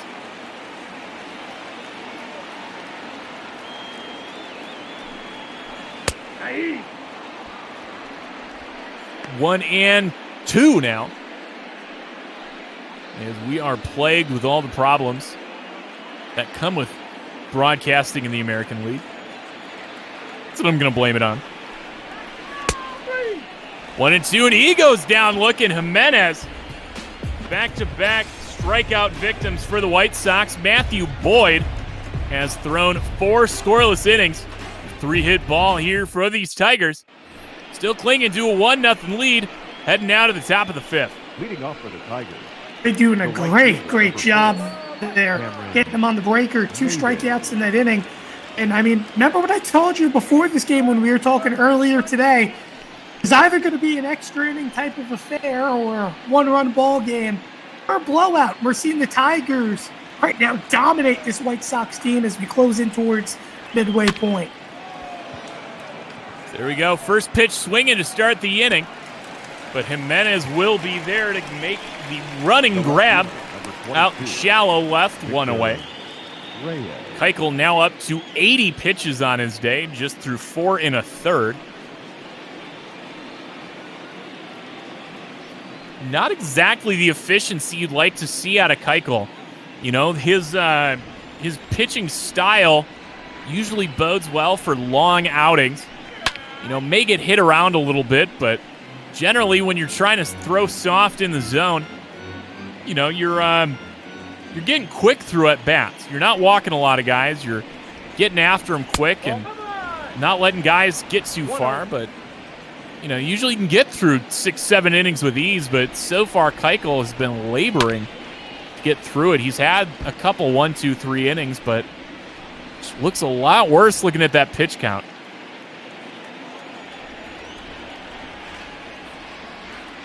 One and 2 to Victor Reyes.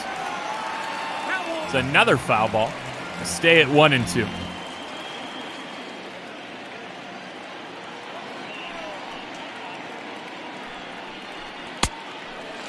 Saws him off, and Keuchel has his 5th strikeout of the day. The batter 2 away here. Second baseman, Jonathan. Great job there by Keuchel throwing that one in. Jammed him. I tell you, we've seen a bunch of ugly strikeouts today. Keuchel definitely with that 2-seam fastball, making him look silly at the plate. And he's going to face Scope, someone who is halfway to the cycle. As you said, the easy ones are out of the way. He got the double in his first plate appearance, fouled it up with a single. And I think we'd have to see a little bit of magic. Jonathan Scope, not exactly a triples guy. It would be his first on the season if he could make that happen here today.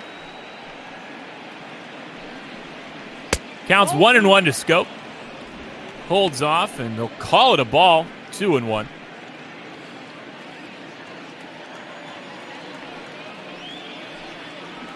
Ball 3. And it'll run 3-1 here. Could lose the possibility of going for the cycle if he takes a walk here. but he will have the green light, swinging at that late to it. Rings the count full now, 3-2.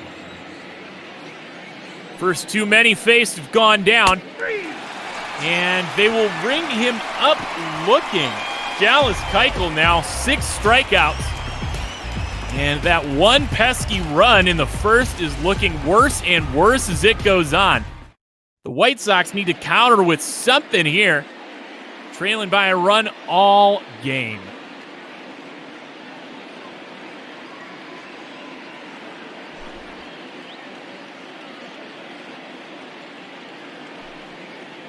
So Matthew Boyd, though, you want to talk the other end of the spectrum. We talked about how his record was god-awful coming into today, generally to the detriment of the offense behind him.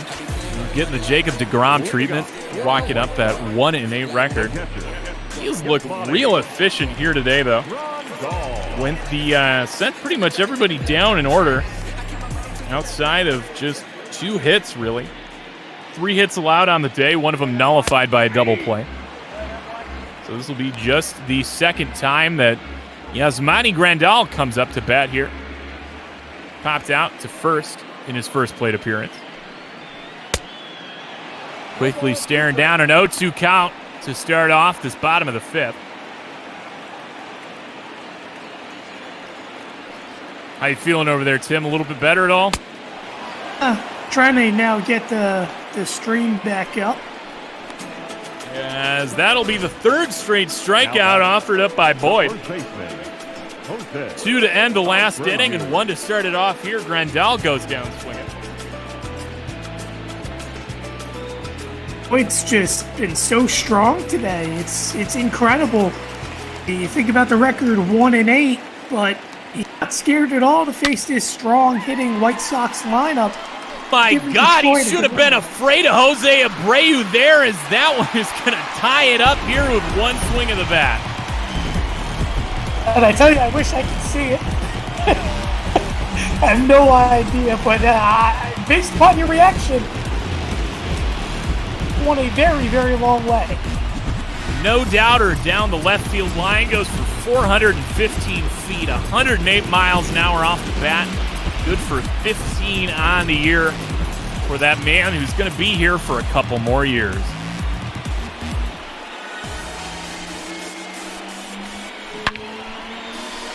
Oh man, I was fully ready to go Hawk Harrelson on it today, and I totally just botched it. I got too excited there.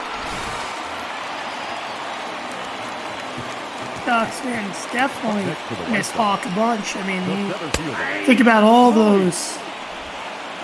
I remember him getting frustrated about Chris, with all the errors that one year for the White Sox and blowing what could have been an easy Chris Sale win, and they blew it in the 9th against the Mets. Mark Burley, you can't forget about that either. You a baseball bits guy? Foolish baseball? Follow much of anything he's done? If you have not seen the Mark Burley speedrunning video, definitely worth a shot. And that one's going to be right there to scope at second base for the second out. I've seen that. That is definitely entertaining. Keeping on the topic of Hawk Harrelson, I mean, you think about it as well. I mean, think about of all those quotes, you can put that one on the board.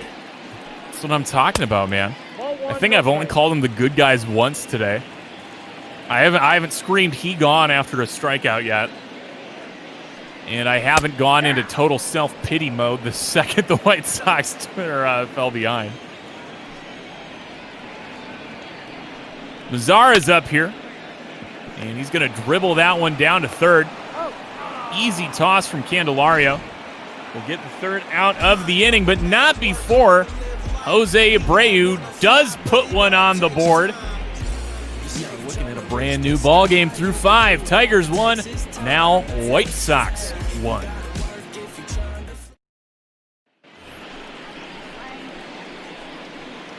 Leading off for the Tigers, the first baseman, TJ 4, 5, 6 due up here for these Detroit Tigers. CJ Cron rocking an 0 for 1 day. Took a walk and grounded out to third. That walk was important. It did allow that first inning to continue for these Tigers. It was a 2-out double that started it off for them, allowed them to get that 1 run of the game. So he was doing his part.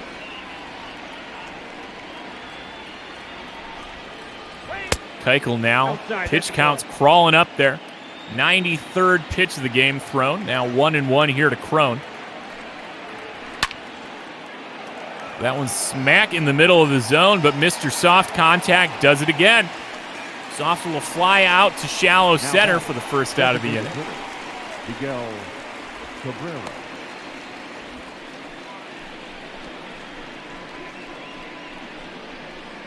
Now with 1 out, it's Miguel Cabrera. His single to start off his ball game was the only ribby so far here for these Tigers. The ribby is a little bit low for what you'd expect out of Miguel Cabrera. That was just his 18th of the year so far. Not exactly the former Triple Crown winner of years past. Hell, not even the former batting title winner of years past. Hitting just 220 coming in today. Age is the great equalizer, as we all know.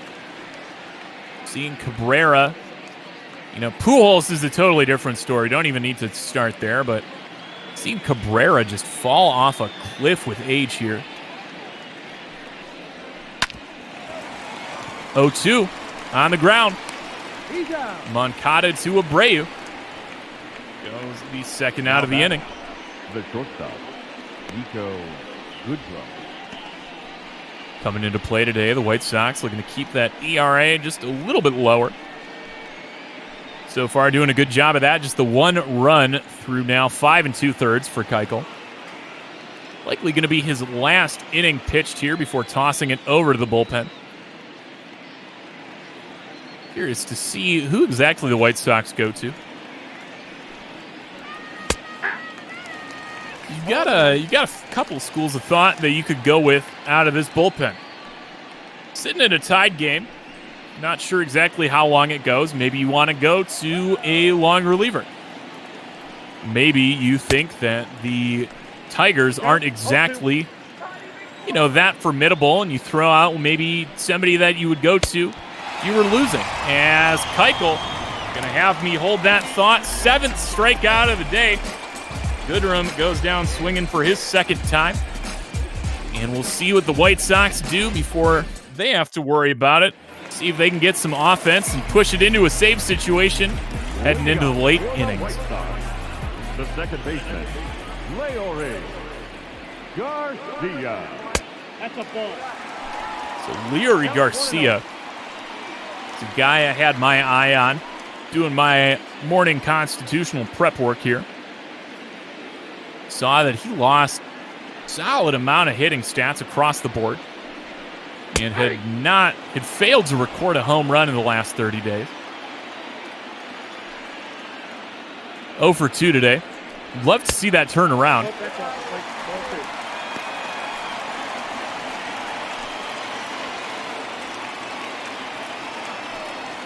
Boyd's just worked so efficiently. Only allowed the 4 hits. Keep it at 4 at this one. 6-4. Goes Garcia for the first out of the inning. The batter, number 7. Shortstop. Boyd just still sub 75 pitches now through 5 1/3. Bringing up Tim Anderson. Man, if he can have another season like he had last year, especially with this 60-game season that's going to be implemented, man, Tim Anderson could do some interesting things, you know. Everybody's clamoring that we might see another 400 hitter. But only, I think it was just 1 hitter last year through 60 games that was still above 400. That's what happens when I look at these fun facts right before I start. I totally forget to write them down. Called a strike here on Tim Anderson. Count now runs to 2-1. See if I can find that fact, because I hate when I start bringing up fun facts and I totally just dwindle out halfway through. Back outside. Outside runs ball 3. 3-1 with Moncada on deck. Moncada singled and lined out so far in this one. Tim Anderson's got some wheels over there. Could at least keep Boyd on his toes if he can get on base. Foul ball brings it full.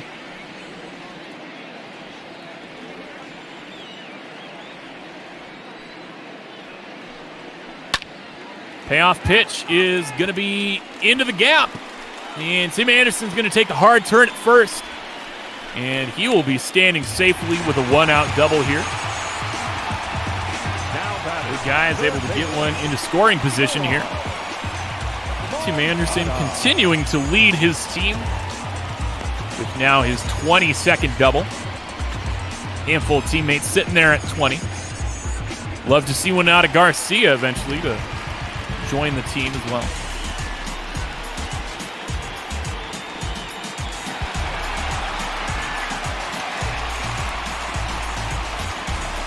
Southpaw stomping around up there on top of the White Sox dugout. As we said, Moncada 1 for 2 today. Now in a good spot with a runner in scoring position. The Taiwan import Xiaoqing Chang and Ivan Nova getting loose out there. Nova was a tank commander for these White Sox just a few years ago. Ivan Nova definitely just an innings eater type. He'll give you that 200, 250 innings a year, but you expect anything less than a 5 ERA, you are sorely mistaken. As that one's going to be on the ground to the left-hand side. Not what you want to do if you want to keep it on the ground with a runner on second. Tim Anderson will be stuck there. As that's going to go 6-3 for the second out. Bringing up the Parrot, E5, Edwin Encarnacion, 0 for 2 with the Parrot strikeouts today. Went down looking in his first attempt and went down swinging in his second.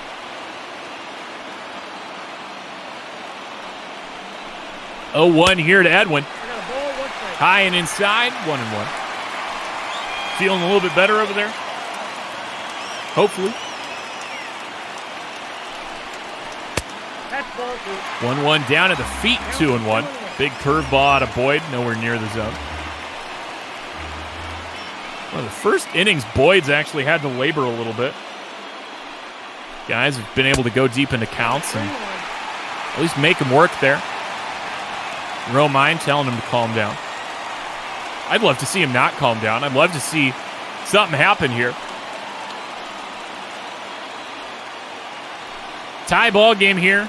Bottom of the 6th, 2 outs. Anderson at second, 3-1 to Edwin. And oh my God, it is the long ball doing it here today. You can put it on the board. Yes. 2-run shot by Edwin Encarnacion. And it is now a 3-1 ball game.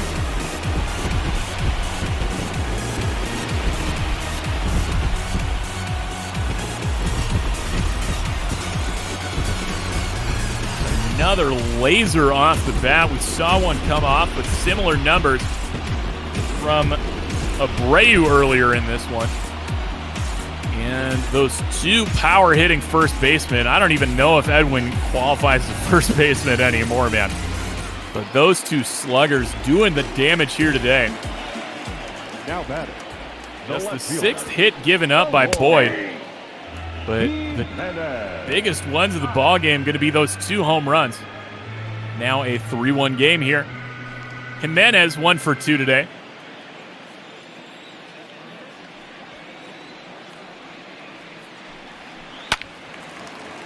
Jimenez ropes that down the line quickly behind 0-2.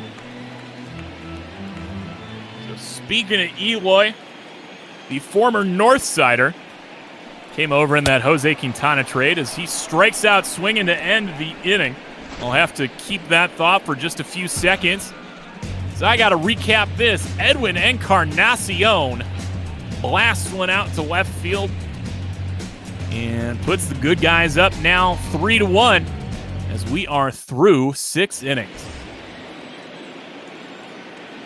Leading off for the Tigers, the third baseman, Gamer Candelario. So, Shark, you got to be hating this one, don't you? Oh, absolutely. This is awful. It's, I mean, this is kind of what we expected coming into this. I can't imagine we admit a whole lot otherwise. Expectations do nothing for hatred level. None indeed, as Dallas Keuchel is out here to start the inning, already over 100 pitches. He's in a much better spot now, sitting with a 3-1 lead. Keuchel sitting in line for just his 5th win of the season.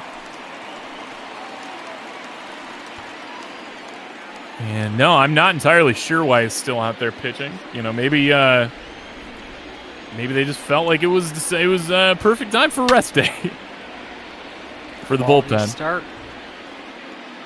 Definitely has exceeded the requirements for a quality start. Has pitched 6 innings plus and allowed 3 or less runs.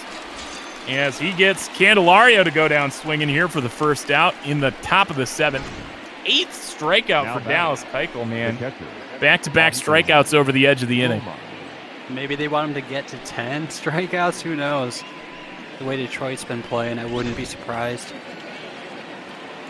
Austin Romine is one of the guys that has struck out here today. Struck out and flown out, to be completely accurate, as that one's going to be just inches foul of the third base bag. Yeah, we've seen Keuchel have a couple complete games to his name. Not sure if that's what Ricky Rennery is thinking here. But that will not drop. Garcia will be there. Put it away for the second out. Now batting, the center fielder. You know, Keuchel's got to be thinking that, got to be hoping that this one's a quick inning here. So far is looking like it will be. Getting loose for the Southsiders.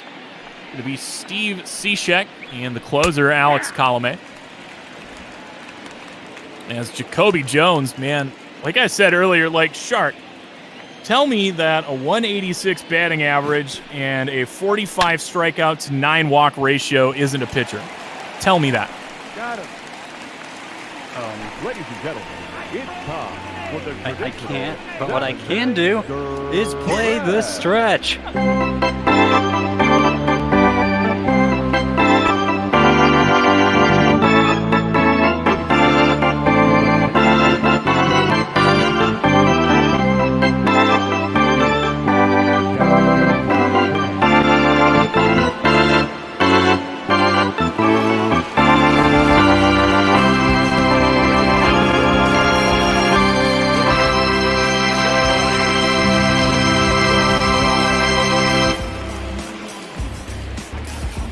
Beautiful.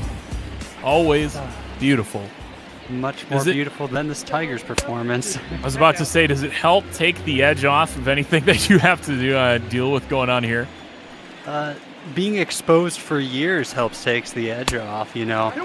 Detroit sports in general takes the edge off of this, so better than the Lions. I was about to say, is that just living in Michigan as a sports fan, this exposure therapy of the worst type? Pretty much, and you could say the best type, you know, rather than being upset. You're like, okay, again, whatever.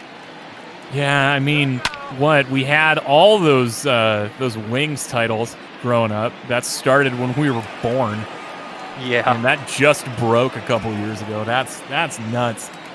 Yeah, so I guess Michigan maybe had a national championship in the '90s. Michigan State's done well, but. Yeah, not Tigers, you know, had their time. That time is gone. I don't know, man. I think it's fast approaching with, you know, Mize, Skubal, the other one whose name I'm totally forgetting. And yeah, I'm hopeful. There's pieces there. It's just Detroit upper management manages to botch things, it feels like. Hey man, the Dave Dombrowski years are behind us. We can hopefully put that behind us. Matt Manning, that's the other one. Thank you. Big swing and a miss there from Jose Abreu, brings the count to 1-1. Xiaoqing Chang now in the game. We saw Yasmani Grandal pop out to catcher to start off the inning. I can either bounce on out, let you back to this, or hang around since it looks like Tim is having technical difficulties. Your call. I'm having just as much, man. I'm just having a fun time dealing with it. It's what's up? I'm dealing with a little bit interesting. I'm having an issue where the stream doesn't load or the audio doesn't load. It's one or the other. It seems to flip every time I join, so I'm trying to get it balanced out. It's always fun. As 2-2 goes outside, it's now full here to Jose Abreu, whose one-run shot helped get these White Sox into the scoring column. Another foul ball here. Edwin Encarnacion coming up big with that 2-run home run to break out that lead for the White Sox right now. Oh my God, it was beautiful. Yes, that one's beautiful. That's going to be over the heads of everybody in the infield into center for a one-out single here for Abreu. Now batting, center Jay coming up big there. And it's been a big day for these big boys. Somebody maybe not so big. Luis Robert. It's an 0 for 2 with a strikeout in the lineup. He said signed that 8-year deal in the offseason before ever playing a major league game. It's the kind of thing like that that really signaled that these White Sox weren't messing around. They were here to play, and 2020 was how they were going to start it, man. I think a lot of it parallels to me kind of watching how the Cubs came up, too. Just hopefully the one thing I can hope is that the White Sox don't screw it up just like the Cubs did. I know there was so much riding on it that they had to make the moves they did to make it happen. If they don't trade away Glaber to get Chapman at the deadline, we're probably not sitting here saying the Cubs broke the curse after 108 years. But, at what cost?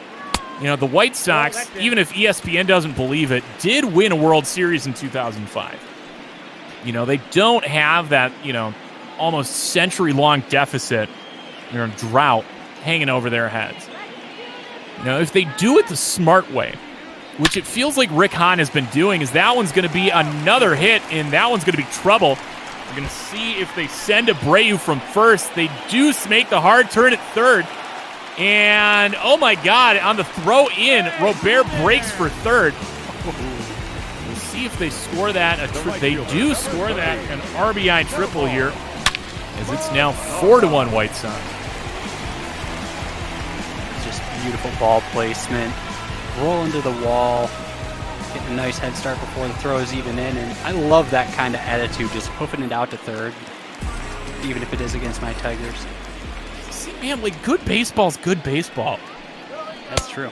Hopefully the reason you're losing is because the other team was playing good and not because you played poorly. Yeah, and I feel like that's what's happened. I feel like that's really what's happened. So now with one out, it's Nomar Mazara still looking for his first one. And another hit into that right center gap.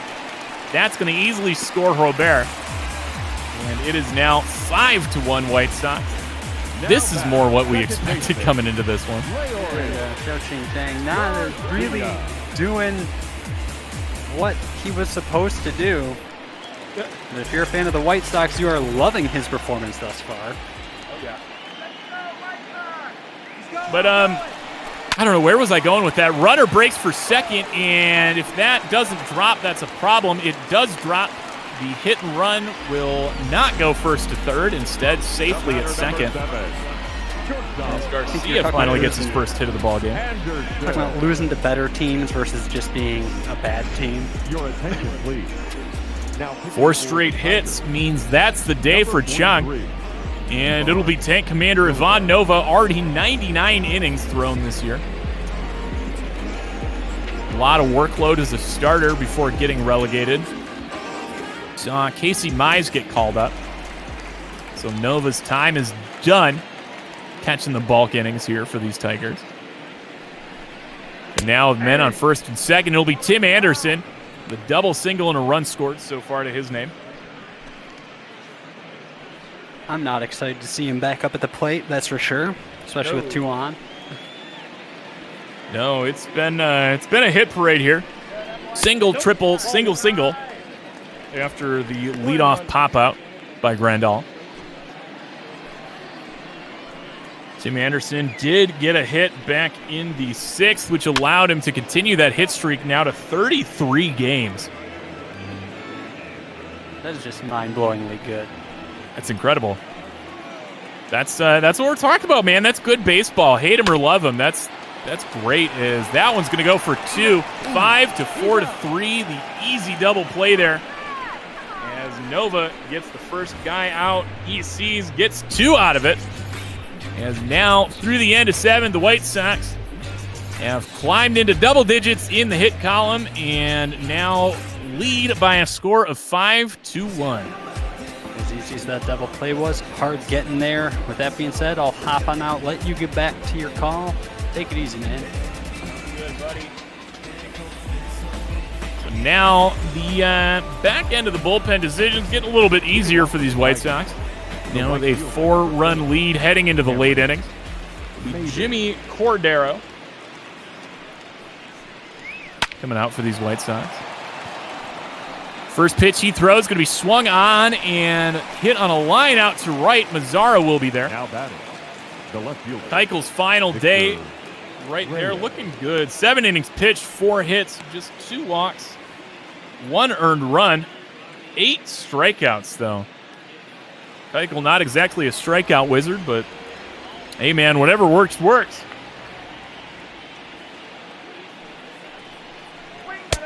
So after that lineup brings up Victor Reyes. The attendance here on the south side just a titch below 14,000. Not surprising for weekday Southsider baseball. Just a shame, man. Right off the red line. It's Sox 35th.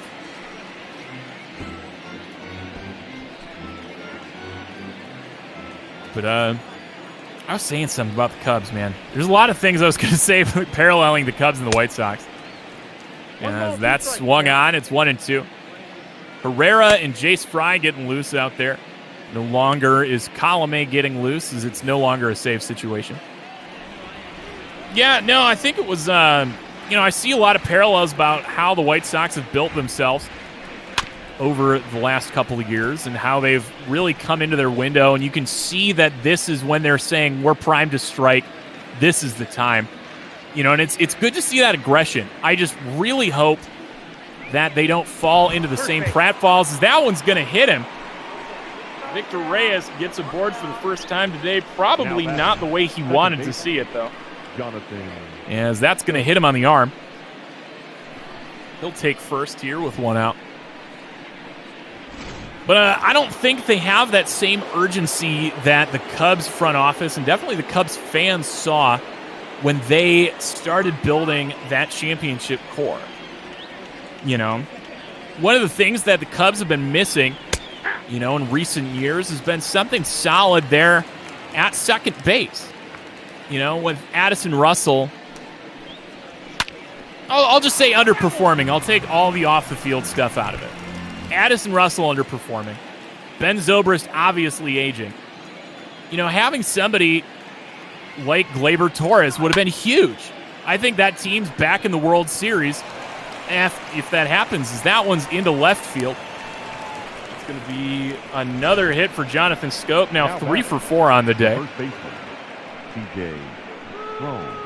And then we saw Eloy Jimenez go in a trade for Jose Quintana. I know that was always Theo's way of building a team, was to develop the bats and trade it for pitching. So I can't blame him on that. But What's another thing that the Cubs have been missing in recent years? It's another outfielder. You know, if you're looking at a team that's Bryant, Baez, Torres, and Rizzo in the infield, that's going to be a beautiful 5-3 double play. Tags the runner advancing to third. Throw is in time. End of the inning. Continue this diatribe in just a few as we head now to the bottom of the 8th. Chicago still leading by 4.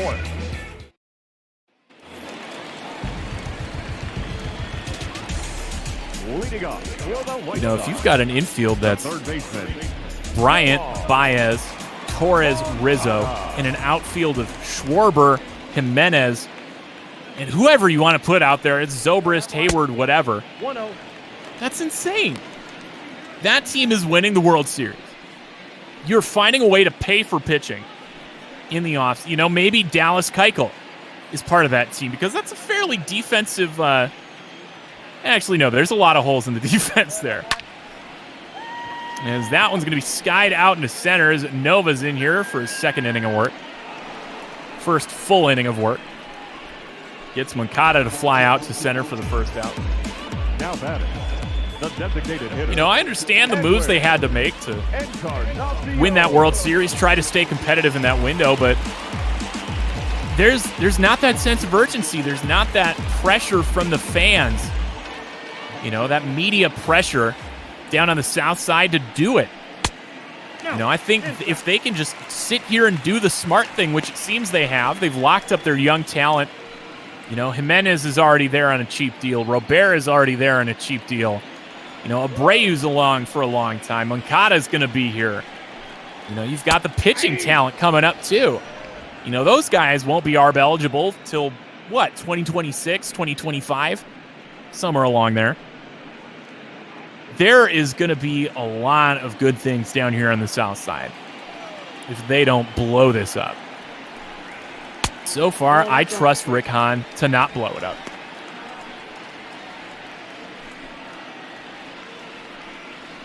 Edwin Encarnacion. 2-run shot earlier in the game. Made it 3-1. First time the White Sox would take the lead all day. Have since made it 5-1. Encarnacion sitting in a 2-2 count now. As that one goes low, now 3-2 from Nova. Former White Sox pitcher. As I said, he was one of the tank commanders that helped them get to where they are today. Sometimes you got to lose a few games to build up a farm. That one's fouled off on the payoff pitch. We'll do it again here.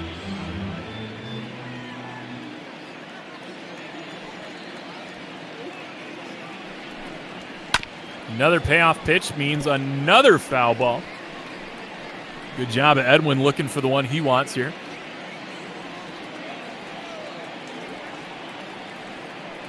Another 3-2. On the ground. But Candelario is there. Toss in time to Crone for the second out. The batter, the left fielder, Ahoy.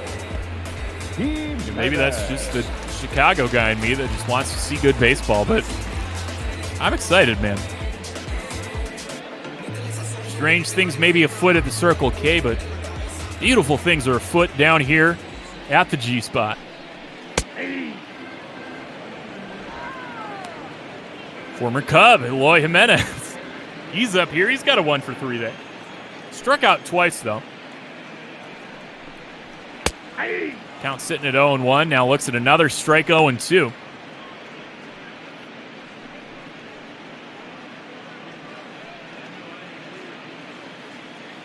Him striking out was the last batter that we saw Matt Boyd face. Takes that one into center field. And he will be there. Victor Reyes will be there. Jacoby Jones, someone, will be there. As I have totally lost track of who Detroit's thrown out in the outfield as we now head to the top of the 9th. Cabrera, Goodrum, Candelario. The last shot that these Tigers have. Number 41, Calvin Herrera.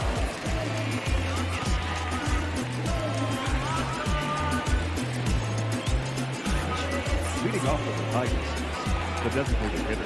So Kelvin Herrera, the former Royals closer, going to come in here to lock this one down in a 4-run game. Not a save situation, so column A will sit it out. Ball one, no strike. So yeah, I think they're in pretty good hands, though. Back end of the Sox bullpen definitely got some promise to it. Former closer in Kelvin Herrera. Former closer in Steve Cishek. He hasn't seen a whole lot of ninth inning work in recent years, but it's there. And Aaron Bummer seems to be an up-and-coming guy. One of the, probably the biggest left-handed name out of the bullpen here for these White Sox. Cabrera's ahead here, 2-1 to Herrera. Tigers down to their last 3 outs. So over the 4-game series that we're about to conclude, White Sox took games 1 and 3. Detroit took game 2. Final score was 6-2. So the White Sox looking to make it 3 of 4 here and stay in that tightly contested division. Now that fly out there. Little line out, fly out, lazy Susan out, whatever you want to call it. 1 out here. Brings up Nico Goodrum, 1 for 3. 1 for 6 on the series. There will be 2 switch hitters here for these Tigers. Foul ball out of Goodrum.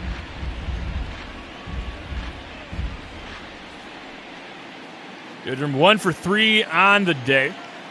2 strikeouts, a single and a stolen base.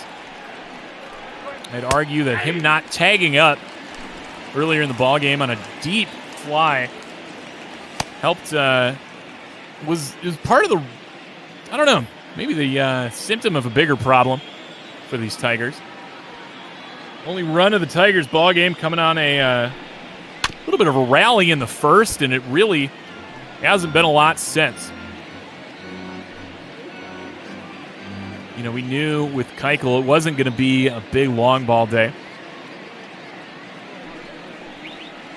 0-2 to Goodrum, saws him off inside, and now Detroit 1 out to get 4 runs or more. Up next for the Tigers, the third baseman. Goodrum wearing the hat trick. Candelario. It's all going to rest on another former Cub, Jeimer Candelario. Did see the Candyman do some beautiful things to the Dodgers in an interleague series just a few days ago. I love to see that.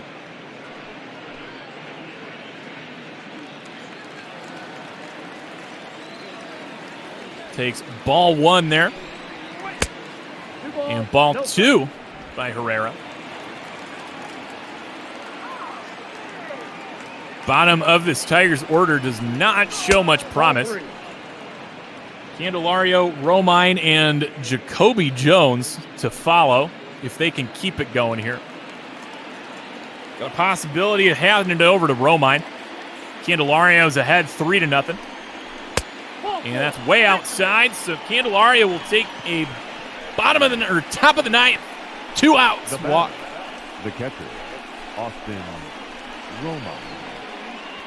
Bringing up Austin, not my brother Andrew Romine.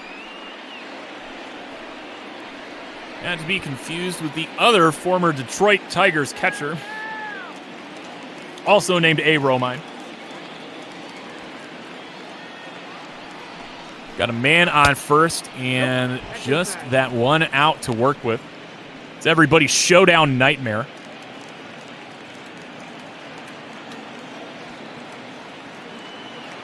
Had 27 outs to get 6 runs, and here you are. You can't get it done, and that will do it. Robert gets the glove on it, and the White Sox will take this one. Final score 5-1.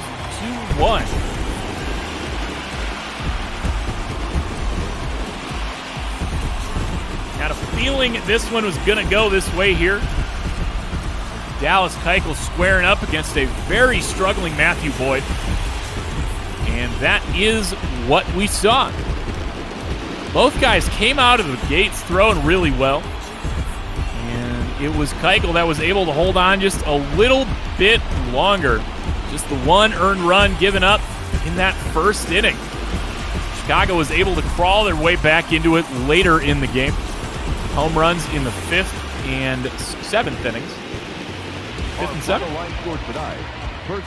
5th and 6th inning. Followed by a couple hits strung together in the 7th. Ended this one in the final. You're looking at there, 5-1. Chicago improving to 52-30 on the year. 2 straight wins for them. Tigers now drop to 30-51. Now fully at the halfway point, 81 games through this season. Looking at these highlights, Miguel Cabrera started out the scoring after the Tigers were able to get a couple on. The scope double followed by a Crone walk with 2 outs in the first that allowed that Miguel Cabrera hit to bring one in.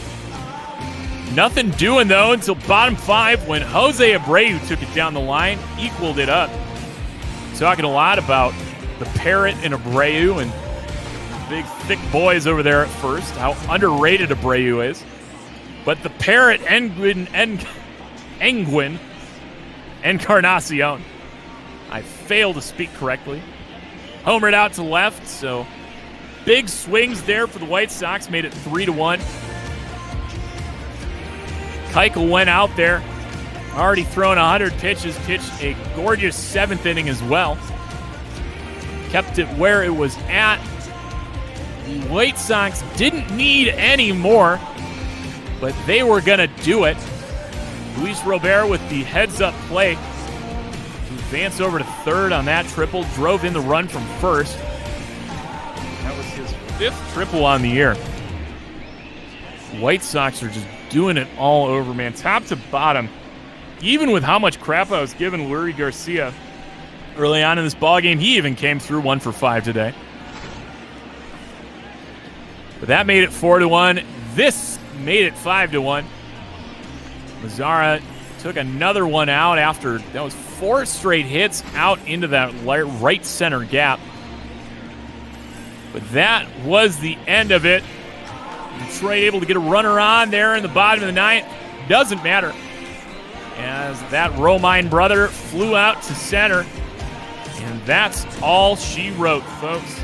It is a beautiful day in the neighborhood, if that neighborhood is Southside Chicago.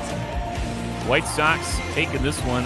Final score, 5-1.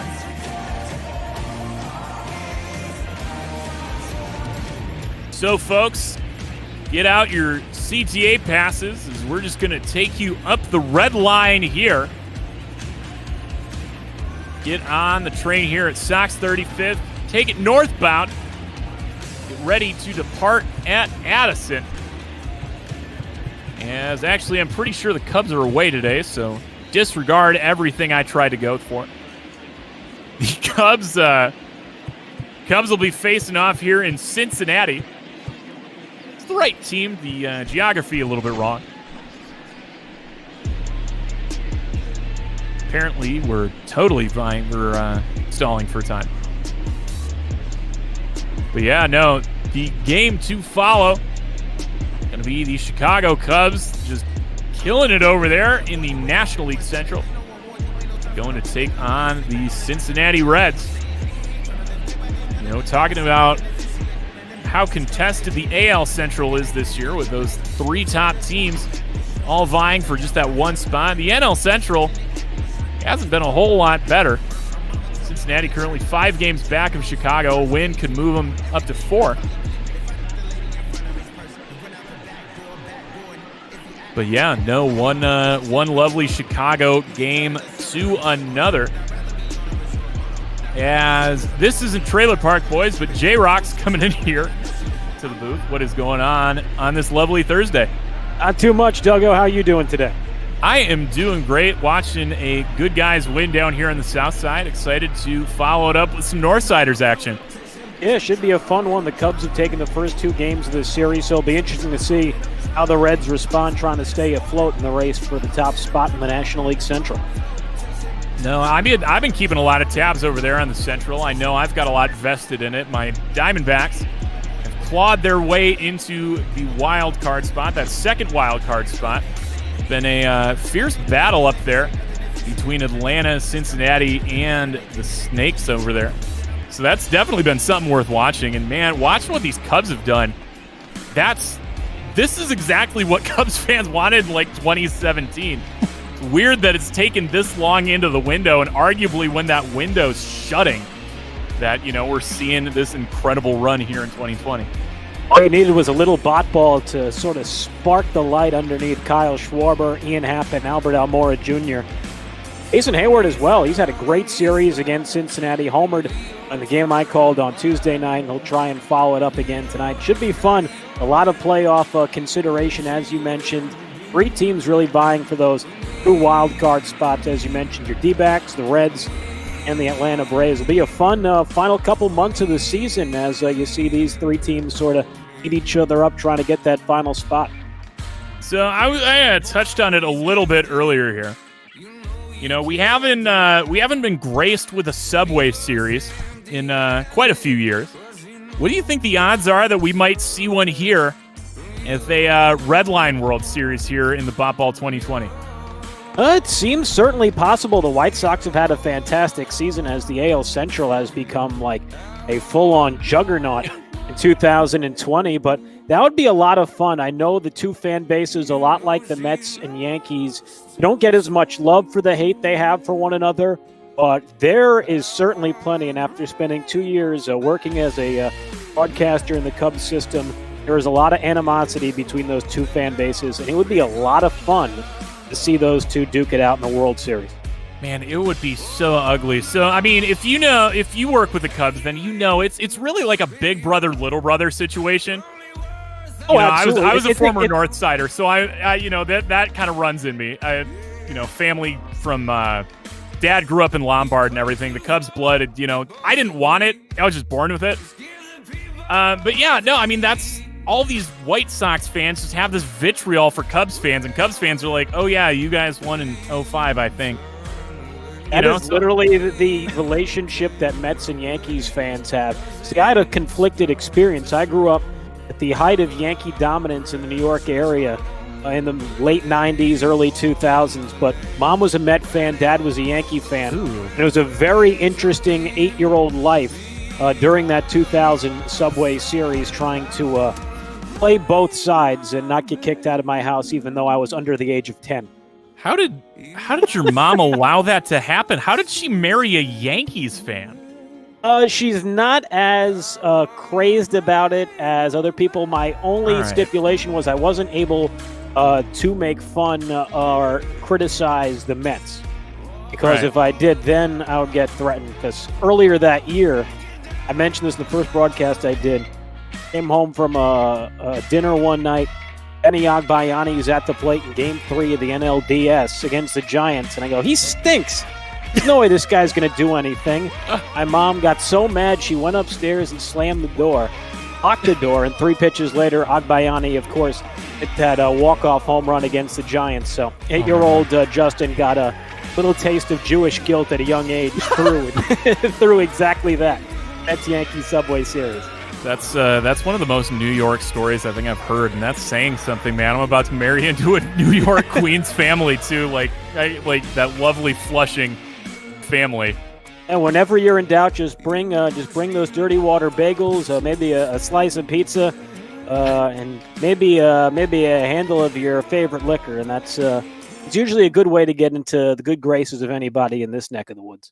Man, I gotta say though, that was when we started dating. So she's born and bred, New York.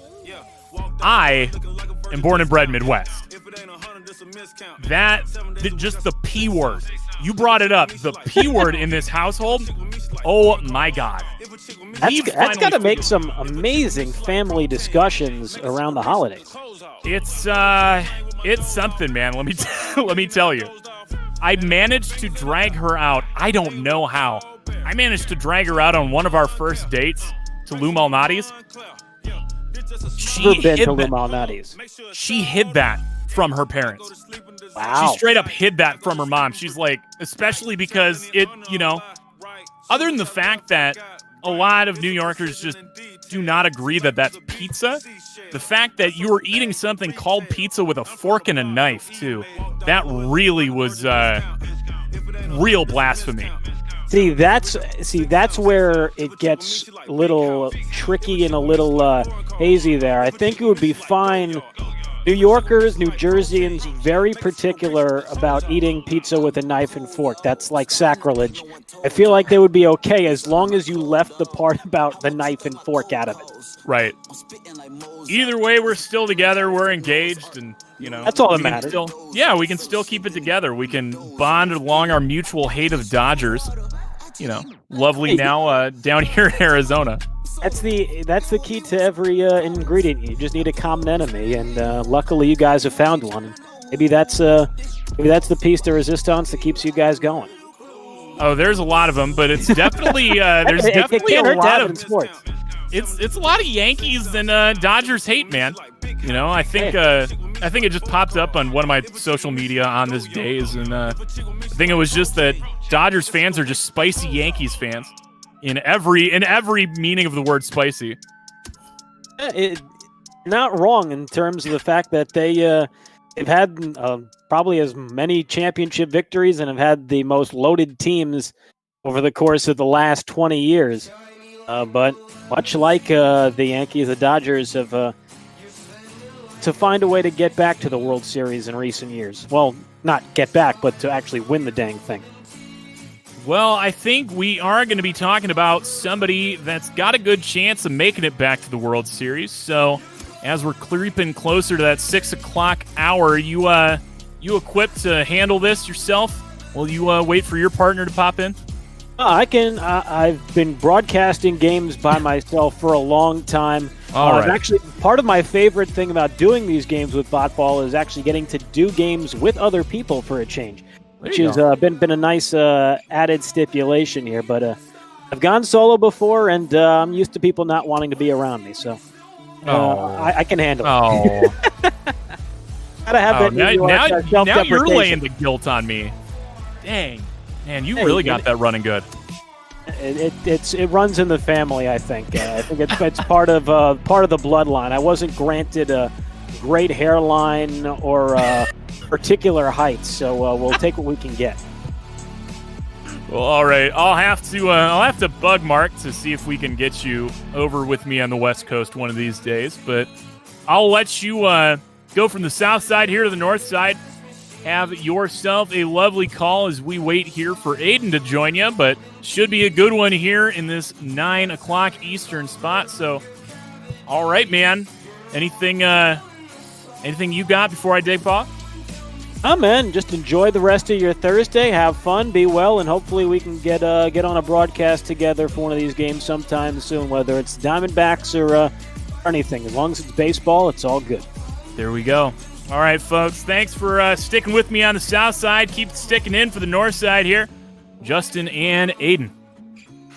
Thank you very much, Duggo. Appreciate it. As you just saw, the White Sox defeating the Detroit Tigers 5-1 as we go from one side of Chicago to not too far away from Chicago. Chicago still involved. We'll head over to Cincinnati, Ohio.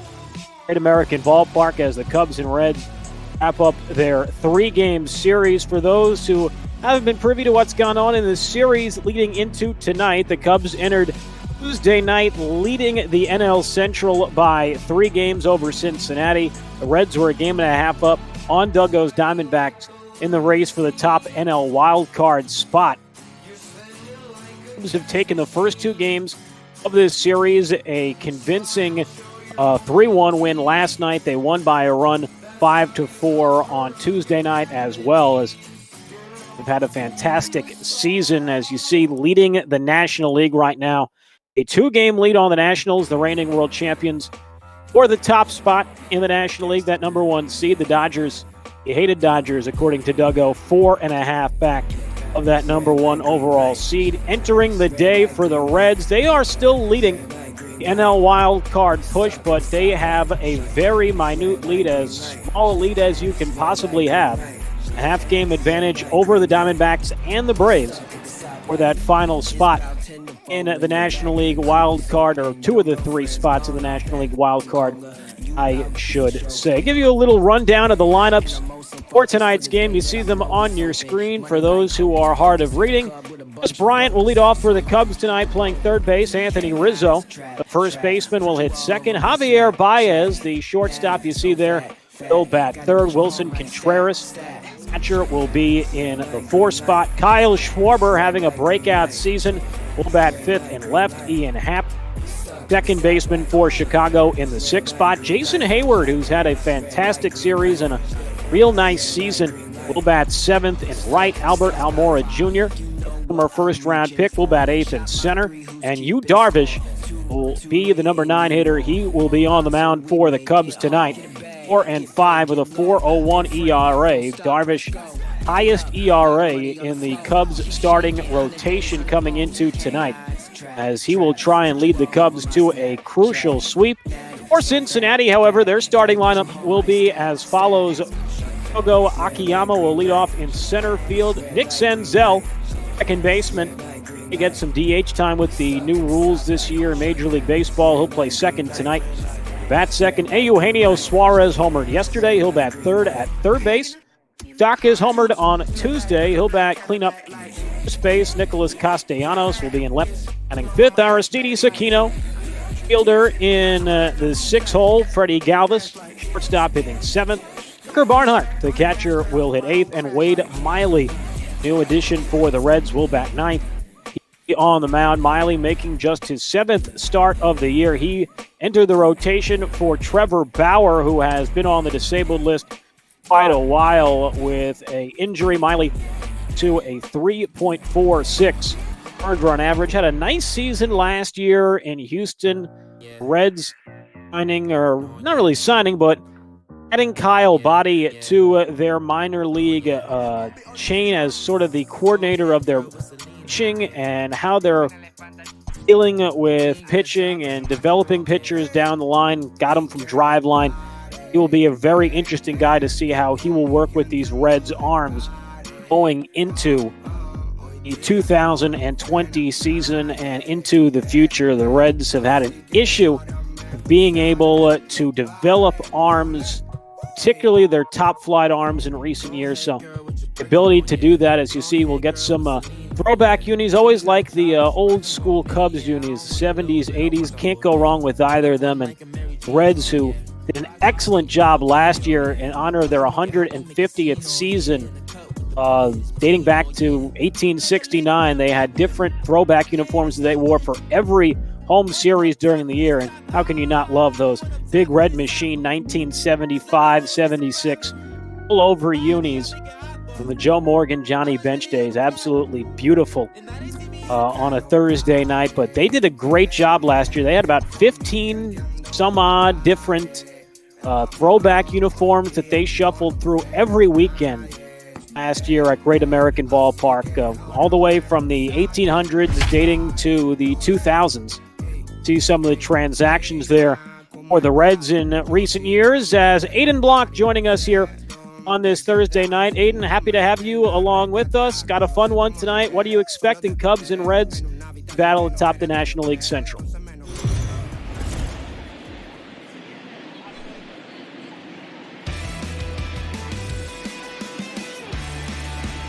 Gotcha, Aiden.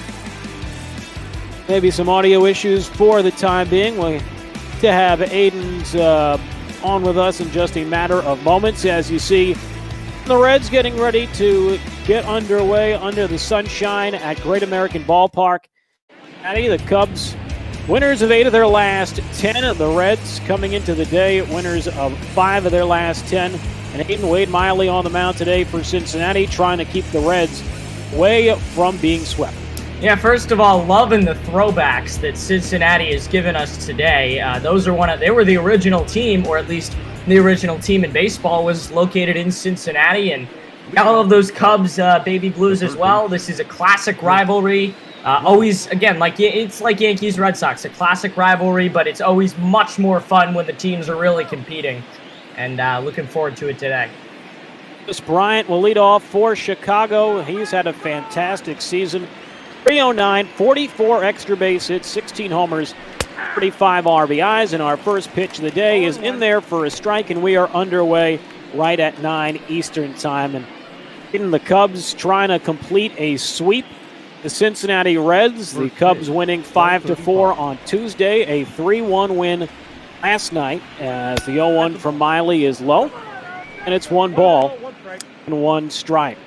Those beautiful baby blue uniforms the Cubs wearing today, as Aiden pointed out. Go back to the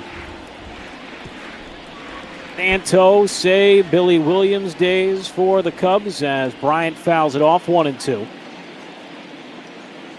Haven't seen the Cubs really break out these throwbacks in a long time, and Cubs have sort of been throwback wary lately. They should probably break either these or any of these pullover uniforms from the 70s, 80s. I think anybody would complain with in the north side of Chicago. Yeah, I agree. It's kind of like a Yankees-esque kind of look with the pinstripes. See Bryant ground out to first for the opening out.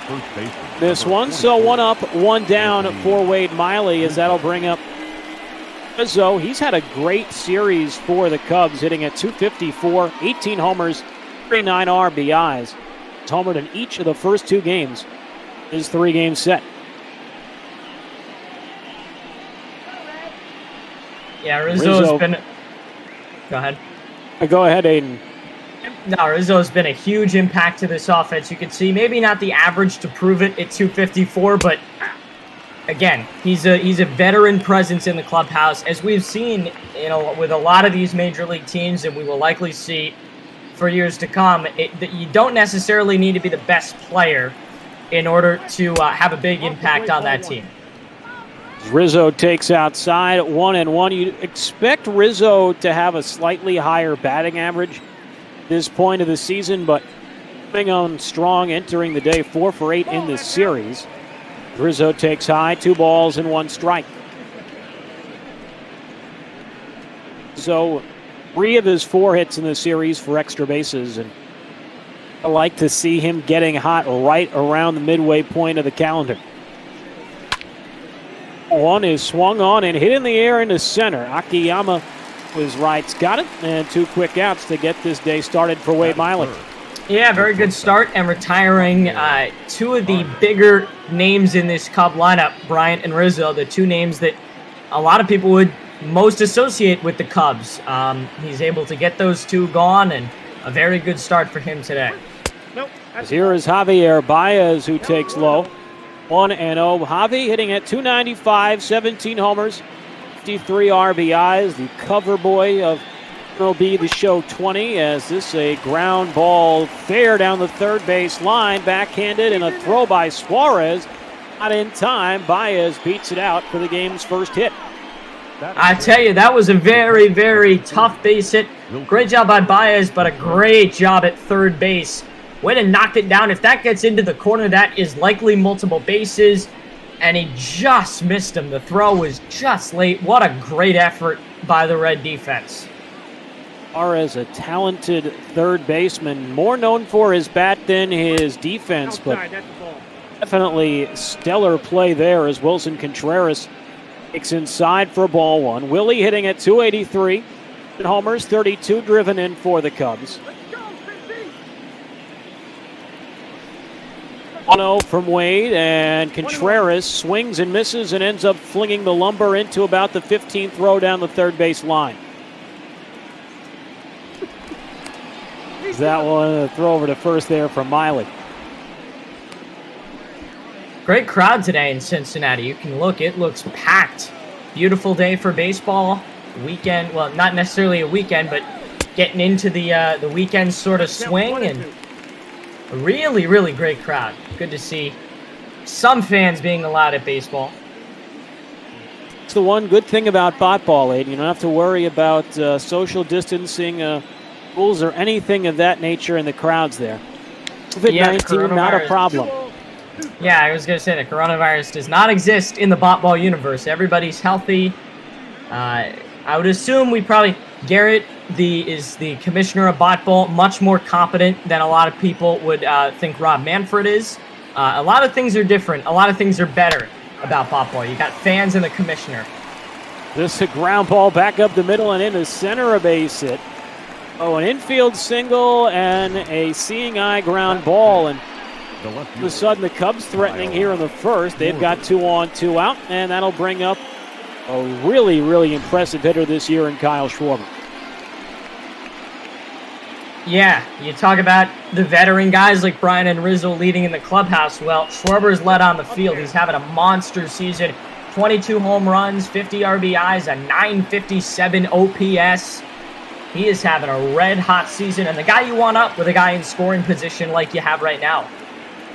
Mentioned that OPS, 4th in the National League, as Schwarber fouls it away 1-1. Not to mention he's also 3rd in the NL in WAR coming into today, and that for a guy who's not known for his defense.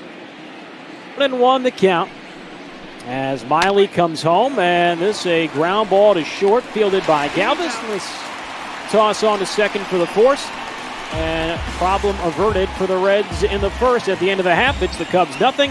Cincinnati coming to bat here on Brault.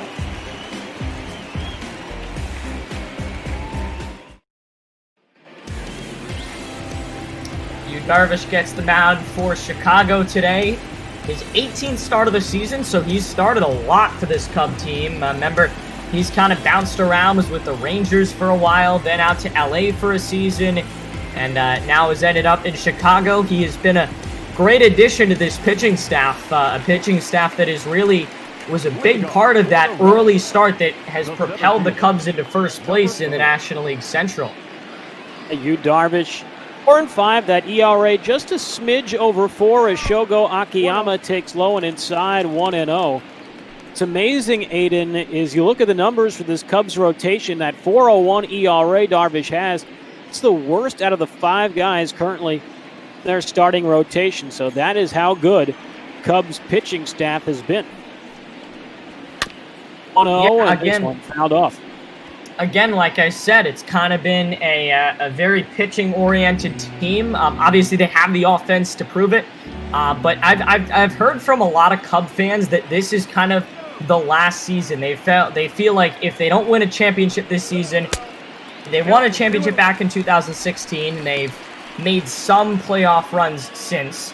But they feel like this is like the last chance they really have to win a championship with a lot of those guys that won it back in 2016, because it's starting, you can see, to become a new Cubs regime. Darvish was not on the team in 2016. A lot of the guys now we're not on that 2016 team, so they're trying to kind of continue the dominance of that 16 team, and this might be the last real year that you can try and prove that team is still very much alive.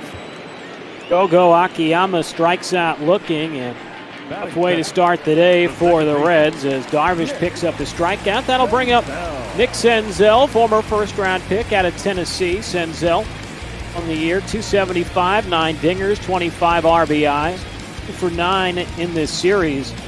And you mentioned the potential that the Cubs, maybe towards the end of their run with this group, should things not break their way in 2020. And it's interesting, back to that 2016 year and all the prospects and young stars the Cubs had waiting in the wings, it seems like they traded the 2 best farmhands out of all the ones they had potentially. Obviously, Bryant and Fiers and Contreras, and these guys are studs, but a lot of expectations in the other side of Chicago and in New York for former Cubs farmhands Gleyber Torres and Eloy Jimenez, as Zell fouls it away 1-2.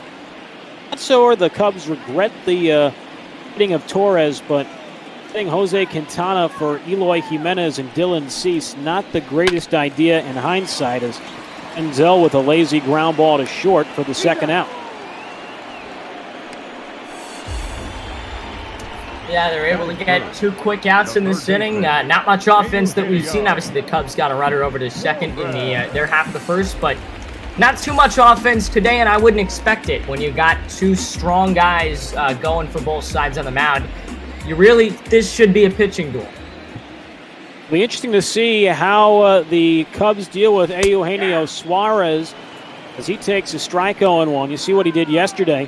The home run accounted for the only Reds tally. A 3-1 loss. Suarez 3 for 9 in the series coming into this afternoon. As Suarez swings, and it's a high fly ball to right. Hayward back at the wall, and this one is about 3 rows deep into the right field seats. Eugenio Suarez with another home run, his 24th of the year. That's a good way to start the Thursday afternoon for the Redlegs. They take a 1-0 lead. What a blast, and the Reds fans gotta love it. When you're playing a first-place team like this, for a team like the Reds that want to start to make some waves in the National League Central, that is the way to do it. Exit velo of just over 100 miles an hour, and it ends up out of the ballpark in a really great start for Cincinnati. Maybe not so much of a pitcher's duel as we originally thought, and there's another meatball that Darvish just served up to Moustakas. Moustakas certainly a guy who can mark one as well. He homered on Tuesday. The Reds hold a 1-0 lead. Moose sitting at 236, 14 home runs. As this time he's 3 days early on an off-speed pitch, 0-2.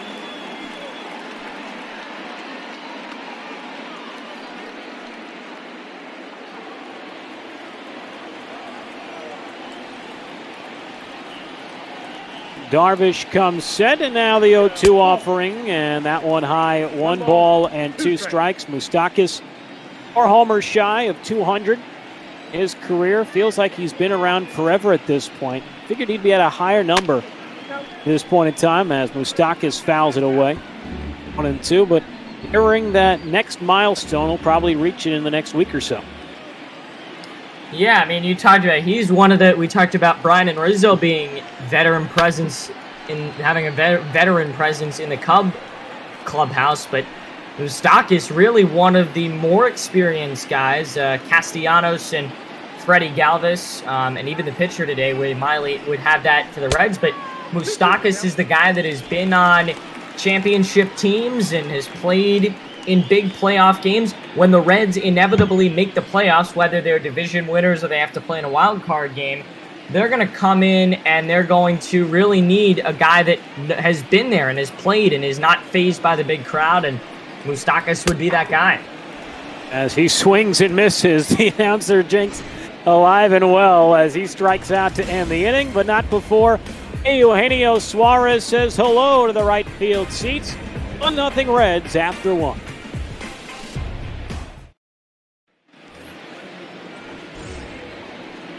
Leading off for the Cubs. In half to lead off for the Cubs here in the top of the second inning. The Reds a 1-0 lead on the home run off the bat of Eugenio Suarez, Happ, Stewart, and Almora Jr. The 3 scheduled to bat for the Cubs in the inning. Justin Rock, Aiden Blanc along with you here on this Thursday night as Happ swings and misses 0-1. Happ at 283, 11 dingers, 33 driven in as he's behind now quickly 0-2. Reds 1-0 lead thanks to that Suarez home run. The 0-2, and Happ swings and misses at the high cutter. Just like that, 3 pitches, 1 out. Wade Miley to a good start, retiring leadoff man yet again. Yeah, and you could see he was hyped about that. High fastball, and you can't catch up to it. Obviously, if you're Wade Miley, you're psyched about that on the mound. If that can continue, it'll be a really fun afternoon for him on the mound. Hayward taking low there. 1 ball and no strikes. Jay Hay, 243. Homers, 26 RBIs. He's had a great series for the Cubs. Hayward, a home run in the win on Tuesday, 3 for 5. This 3-game set with 3 walks. That's inside 1-1. And Hayward, a guy who's never really found his footing in Chicago, be getting hot at the right time. The Cubs here in 2020 as he fouls this off 1-2.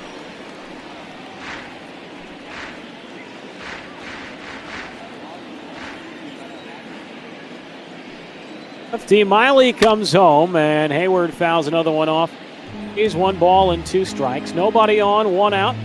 Top of the second inning. It's a 1-run advantage. Trying to avoid a sweep here on a throwback Thursday. As Hayward catches that one bounce in there. 2-2. Break even, and Hayward fouls another one away. This is a great battle here from Hayward and Wade Miley. Yeah, this is a really fun at-bat to watch. 2 of the great veterans of this game going at each other. Really great battle we've seen so far. Hayward fighting things off. 2-2 to Jason, and that's outside, full 3-2. It's good at bat. Hayward behind in the count quickly, but able to pull with Almora Jr. waiting on deck.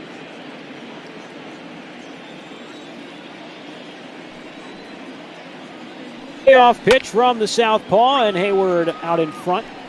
Fouls it away at 3-2. Hayward, the unsung hero of that Cubs World Series championship team, credited with that talk during the rain delay in 10th inning as Hayward takes low, and he draws his 4th walk of the series, Aiden.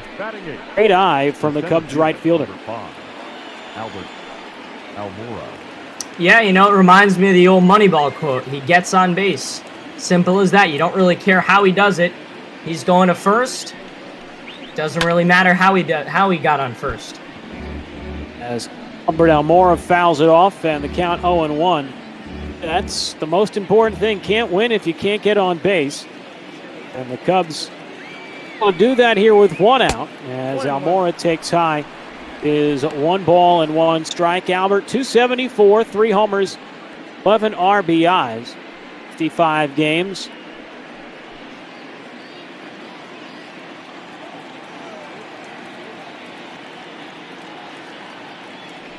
One from Miley, as there is a check swing, but on finding the zone according to the home plate umpire, and the count now 1 ball and 2 strikes. Hayward on the walk just a few moments ago to try and spark a rally for the Cubs. 1-2 pitch is low.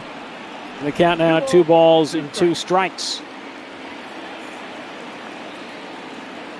Mora 0 for 5 in this series.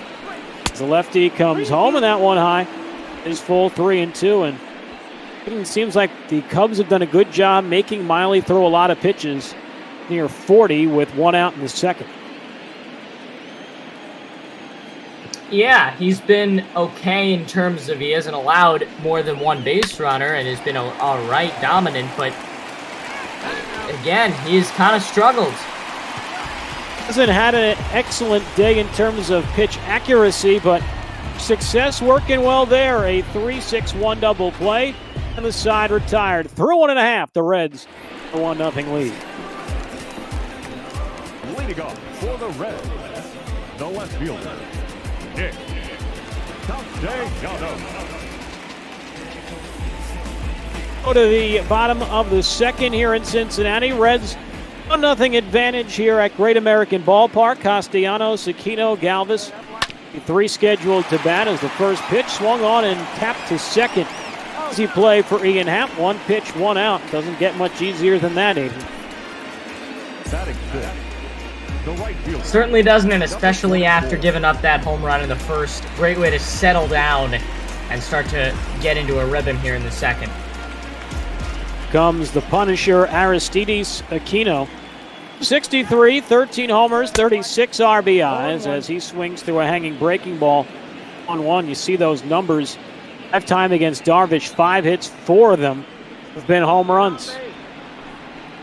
0-1, and there's another strike in there, 0-2. Aquino, guy who blew up for the Reds late last season, if you remember.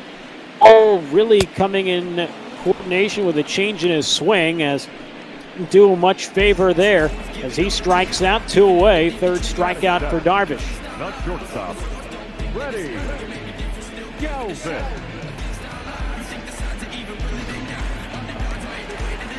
I'll bring up the shortstop, Freddie Galvis. Galvis during the day at 227, 9 homers, 30 RBIs. As he takes low and inside, 1 ball and no strikes.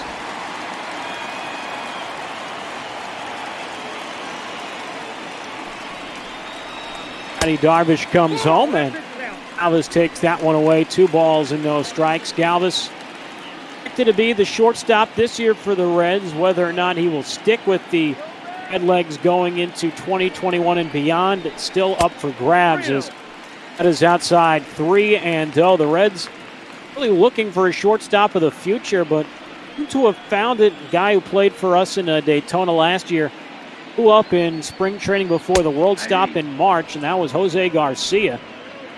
Was expected to play at Double-A Chattanooga this season. Obviously, COVID-19 having some other plans for minor leaguers and baseball as a whole, as Galvis showing good patience, draws a 2-out walk to keep the inning alive. Batting eighth, the catcher, Tucker Barnhart.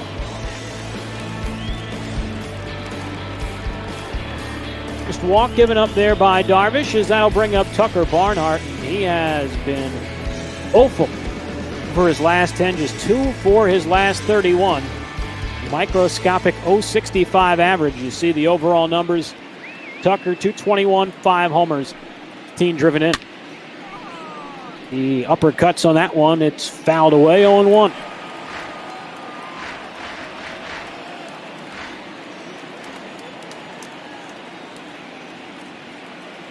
Ready, Darvish coming set, and now the 0-1 pitch.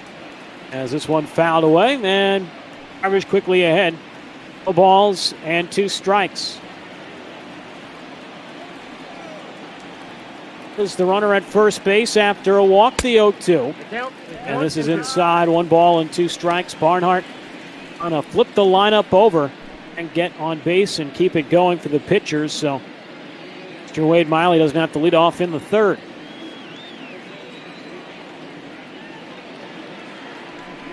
Eddie's 1-2, and Barnhart able to slide out of the way of that one. And count evens up 2 balls and 2 strikes.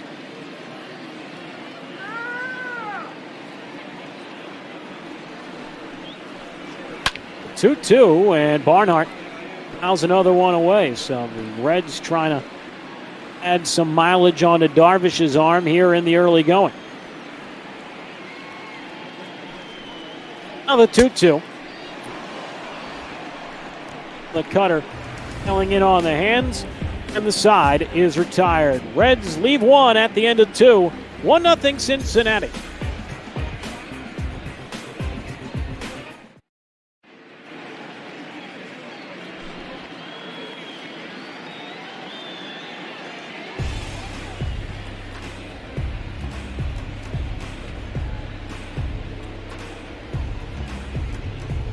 Pitching numbers as we go to the top half of the 3rd inning. Reds a 1-0 lead. Justin Rock, Aiden Blanc with you here. Eugenio Suarez.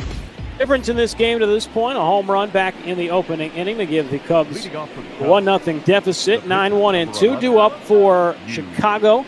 In the 3rd, Darvish, Bryant, and Rizzo. Cubs have been able to work Wade Miley a little bit, Aiden.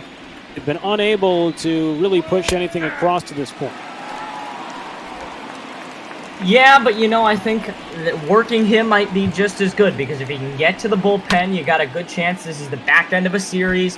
If you can get to the bullpen, you have a very good chance to start scoring some runs. So in this case, it might just be just as good as scoring a run. That's a huge point, as Darvish, ending like a statue in the righty batter's box, goes down on strike. Second strikeout for Miley. Take a look there at the Topps National League Central standings during play today, and it is a tightly contested race at the top, but it's surprising, Aiden, to see St. Louis so far behind after winning the National League Central unexpectedly 2019. Yeah, not only that, but having that big Game 5, sticking with this the Atlanta Braves, a Braves team that is very, very hot and has been kind of oppressed because of some better teams these last few years. Like they end up taking on the Dodgers, I believe at one point. They had a division series against the Dodgers. Last year they ran into the Cardinals. This year it's possible they end up playing in a wild card game instead of winning the division because the Nationals have been so good. They've kind of taken it very hard these last few years, and St. Louis was able to take them down last season against all odds, really, and advance to the in a National Central that was very packed nonetheless, and advance to the NLCS. I mean, nobody really expected them to be much of a match, and they weren't, but they made the National League Championship Series, and now they're struggling this season, lost to a red-hot Miami Marlins team. Sometimes baseball is a game of averages, and the Cardinals may be overperforming some last year, and coming back in 2020 is back strikeouts for Wade Miley, and now here's Anthony Rizzo, who flew out to center. Rizzo takes inside 1-0. Rizzo, a great series, 4 for 9. Homers for solo shots. Homered the opening inning on Tuesday, and then homered again yesterday. 1-0 is outside. Balls and no strikes. Rizzo, a great first baseman, the Gold Glove Award winner. My favorite catches ever when he was standing on top of that tarp out ground at Wrigley a couple years ago, getting that catch over into the stands. As the count now 2-1. 15 Miley offers, and this a soft ground ball in the hole. Diving attempt by Senzel, but comes up empty. Anthony Rizzo able to fizzle one through and into center for a knock, and the Cubs have a 2-out base runner once again. See if they can bring them around this time and maybe tie this game in the third. It's been a very entertaining game so far. I know we both kind of came in looking forward to it, and these teams, 5 games separate them in the National League Central. That could be easily made up within a week, and this has been every bit as entertaining as we thought it would be. And the importance certainly not lacking. The Reds trying to avoid being swept here, as Baez takes outside 1-0. Baez tonight 1 for 1, singled his first time up. Baez 2 for 9 now. This 3-game set, full throwbacks, and like it's the 1970s in Cincinnati, as 1-0 low, 2 balls and no strikes. It's one of the things I'd love to see more from the show in the future. They do have some really good throwback uniforms, but I feel even more into some of the throwback archives for uniforms for teams. I don't know what your opinion is on that, Aiden. Yeah, I would love to see just not even throwback, but just an expanded array of uniforms. I know they have the spring training uniforms. That looks like it's going to be caught for the final out. And I think the big one is that I would love to see is Players' Weekend uniforms. I think those would be very cool to watch. Not from last year, from 2 years ago. I think that's fair. I was not. Definitely the ones the first couple of years were much better than last year with just the black and white designs. I get what they were going for, but that was not my personal cup of tea. As Wade Miley to lead off for the Reds in the bottom of the third. 9-1-2 due up for them as they hold a 1-0 lead. As the righty Darvish deals high and inside 1-0. Yeah, I was kind of surprised they haven't put the Players' Weekend uniforms in there. It'd be just too difficult trying to get the nicknames on the back of the uniforms, or they would even just ignore that. But I figured they would try and find a way to get those in there, only based on the popularity aspect. Yeah, I think also with the nicknames, they change them every year. The players seem to change them. Not everybody has the same nickname every single year. But I think that, I agree with you, the black and white, it was a good concept. I think the white looked a lot cooler than the black. The black did not look very good. The white looked much cooler, and again, it was a good concept. It just didn't play out. The colorful uniforms, I actually enjoyed. I know a lot of people thought that it was, just messing with the integrity of the game. I actually don't feel that way. I feel the opposite. I think it is a very cool way to modernize the game. Like the cleats also, I think those were very, very interesting to watch. That's a big thing that they need to find a way to incorporate full time, because the stuff with the cleats that these guys getting fines or whatever for, unless it's going to be distracting to the hitter and a hitter complains about it, I'm really okay with whatever cleats they're wearing as Miley strikeout for the opening out of the third. That's the fifth strikeout for Darvish.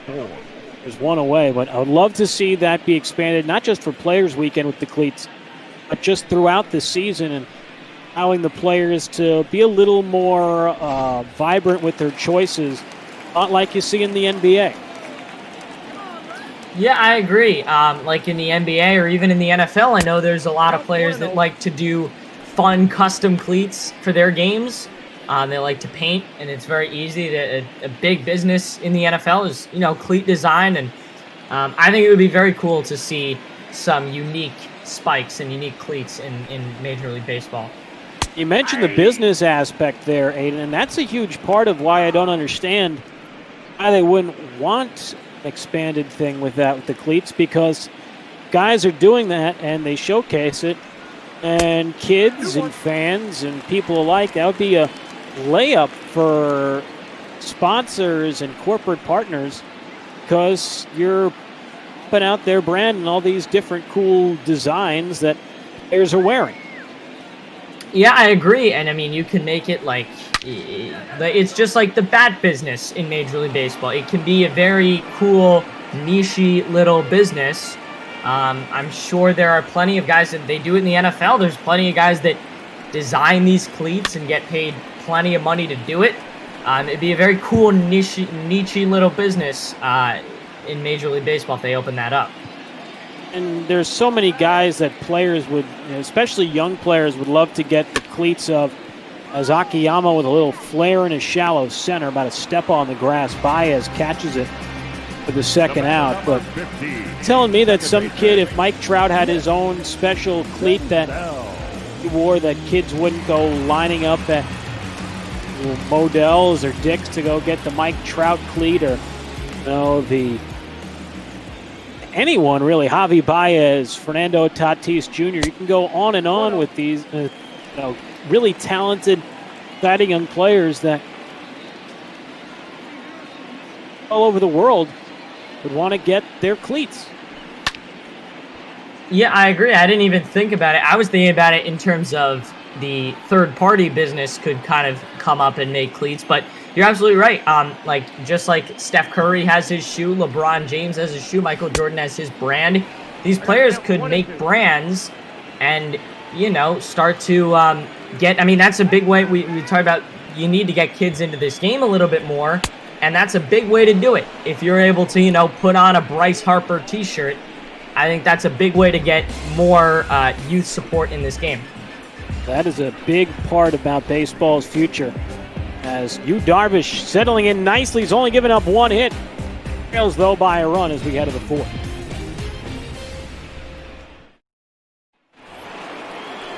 The fourth inning here at Great American Ballpark. Reds a 1-0 lead. Justin Rock, Aiden Blanc with you here on some Bot Ball After Dark. Our penultimate game on this Thursday. It'll be the heart of the Cubs lineup against the lefty Wade Miley, as that's outside at 1-0. Contreras single his last time up in the first, as the lefty's 1-0 offering is fouled away.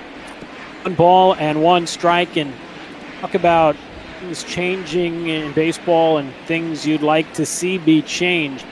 One of the interesting things this year we've seen is that there will be a universal DH, and when we finally get to actual games. Curious to get your opinion on that, Aiden. What is your thought? Are you pro, con the universal DH? What are you feeling? I don't really have an opinion on it. I think there's really no problem with. I don't really see a problem with everybody kind of choosing what they want to do. We love seeing pitchers hit. I love seeing pitchers hit. There's some great pitchers that hit, and I know even with the new universal DH, Shohei Ohtani, when he's not pitching, will still bat for the Angels. That's always interesting to see. There are some pitchers. The reality is there are some pitchers that can still hit and that are going to be upset with this. I don't know if this is going to be too much of a permanent thing. I would hope you agree with that. I think this is more of a trial thing, just because it is a perfect. They've been wanting to do this for years, and this is kind of the perfect opportunity to test it out.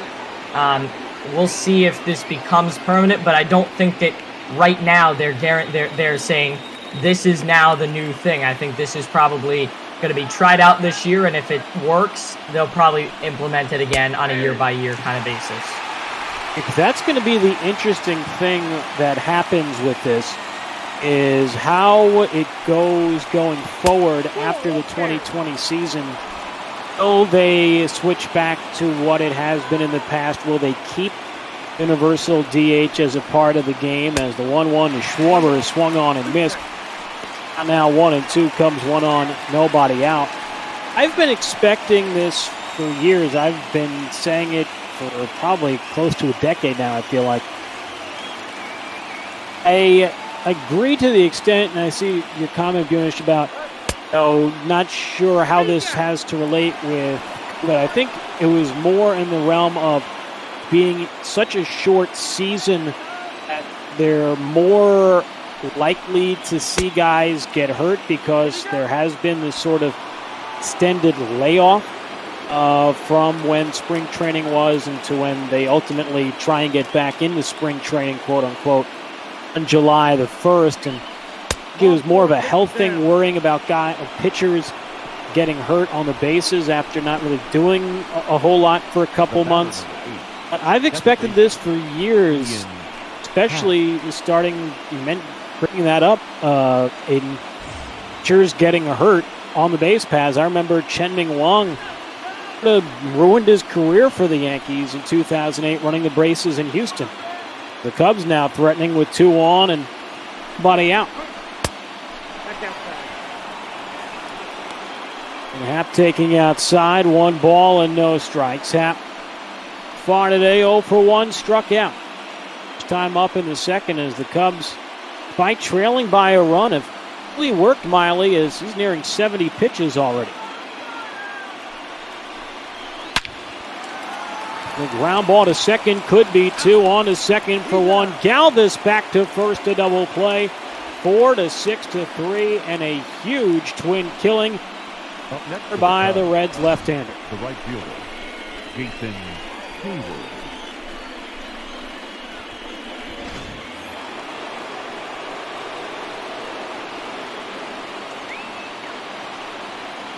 Cubs now have the tying run at third with 2 outs. Now here is Jason Hayward.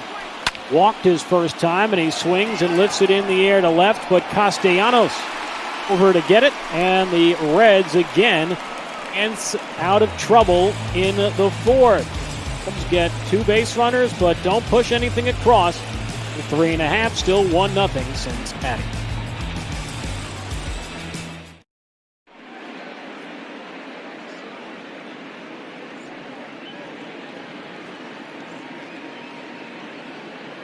Alrighty, Watney reminding you that there are still plenty of games that are coming on our bot ball schedule. One more today, that would be Philadelphia and Atlanta, a marquee matchup. The Phillies just got passed by the Marlins. The Marlins won today. They're now ahead of the Phillies in the National League East. And they're coming up with Cole Irvin versus Mike Soroka. And then we start tomorrow, the game that I'll have, Atlanta taking on Miami. The Marlins hosting the Braves, and then Rockies and Twins, followed by Angels, Blue Jays, Cubs, Yankees, Jose Quintana versus James Paxton. A fun matchup at 3:45. The Rays and Mariners at 5:30. Beg your pardon, Rays and Mariners at 7. The 9 o'clock game is Detroit and Baltimore, and we finish things off with Arizona visiting Philadelphia. So a great slate for bot ball tomorrow. Eugenio Suarez, who the game's only run, comes through with a single here to lead off in the 4th. Homered back in the opening inning, and the Reds have leadoff man on. That's just their 2nd hit. Hard to believe, Aiden. They've had some base runners, but that's their 1st hit since the Suarez homer back in the opening inning. Yeah, they've kind of had creative ways to reach base, and creative ways to... Obviously, it's a 1-run game still. That home run is currently the thing that has decided things. So, very interesting that there are only a few hits into this game. And to go back to the conversation we were having before, is Mike Moustakas at the plate, and he's the guy I really wanted to bring this up in regards to the universal DH and whether or not it'll be implemented long term. There was a quote today or yesterday, I'm drawing a blank on which it was. The Reds GM Dick Williams is that's low 3-0, and he said, and the Reds signed Mike Moustakas and Nick Castellanos this offseason. Part of the reasoning behind it was he said he wanted to put together this team with having a DH in mind. As Moustakas takes high ball 4, and just like that, the Reds have 2 on, nobody out here in the 4th as they try and pad their 1-run lead. But to hear a Major League GM said, a National League GM, we constructed this team to have a DH, makes me believe that this is something that's going to stay, not go away after 2020. I don't know whether it will be right away, but I think it's something that Major League Baseball fans may need to get accustomed with sooner rather than later, whether they agree with it or not, as Castellanos behind 0-1. Yeah, I would agree with that. I think this is going to be the test year. If it works this year and people, and it's, again, not so much about public perception, but if it really works. If it works this year, I think they'll end up using it, and they'll make it a permanent thing. If not, it was a 1-year thing, and they'll go back to what it is in bot ball next season. Castellanos, a ground ball to short. Fiers on to second for 1. To first, a double play, and just like that, just like the Cubs in the top of the inning, 2 on, nobody out. The double play nearly erases the entire rally. Yeah, you get the runner over to third, but now you have 2 outs. That was a big stop for the Cubs defense. Huge pitch from Darvish. As here is Aristides Aquino, who takes inside for a ball. It is 1-0. Aquino struck out his first time up. He's 0 for 1 tonight. Suarez, the runner at third. Reds up by a run as Aquino takes high and away. Balls and no strikes, and Darvish throwing a little more erratic than we've been accustomed to seeing tonight. Yeah, usually he's hitting his spots. He hasn't done that very much today, and obviously he gave up that home run. He's settled into a little bit of a groove, but we're still very early in this game, and he is trying to make up for that home run back in the first and that nightmarish start to this game. As Cueto takes a strike, 3-1. Reds have Freddie Galvis, the shortstop, waiting on deck here. As the righty Sin comes home, and Aquino swings and lofts one in the air to right. Hayward going back to the track, and all he can do is turn and watch that one land in nearly the same exact spot. Suarez's home run back in the first. A 2-run opposite field shot by Aquino, and the Punisher puts the Reds up by 3-0. What a shot. What a big home run. Reds got a little bit more leeway to work with. A huge home run. This one, not so much of an exit velo. The first one was over 100. This one is at 96, so well under it. But again, he pokes it out. 2 very similar home runs that we've seen hit off Darvish today. Aristides Aquino, tremendous power, able to push it out to right field as the Reds, unlike the Cubs, actually able to get that runner in from third after the double play. The home run for Aristides, his 14th of the year. The 0-1 to Galvis, as that is inside, 1 ball and 1 strike, as the Reds, a lot of power in this lineup, and Aquino, guy who Reds have high hopes for 2020, and he comes through huge in the clutch there, as 1-1 is grounded backhanded, knocked down by Rizzo and flipped to Darvish covering in the inning. But the Reds score 2 runs as the Punisher pops one into the right field seats after 4, 3-0 Cincinnati.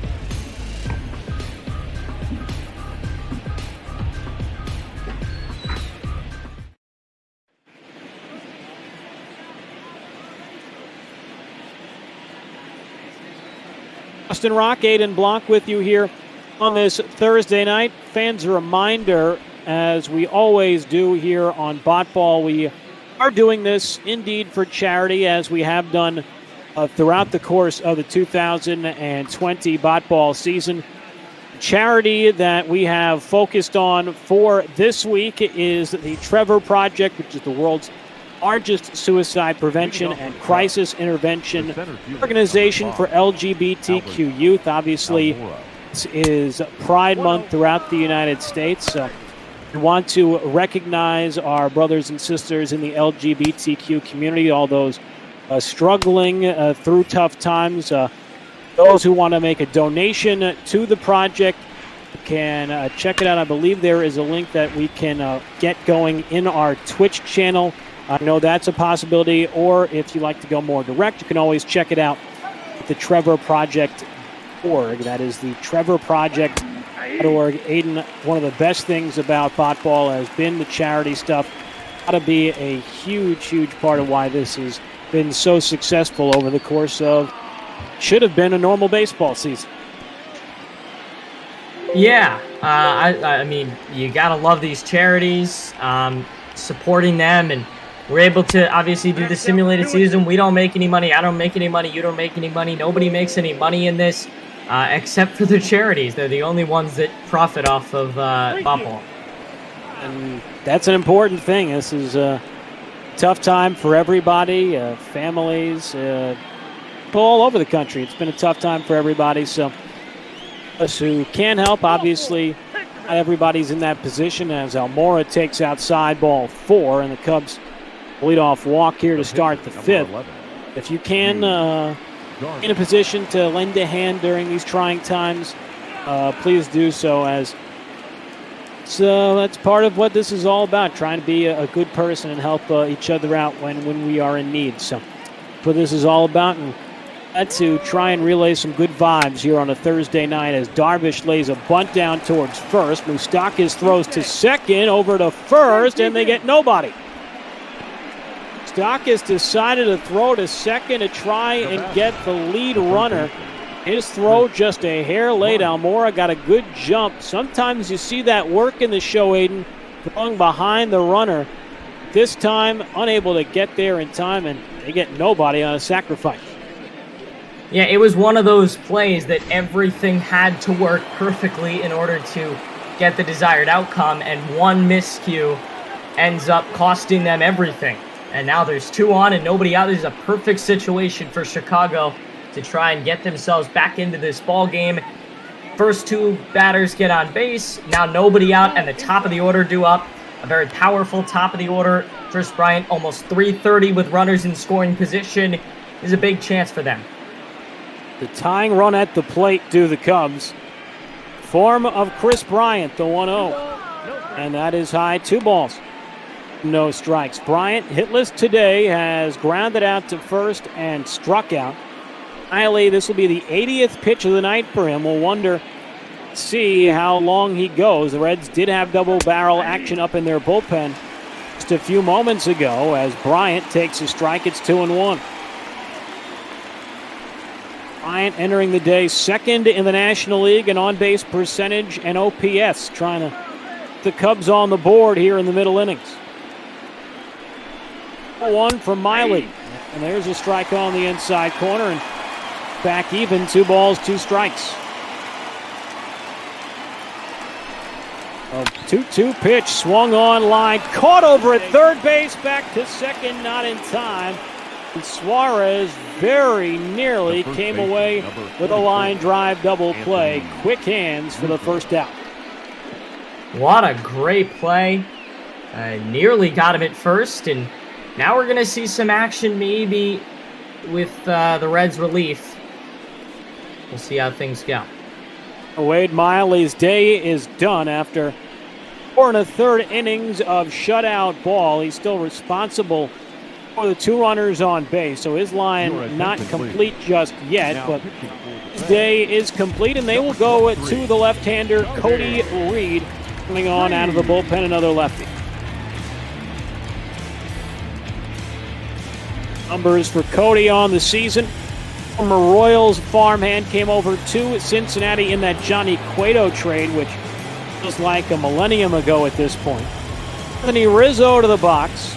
The numbers for Reed, 2.84 ERA. This is 10th appearance. In for Wade Miley today as he did not go 5 full.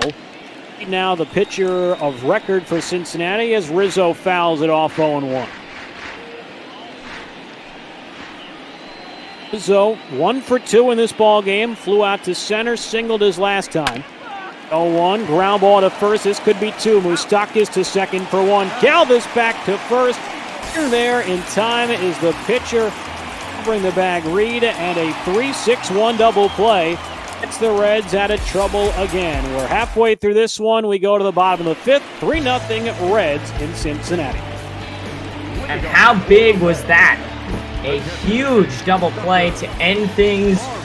The Reds able to get out of that inning. Chicago was threatening, and they have all afternoon, but they're able to get out of it, and now they're trying to expand on a 3-0 lead. It's been a very good day for Cincinnati, and they only got so many more games against the Cubs left in this season. They're down 5 games in the National League Central standings. You gotta win a lot.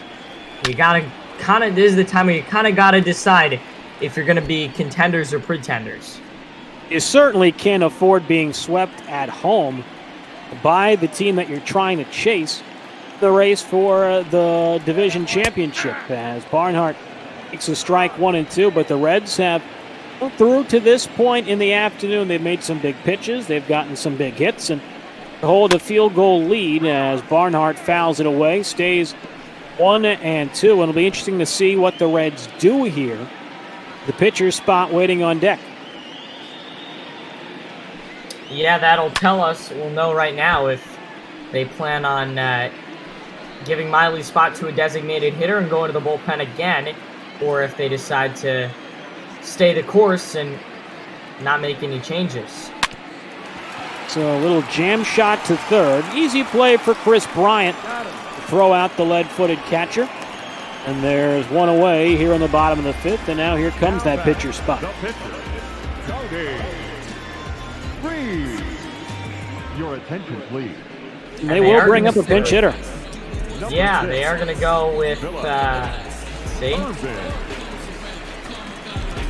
Phil Irvin to grab a piece of lumber and step up to the box. Irvin, 263. Homer, 17 RBIs on the year.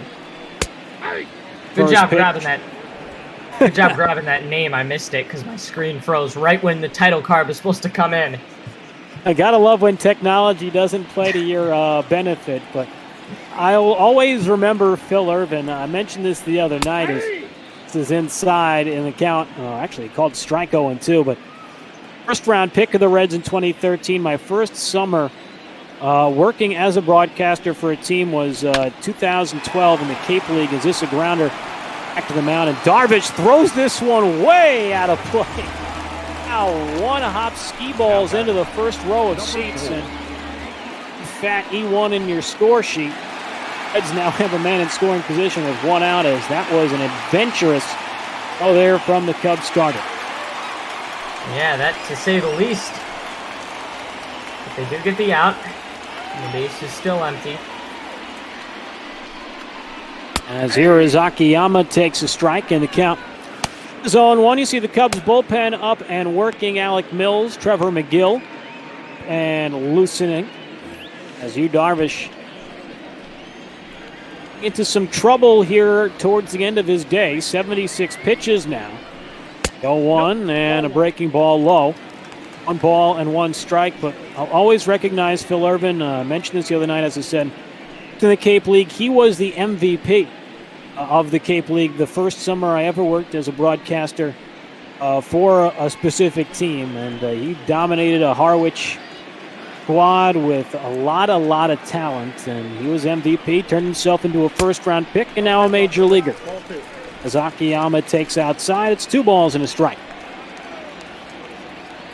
Yeah, I know everybody was so upset that the Cape League was canceled this season that nobody from that league is gonna get the chance to experience. All those first-time players won't get the chance to experience the summer on the Cape. I know Personally, I haven't been there, but I know a lot of people have said it is the summer of your life, and whether you're a broadcaster or a player or whatever you're doing, you always seem to have a blast and meet a lot of great people, and it's always a fun way to spend a summer.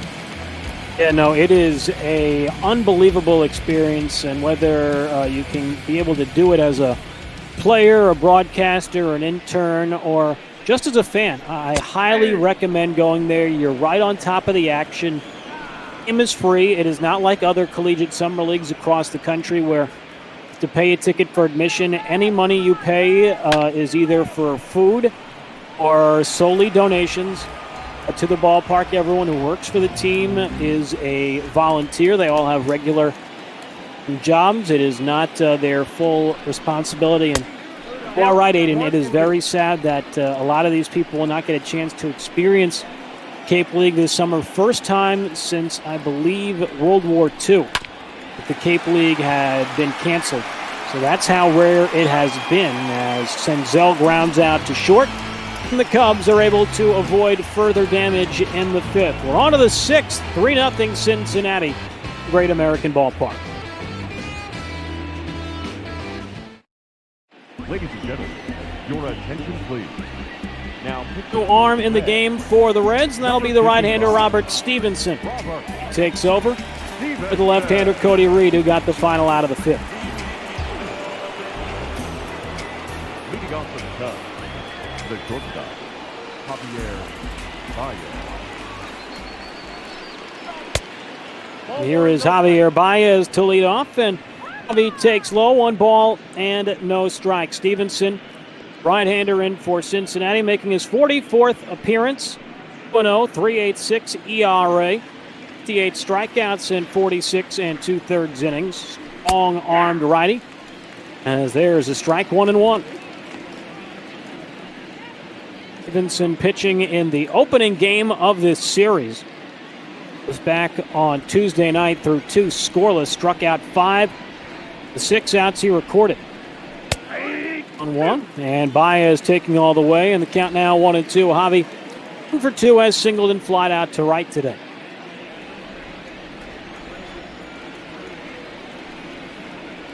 Now the 1-2 pitch, and this one is high. 2 balls and 2 strikes. Baez, such a talented, exciting player to watch. These guys you've really missed being able to see on a daily basis out on the diamond throughout this spring, as he's now right back in the thick of this count. 3 balls, 2 strikes.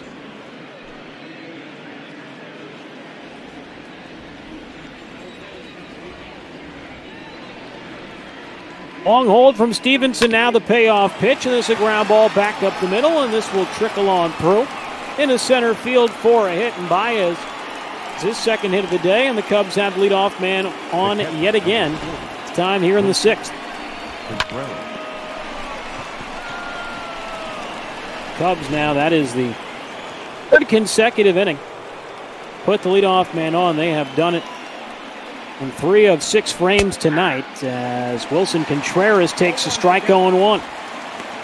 Contreras, this ball game, has singled and walked for 8 in this series. Righty Stevenson comes home, and that one misses down and away, 1-1. You see the Reds bullpen working. Amir Garrett, Michael Lorenzen up and throwing. Garrett, the loss on Tuesday night. Lorenzen roughed up yesterday. 1-1. Contreras with a fly ball into right. But this will be playable for Aquino, and he makes the catch. There's one away now here in the top of the 6th. First time they've retired Contreras here today.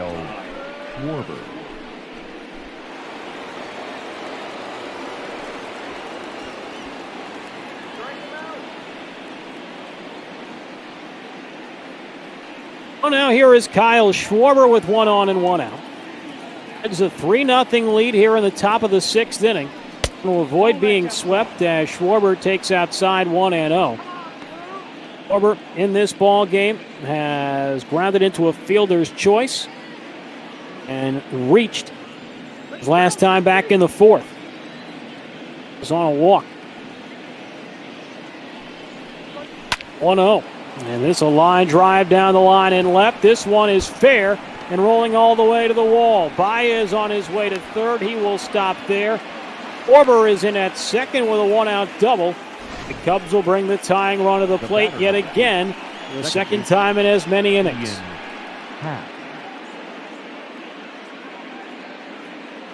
Story of this game for Chicago has been we're just off, just missing it. They keep putting multiple runners on base. They keep starting to come after whoever's on the mound, but they just can't finish. 0-1. Hopefully this is the inning. They are certainly hoping for that at this point. Down by 3. The tying run at the plate. 2 men in scoring position. For Ian Happ, who is hitless today, has grounded into a double play and struck out. And the count now 1 ball and 1 strike on the Cubs' second baseman. Cubs do have 2 guys up in their bullpen, the 1-1. Happ fouls it away late on the slider. 1 ball and 2 strikes. And you talked about it earlier, Aiden. Underbelly of this Reds bullpen has been a problem. And they're trying to find a way to work it out here in the 6th.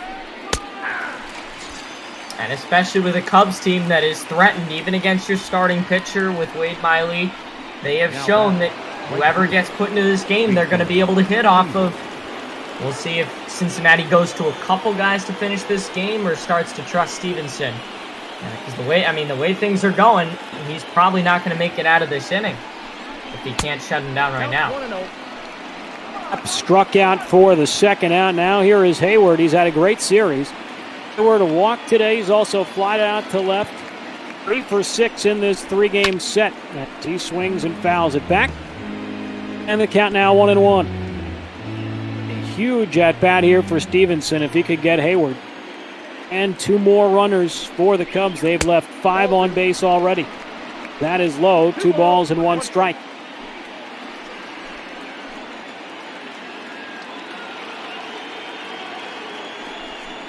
One from Lorenzen. This is a ground ball to first. This one throw into right field, a base hit. Stopping at third. Right there is Schwarber. Scoring is Baez. A seeing eye single for Jason Hayward. And the Cubs are on the board here in the 6th. It's 3-1.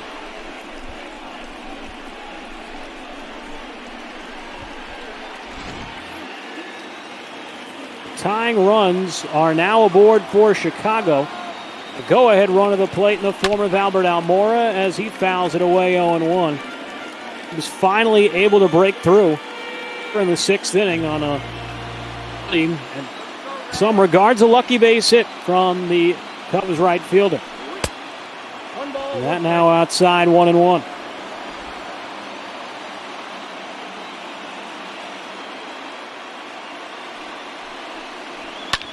Break even, and this one a line drive through into right field, another base hit. Scoring from third is Schwarber, stopping at second Hayward.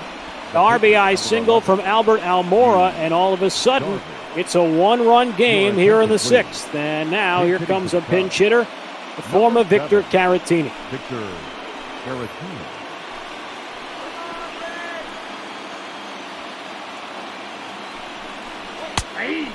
Lefty catcher takes a strike on the outside corner. It is 0-1. Caratini, 42 homers, 11 RBIs on the year.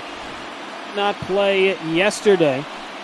At the start in the opening, or actually pinch hit in the opening game of the series and struck out. Oh, that's too high. Takes high, 1 ball and 1 strike. Baez singled. Harris struck out. Schwarber doubled. Struck out. Back-to-back 2-out RBI singles from Happ and Almora, putting the Cubs on the board.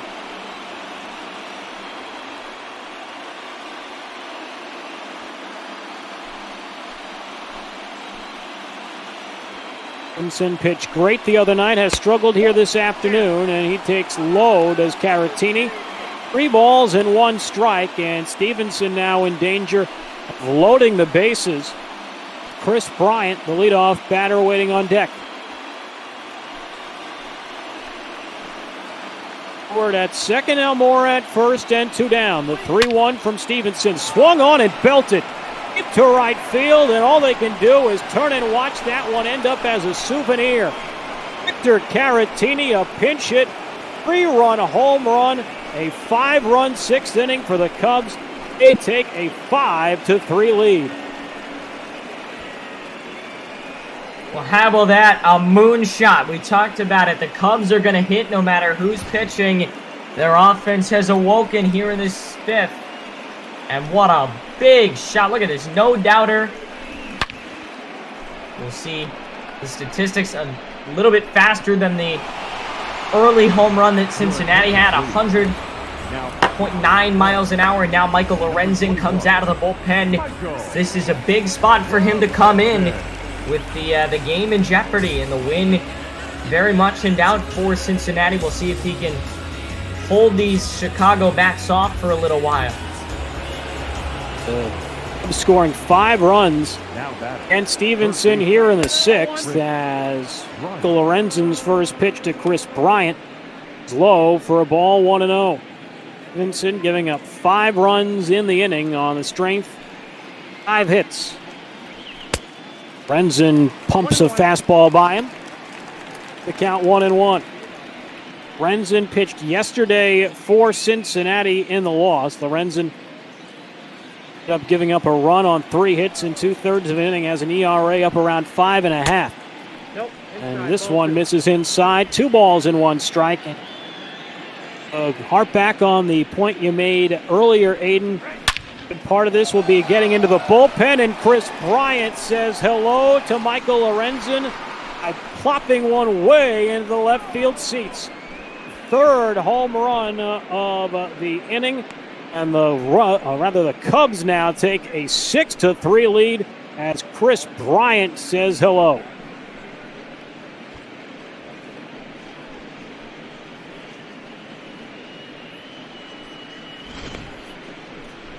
Chris Bryant with an absolute moonshot way back into the left field seats, an upper dank shot way up in there, about 5 to 6 rows back. 17th home run of the year for Bryant. Dude, that thing got into the second deck. That's hard to do.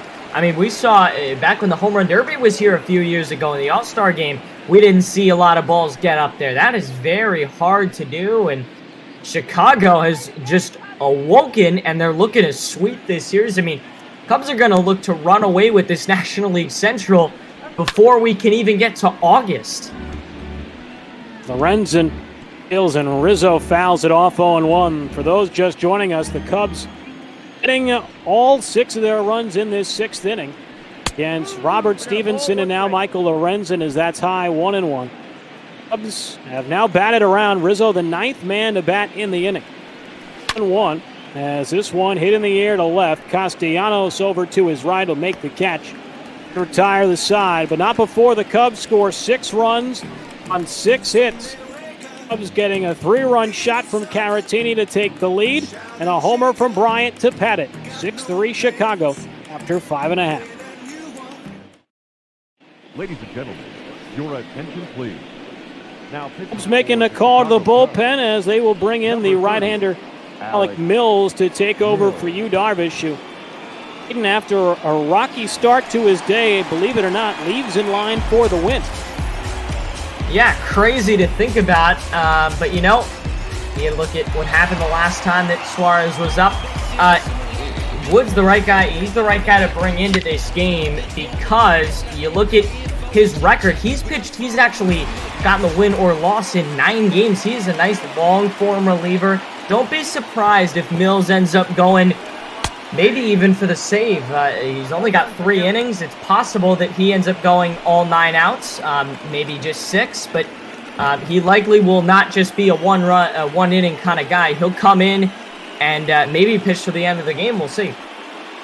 The show just lied. I don't know if you caught that on the bottom right-hand score bug there from Eugenio Suarez. He fouls it back. It's 0-2. It said Suarez had spent his entire career with the Reds, and I'm certainly not a Rhodes Scholar, and I know he was originally a prospect with the Tigers, but I am 99% sure made his major league debut with Detroit before he ever played for the Reds, as Buck Mills says, "I could care less about Suarez," and strikes him out to begin the 6th. Yes, he did. He actually played 85 games with the Tigers to add on to that. There you go.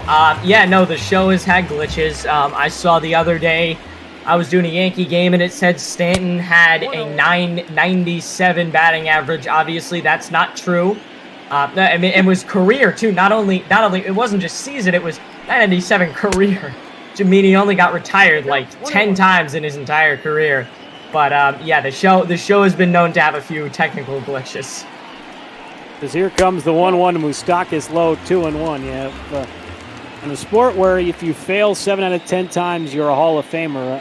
And batting average of around 970 would be a little suspect, as that's inside 3-1. Cubs scoring all 6 of their runs this inning to take a 6-3 lead.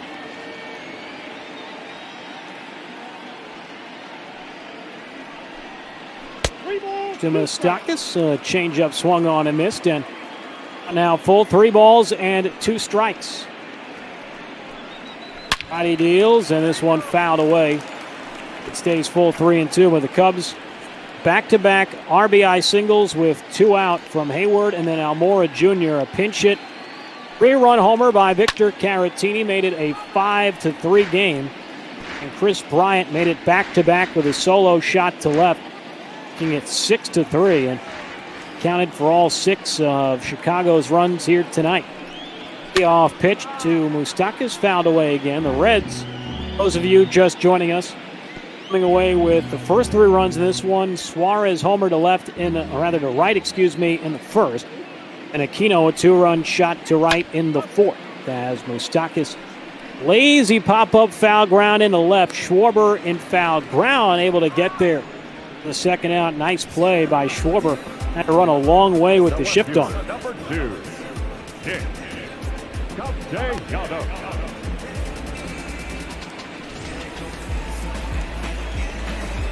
The 2 down now here in the 6th, and here is Nick Castellanos. Castellanos, a couple of ground balls, including a double play his last time in the 4th. He is 2 for 8 this series for Cincinnati. As we mentioned earlier, this is a huge game for the Reds. They have lost the first 2 to Chicago. They entered the day 5 back of the Cubs for first place in the NL Central, as Castellanos takes a strike 0-1. Not only that, they would be swept by the Cubs should they lose today. And Aiden mentioned this earlier, the game following us tonight, the Phillies and I believe the Braves involved. Braves entering the day a half game back of the Reds for what would be a wild card spot in the National League, as Castellanos thrown out. A nice play by Rizzo. Just like that, the Reds, without a whimper, in the 6th. They go down 1-2-3. We're through 6. 6-3 Chicago. They're on some late night bat ball. Yeah, and like you mentioned, the National League is probably one of the more competitive divisions in all of botball. But I think it's basically come down to 2 teams with the Nationals and the Braves. The Phillies and the Marlins are both probably going to give some chase and maybe give us a little, a fun little race. But I highly doubt either of those teams are going to end up being in the playoffs, which for Philadelphia is just scary. As Shark Shavery joins us in the booth, our resident organist. Shark, how are you? I'm doing great. I loved watching that Cubs explosion of offense last inning. We've had a lot of offense in this game. About 4 home runs in total here today. 2 from the Reds, 2 from the Cubs. Count for all 9 of our tallies here today, as Baez fouls it off. And the count stays 0-2. Cubs batting around in that 6th inning. 9 men to the plate, 6 hits, 6 of them coming across to score. 2 from Amir Garrett is inside, 1-2. Garrett looking over for Michael Lorenzen, who got the final out of that 6th inning. 1-2 is high, 2 balls and 2 strikes. Garrett, a good season for the Reds, an ERA under 2 at 1.89, has struggled. His command has 28 walks to 29 strikeouts, as this one fouled out of play. In the left field line, 2-2. But Shark joining us here on this Thursday night. How's your Thursday evening been treating you?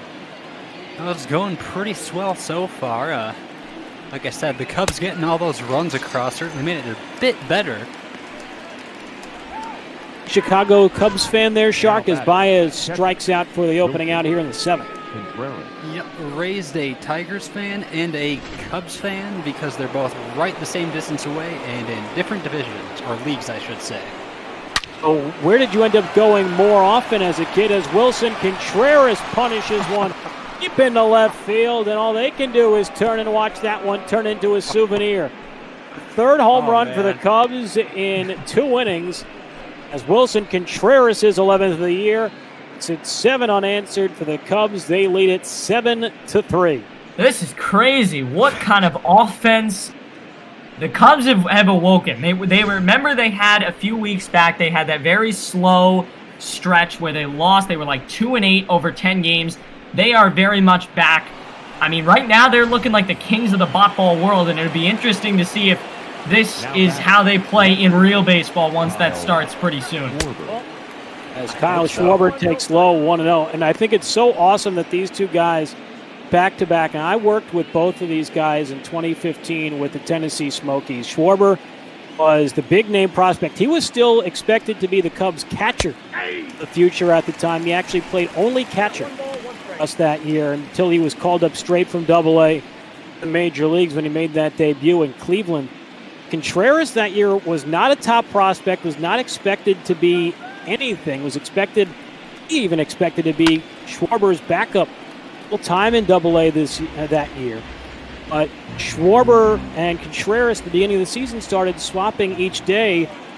First game Schwarber started, second game Contreras, third Schwarber, fourth Contreras, so on, as he hits a high fly ball into center. Back at the wall is Akiyama, and he can't go back-to-back with his old buddy Contreras, so there's 2 out in the 7th.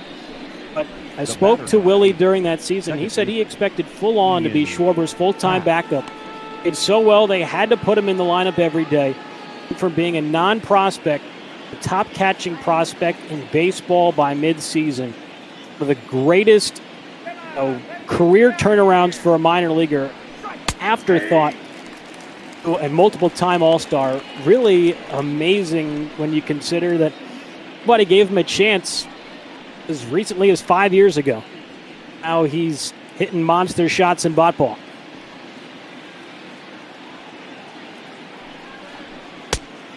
And Happ taking outside there, and the count now 1-1 strike, and an offensive onslaught the Chicago Cubs in these last 2 innings. 1-1 is fouled away, 1-2 strikes. Cubs 7, Reds 3, top of the 7th.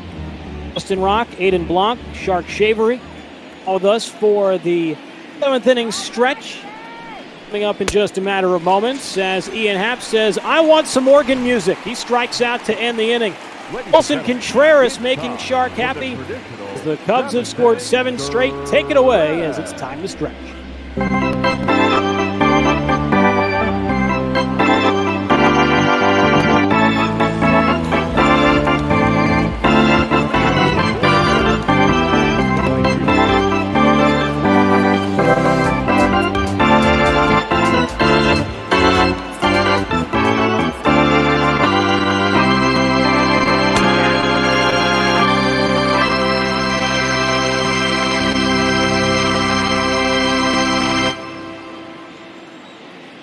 Absolutely phenomenal stuff. Perfect timing, too. Right in time for the first pitch of the 7th. Love it when that happens, and thank you for having me in the booth. Thank you, Cubs, for all these great dingers I get to watch, and hope you boys have a great rest of your call. Thank you very much, Shark. How awesome is that, Aiden? We talked a little bit about what makes ball great earlier with the donations to charity. That's great stuff as you see the Cubs warming up in the bullpen with Tepera and Rowan Wick, but that little aspect, the organ sound of the 7th inning stretch, something you don't really appreciate as a baseball fan until you go 3-4 months without hearing it like we have so far in 2020. I'm interested to see if we even get it back when baseball comes back. I've wondered about this a little bit, and I don't know if you would have an answer, but I'm wondering about the guys whose jobs at the baseball game depends on the crowd, like the guys that are the in-stadium. I know Justin Shackle, a good friend of mine from the Yankees, the in-stadium MCs, the ones that are entertaining during the breaks between innings.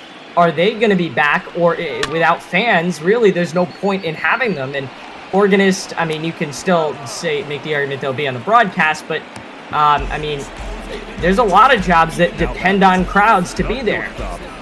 That is a huge aspect of this that will be interesting to see. And so funny you bring up Justin Shackle.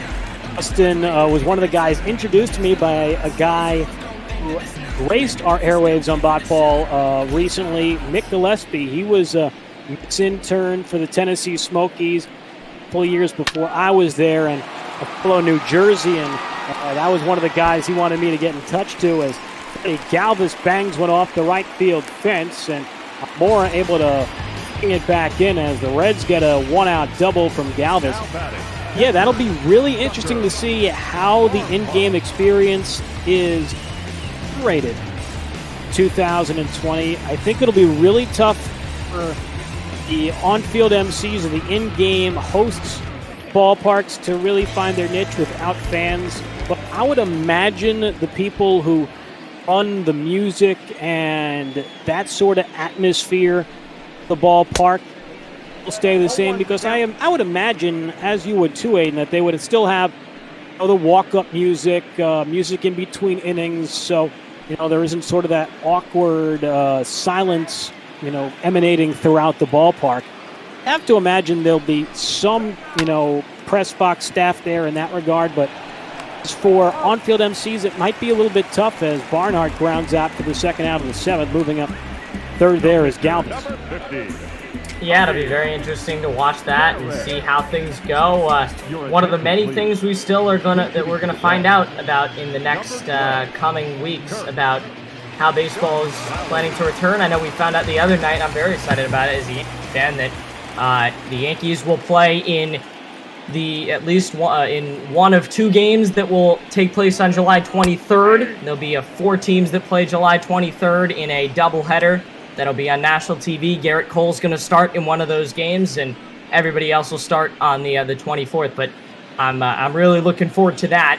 And the other thing I'm looking forward to is kind of hearing some of the other broadcasters. I know the American League East has some of the best TV guys, because the home TV announcers are only going to do home games. They're not going to travel, so every feed will be the home team's TV feed. So looking forward to hearing Gary Thorne and Dan Schulman and Dave O'Brien and some of the greats that are across the American League East on my television screen. It's going to be very interesting to watch and very fun to watch.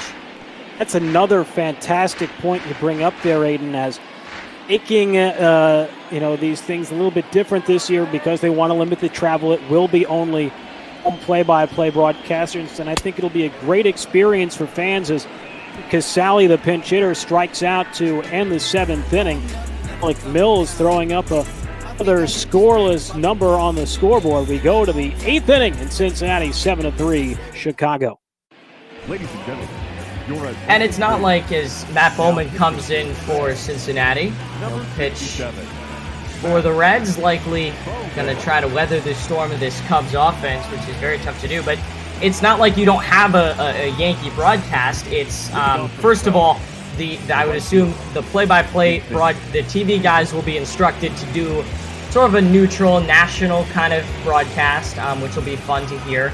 But you still have the radio guys that are allowed to travel. So you still have, for me, John Sterling, Susan Waldman, for the Mets, Howie Rose, some of the great. You'll still have the radio guys traveling, and you can still listen to those games, but the TV broadcasts will be very interesting to watch. Of course, Wayne Randazzo now doing the games. Howie, Wayne was on with my old boss, Mick Gillespie, a couple of days or weeks ago. I've lost all track of time with this. That's one part of baseball that has remained the same from whether it be this year or normally working during a minor league season. I have no idea day of the week or how long ago a certain event was. As you see the ground out there from Hayward to begin the 8th inning, as that'll bring up Albert Almora Jr. Yeah, I would expect there to be some ambiance, but again, the point about the announcers, that'll be so great for so many baseball fans across the country to hear different voices. I know fans, particularly diehards, become very attached to their broadcasters and don't want to hear anyone else. As a fan of baseball, I hope people will be able to take a step back and appreciate some of the other voices they'll get to hear. As you mentioned, the Gary Thornes. For the Red Sox, they have, a ton of great broadcasters, the Dave O'Briens. The Rays, Dwayne Statz does a great job. Blue Jays, you can get Dan Shulman. National League, obviously the Mets have great broadcasters with Gary Cohen and Howie Rose, but Bob Carpenter with the Nationals does a great job. Chip Carey with the Braves. The list goes on and on. So there's so many different broadcasters and great broadcasters this game has. So many people will get a chance to maybe hear for the first time 2020, and I think that's great. Yeah, I agree. I think that as someone who is from the Connecticut area and lives in Connecticut, you're still going to get national broadcasts. I'm pretty sure they're still planning on doing some national broadcasts, but I think that I'm very excited to hear like a Chip Carey or a Gary Thorne, because normally I would have to pay to do MLB.TV to watch them, and anytime their team plays the Yankees, it's blacked out. So it's interesting. You're going to get to listen to all these broadcasters without paying the money you usually would have to, and going through the lengths you would usually have to be able to hear them.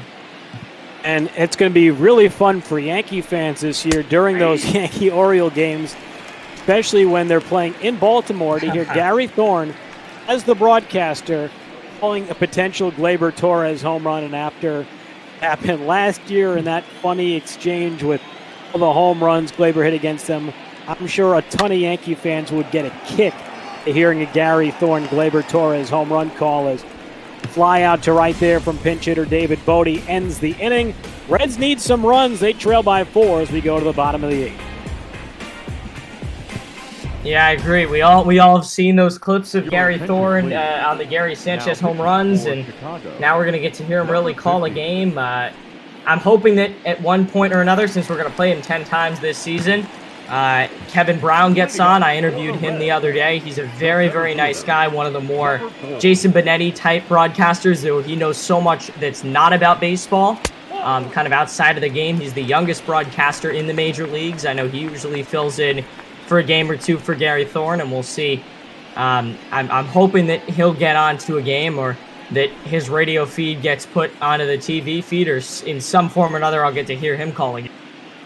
Yeah, it'll be great. I think particularly you bring up Jason Benetti, who I think does absolutely marvelous job for the White Sox. I was never the biggest fan of Hawk Harrelson, so I was a huge proponent when they brought Jason into that White Sox booth. But to think about that with the Central Division teams, there are so many, the Eastern Division teams have so many great broadcasters. As you see that base hit left there from Shogo Akiyama to start the 8th inning against Rowan Wick, the new on ball game for Chicago. But Jason Benetti, I love. Len Casper does an amazing job for the Cubs on their broadcasts. You mentioned Benetti doing a great job for the Chicago White Sox. I like the Reds broadcast. Tom Brenneman, my good old buddy Tommy Thrall, who will take over for the legendary Marty Brenneman in the radio booth this year, Cincinnati. Which will not be an easy task, but I know Tommy certainly up to the task for the Reds. There are a lot of great broadcasters throughout the different divisions that everyone's going to get a chance to be exposed to this year, and who knows, maybe fans will draw some new favorite broadcasters out of this different group of voices they'll get a chance to hear. Yeah, I certainly hope so, and this will be the single greatest recruiting tool MLB.TV is ever going to have. You're going to get to hear all these great voices, and then once the season's over, and likely TV announcers will travel starting next season, you're going to have to buy MLB.TV to be able to listen to a lot of them. So it'll be a pretty good recruiting tool for MLB and their TV subscription. As Nick Senzel takes high, 3-1. Reds have one on, nobody out in the 8th. They had a 3-0 lead through 5 full. In this one, they had a Suarez homer in the 1st and a 2-run homer by Aquino in the 4th. After 5 innings, the Cubs bats decided to hitting the snooze button and erupted for 6 runs in the 6th. Back-to-back RBI singles. Hayward and Almora made it 3-2 as Senzel strikes out the opening out of the 8th inning. They were down 3-2. Then Victor Caratini stepped up and hit a 3-run pinch hit homer to put them ahead 5-3. And then Bryant and Contreras with a homer in the 6th, Contreras in the 7th. And for the final 2 of those 7 Cubs runs here to this point, as there's a strike on the outside corner to the aforementioned Suarez, 0-1.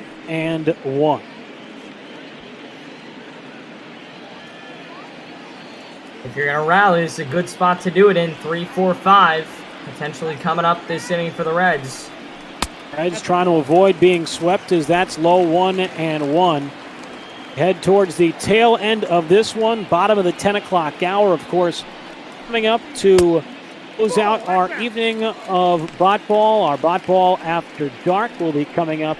Following this, it'll be a big matchup involving the National League playoff race. The Reds entered the day a half game up on the Braves for one of the 2 wild card spots in the National League.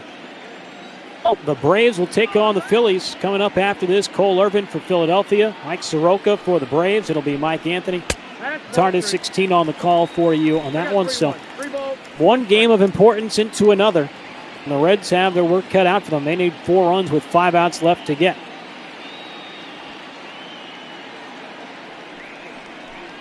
Oh, 3-1, and Suarez swings and hits one high in the air to left. Back goes Schwarber in front of the fence, but he will come in to make the catch. Second out of the inning, Suarez just barely coming up short.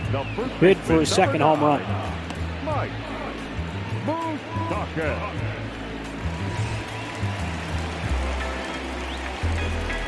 Now here is Mike Moustakas. It's 1 on and 2 out. Moustakas 0 for 2. Struck out, walked, and out to left. Last time up, that was in the 6th. Righty Wick deals, and a fastball blown by him, 0-1. Moustakas for 9 in this series. Wick threw back in the series opener on Tuesday as that curveball in for a strike, 0-2. Wick throwing 2/3 scoreless, gave up just a hit on Tuesday night. 2. This one fouled off, and Moustakas just barely stays alive.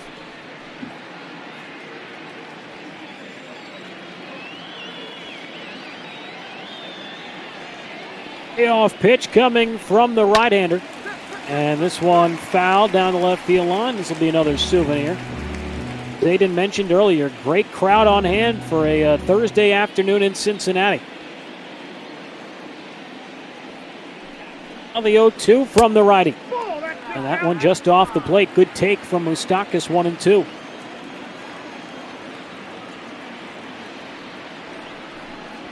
Two-strike pitch is swung on, and Moustakas a little bit early there fouls it off. Still 1 ball and 2 strikes. Castellanos on deck.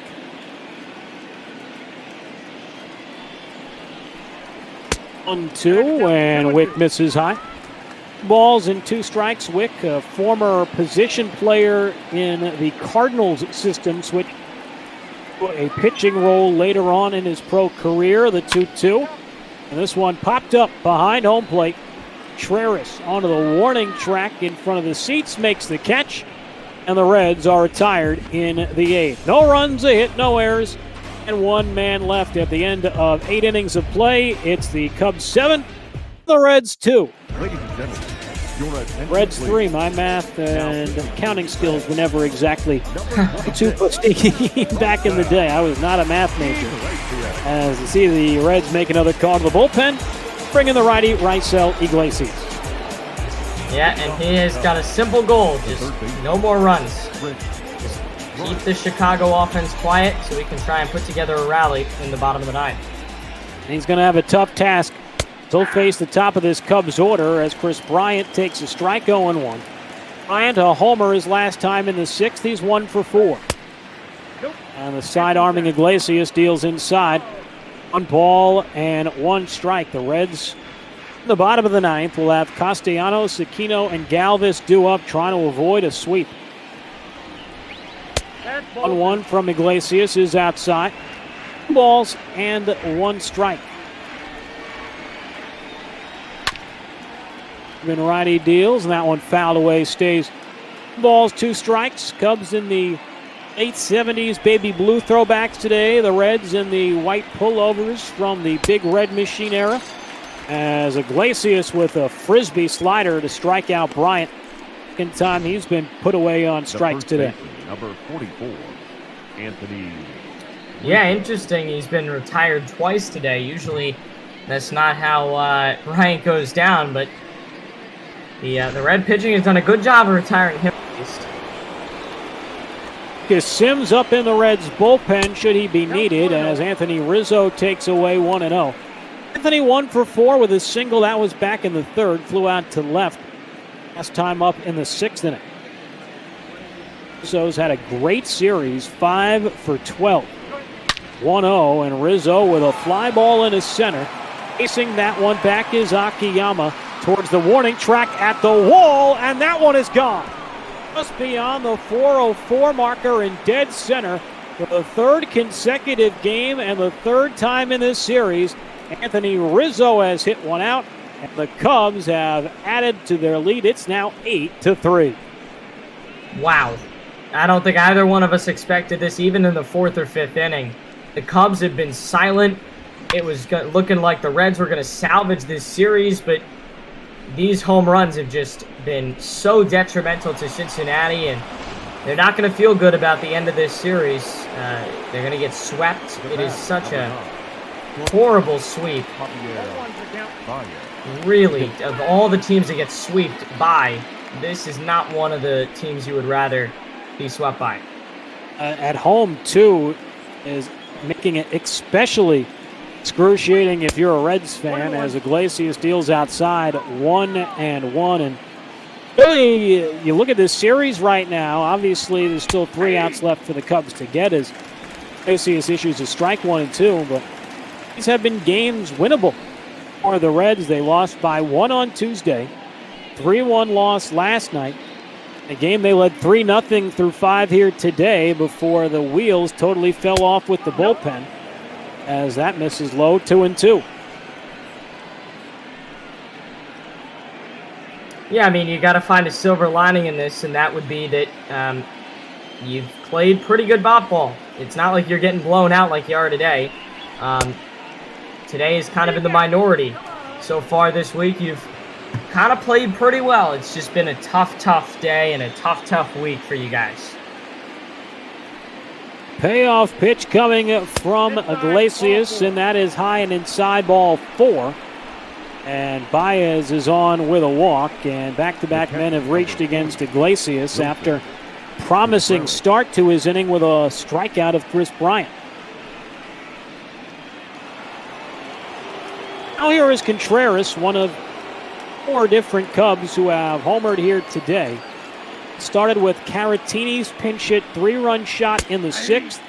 Bryant came right up afterwards and followed with a homer. Solo shot from Contreras in the 7th before the homer by Rizzo just a few moments ago in the 9th. All in all, 6 home runs in this ballgame. 0-1, and Contreras lines this one. Caught by Moustakas at first.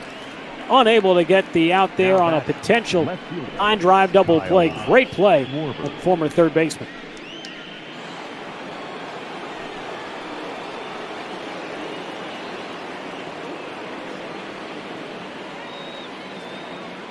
And I'll bring up Kyle Schwarber here with 1 on and 2 out.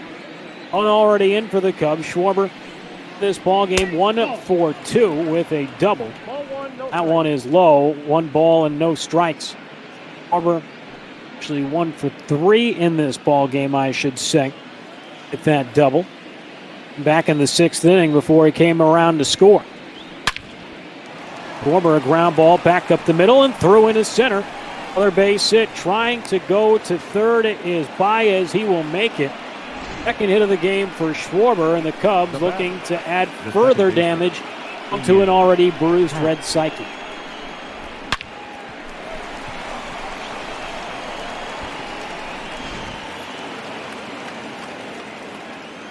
Now here is Ian Happ in this ball game, 0 for 4. He's had a rough afternoon as there's a strikeout and one. He struck out 3 times.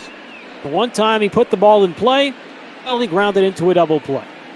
Not exactly a perfect day at the ballpark, actually quite the opposite for his team, a 5-run lead, as that's inside 1-1.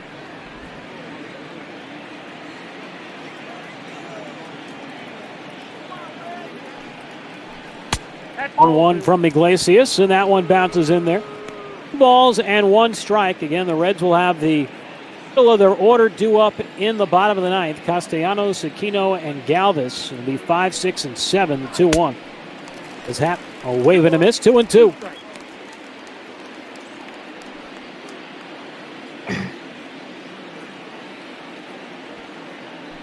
Break even from Iglesias, and that one away. 3 balls and 2 strikes. So that should put the runner in first base in motion with a force at second and 2 outs.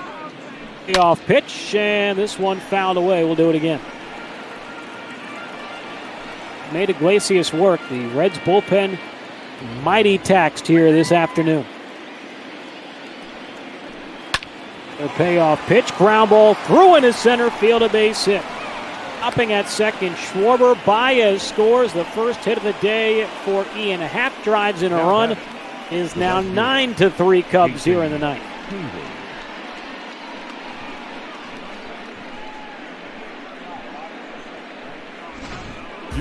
Boy, man. And what a turn of events over the final half of this ball game. The Cubs continuing to shoot themselves in the foot through the early innings, but since the 6th began, they have been unstoppable, as now here comes Lucas Sims, another arm out of the Reds bullpen. Yeah, I don't think either one of us thought in the beginning of this inning that he would have to come in, but smart decision by the Reds to have him going, and now he's... Again, simple task. Just get this final out. 8th different pitcher Reds have used tonight. It all started with Wade Miley, then relieved by Cody Reed, followed by Robert Stevenson, Michael Lorenzen, Beer Garrett, at Bowman. Axel Iglesias and Lucas Sims have now pitched here in the ninth as Hayward fouls it off 1-1. If you get paid by the hour for these Reds pitchers, doing pretty well today as that fouled off 1-2.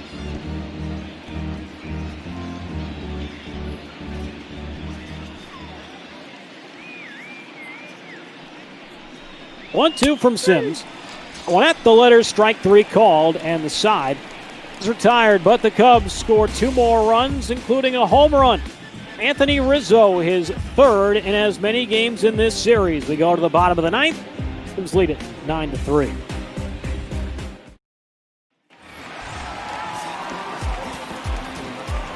Last chance for the Reds as we go to the bottom of the ninth. Justin Rock, Aiden Blanc with you here. It's a 9-3 lead. Rowan Wick out for his 2nd inning of relief as Nick Castellanos takes a strike. You see Cubs bullpen in motion should it be needed. Jeremy Jeffress, Ryan Tepera been throwing in the Cubs bullpen. What a job done by Chicago, Aiden, here today to really take the ship after a rocky start. Able to get some runs in, left a lot of men on base. Do have some home runs, but a real comfortable end to this one as the bats came alive and the pitching came through. I'll tell you, this Chicago team is looking damn near unbeatable. They're close to, right now I believe they're close to the best team in Botball. They're, at the very least, they're the best team in the National League. They're going to be likely the #1 seed in the National League come playoff time. I mean, I think the biggest thing for me with them is that they had a very tough stretch of 10 games where they went 2-8, but they bounced back. And I think that's the most important thing. And in the end, those 8 games that they lost won't really matter. It'll matter what they do with the 10 or 15 games that they end up getting in the playoffs. Number 44. See a swing and a miss from Castellanos. Can strike out for Rowan Wick. On down now here in the 9th, as that'll bring up Aristides Aquino within the last 2 Reds runs with a 2-run homer to right in the 4th. As Rowan Wick comes home, and this fouled back 1-1. What a job done by David Ross in his first year as Cubs manager. Sometimes when a team is sort of stuck in the cement mixer like the Cubs had been for the last couple of years, you need a new voice of reason, a new sort of fighting spirit, as Joe Madden, ironically enough, might say. Aiden, boy, what a great job David Ross has done spearheading what this Cubs attack has been throughout 2020. Is now behind in the count, 1 ball and 2 strikes with 1 down here in the 9th. Yeah, I actually got to meet David Ross when I did my game at the Little League World Series of last year. I got to kind of hang out with him. He was off 1 game, and we were sitting in the booth together just kind of talking baseball. I'll tell you, he knows what he's doing. It was a very good choice by the Cubs to hire him. Joe Madden was a great manager, don't get me wrong. He won them a world championship. He will forever be one of the greatest managers in Cubs history just because he broke that. He was a part of that team that broke the 108-year curse. But I think that this new, it's almost like it's very similar to what the Yankees did with Aaron Boone and the new team. They had Girardi. Girardi's always special with the world championships that he won both as a player and then the championship he won as a manager. But Boone is kind of leading them into the future, and that's what David Ross is going to do for the Cubs. He's getting to click with these younger players and lead this Cubs team into a future of, hopefully for them, championships. Another strikeout for Rowan Wick, and the Cubs 1 out away from a sweep now, as here is Freddie Galvis, the last chance for Cincinnati. But the big thing for David Ross with that Cubs dugout is, although he played with them not all that long ago, they have a tremendous amount of respect for him. They will listen to him. They will take his word. They will, for a young guy, you sometimes worry about that level of respect because of the recency, and many of these guys view him as their contemporary, but I have a lot of respect for David Ross, and that goes a long way, and that's why Yankees have thrived under Aaron Boone. Respect for him. David Ross, I don't think they could have hired a better man for that job in Chicago. As Galvis takes inside 3-0, but absolutely right, Aiden. Joe Madden will be forever beloved in that city of Chicago for what he did, not just for the franchise in terms of winning the World Series, but helped also change the culture there, along with Joe Epstein and Ed Hoyer and the rest of the head honchos there. Helped turn the Cubs from lovable losers into a world champion, as Galvis keeps this game alive with a 2-out walk here in the bottom of the 9th.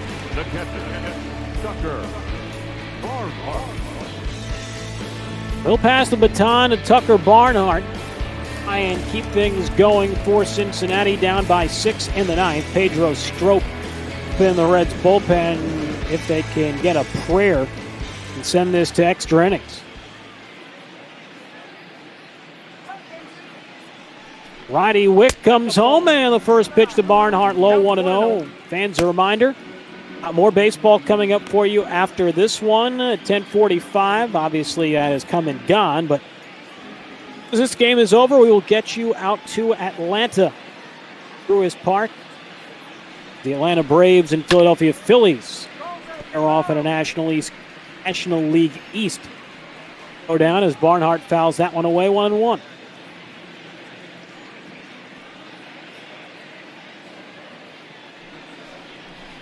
And Wick comes home, and that one inside now. 2 balls and 1 strike. Don't think there's any action in the Cubs bullpen at this point.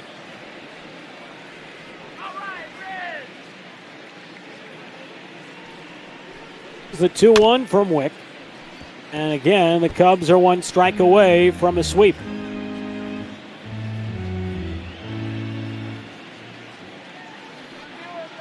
Galvis takes his lead off of first with 2 down. The 2-2 pitch from Wick. It's a line drive, foul down the right field line. Do it again.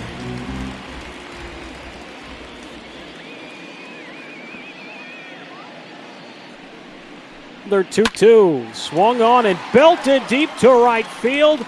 And this one isn't over just yet, as Tucker Barnhart keeps it alive. A 2-run shot way in the deep right. It's now 9-5 here in the bottom of the 9th inning. And that's at least 5 home runs we've seen today, right? I haven't been keeping track, but that's got to be at least 5. There's 3 now for Cincinnati. That's actually 7 total in this ball game. 4 for the Cubs, and now 3 for Cincinnati. It's a mini home run derby. It's broken out here at Great American. Just kind of curves. Really good home run. Chicago's had all the power. You take a look at where these home runs have landed. As David Ross goes out. That doesn't look very much like David Ross, but we'll pretend for botball's sake it is. Ryan Tepera is going to come in, likely a double switch. We'll see, but yeah, like I was saying, the Cubs' home runs have gone distance-oriented. They've gone far. The Reds have been some no-doubters, but they haven't exactly gone very far. They've only been 2-3 rows back. So it's been very, very contrasting home runs today.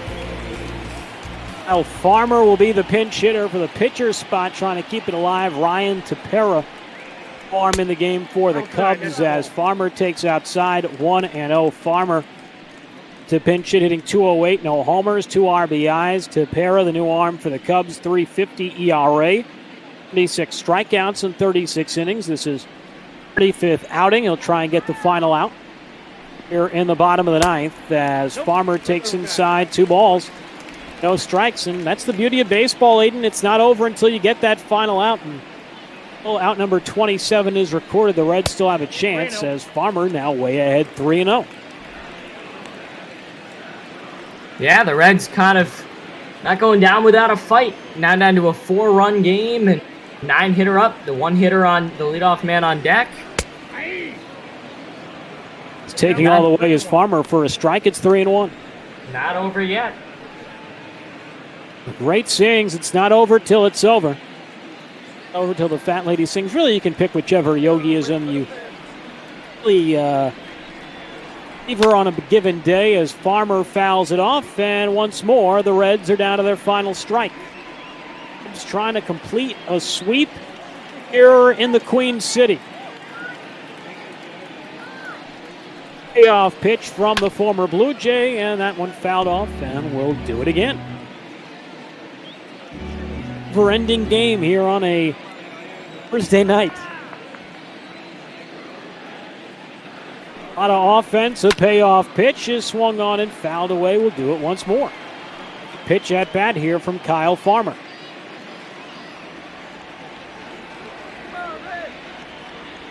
Kiyama on deck for the Reds. The payoff pitch again. Ground ball up the middle. Baez to his left.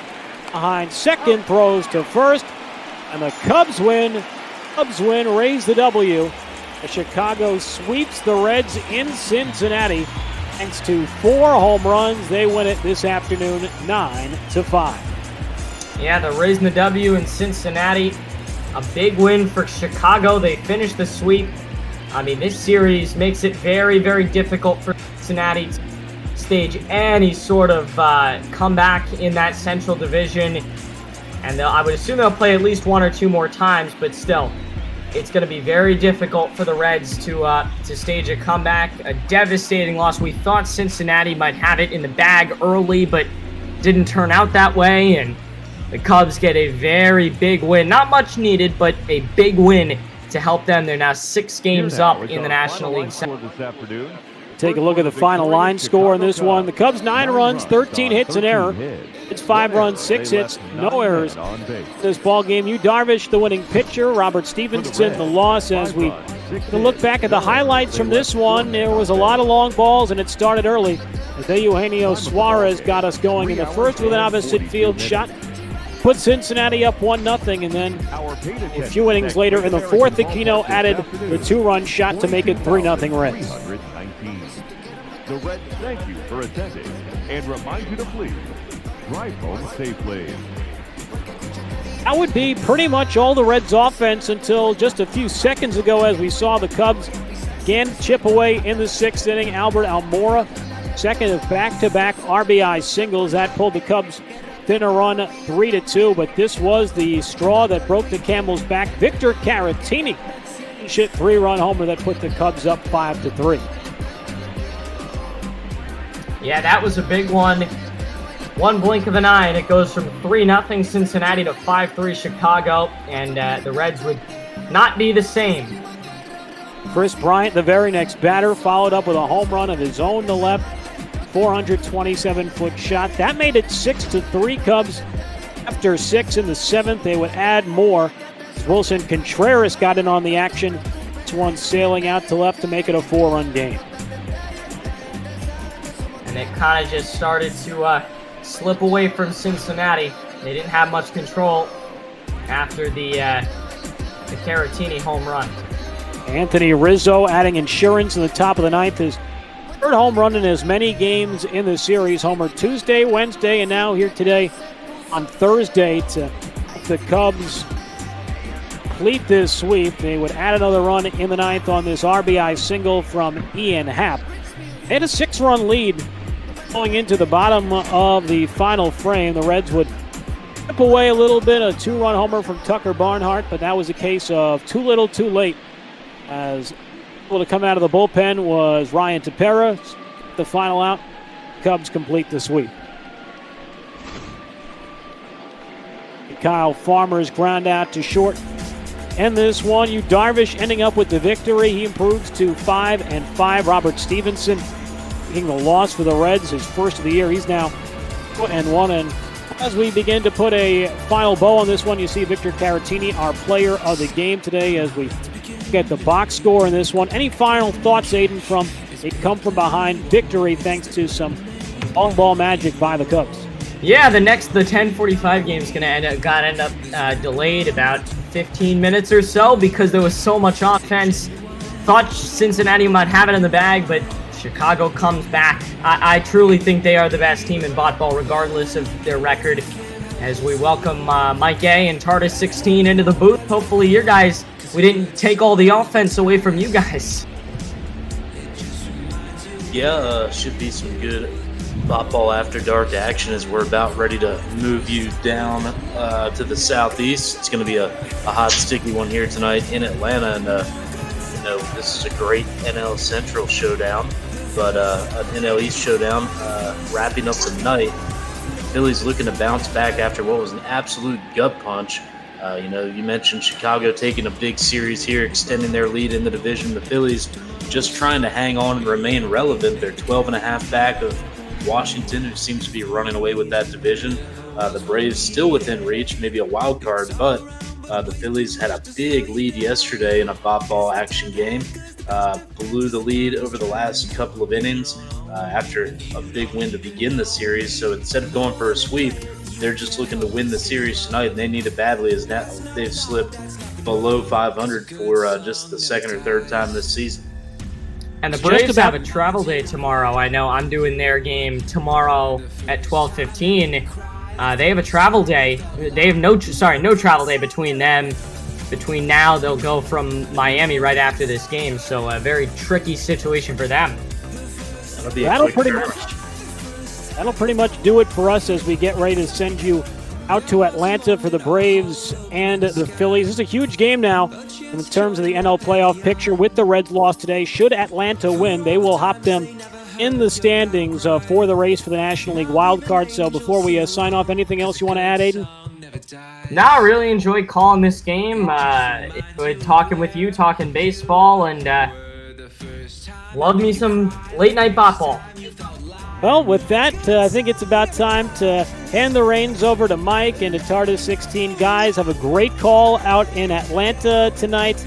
Should be a fun one. Hopefully you guys have as much fun as me and Aiden did. But enjoy it. Have a great call. And that's all from Aiden and I. Good night, everybody.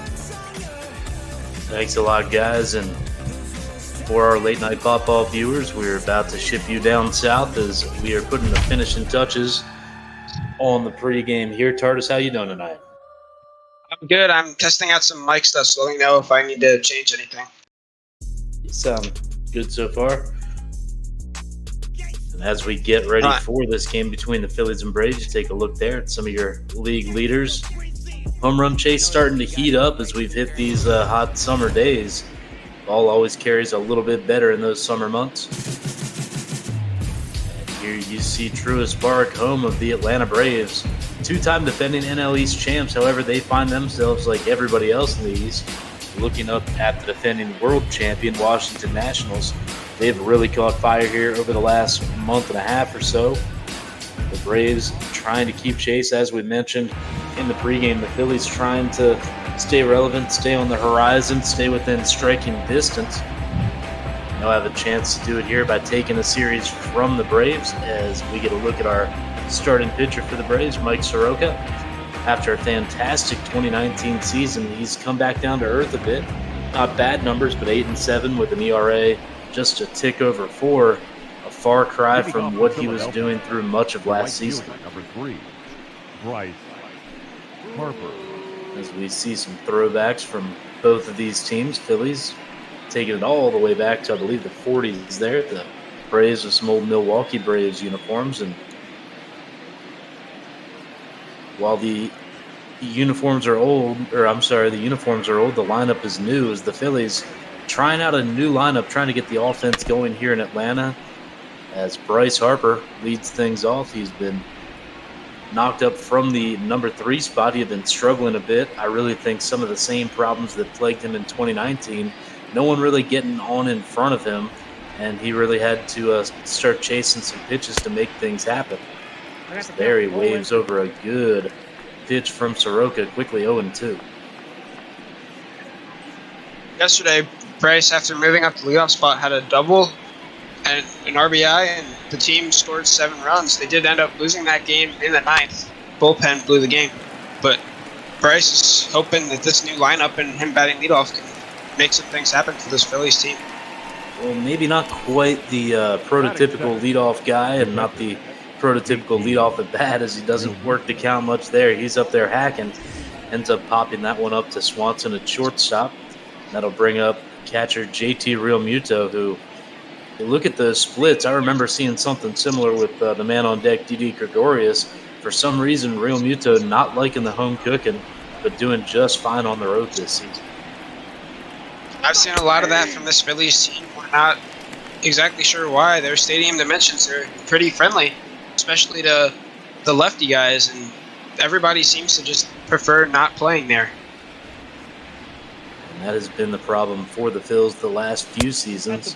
Maybe not so much home road splits, but just inconsistency. Good one day, struggling the next, and sometimes all within the same game. You mentioned the offensive struggles, lineup tinkering, a 7-run outburst, but then the bullpen can't come through for him and hold down the win. As Realmuto is going to blast that one up the middle. Swanson gets some leather on it, but can't corral it. And I believe that's going to be scored an infield single. We'll have to look. Swanson tosses it back into Soroka. To the shortstop, Didi Gregorius. Didn't say anything, so I'm going to assume that's ruled a hit. I would think it was a hit. That was a tough play to make. So the Phillies with the man on. That'll bring up shortstop Didi Gregorius.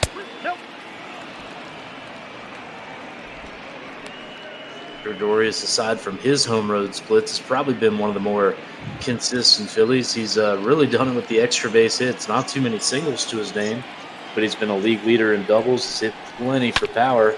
He's cleared the fence plenty of times this season and fouls that one back with a good swing, 1-1.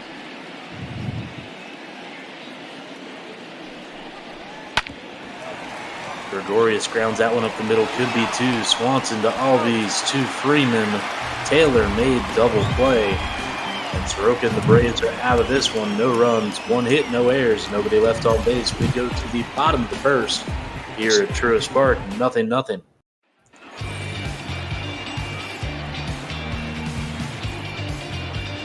Here we'll get our look at Cole Irvin. Is he making just his second start of the season? He was forced into duty after an injury to Vince Velasquez and held his own. And you see the 4-0 record, all that coming out of the bullpen. But Irvin, he had himself 3 starts last season. Didn't quite stick in the rotation, but now he's the first man up when the rotation hits trouble. It's absolutely. About to say, speaking of trouble, here's Ronald Acuna. He is notorious for going after the first pitch of games. Puts a good swing on it, but a lot of room out there in right center. Harper's got it. Out number 1. I was just going to say, it's absolutely understandable that Joe Girardi goes to Irvin. Vince Velasquez had ERA up around 7, and Irvin was one of the best long relief men in the league and definitely the best guy in the Phillies bullpen. They need him starting, so they don't have to use their bullpen as much. That brings up Ozzie Albies, and yeah, when you look at the stats, it seems like the Braves might be a bad matchup for Cole Irvin. He's got a fastball that isn't quite up there by Major League standards nowadays. He sits around 90, 91. Decent curveball, good changeup as woo. Well, 91 gets a lot faster when it's coming right at your ear hole. But the Braves, a free-swinging team, can really club even the best of pitchers. However, Irvin has done this time and time again. He is able to just keep the best hitters off balance, really works it in and out, up and down, just gets people uncomfortable. So if he can continue that, he might be able to throw a wrench in this very powerful Braves offense. All these rifles one down the third base line, but well fouled, 2-2.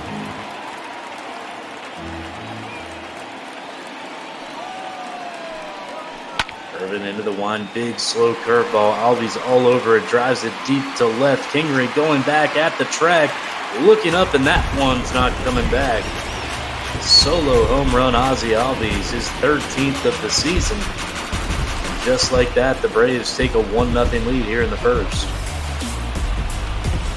And that's what happens when we talk about a player, I guess. We say something nice about them, and then they do the exact opposite we're expecting to happen. So, mention the curveball. It's a little slow. It's not the hardest fighting one in the league. And it was hung out to dry right there, and Albies did not miss it. Looked like a good 9-iron, maybe a pitching wedge into the first couple of rows over the bullpen and left. So 1-0 Braves, and that'll bring first baseman Freddie Freeman to the plate. Freddie Freeman always been scary at bat for a long time. He's continuing these things this year. It's been absolutely fantastic. He'll swing the first pitch.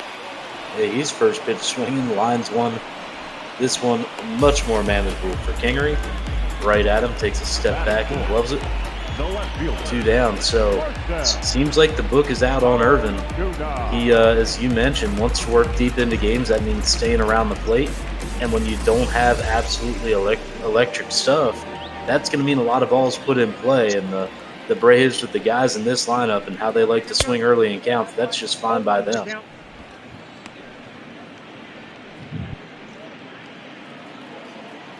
So 2 outs here in the first. Marcelo Ozuna at the plate.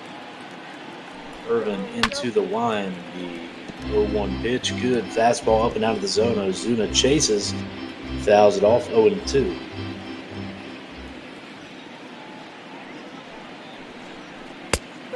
Irvin deals great fastball right on the inside corner. Catches Ozuna looking, so Irvin escapes, but not before some damage is done. Ozzie Albies towering solo shot to left puts the Braves on the board. We go to the second. Braves 1, Phillies 0. Leading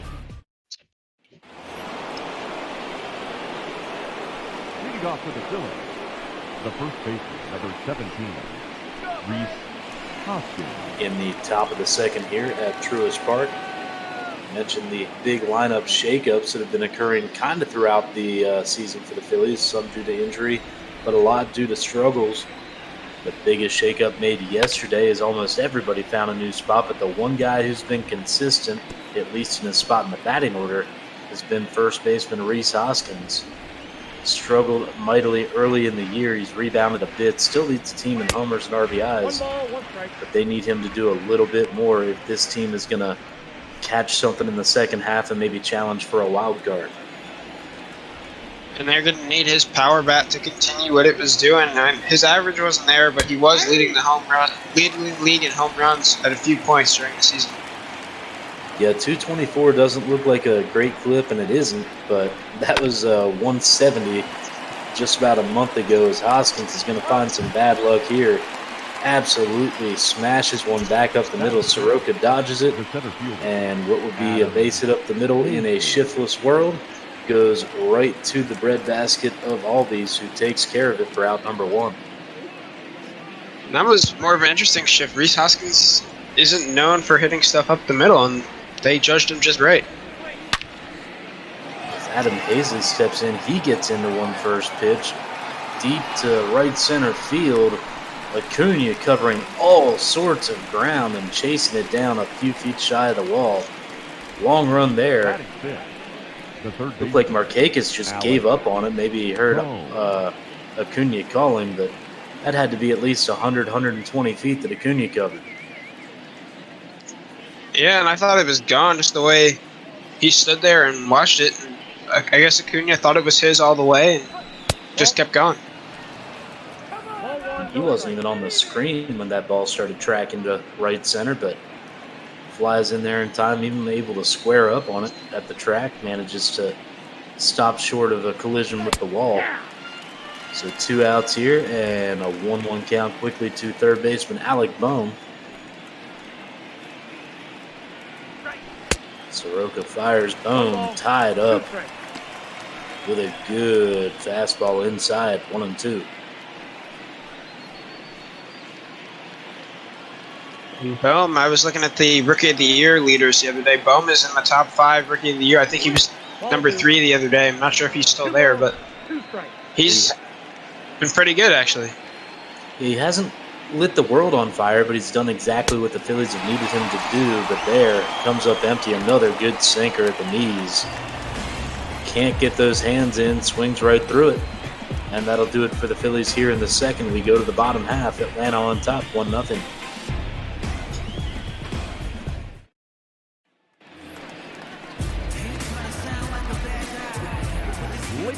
Leading off the second for the Braves, right fielder Nick Markakis. Markakis took a significant pay cut to stay with Atlanta this season. I don't think there were too many suitors out there for a long-term big money contract, but Markakis nonetheless seems to like Atlanta. The fans like him, and I think there might be something to say for his defense out there, but still holding on to that everyday spot in the lineup.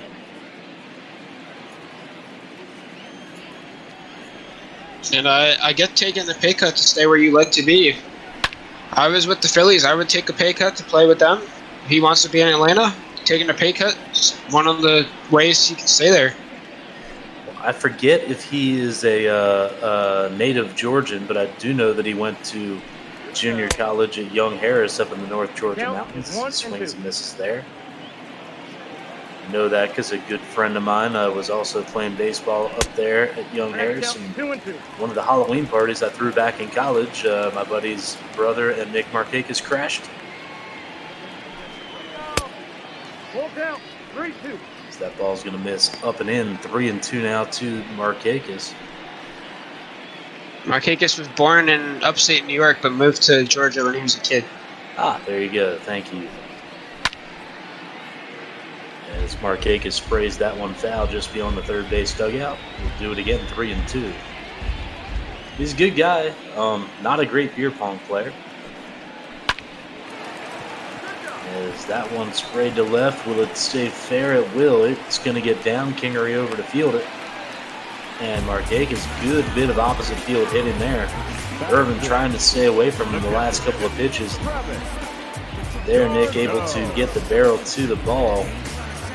And is able to keep that on a relatively straight line. A lot of those will slice foul, but that one stays inside the line, cruises on out into left field, and the Braves have themselves a leadoff runner. That was a perfect swing right there. It looks like Cooper just missed the edge of the dugout there. But Kingery did a good job of cutting that off, holding him to a single. Cooper's got to watch himself there. Playing with danger, and from what I can tell, living down here, not too many Atlanta fans would be quick to help Blooper. He's not too popular. So, catcher Travis Darnold steps in. Another hanger of a curveball there by Irvin, but that one floats to the outside corner. Not only does Darnold lay off of it, but he gets a called strike as well, 0-2. Irvin deals good fastball at the knees, but Darnold ready for it. That is the trouble when you don't have that overpowering stuff. If you can't keep the hitters guessing, or if they guess right, you can be in a good bit of trouble.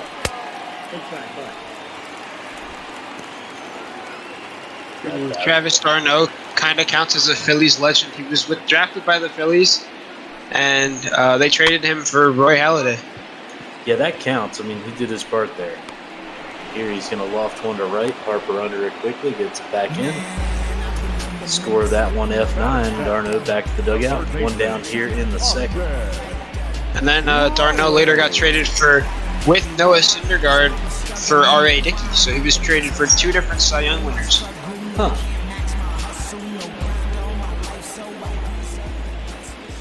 Austin Riley now steps in. He was the Braves' big rookie call-up in 2019. Absolutely tore the league apart for about 3-4 weeks. But then that sophomore slump comes early in baseball. Once they get a few weeks' worth of film on you, pitchers are going to start to pitch you differently. And Riley did not take that well, didn't handle it well the last couple of months of the season. Ended up, I believe, on the postseason roster, but not a significant player. Here he's going to pop that one foul. That'll reach the seats down the first base line. But Riley, still a big part of the Braves' perceived future. Such a young, talented team. And he's a little bit younger, but maybe even a little bit more talented than a lot of the guys who are already up at the big club.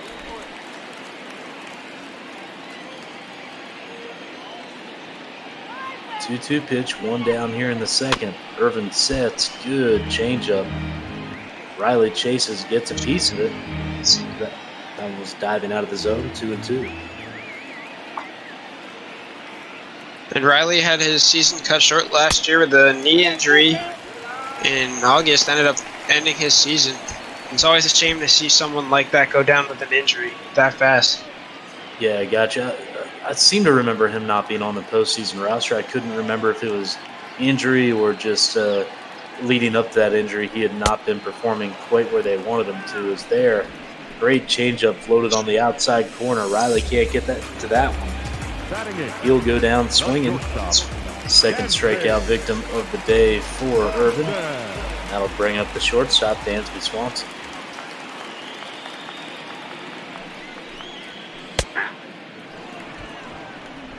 Good slider low in the zone. Quickly 0-1 to Swanson.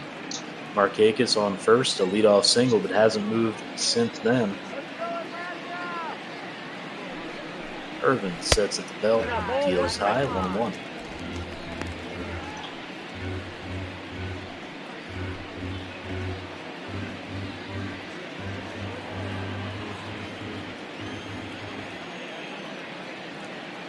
Irvin sets again. 1-1 pitch to Swanson's going to miss high again.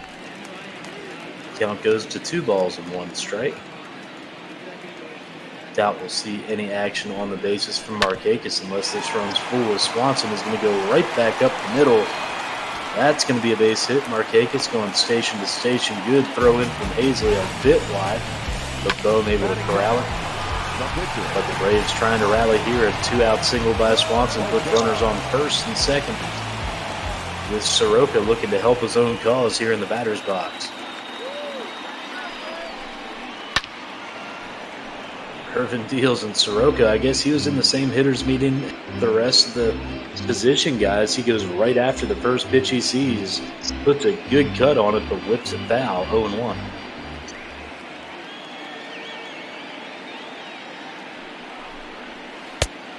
Look out, 21. Irvin deals low. Gonna look at the stands here at Truist Park. Maybe it's a little bit too hot for everybody. Everybody's settling into summer. Braves probably deserve a little bit better crowd than what they see here, especially on a getaway day. 1 ball, 2 strikes. Count. Soroka fan threw a good fastball at the knees, 1-2.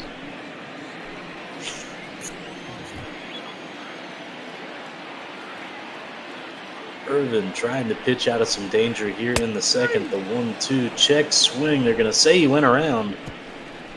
Soroka not happy with the effort there. Markakis looking a bit deflated out at second.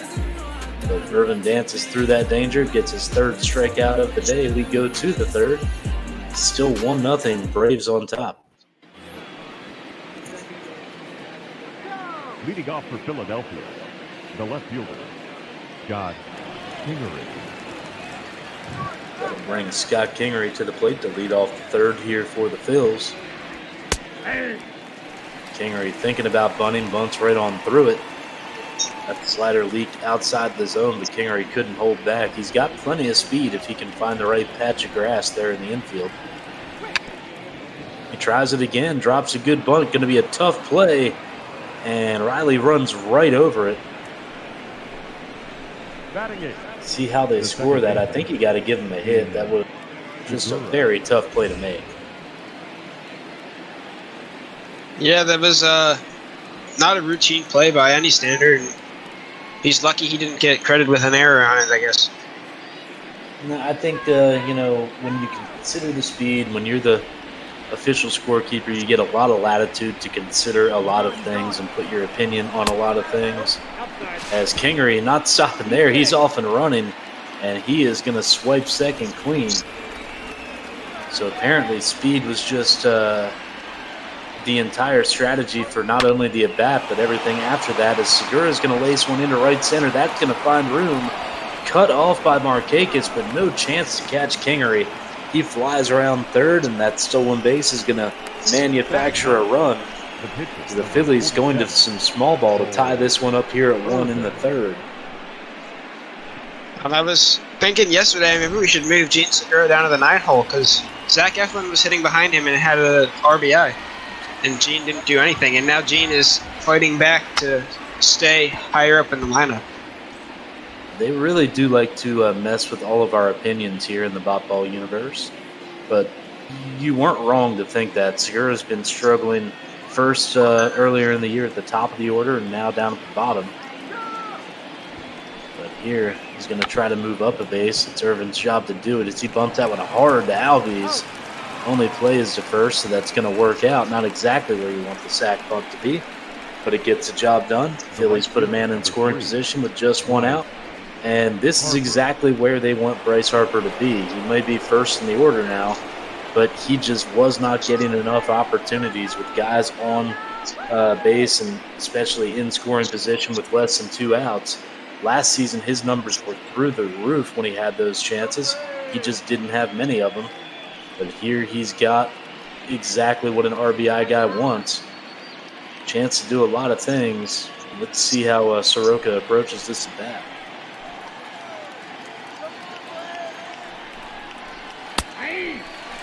First pitch, and Bryce, who was hacking at everything the first time up, lets that one go. It's a hittable slider, but I don't think you want to be swinging at a first pitch off-speed pitch in this situation. Soroka up the letters, the 0-1 pitch. That one swung on and roped to second right at Albies. So it'll be the second out, but it will advance the runner. Now batting. Segura moves on down to third. 2 outs, man on third for JT Realmuto. And that's basically back-to-back bunts right there. They both went to the same place, about the same velocity. But they both get a runner moving up. If you're Cole Irvin, I don't know whether to take that as a credit to your strength or a damning indictment of your bunting ability when your bunts come off the barrel at the same rate as a full Bryce Harper swing. I mean, that's a better bunt than what we had with that Nationals game. Was that last week or the week before? it is an ongoing epidemic all around bop ball. Just terrible bunting left and right, all teams considered. And we had a walk-off sack bunt. Was that yesterday? I think that was yesterday. 0-2 here to Real Muto. Soroka tries to get him to chase down away. Real Muto not biting. Segura now at third. 1-1 game here. After the Segura RBI single, as Real Muto is going to send that one down the right field line. That's going to get down. That'll be an RBI single as Segura trots on in. Those 2-out RBIs will get you into heaven. And for now, that was a beautiful swing. That was. I thought he caught that like right at his shoelace, but and you know what? Just enough that it got down. For all Soroka's struggles, it's because he's been leaving the ball up and in the zone this season. Last year, he was just pounding the bottom of the zone with that sinker. Nobody could elevate it. Nobody could hit it hard. And that actually was a great sinker, low and away to a righty. But Real Muto just got the better of him. He got that bat barrel down, got it squared with the ball, didn't beat it into the ground, and laces it into right for the go-ahead single.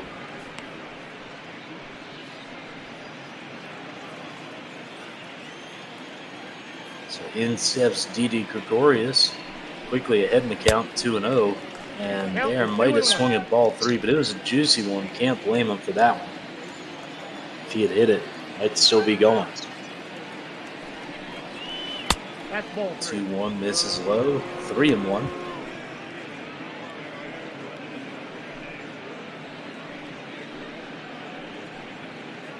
Hoskins always a strikeout candidate, not a great average, but having already given up the lead, really don't want to give him a spot to do a lot of damage here.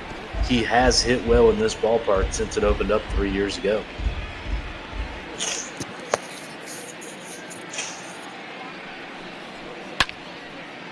Gregoria swings and pops that one up. Will it stay in play? Looks like the wind's going to bring it back. Freeman camps under it, squeezes it, and that will do it for the Phils here in the third, but not before they put 2 on the board and push out in front. They lead this one 2-1 as we head to the bottom of the third.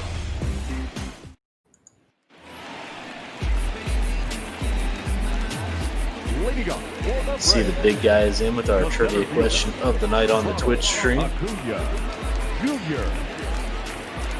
I do not know where the big guy finds these things. They're always great. They're always good thinkers.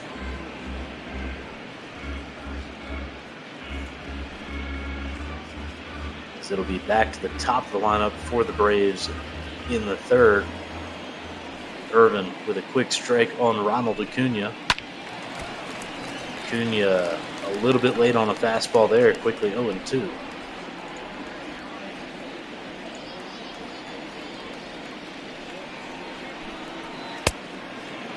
And a swing and a miss. Don't see that often by Acuna. Beaten by an inside fastball. Now back, second baseman, Ozzie Albies. Perfect placement on that. Maybe he was sitting on a breaking ball, but he definitely wasn't sitting on that pitch. Yeah, as we talked about earlier, when you're Cole Irvin, you've gotten the major leagues. You obviously have talent. He's got 3 pitches that are at least okay as Albies shoots this one to right, and that's going to get down in front of Harper. So Albies, good day for him already. The solo homer in the first now adds a single, another hung curveball there by Irvin. So maybe changes the book there next time Albies comes up. But yeah, as we were saying, you can get by with less than electric stuff, but you've got to locate it. You've got to think one step ahead of the batter. And that's exactly what that looked like with Acuna. He can obviously turn around an inside 89-mile-per-hour fastball, but if you think something slow outside's coming, all of a sudden that speeds it up a lot. Freeman takes a big rip at that one and fouls it off 0-2.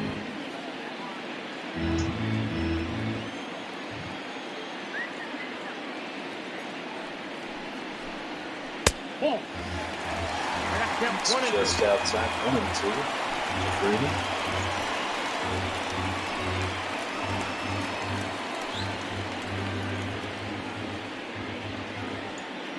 So as the big guy usually does. He,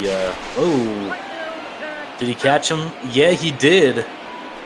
Alvy's taking an extra hop off of first, and the snap throw by Irvin's going to pick him off. That was always my plan as a left-handed pitcher who couldn't get a lot of guys out, is if they're going to keep getting hits off of you, just pick them off. It's a lot easier than getting them to stop hitting your pitches. That's a beautiful way to do it. Ooh, another beautiful pitch there. So a quick turnaround, and I guess you can't even call it 2 pitches in a pitch and a half. Pick off of all these, a strikeout of Freeman.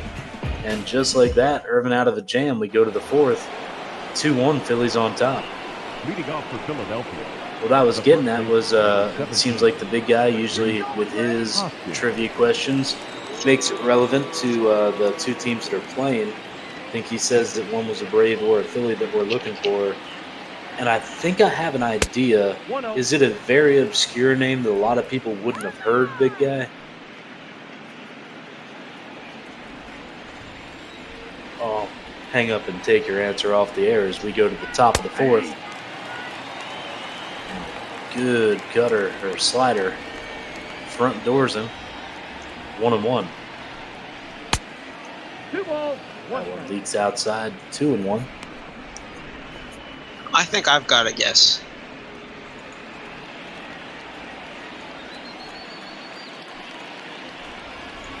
I'll let other people go first, see if they have anything better. Yeah, I would say that the guess I have probably not something that, as the big guy said, let's see. I'm trying to do too many things at once here.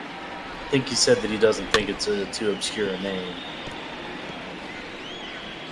As Hoskins fouls that one off, fighting to keep this at bat alive.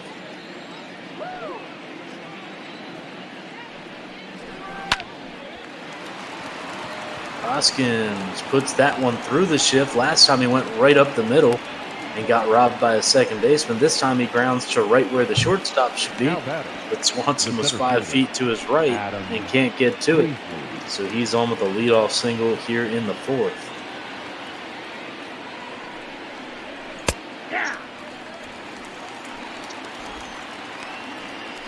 So that'll bring up Adam Hazley, who was doing just fine as the Phillies leadoff man, but because he's shown more consistency and more power, he's been dropped into the middle of the order.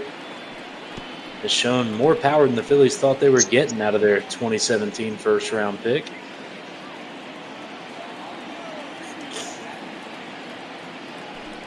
And you can see there he's got a 6-game hitting streak, so he's, even since he's been moved on, he's still getting hits.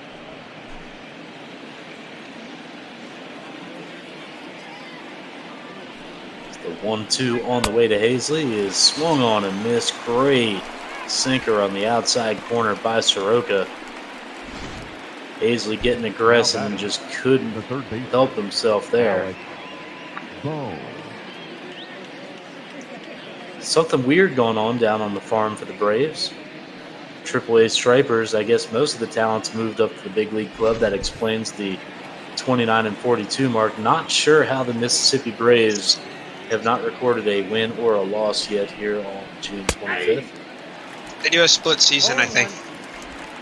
That could be, but it did say that they were still 0-0 after either winning or losing. I forget what happened. Yeah. Or maybe that was the last game of the split season and it just ticked them back to 0-0. That could be it too, yeah. Either way, Alec Boehm's still getting bamboozled by these inside sinkers. That one catches more of the plate, and Boehm finally catches a piece of the ball. But still down 0-2 here. 1 on, 1 out here in the top of the 4th. Phillies lead at 2-1. Soroka goes up the ladder with another inside fastball. Boehm still can't get to it. Now batting. He'll be down on strikes for the second time today. And there's the pitch speed comparison. That shows you. We were talking Cole Irvin doesn't have the most velocity. He doesn't have some effective stuff on his repertoire. bring up Scott Kingery, a bunt single. Last inning, he came home to score the Phillies' first run on a Gene Segura single.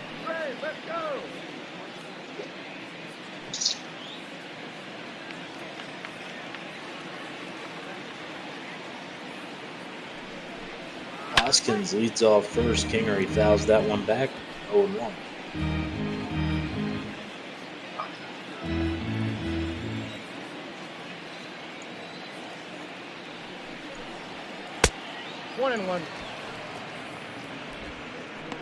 We still guessing on the trivia question? Because I've revised my guess. I'm going to go with the more obvious one. I was going to wait until the end of this half inning to throw mine in. Yeah. Kingery fouls off another 1-2.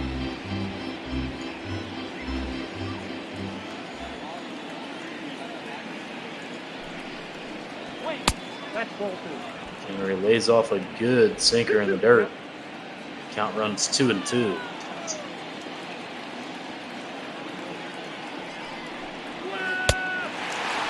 That time he can't lay off. He goes chasing the slider. Comes up empty, and Soroka gets through, not a jam, but giving up a leadoff single to Hoskins. And we are through 3.5 here in Atlanta. Phillies still on top, 2-1. So I'll give you my reasoning for my guess, and then I'll give you my guess. I know absolutely nothing about 1960s Braves. I know about 1 year about Phillies baseball in the 1960s, and the only reason I know about that year is because they did some things I am not proud of that year. That was 1964, by the way. They did have some highlights, and the two pitchers I could think of from that team that were on the team in 1964, Rick Wise and Jim Bunning, and I feel like Rick Wise wasn't good enough at that point, so I feel like it's Jim Bunning. Yeah, that's my guess as well. Because he was on teams that weren't that great, but he was still really good. So his wins would all come from when he would pitch really, really good. Well, you see, the other thing is that I was going to go way more obscure because he was really good for a short time that was, I believe, all in the 60s. Wise wasn't the second best pitcher on that Phillies team. It was Chris Short. But I don't think I don't know if he was good enough, long enough to get there, so Bunning would be who I would go with. Count is 2-1.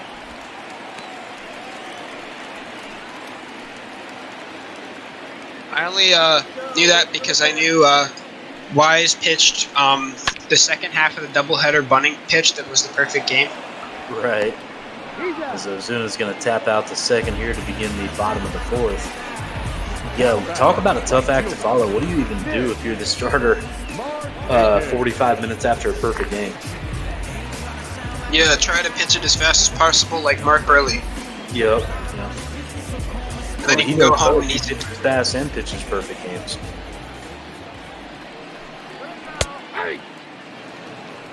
Markakis takes one right down Broadway, 0-1. I should remember that guy's name, but that Mark Burley perfect game, what, 1 out in the 9th, I believe? The home run robbery. The catch. I know his last name was Wise. I can't remember his first name. Wise. That's why it was popping into my head. We were talking about Rick Wise. It's a shoestring grab there. And a soft liner by Kingery. That'll be 2 quick outs, and Travis d'Arnaud coming up to the plate. Yeah, he was a defensive substitution going into that inning, and then not only brought one back over the wall, but bobbled it while crashing to the ground and managed to catch it again. Now, that one definitely, I think, is the biggest game saver for any perfect game there's ever been. So that one is shot right to Hoskins. That's going to be about a 4-pitch inning for Cole Irvin. We can barely even mess around with trivia and perfect game reminiscing before Irvin pitches his way out of the 4th. We go to the 5th. Phillies on top, 2-1. Mike, EV's asking the question that I was about to say. Do you remember who he robbed the home run from? Oh, man, I don't even remember who he pitched the game against. I remember, I can tell you where I was, because I've got a pretty photographic memory when it comes to sites. I was sitting in a field in Thomaston, Georgia, going to my buddy's wedding, and they were all inside getting ready for bachelor party stuff. and I just sat there in my car and listened to it on the radio for like the last half inning because I wasn't going to miss that. So I'll give you a hint for this one. He was playing the Tampa Bay Rays. It was 2009. Yeah, it was 2009. I know that. Would it have been like Longoria? No, it was Gabe Kapler, of all people. Oh, man. I can't believe you could keep to yourself long enough to keep that a secret and let me guess. The 1-1 to Segura. He's going to loft that one. Foul down the right field line, giving Chase Markakis. But that one's going to elude him. So 1-2 count now to Segura. Segura got the Phillies on the board a couple innings ago with an RBI single. Here he chops one. Riley again with the butterfinger. That one's going to be an error. Couldn't handle the bunt. Oh, they're going to give him a hit too. Generous scoring up in the box at Truist Park today.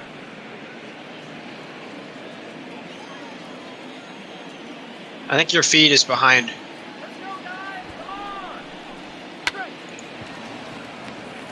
Oh, I got it back now as we see yet another incident of bad ball bunting. The right fielder. Right. I'm back on track now. Yeah, you're good. Okay. That'll bring up Bryce Harper. Man on first, one out, top of the fifth. Soroka drops one in, bottom of the zone, good sinker there. Harper lays off 0-1.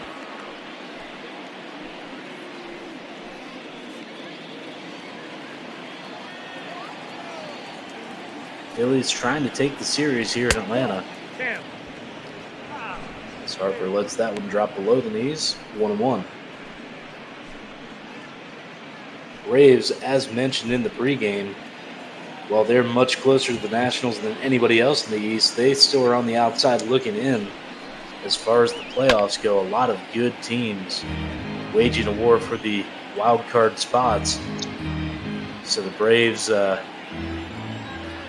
right there. They can do it with a few solid weeks, maybe entrench themselves there. The Phillies, on the other hand, they've got a pretty long ways to go.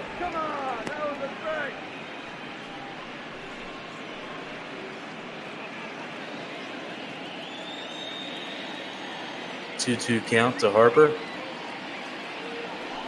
Segura leads off at first, and Harper chasing that one. Great sinker, just falls right off the table. The batter, the catcher, JT Realmuto. That'll be two down here in the fifth. Realmuto up. He's got himself an RBI single. He's got the go-ahead RBI as it stands. The good slider just frisbees across the plate, catches the outside corner, 0-1. Oh man, I pulled up the box score for that perfect game. You know who was batting behind Gabe Kapler? Oh man, snap throw to first, and Segura back. Well, let's see. I'll give you a hint. He was on the Phillies before that. Like Kapler was batting in the seventh. Like he was batting one spot behind. Kapler was in the seventh hole. Okay, so that led off the ninth. All right. Yeah. Let me get two more pitches to think about it. You said he was a former Philly? Yeah, former Philly. All right. The 1-1 to Realmuto. He's going to sky this one to center, not deep. Cunha under it. Takes a couple steps. He snags that one. That'll do it for the Phils here in the fifth. No runs, one hit, no errors, one left on base. We go to the bottom of the fifth. Bottom of the lineup coming up for the Braves. Still 2-1 Philadelphia. Let's see, Phillies would have been on the 2009 raid.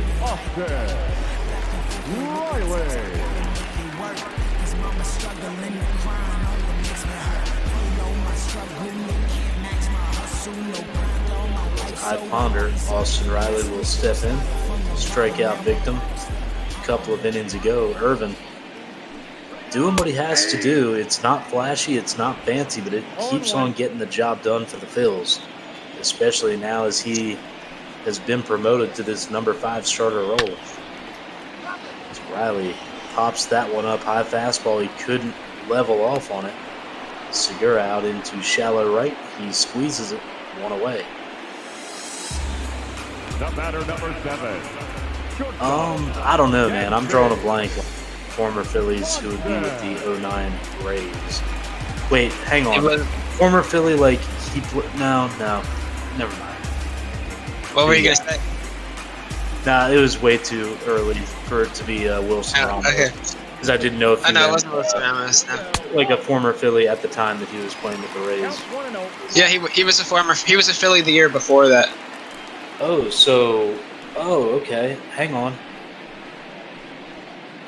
So a Philly who beat the Rays in 08 and then went to the Rays the next year.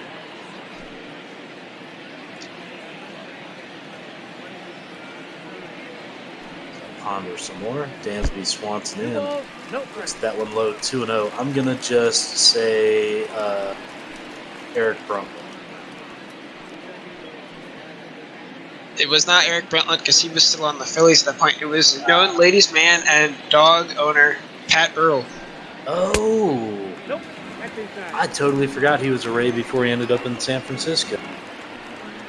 He walked in free agency and signed with the Rays. Gotcha. The machine. 3-0 pitch to Swanson. Misses high, so 4 straight out of the zone. And the Braves will have themselves a runner. 1 on with 1 out. And will they send Soroka? Yes, they will. Soroka pitching well, just ran into a snag there in the 3rd inning. Would imagine he's trying to bunt the runner over. And that one bunted hard and foul. 0-1.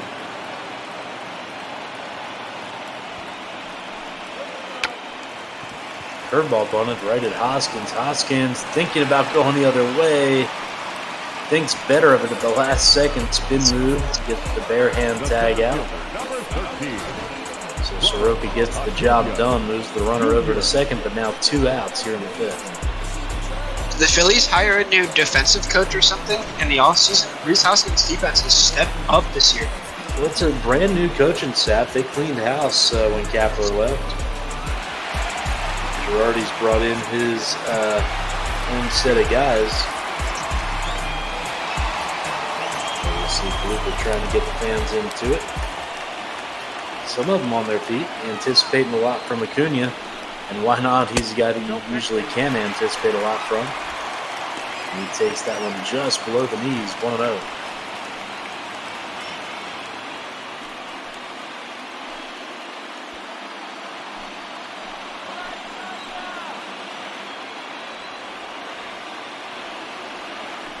Irvin sets and fires. Good fastball on the outside corner, 1-1.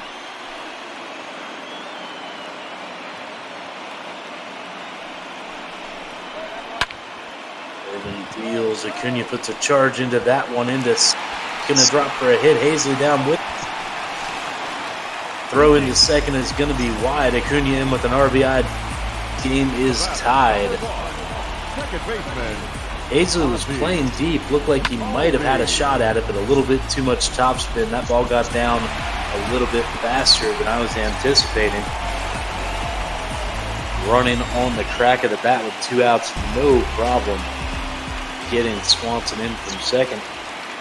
So now a whole new ball game, 2-2, 2 outs here in the 5th, and Ozzy Albies takes a huge hack, and why not? Been swinging a good bat all afternoon. Home run and a single already. Now trying to do some more damage here in the 5th. Oh, that's out.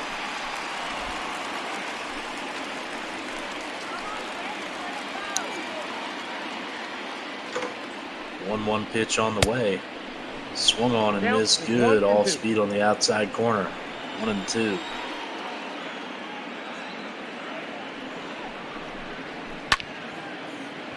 Albies sends another one to left, but got jammed on that one. That'll be a lazy fly ball to Kingery. And that'll do it for the Braves in the 5th, but not before Acuna smacks an RBI double into right center.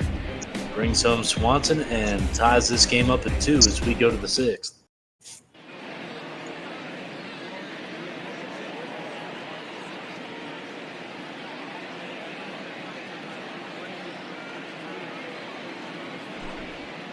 Heidi lost her voice last night after a crazy night out. She got drunk and then this morning had some weird herbal tea and lost her voice from it. It happens. But you know what? If baseball has taught us anything, it's no excuse. It can't be that somebody just put something in your over-the-counter medication that you did not know was illegal. Got to be accountable for yourself, Heidi. So Soroka is still in the game here as we go to the 6th. D.D. Gregorius leading off. Gregorius 0 for 2 on the day. And Soroka, after that 3rd inning, has really, I don't even want to say calmed down. He just is making better pitches. And by better, I mean nasty. He is finding corners everywhere. But speaking of finding corners, Gregorius is going to do the same. Sends that one rattling around in the right field corner. He'll be in with a stand-up double. And the Phillies have something cooking here in the 6th. And that's a perfect double right there. Hitting it right down the line, keeping it fair, and then goes right in the corner. Yeah, he just got out in front of a high fastball. Bit of a miss there by Soroka. And he punishes it because that one is going to squirt away from d'Arnaud. Gregorius reads it perfectly. And he's going to beat the throw by just a hair. Give d'Arnaud credit. He let that one get away a bit, but he had a cannon shot down to 3rd. So now Philly's in great position, and on 3rd, nobody out. And Hoskins at the dish. Hoskins taps that one foul. Reese 1 for 2 on the day. Just looking to get something in the air here. Gregorius not a speed demon, but a normal length fly ball you would think would get the run home. But there, Soroka dropping in a great curveball at the knees, 1 and 2. So if you're Hoskins now, just try to get it in play.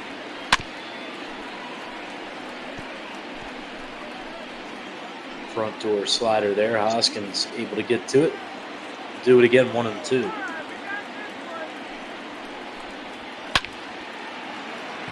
Hoskins swings and drills that one to deep left center. That's going to find open spaces. It'll roll all the way to the fence.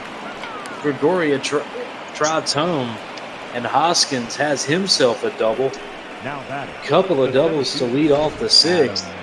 And Soroka, who had looked so good for so much of the day, now finding barrels of Phillies bats in center quarters of the plate. And Braves aren't going to waste any time here. So that'll be it for Soroka today. That seems to be how his season's gone. We talked about the 8-7 record, the 4.13 ERA. That'll tick up a bit. And that's how you get to that point. You pitch pretty well, but when you make mistakes, they get punished. Speaking of getting punished, here comes Luke Jackson, who was the closer for the Braves to begin 2019. He has worked himself out of the closer's role, out of the setup role, out of the high leverage role, and all the way into early middle relief as he comes on here in the 6th to face Adam Hazley. Hazley first pitch swinging, grounds to Albies. Albies up with it. Hoskins over to 3rd. Phillies, I think at this point, trade the extra out with less than 2, or extra base with less than 2 outs for the ground out, as that'll bring up Alec Boehm, who's just trying to find some contact. 2 trips to the plate, 2 trips right back to the dugout on 2 strikeouts. Yeah, I think the Phillies are looking to play more small ball, especially today. They got the stolen bases going. They've had a couple ground outs that were basically bunts. They had a couple actual bunts. You know, they seem to be on a power drain. They've got guys who on paper should hit more home runs, but they're not for whatever reason. So they've just got to learn how to put the ball in play, especially when guys get on base to begin innings. When you've got guys on with less than 2 outs, you need to learn how to put the ball in play, where to put the ball in play, and keep the merry-go-round going. Now the 0-2 from Jackson. And boom, a tough day. He takes a collar here. 3 times up, 3 times down on strikes is Alec Bohm. That'll be 2 down here. Ugh, ugly swing by Bohm. Kingery up to the plate. 1 for 2 on the day. 1-0.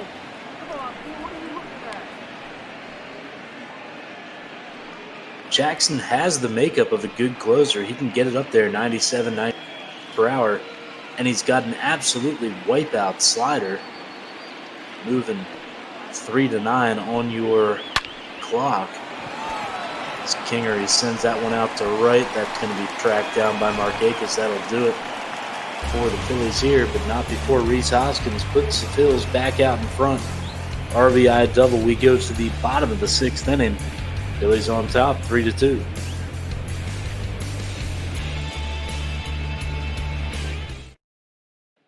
Your attention, please. Now pitching for and it'll now be the Phillies going to the bullpen. And yell. Irvin maybe not quite stretched out all the way to the pitch mark, but they'll bring in yet another guy who's a starting prospect. He got 1 or 2 starts in 2019. It'll be Enyel De Los Santos, and he will be thrown right into the deep end of the pool as he faces the middle of the Braves order, starting off with first baseman Freddie Freeman. Inside, ball 1.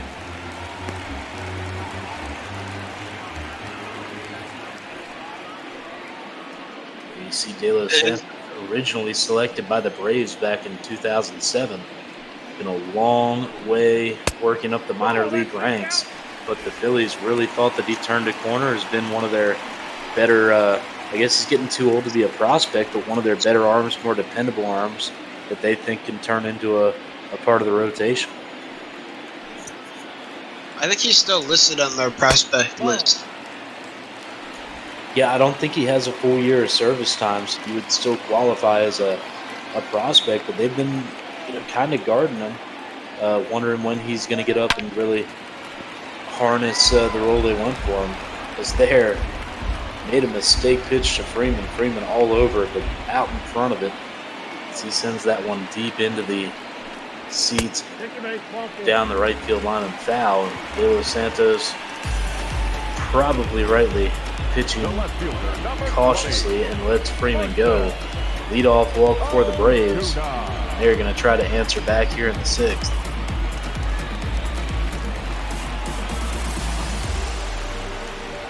Bring up Marcelo Zuna.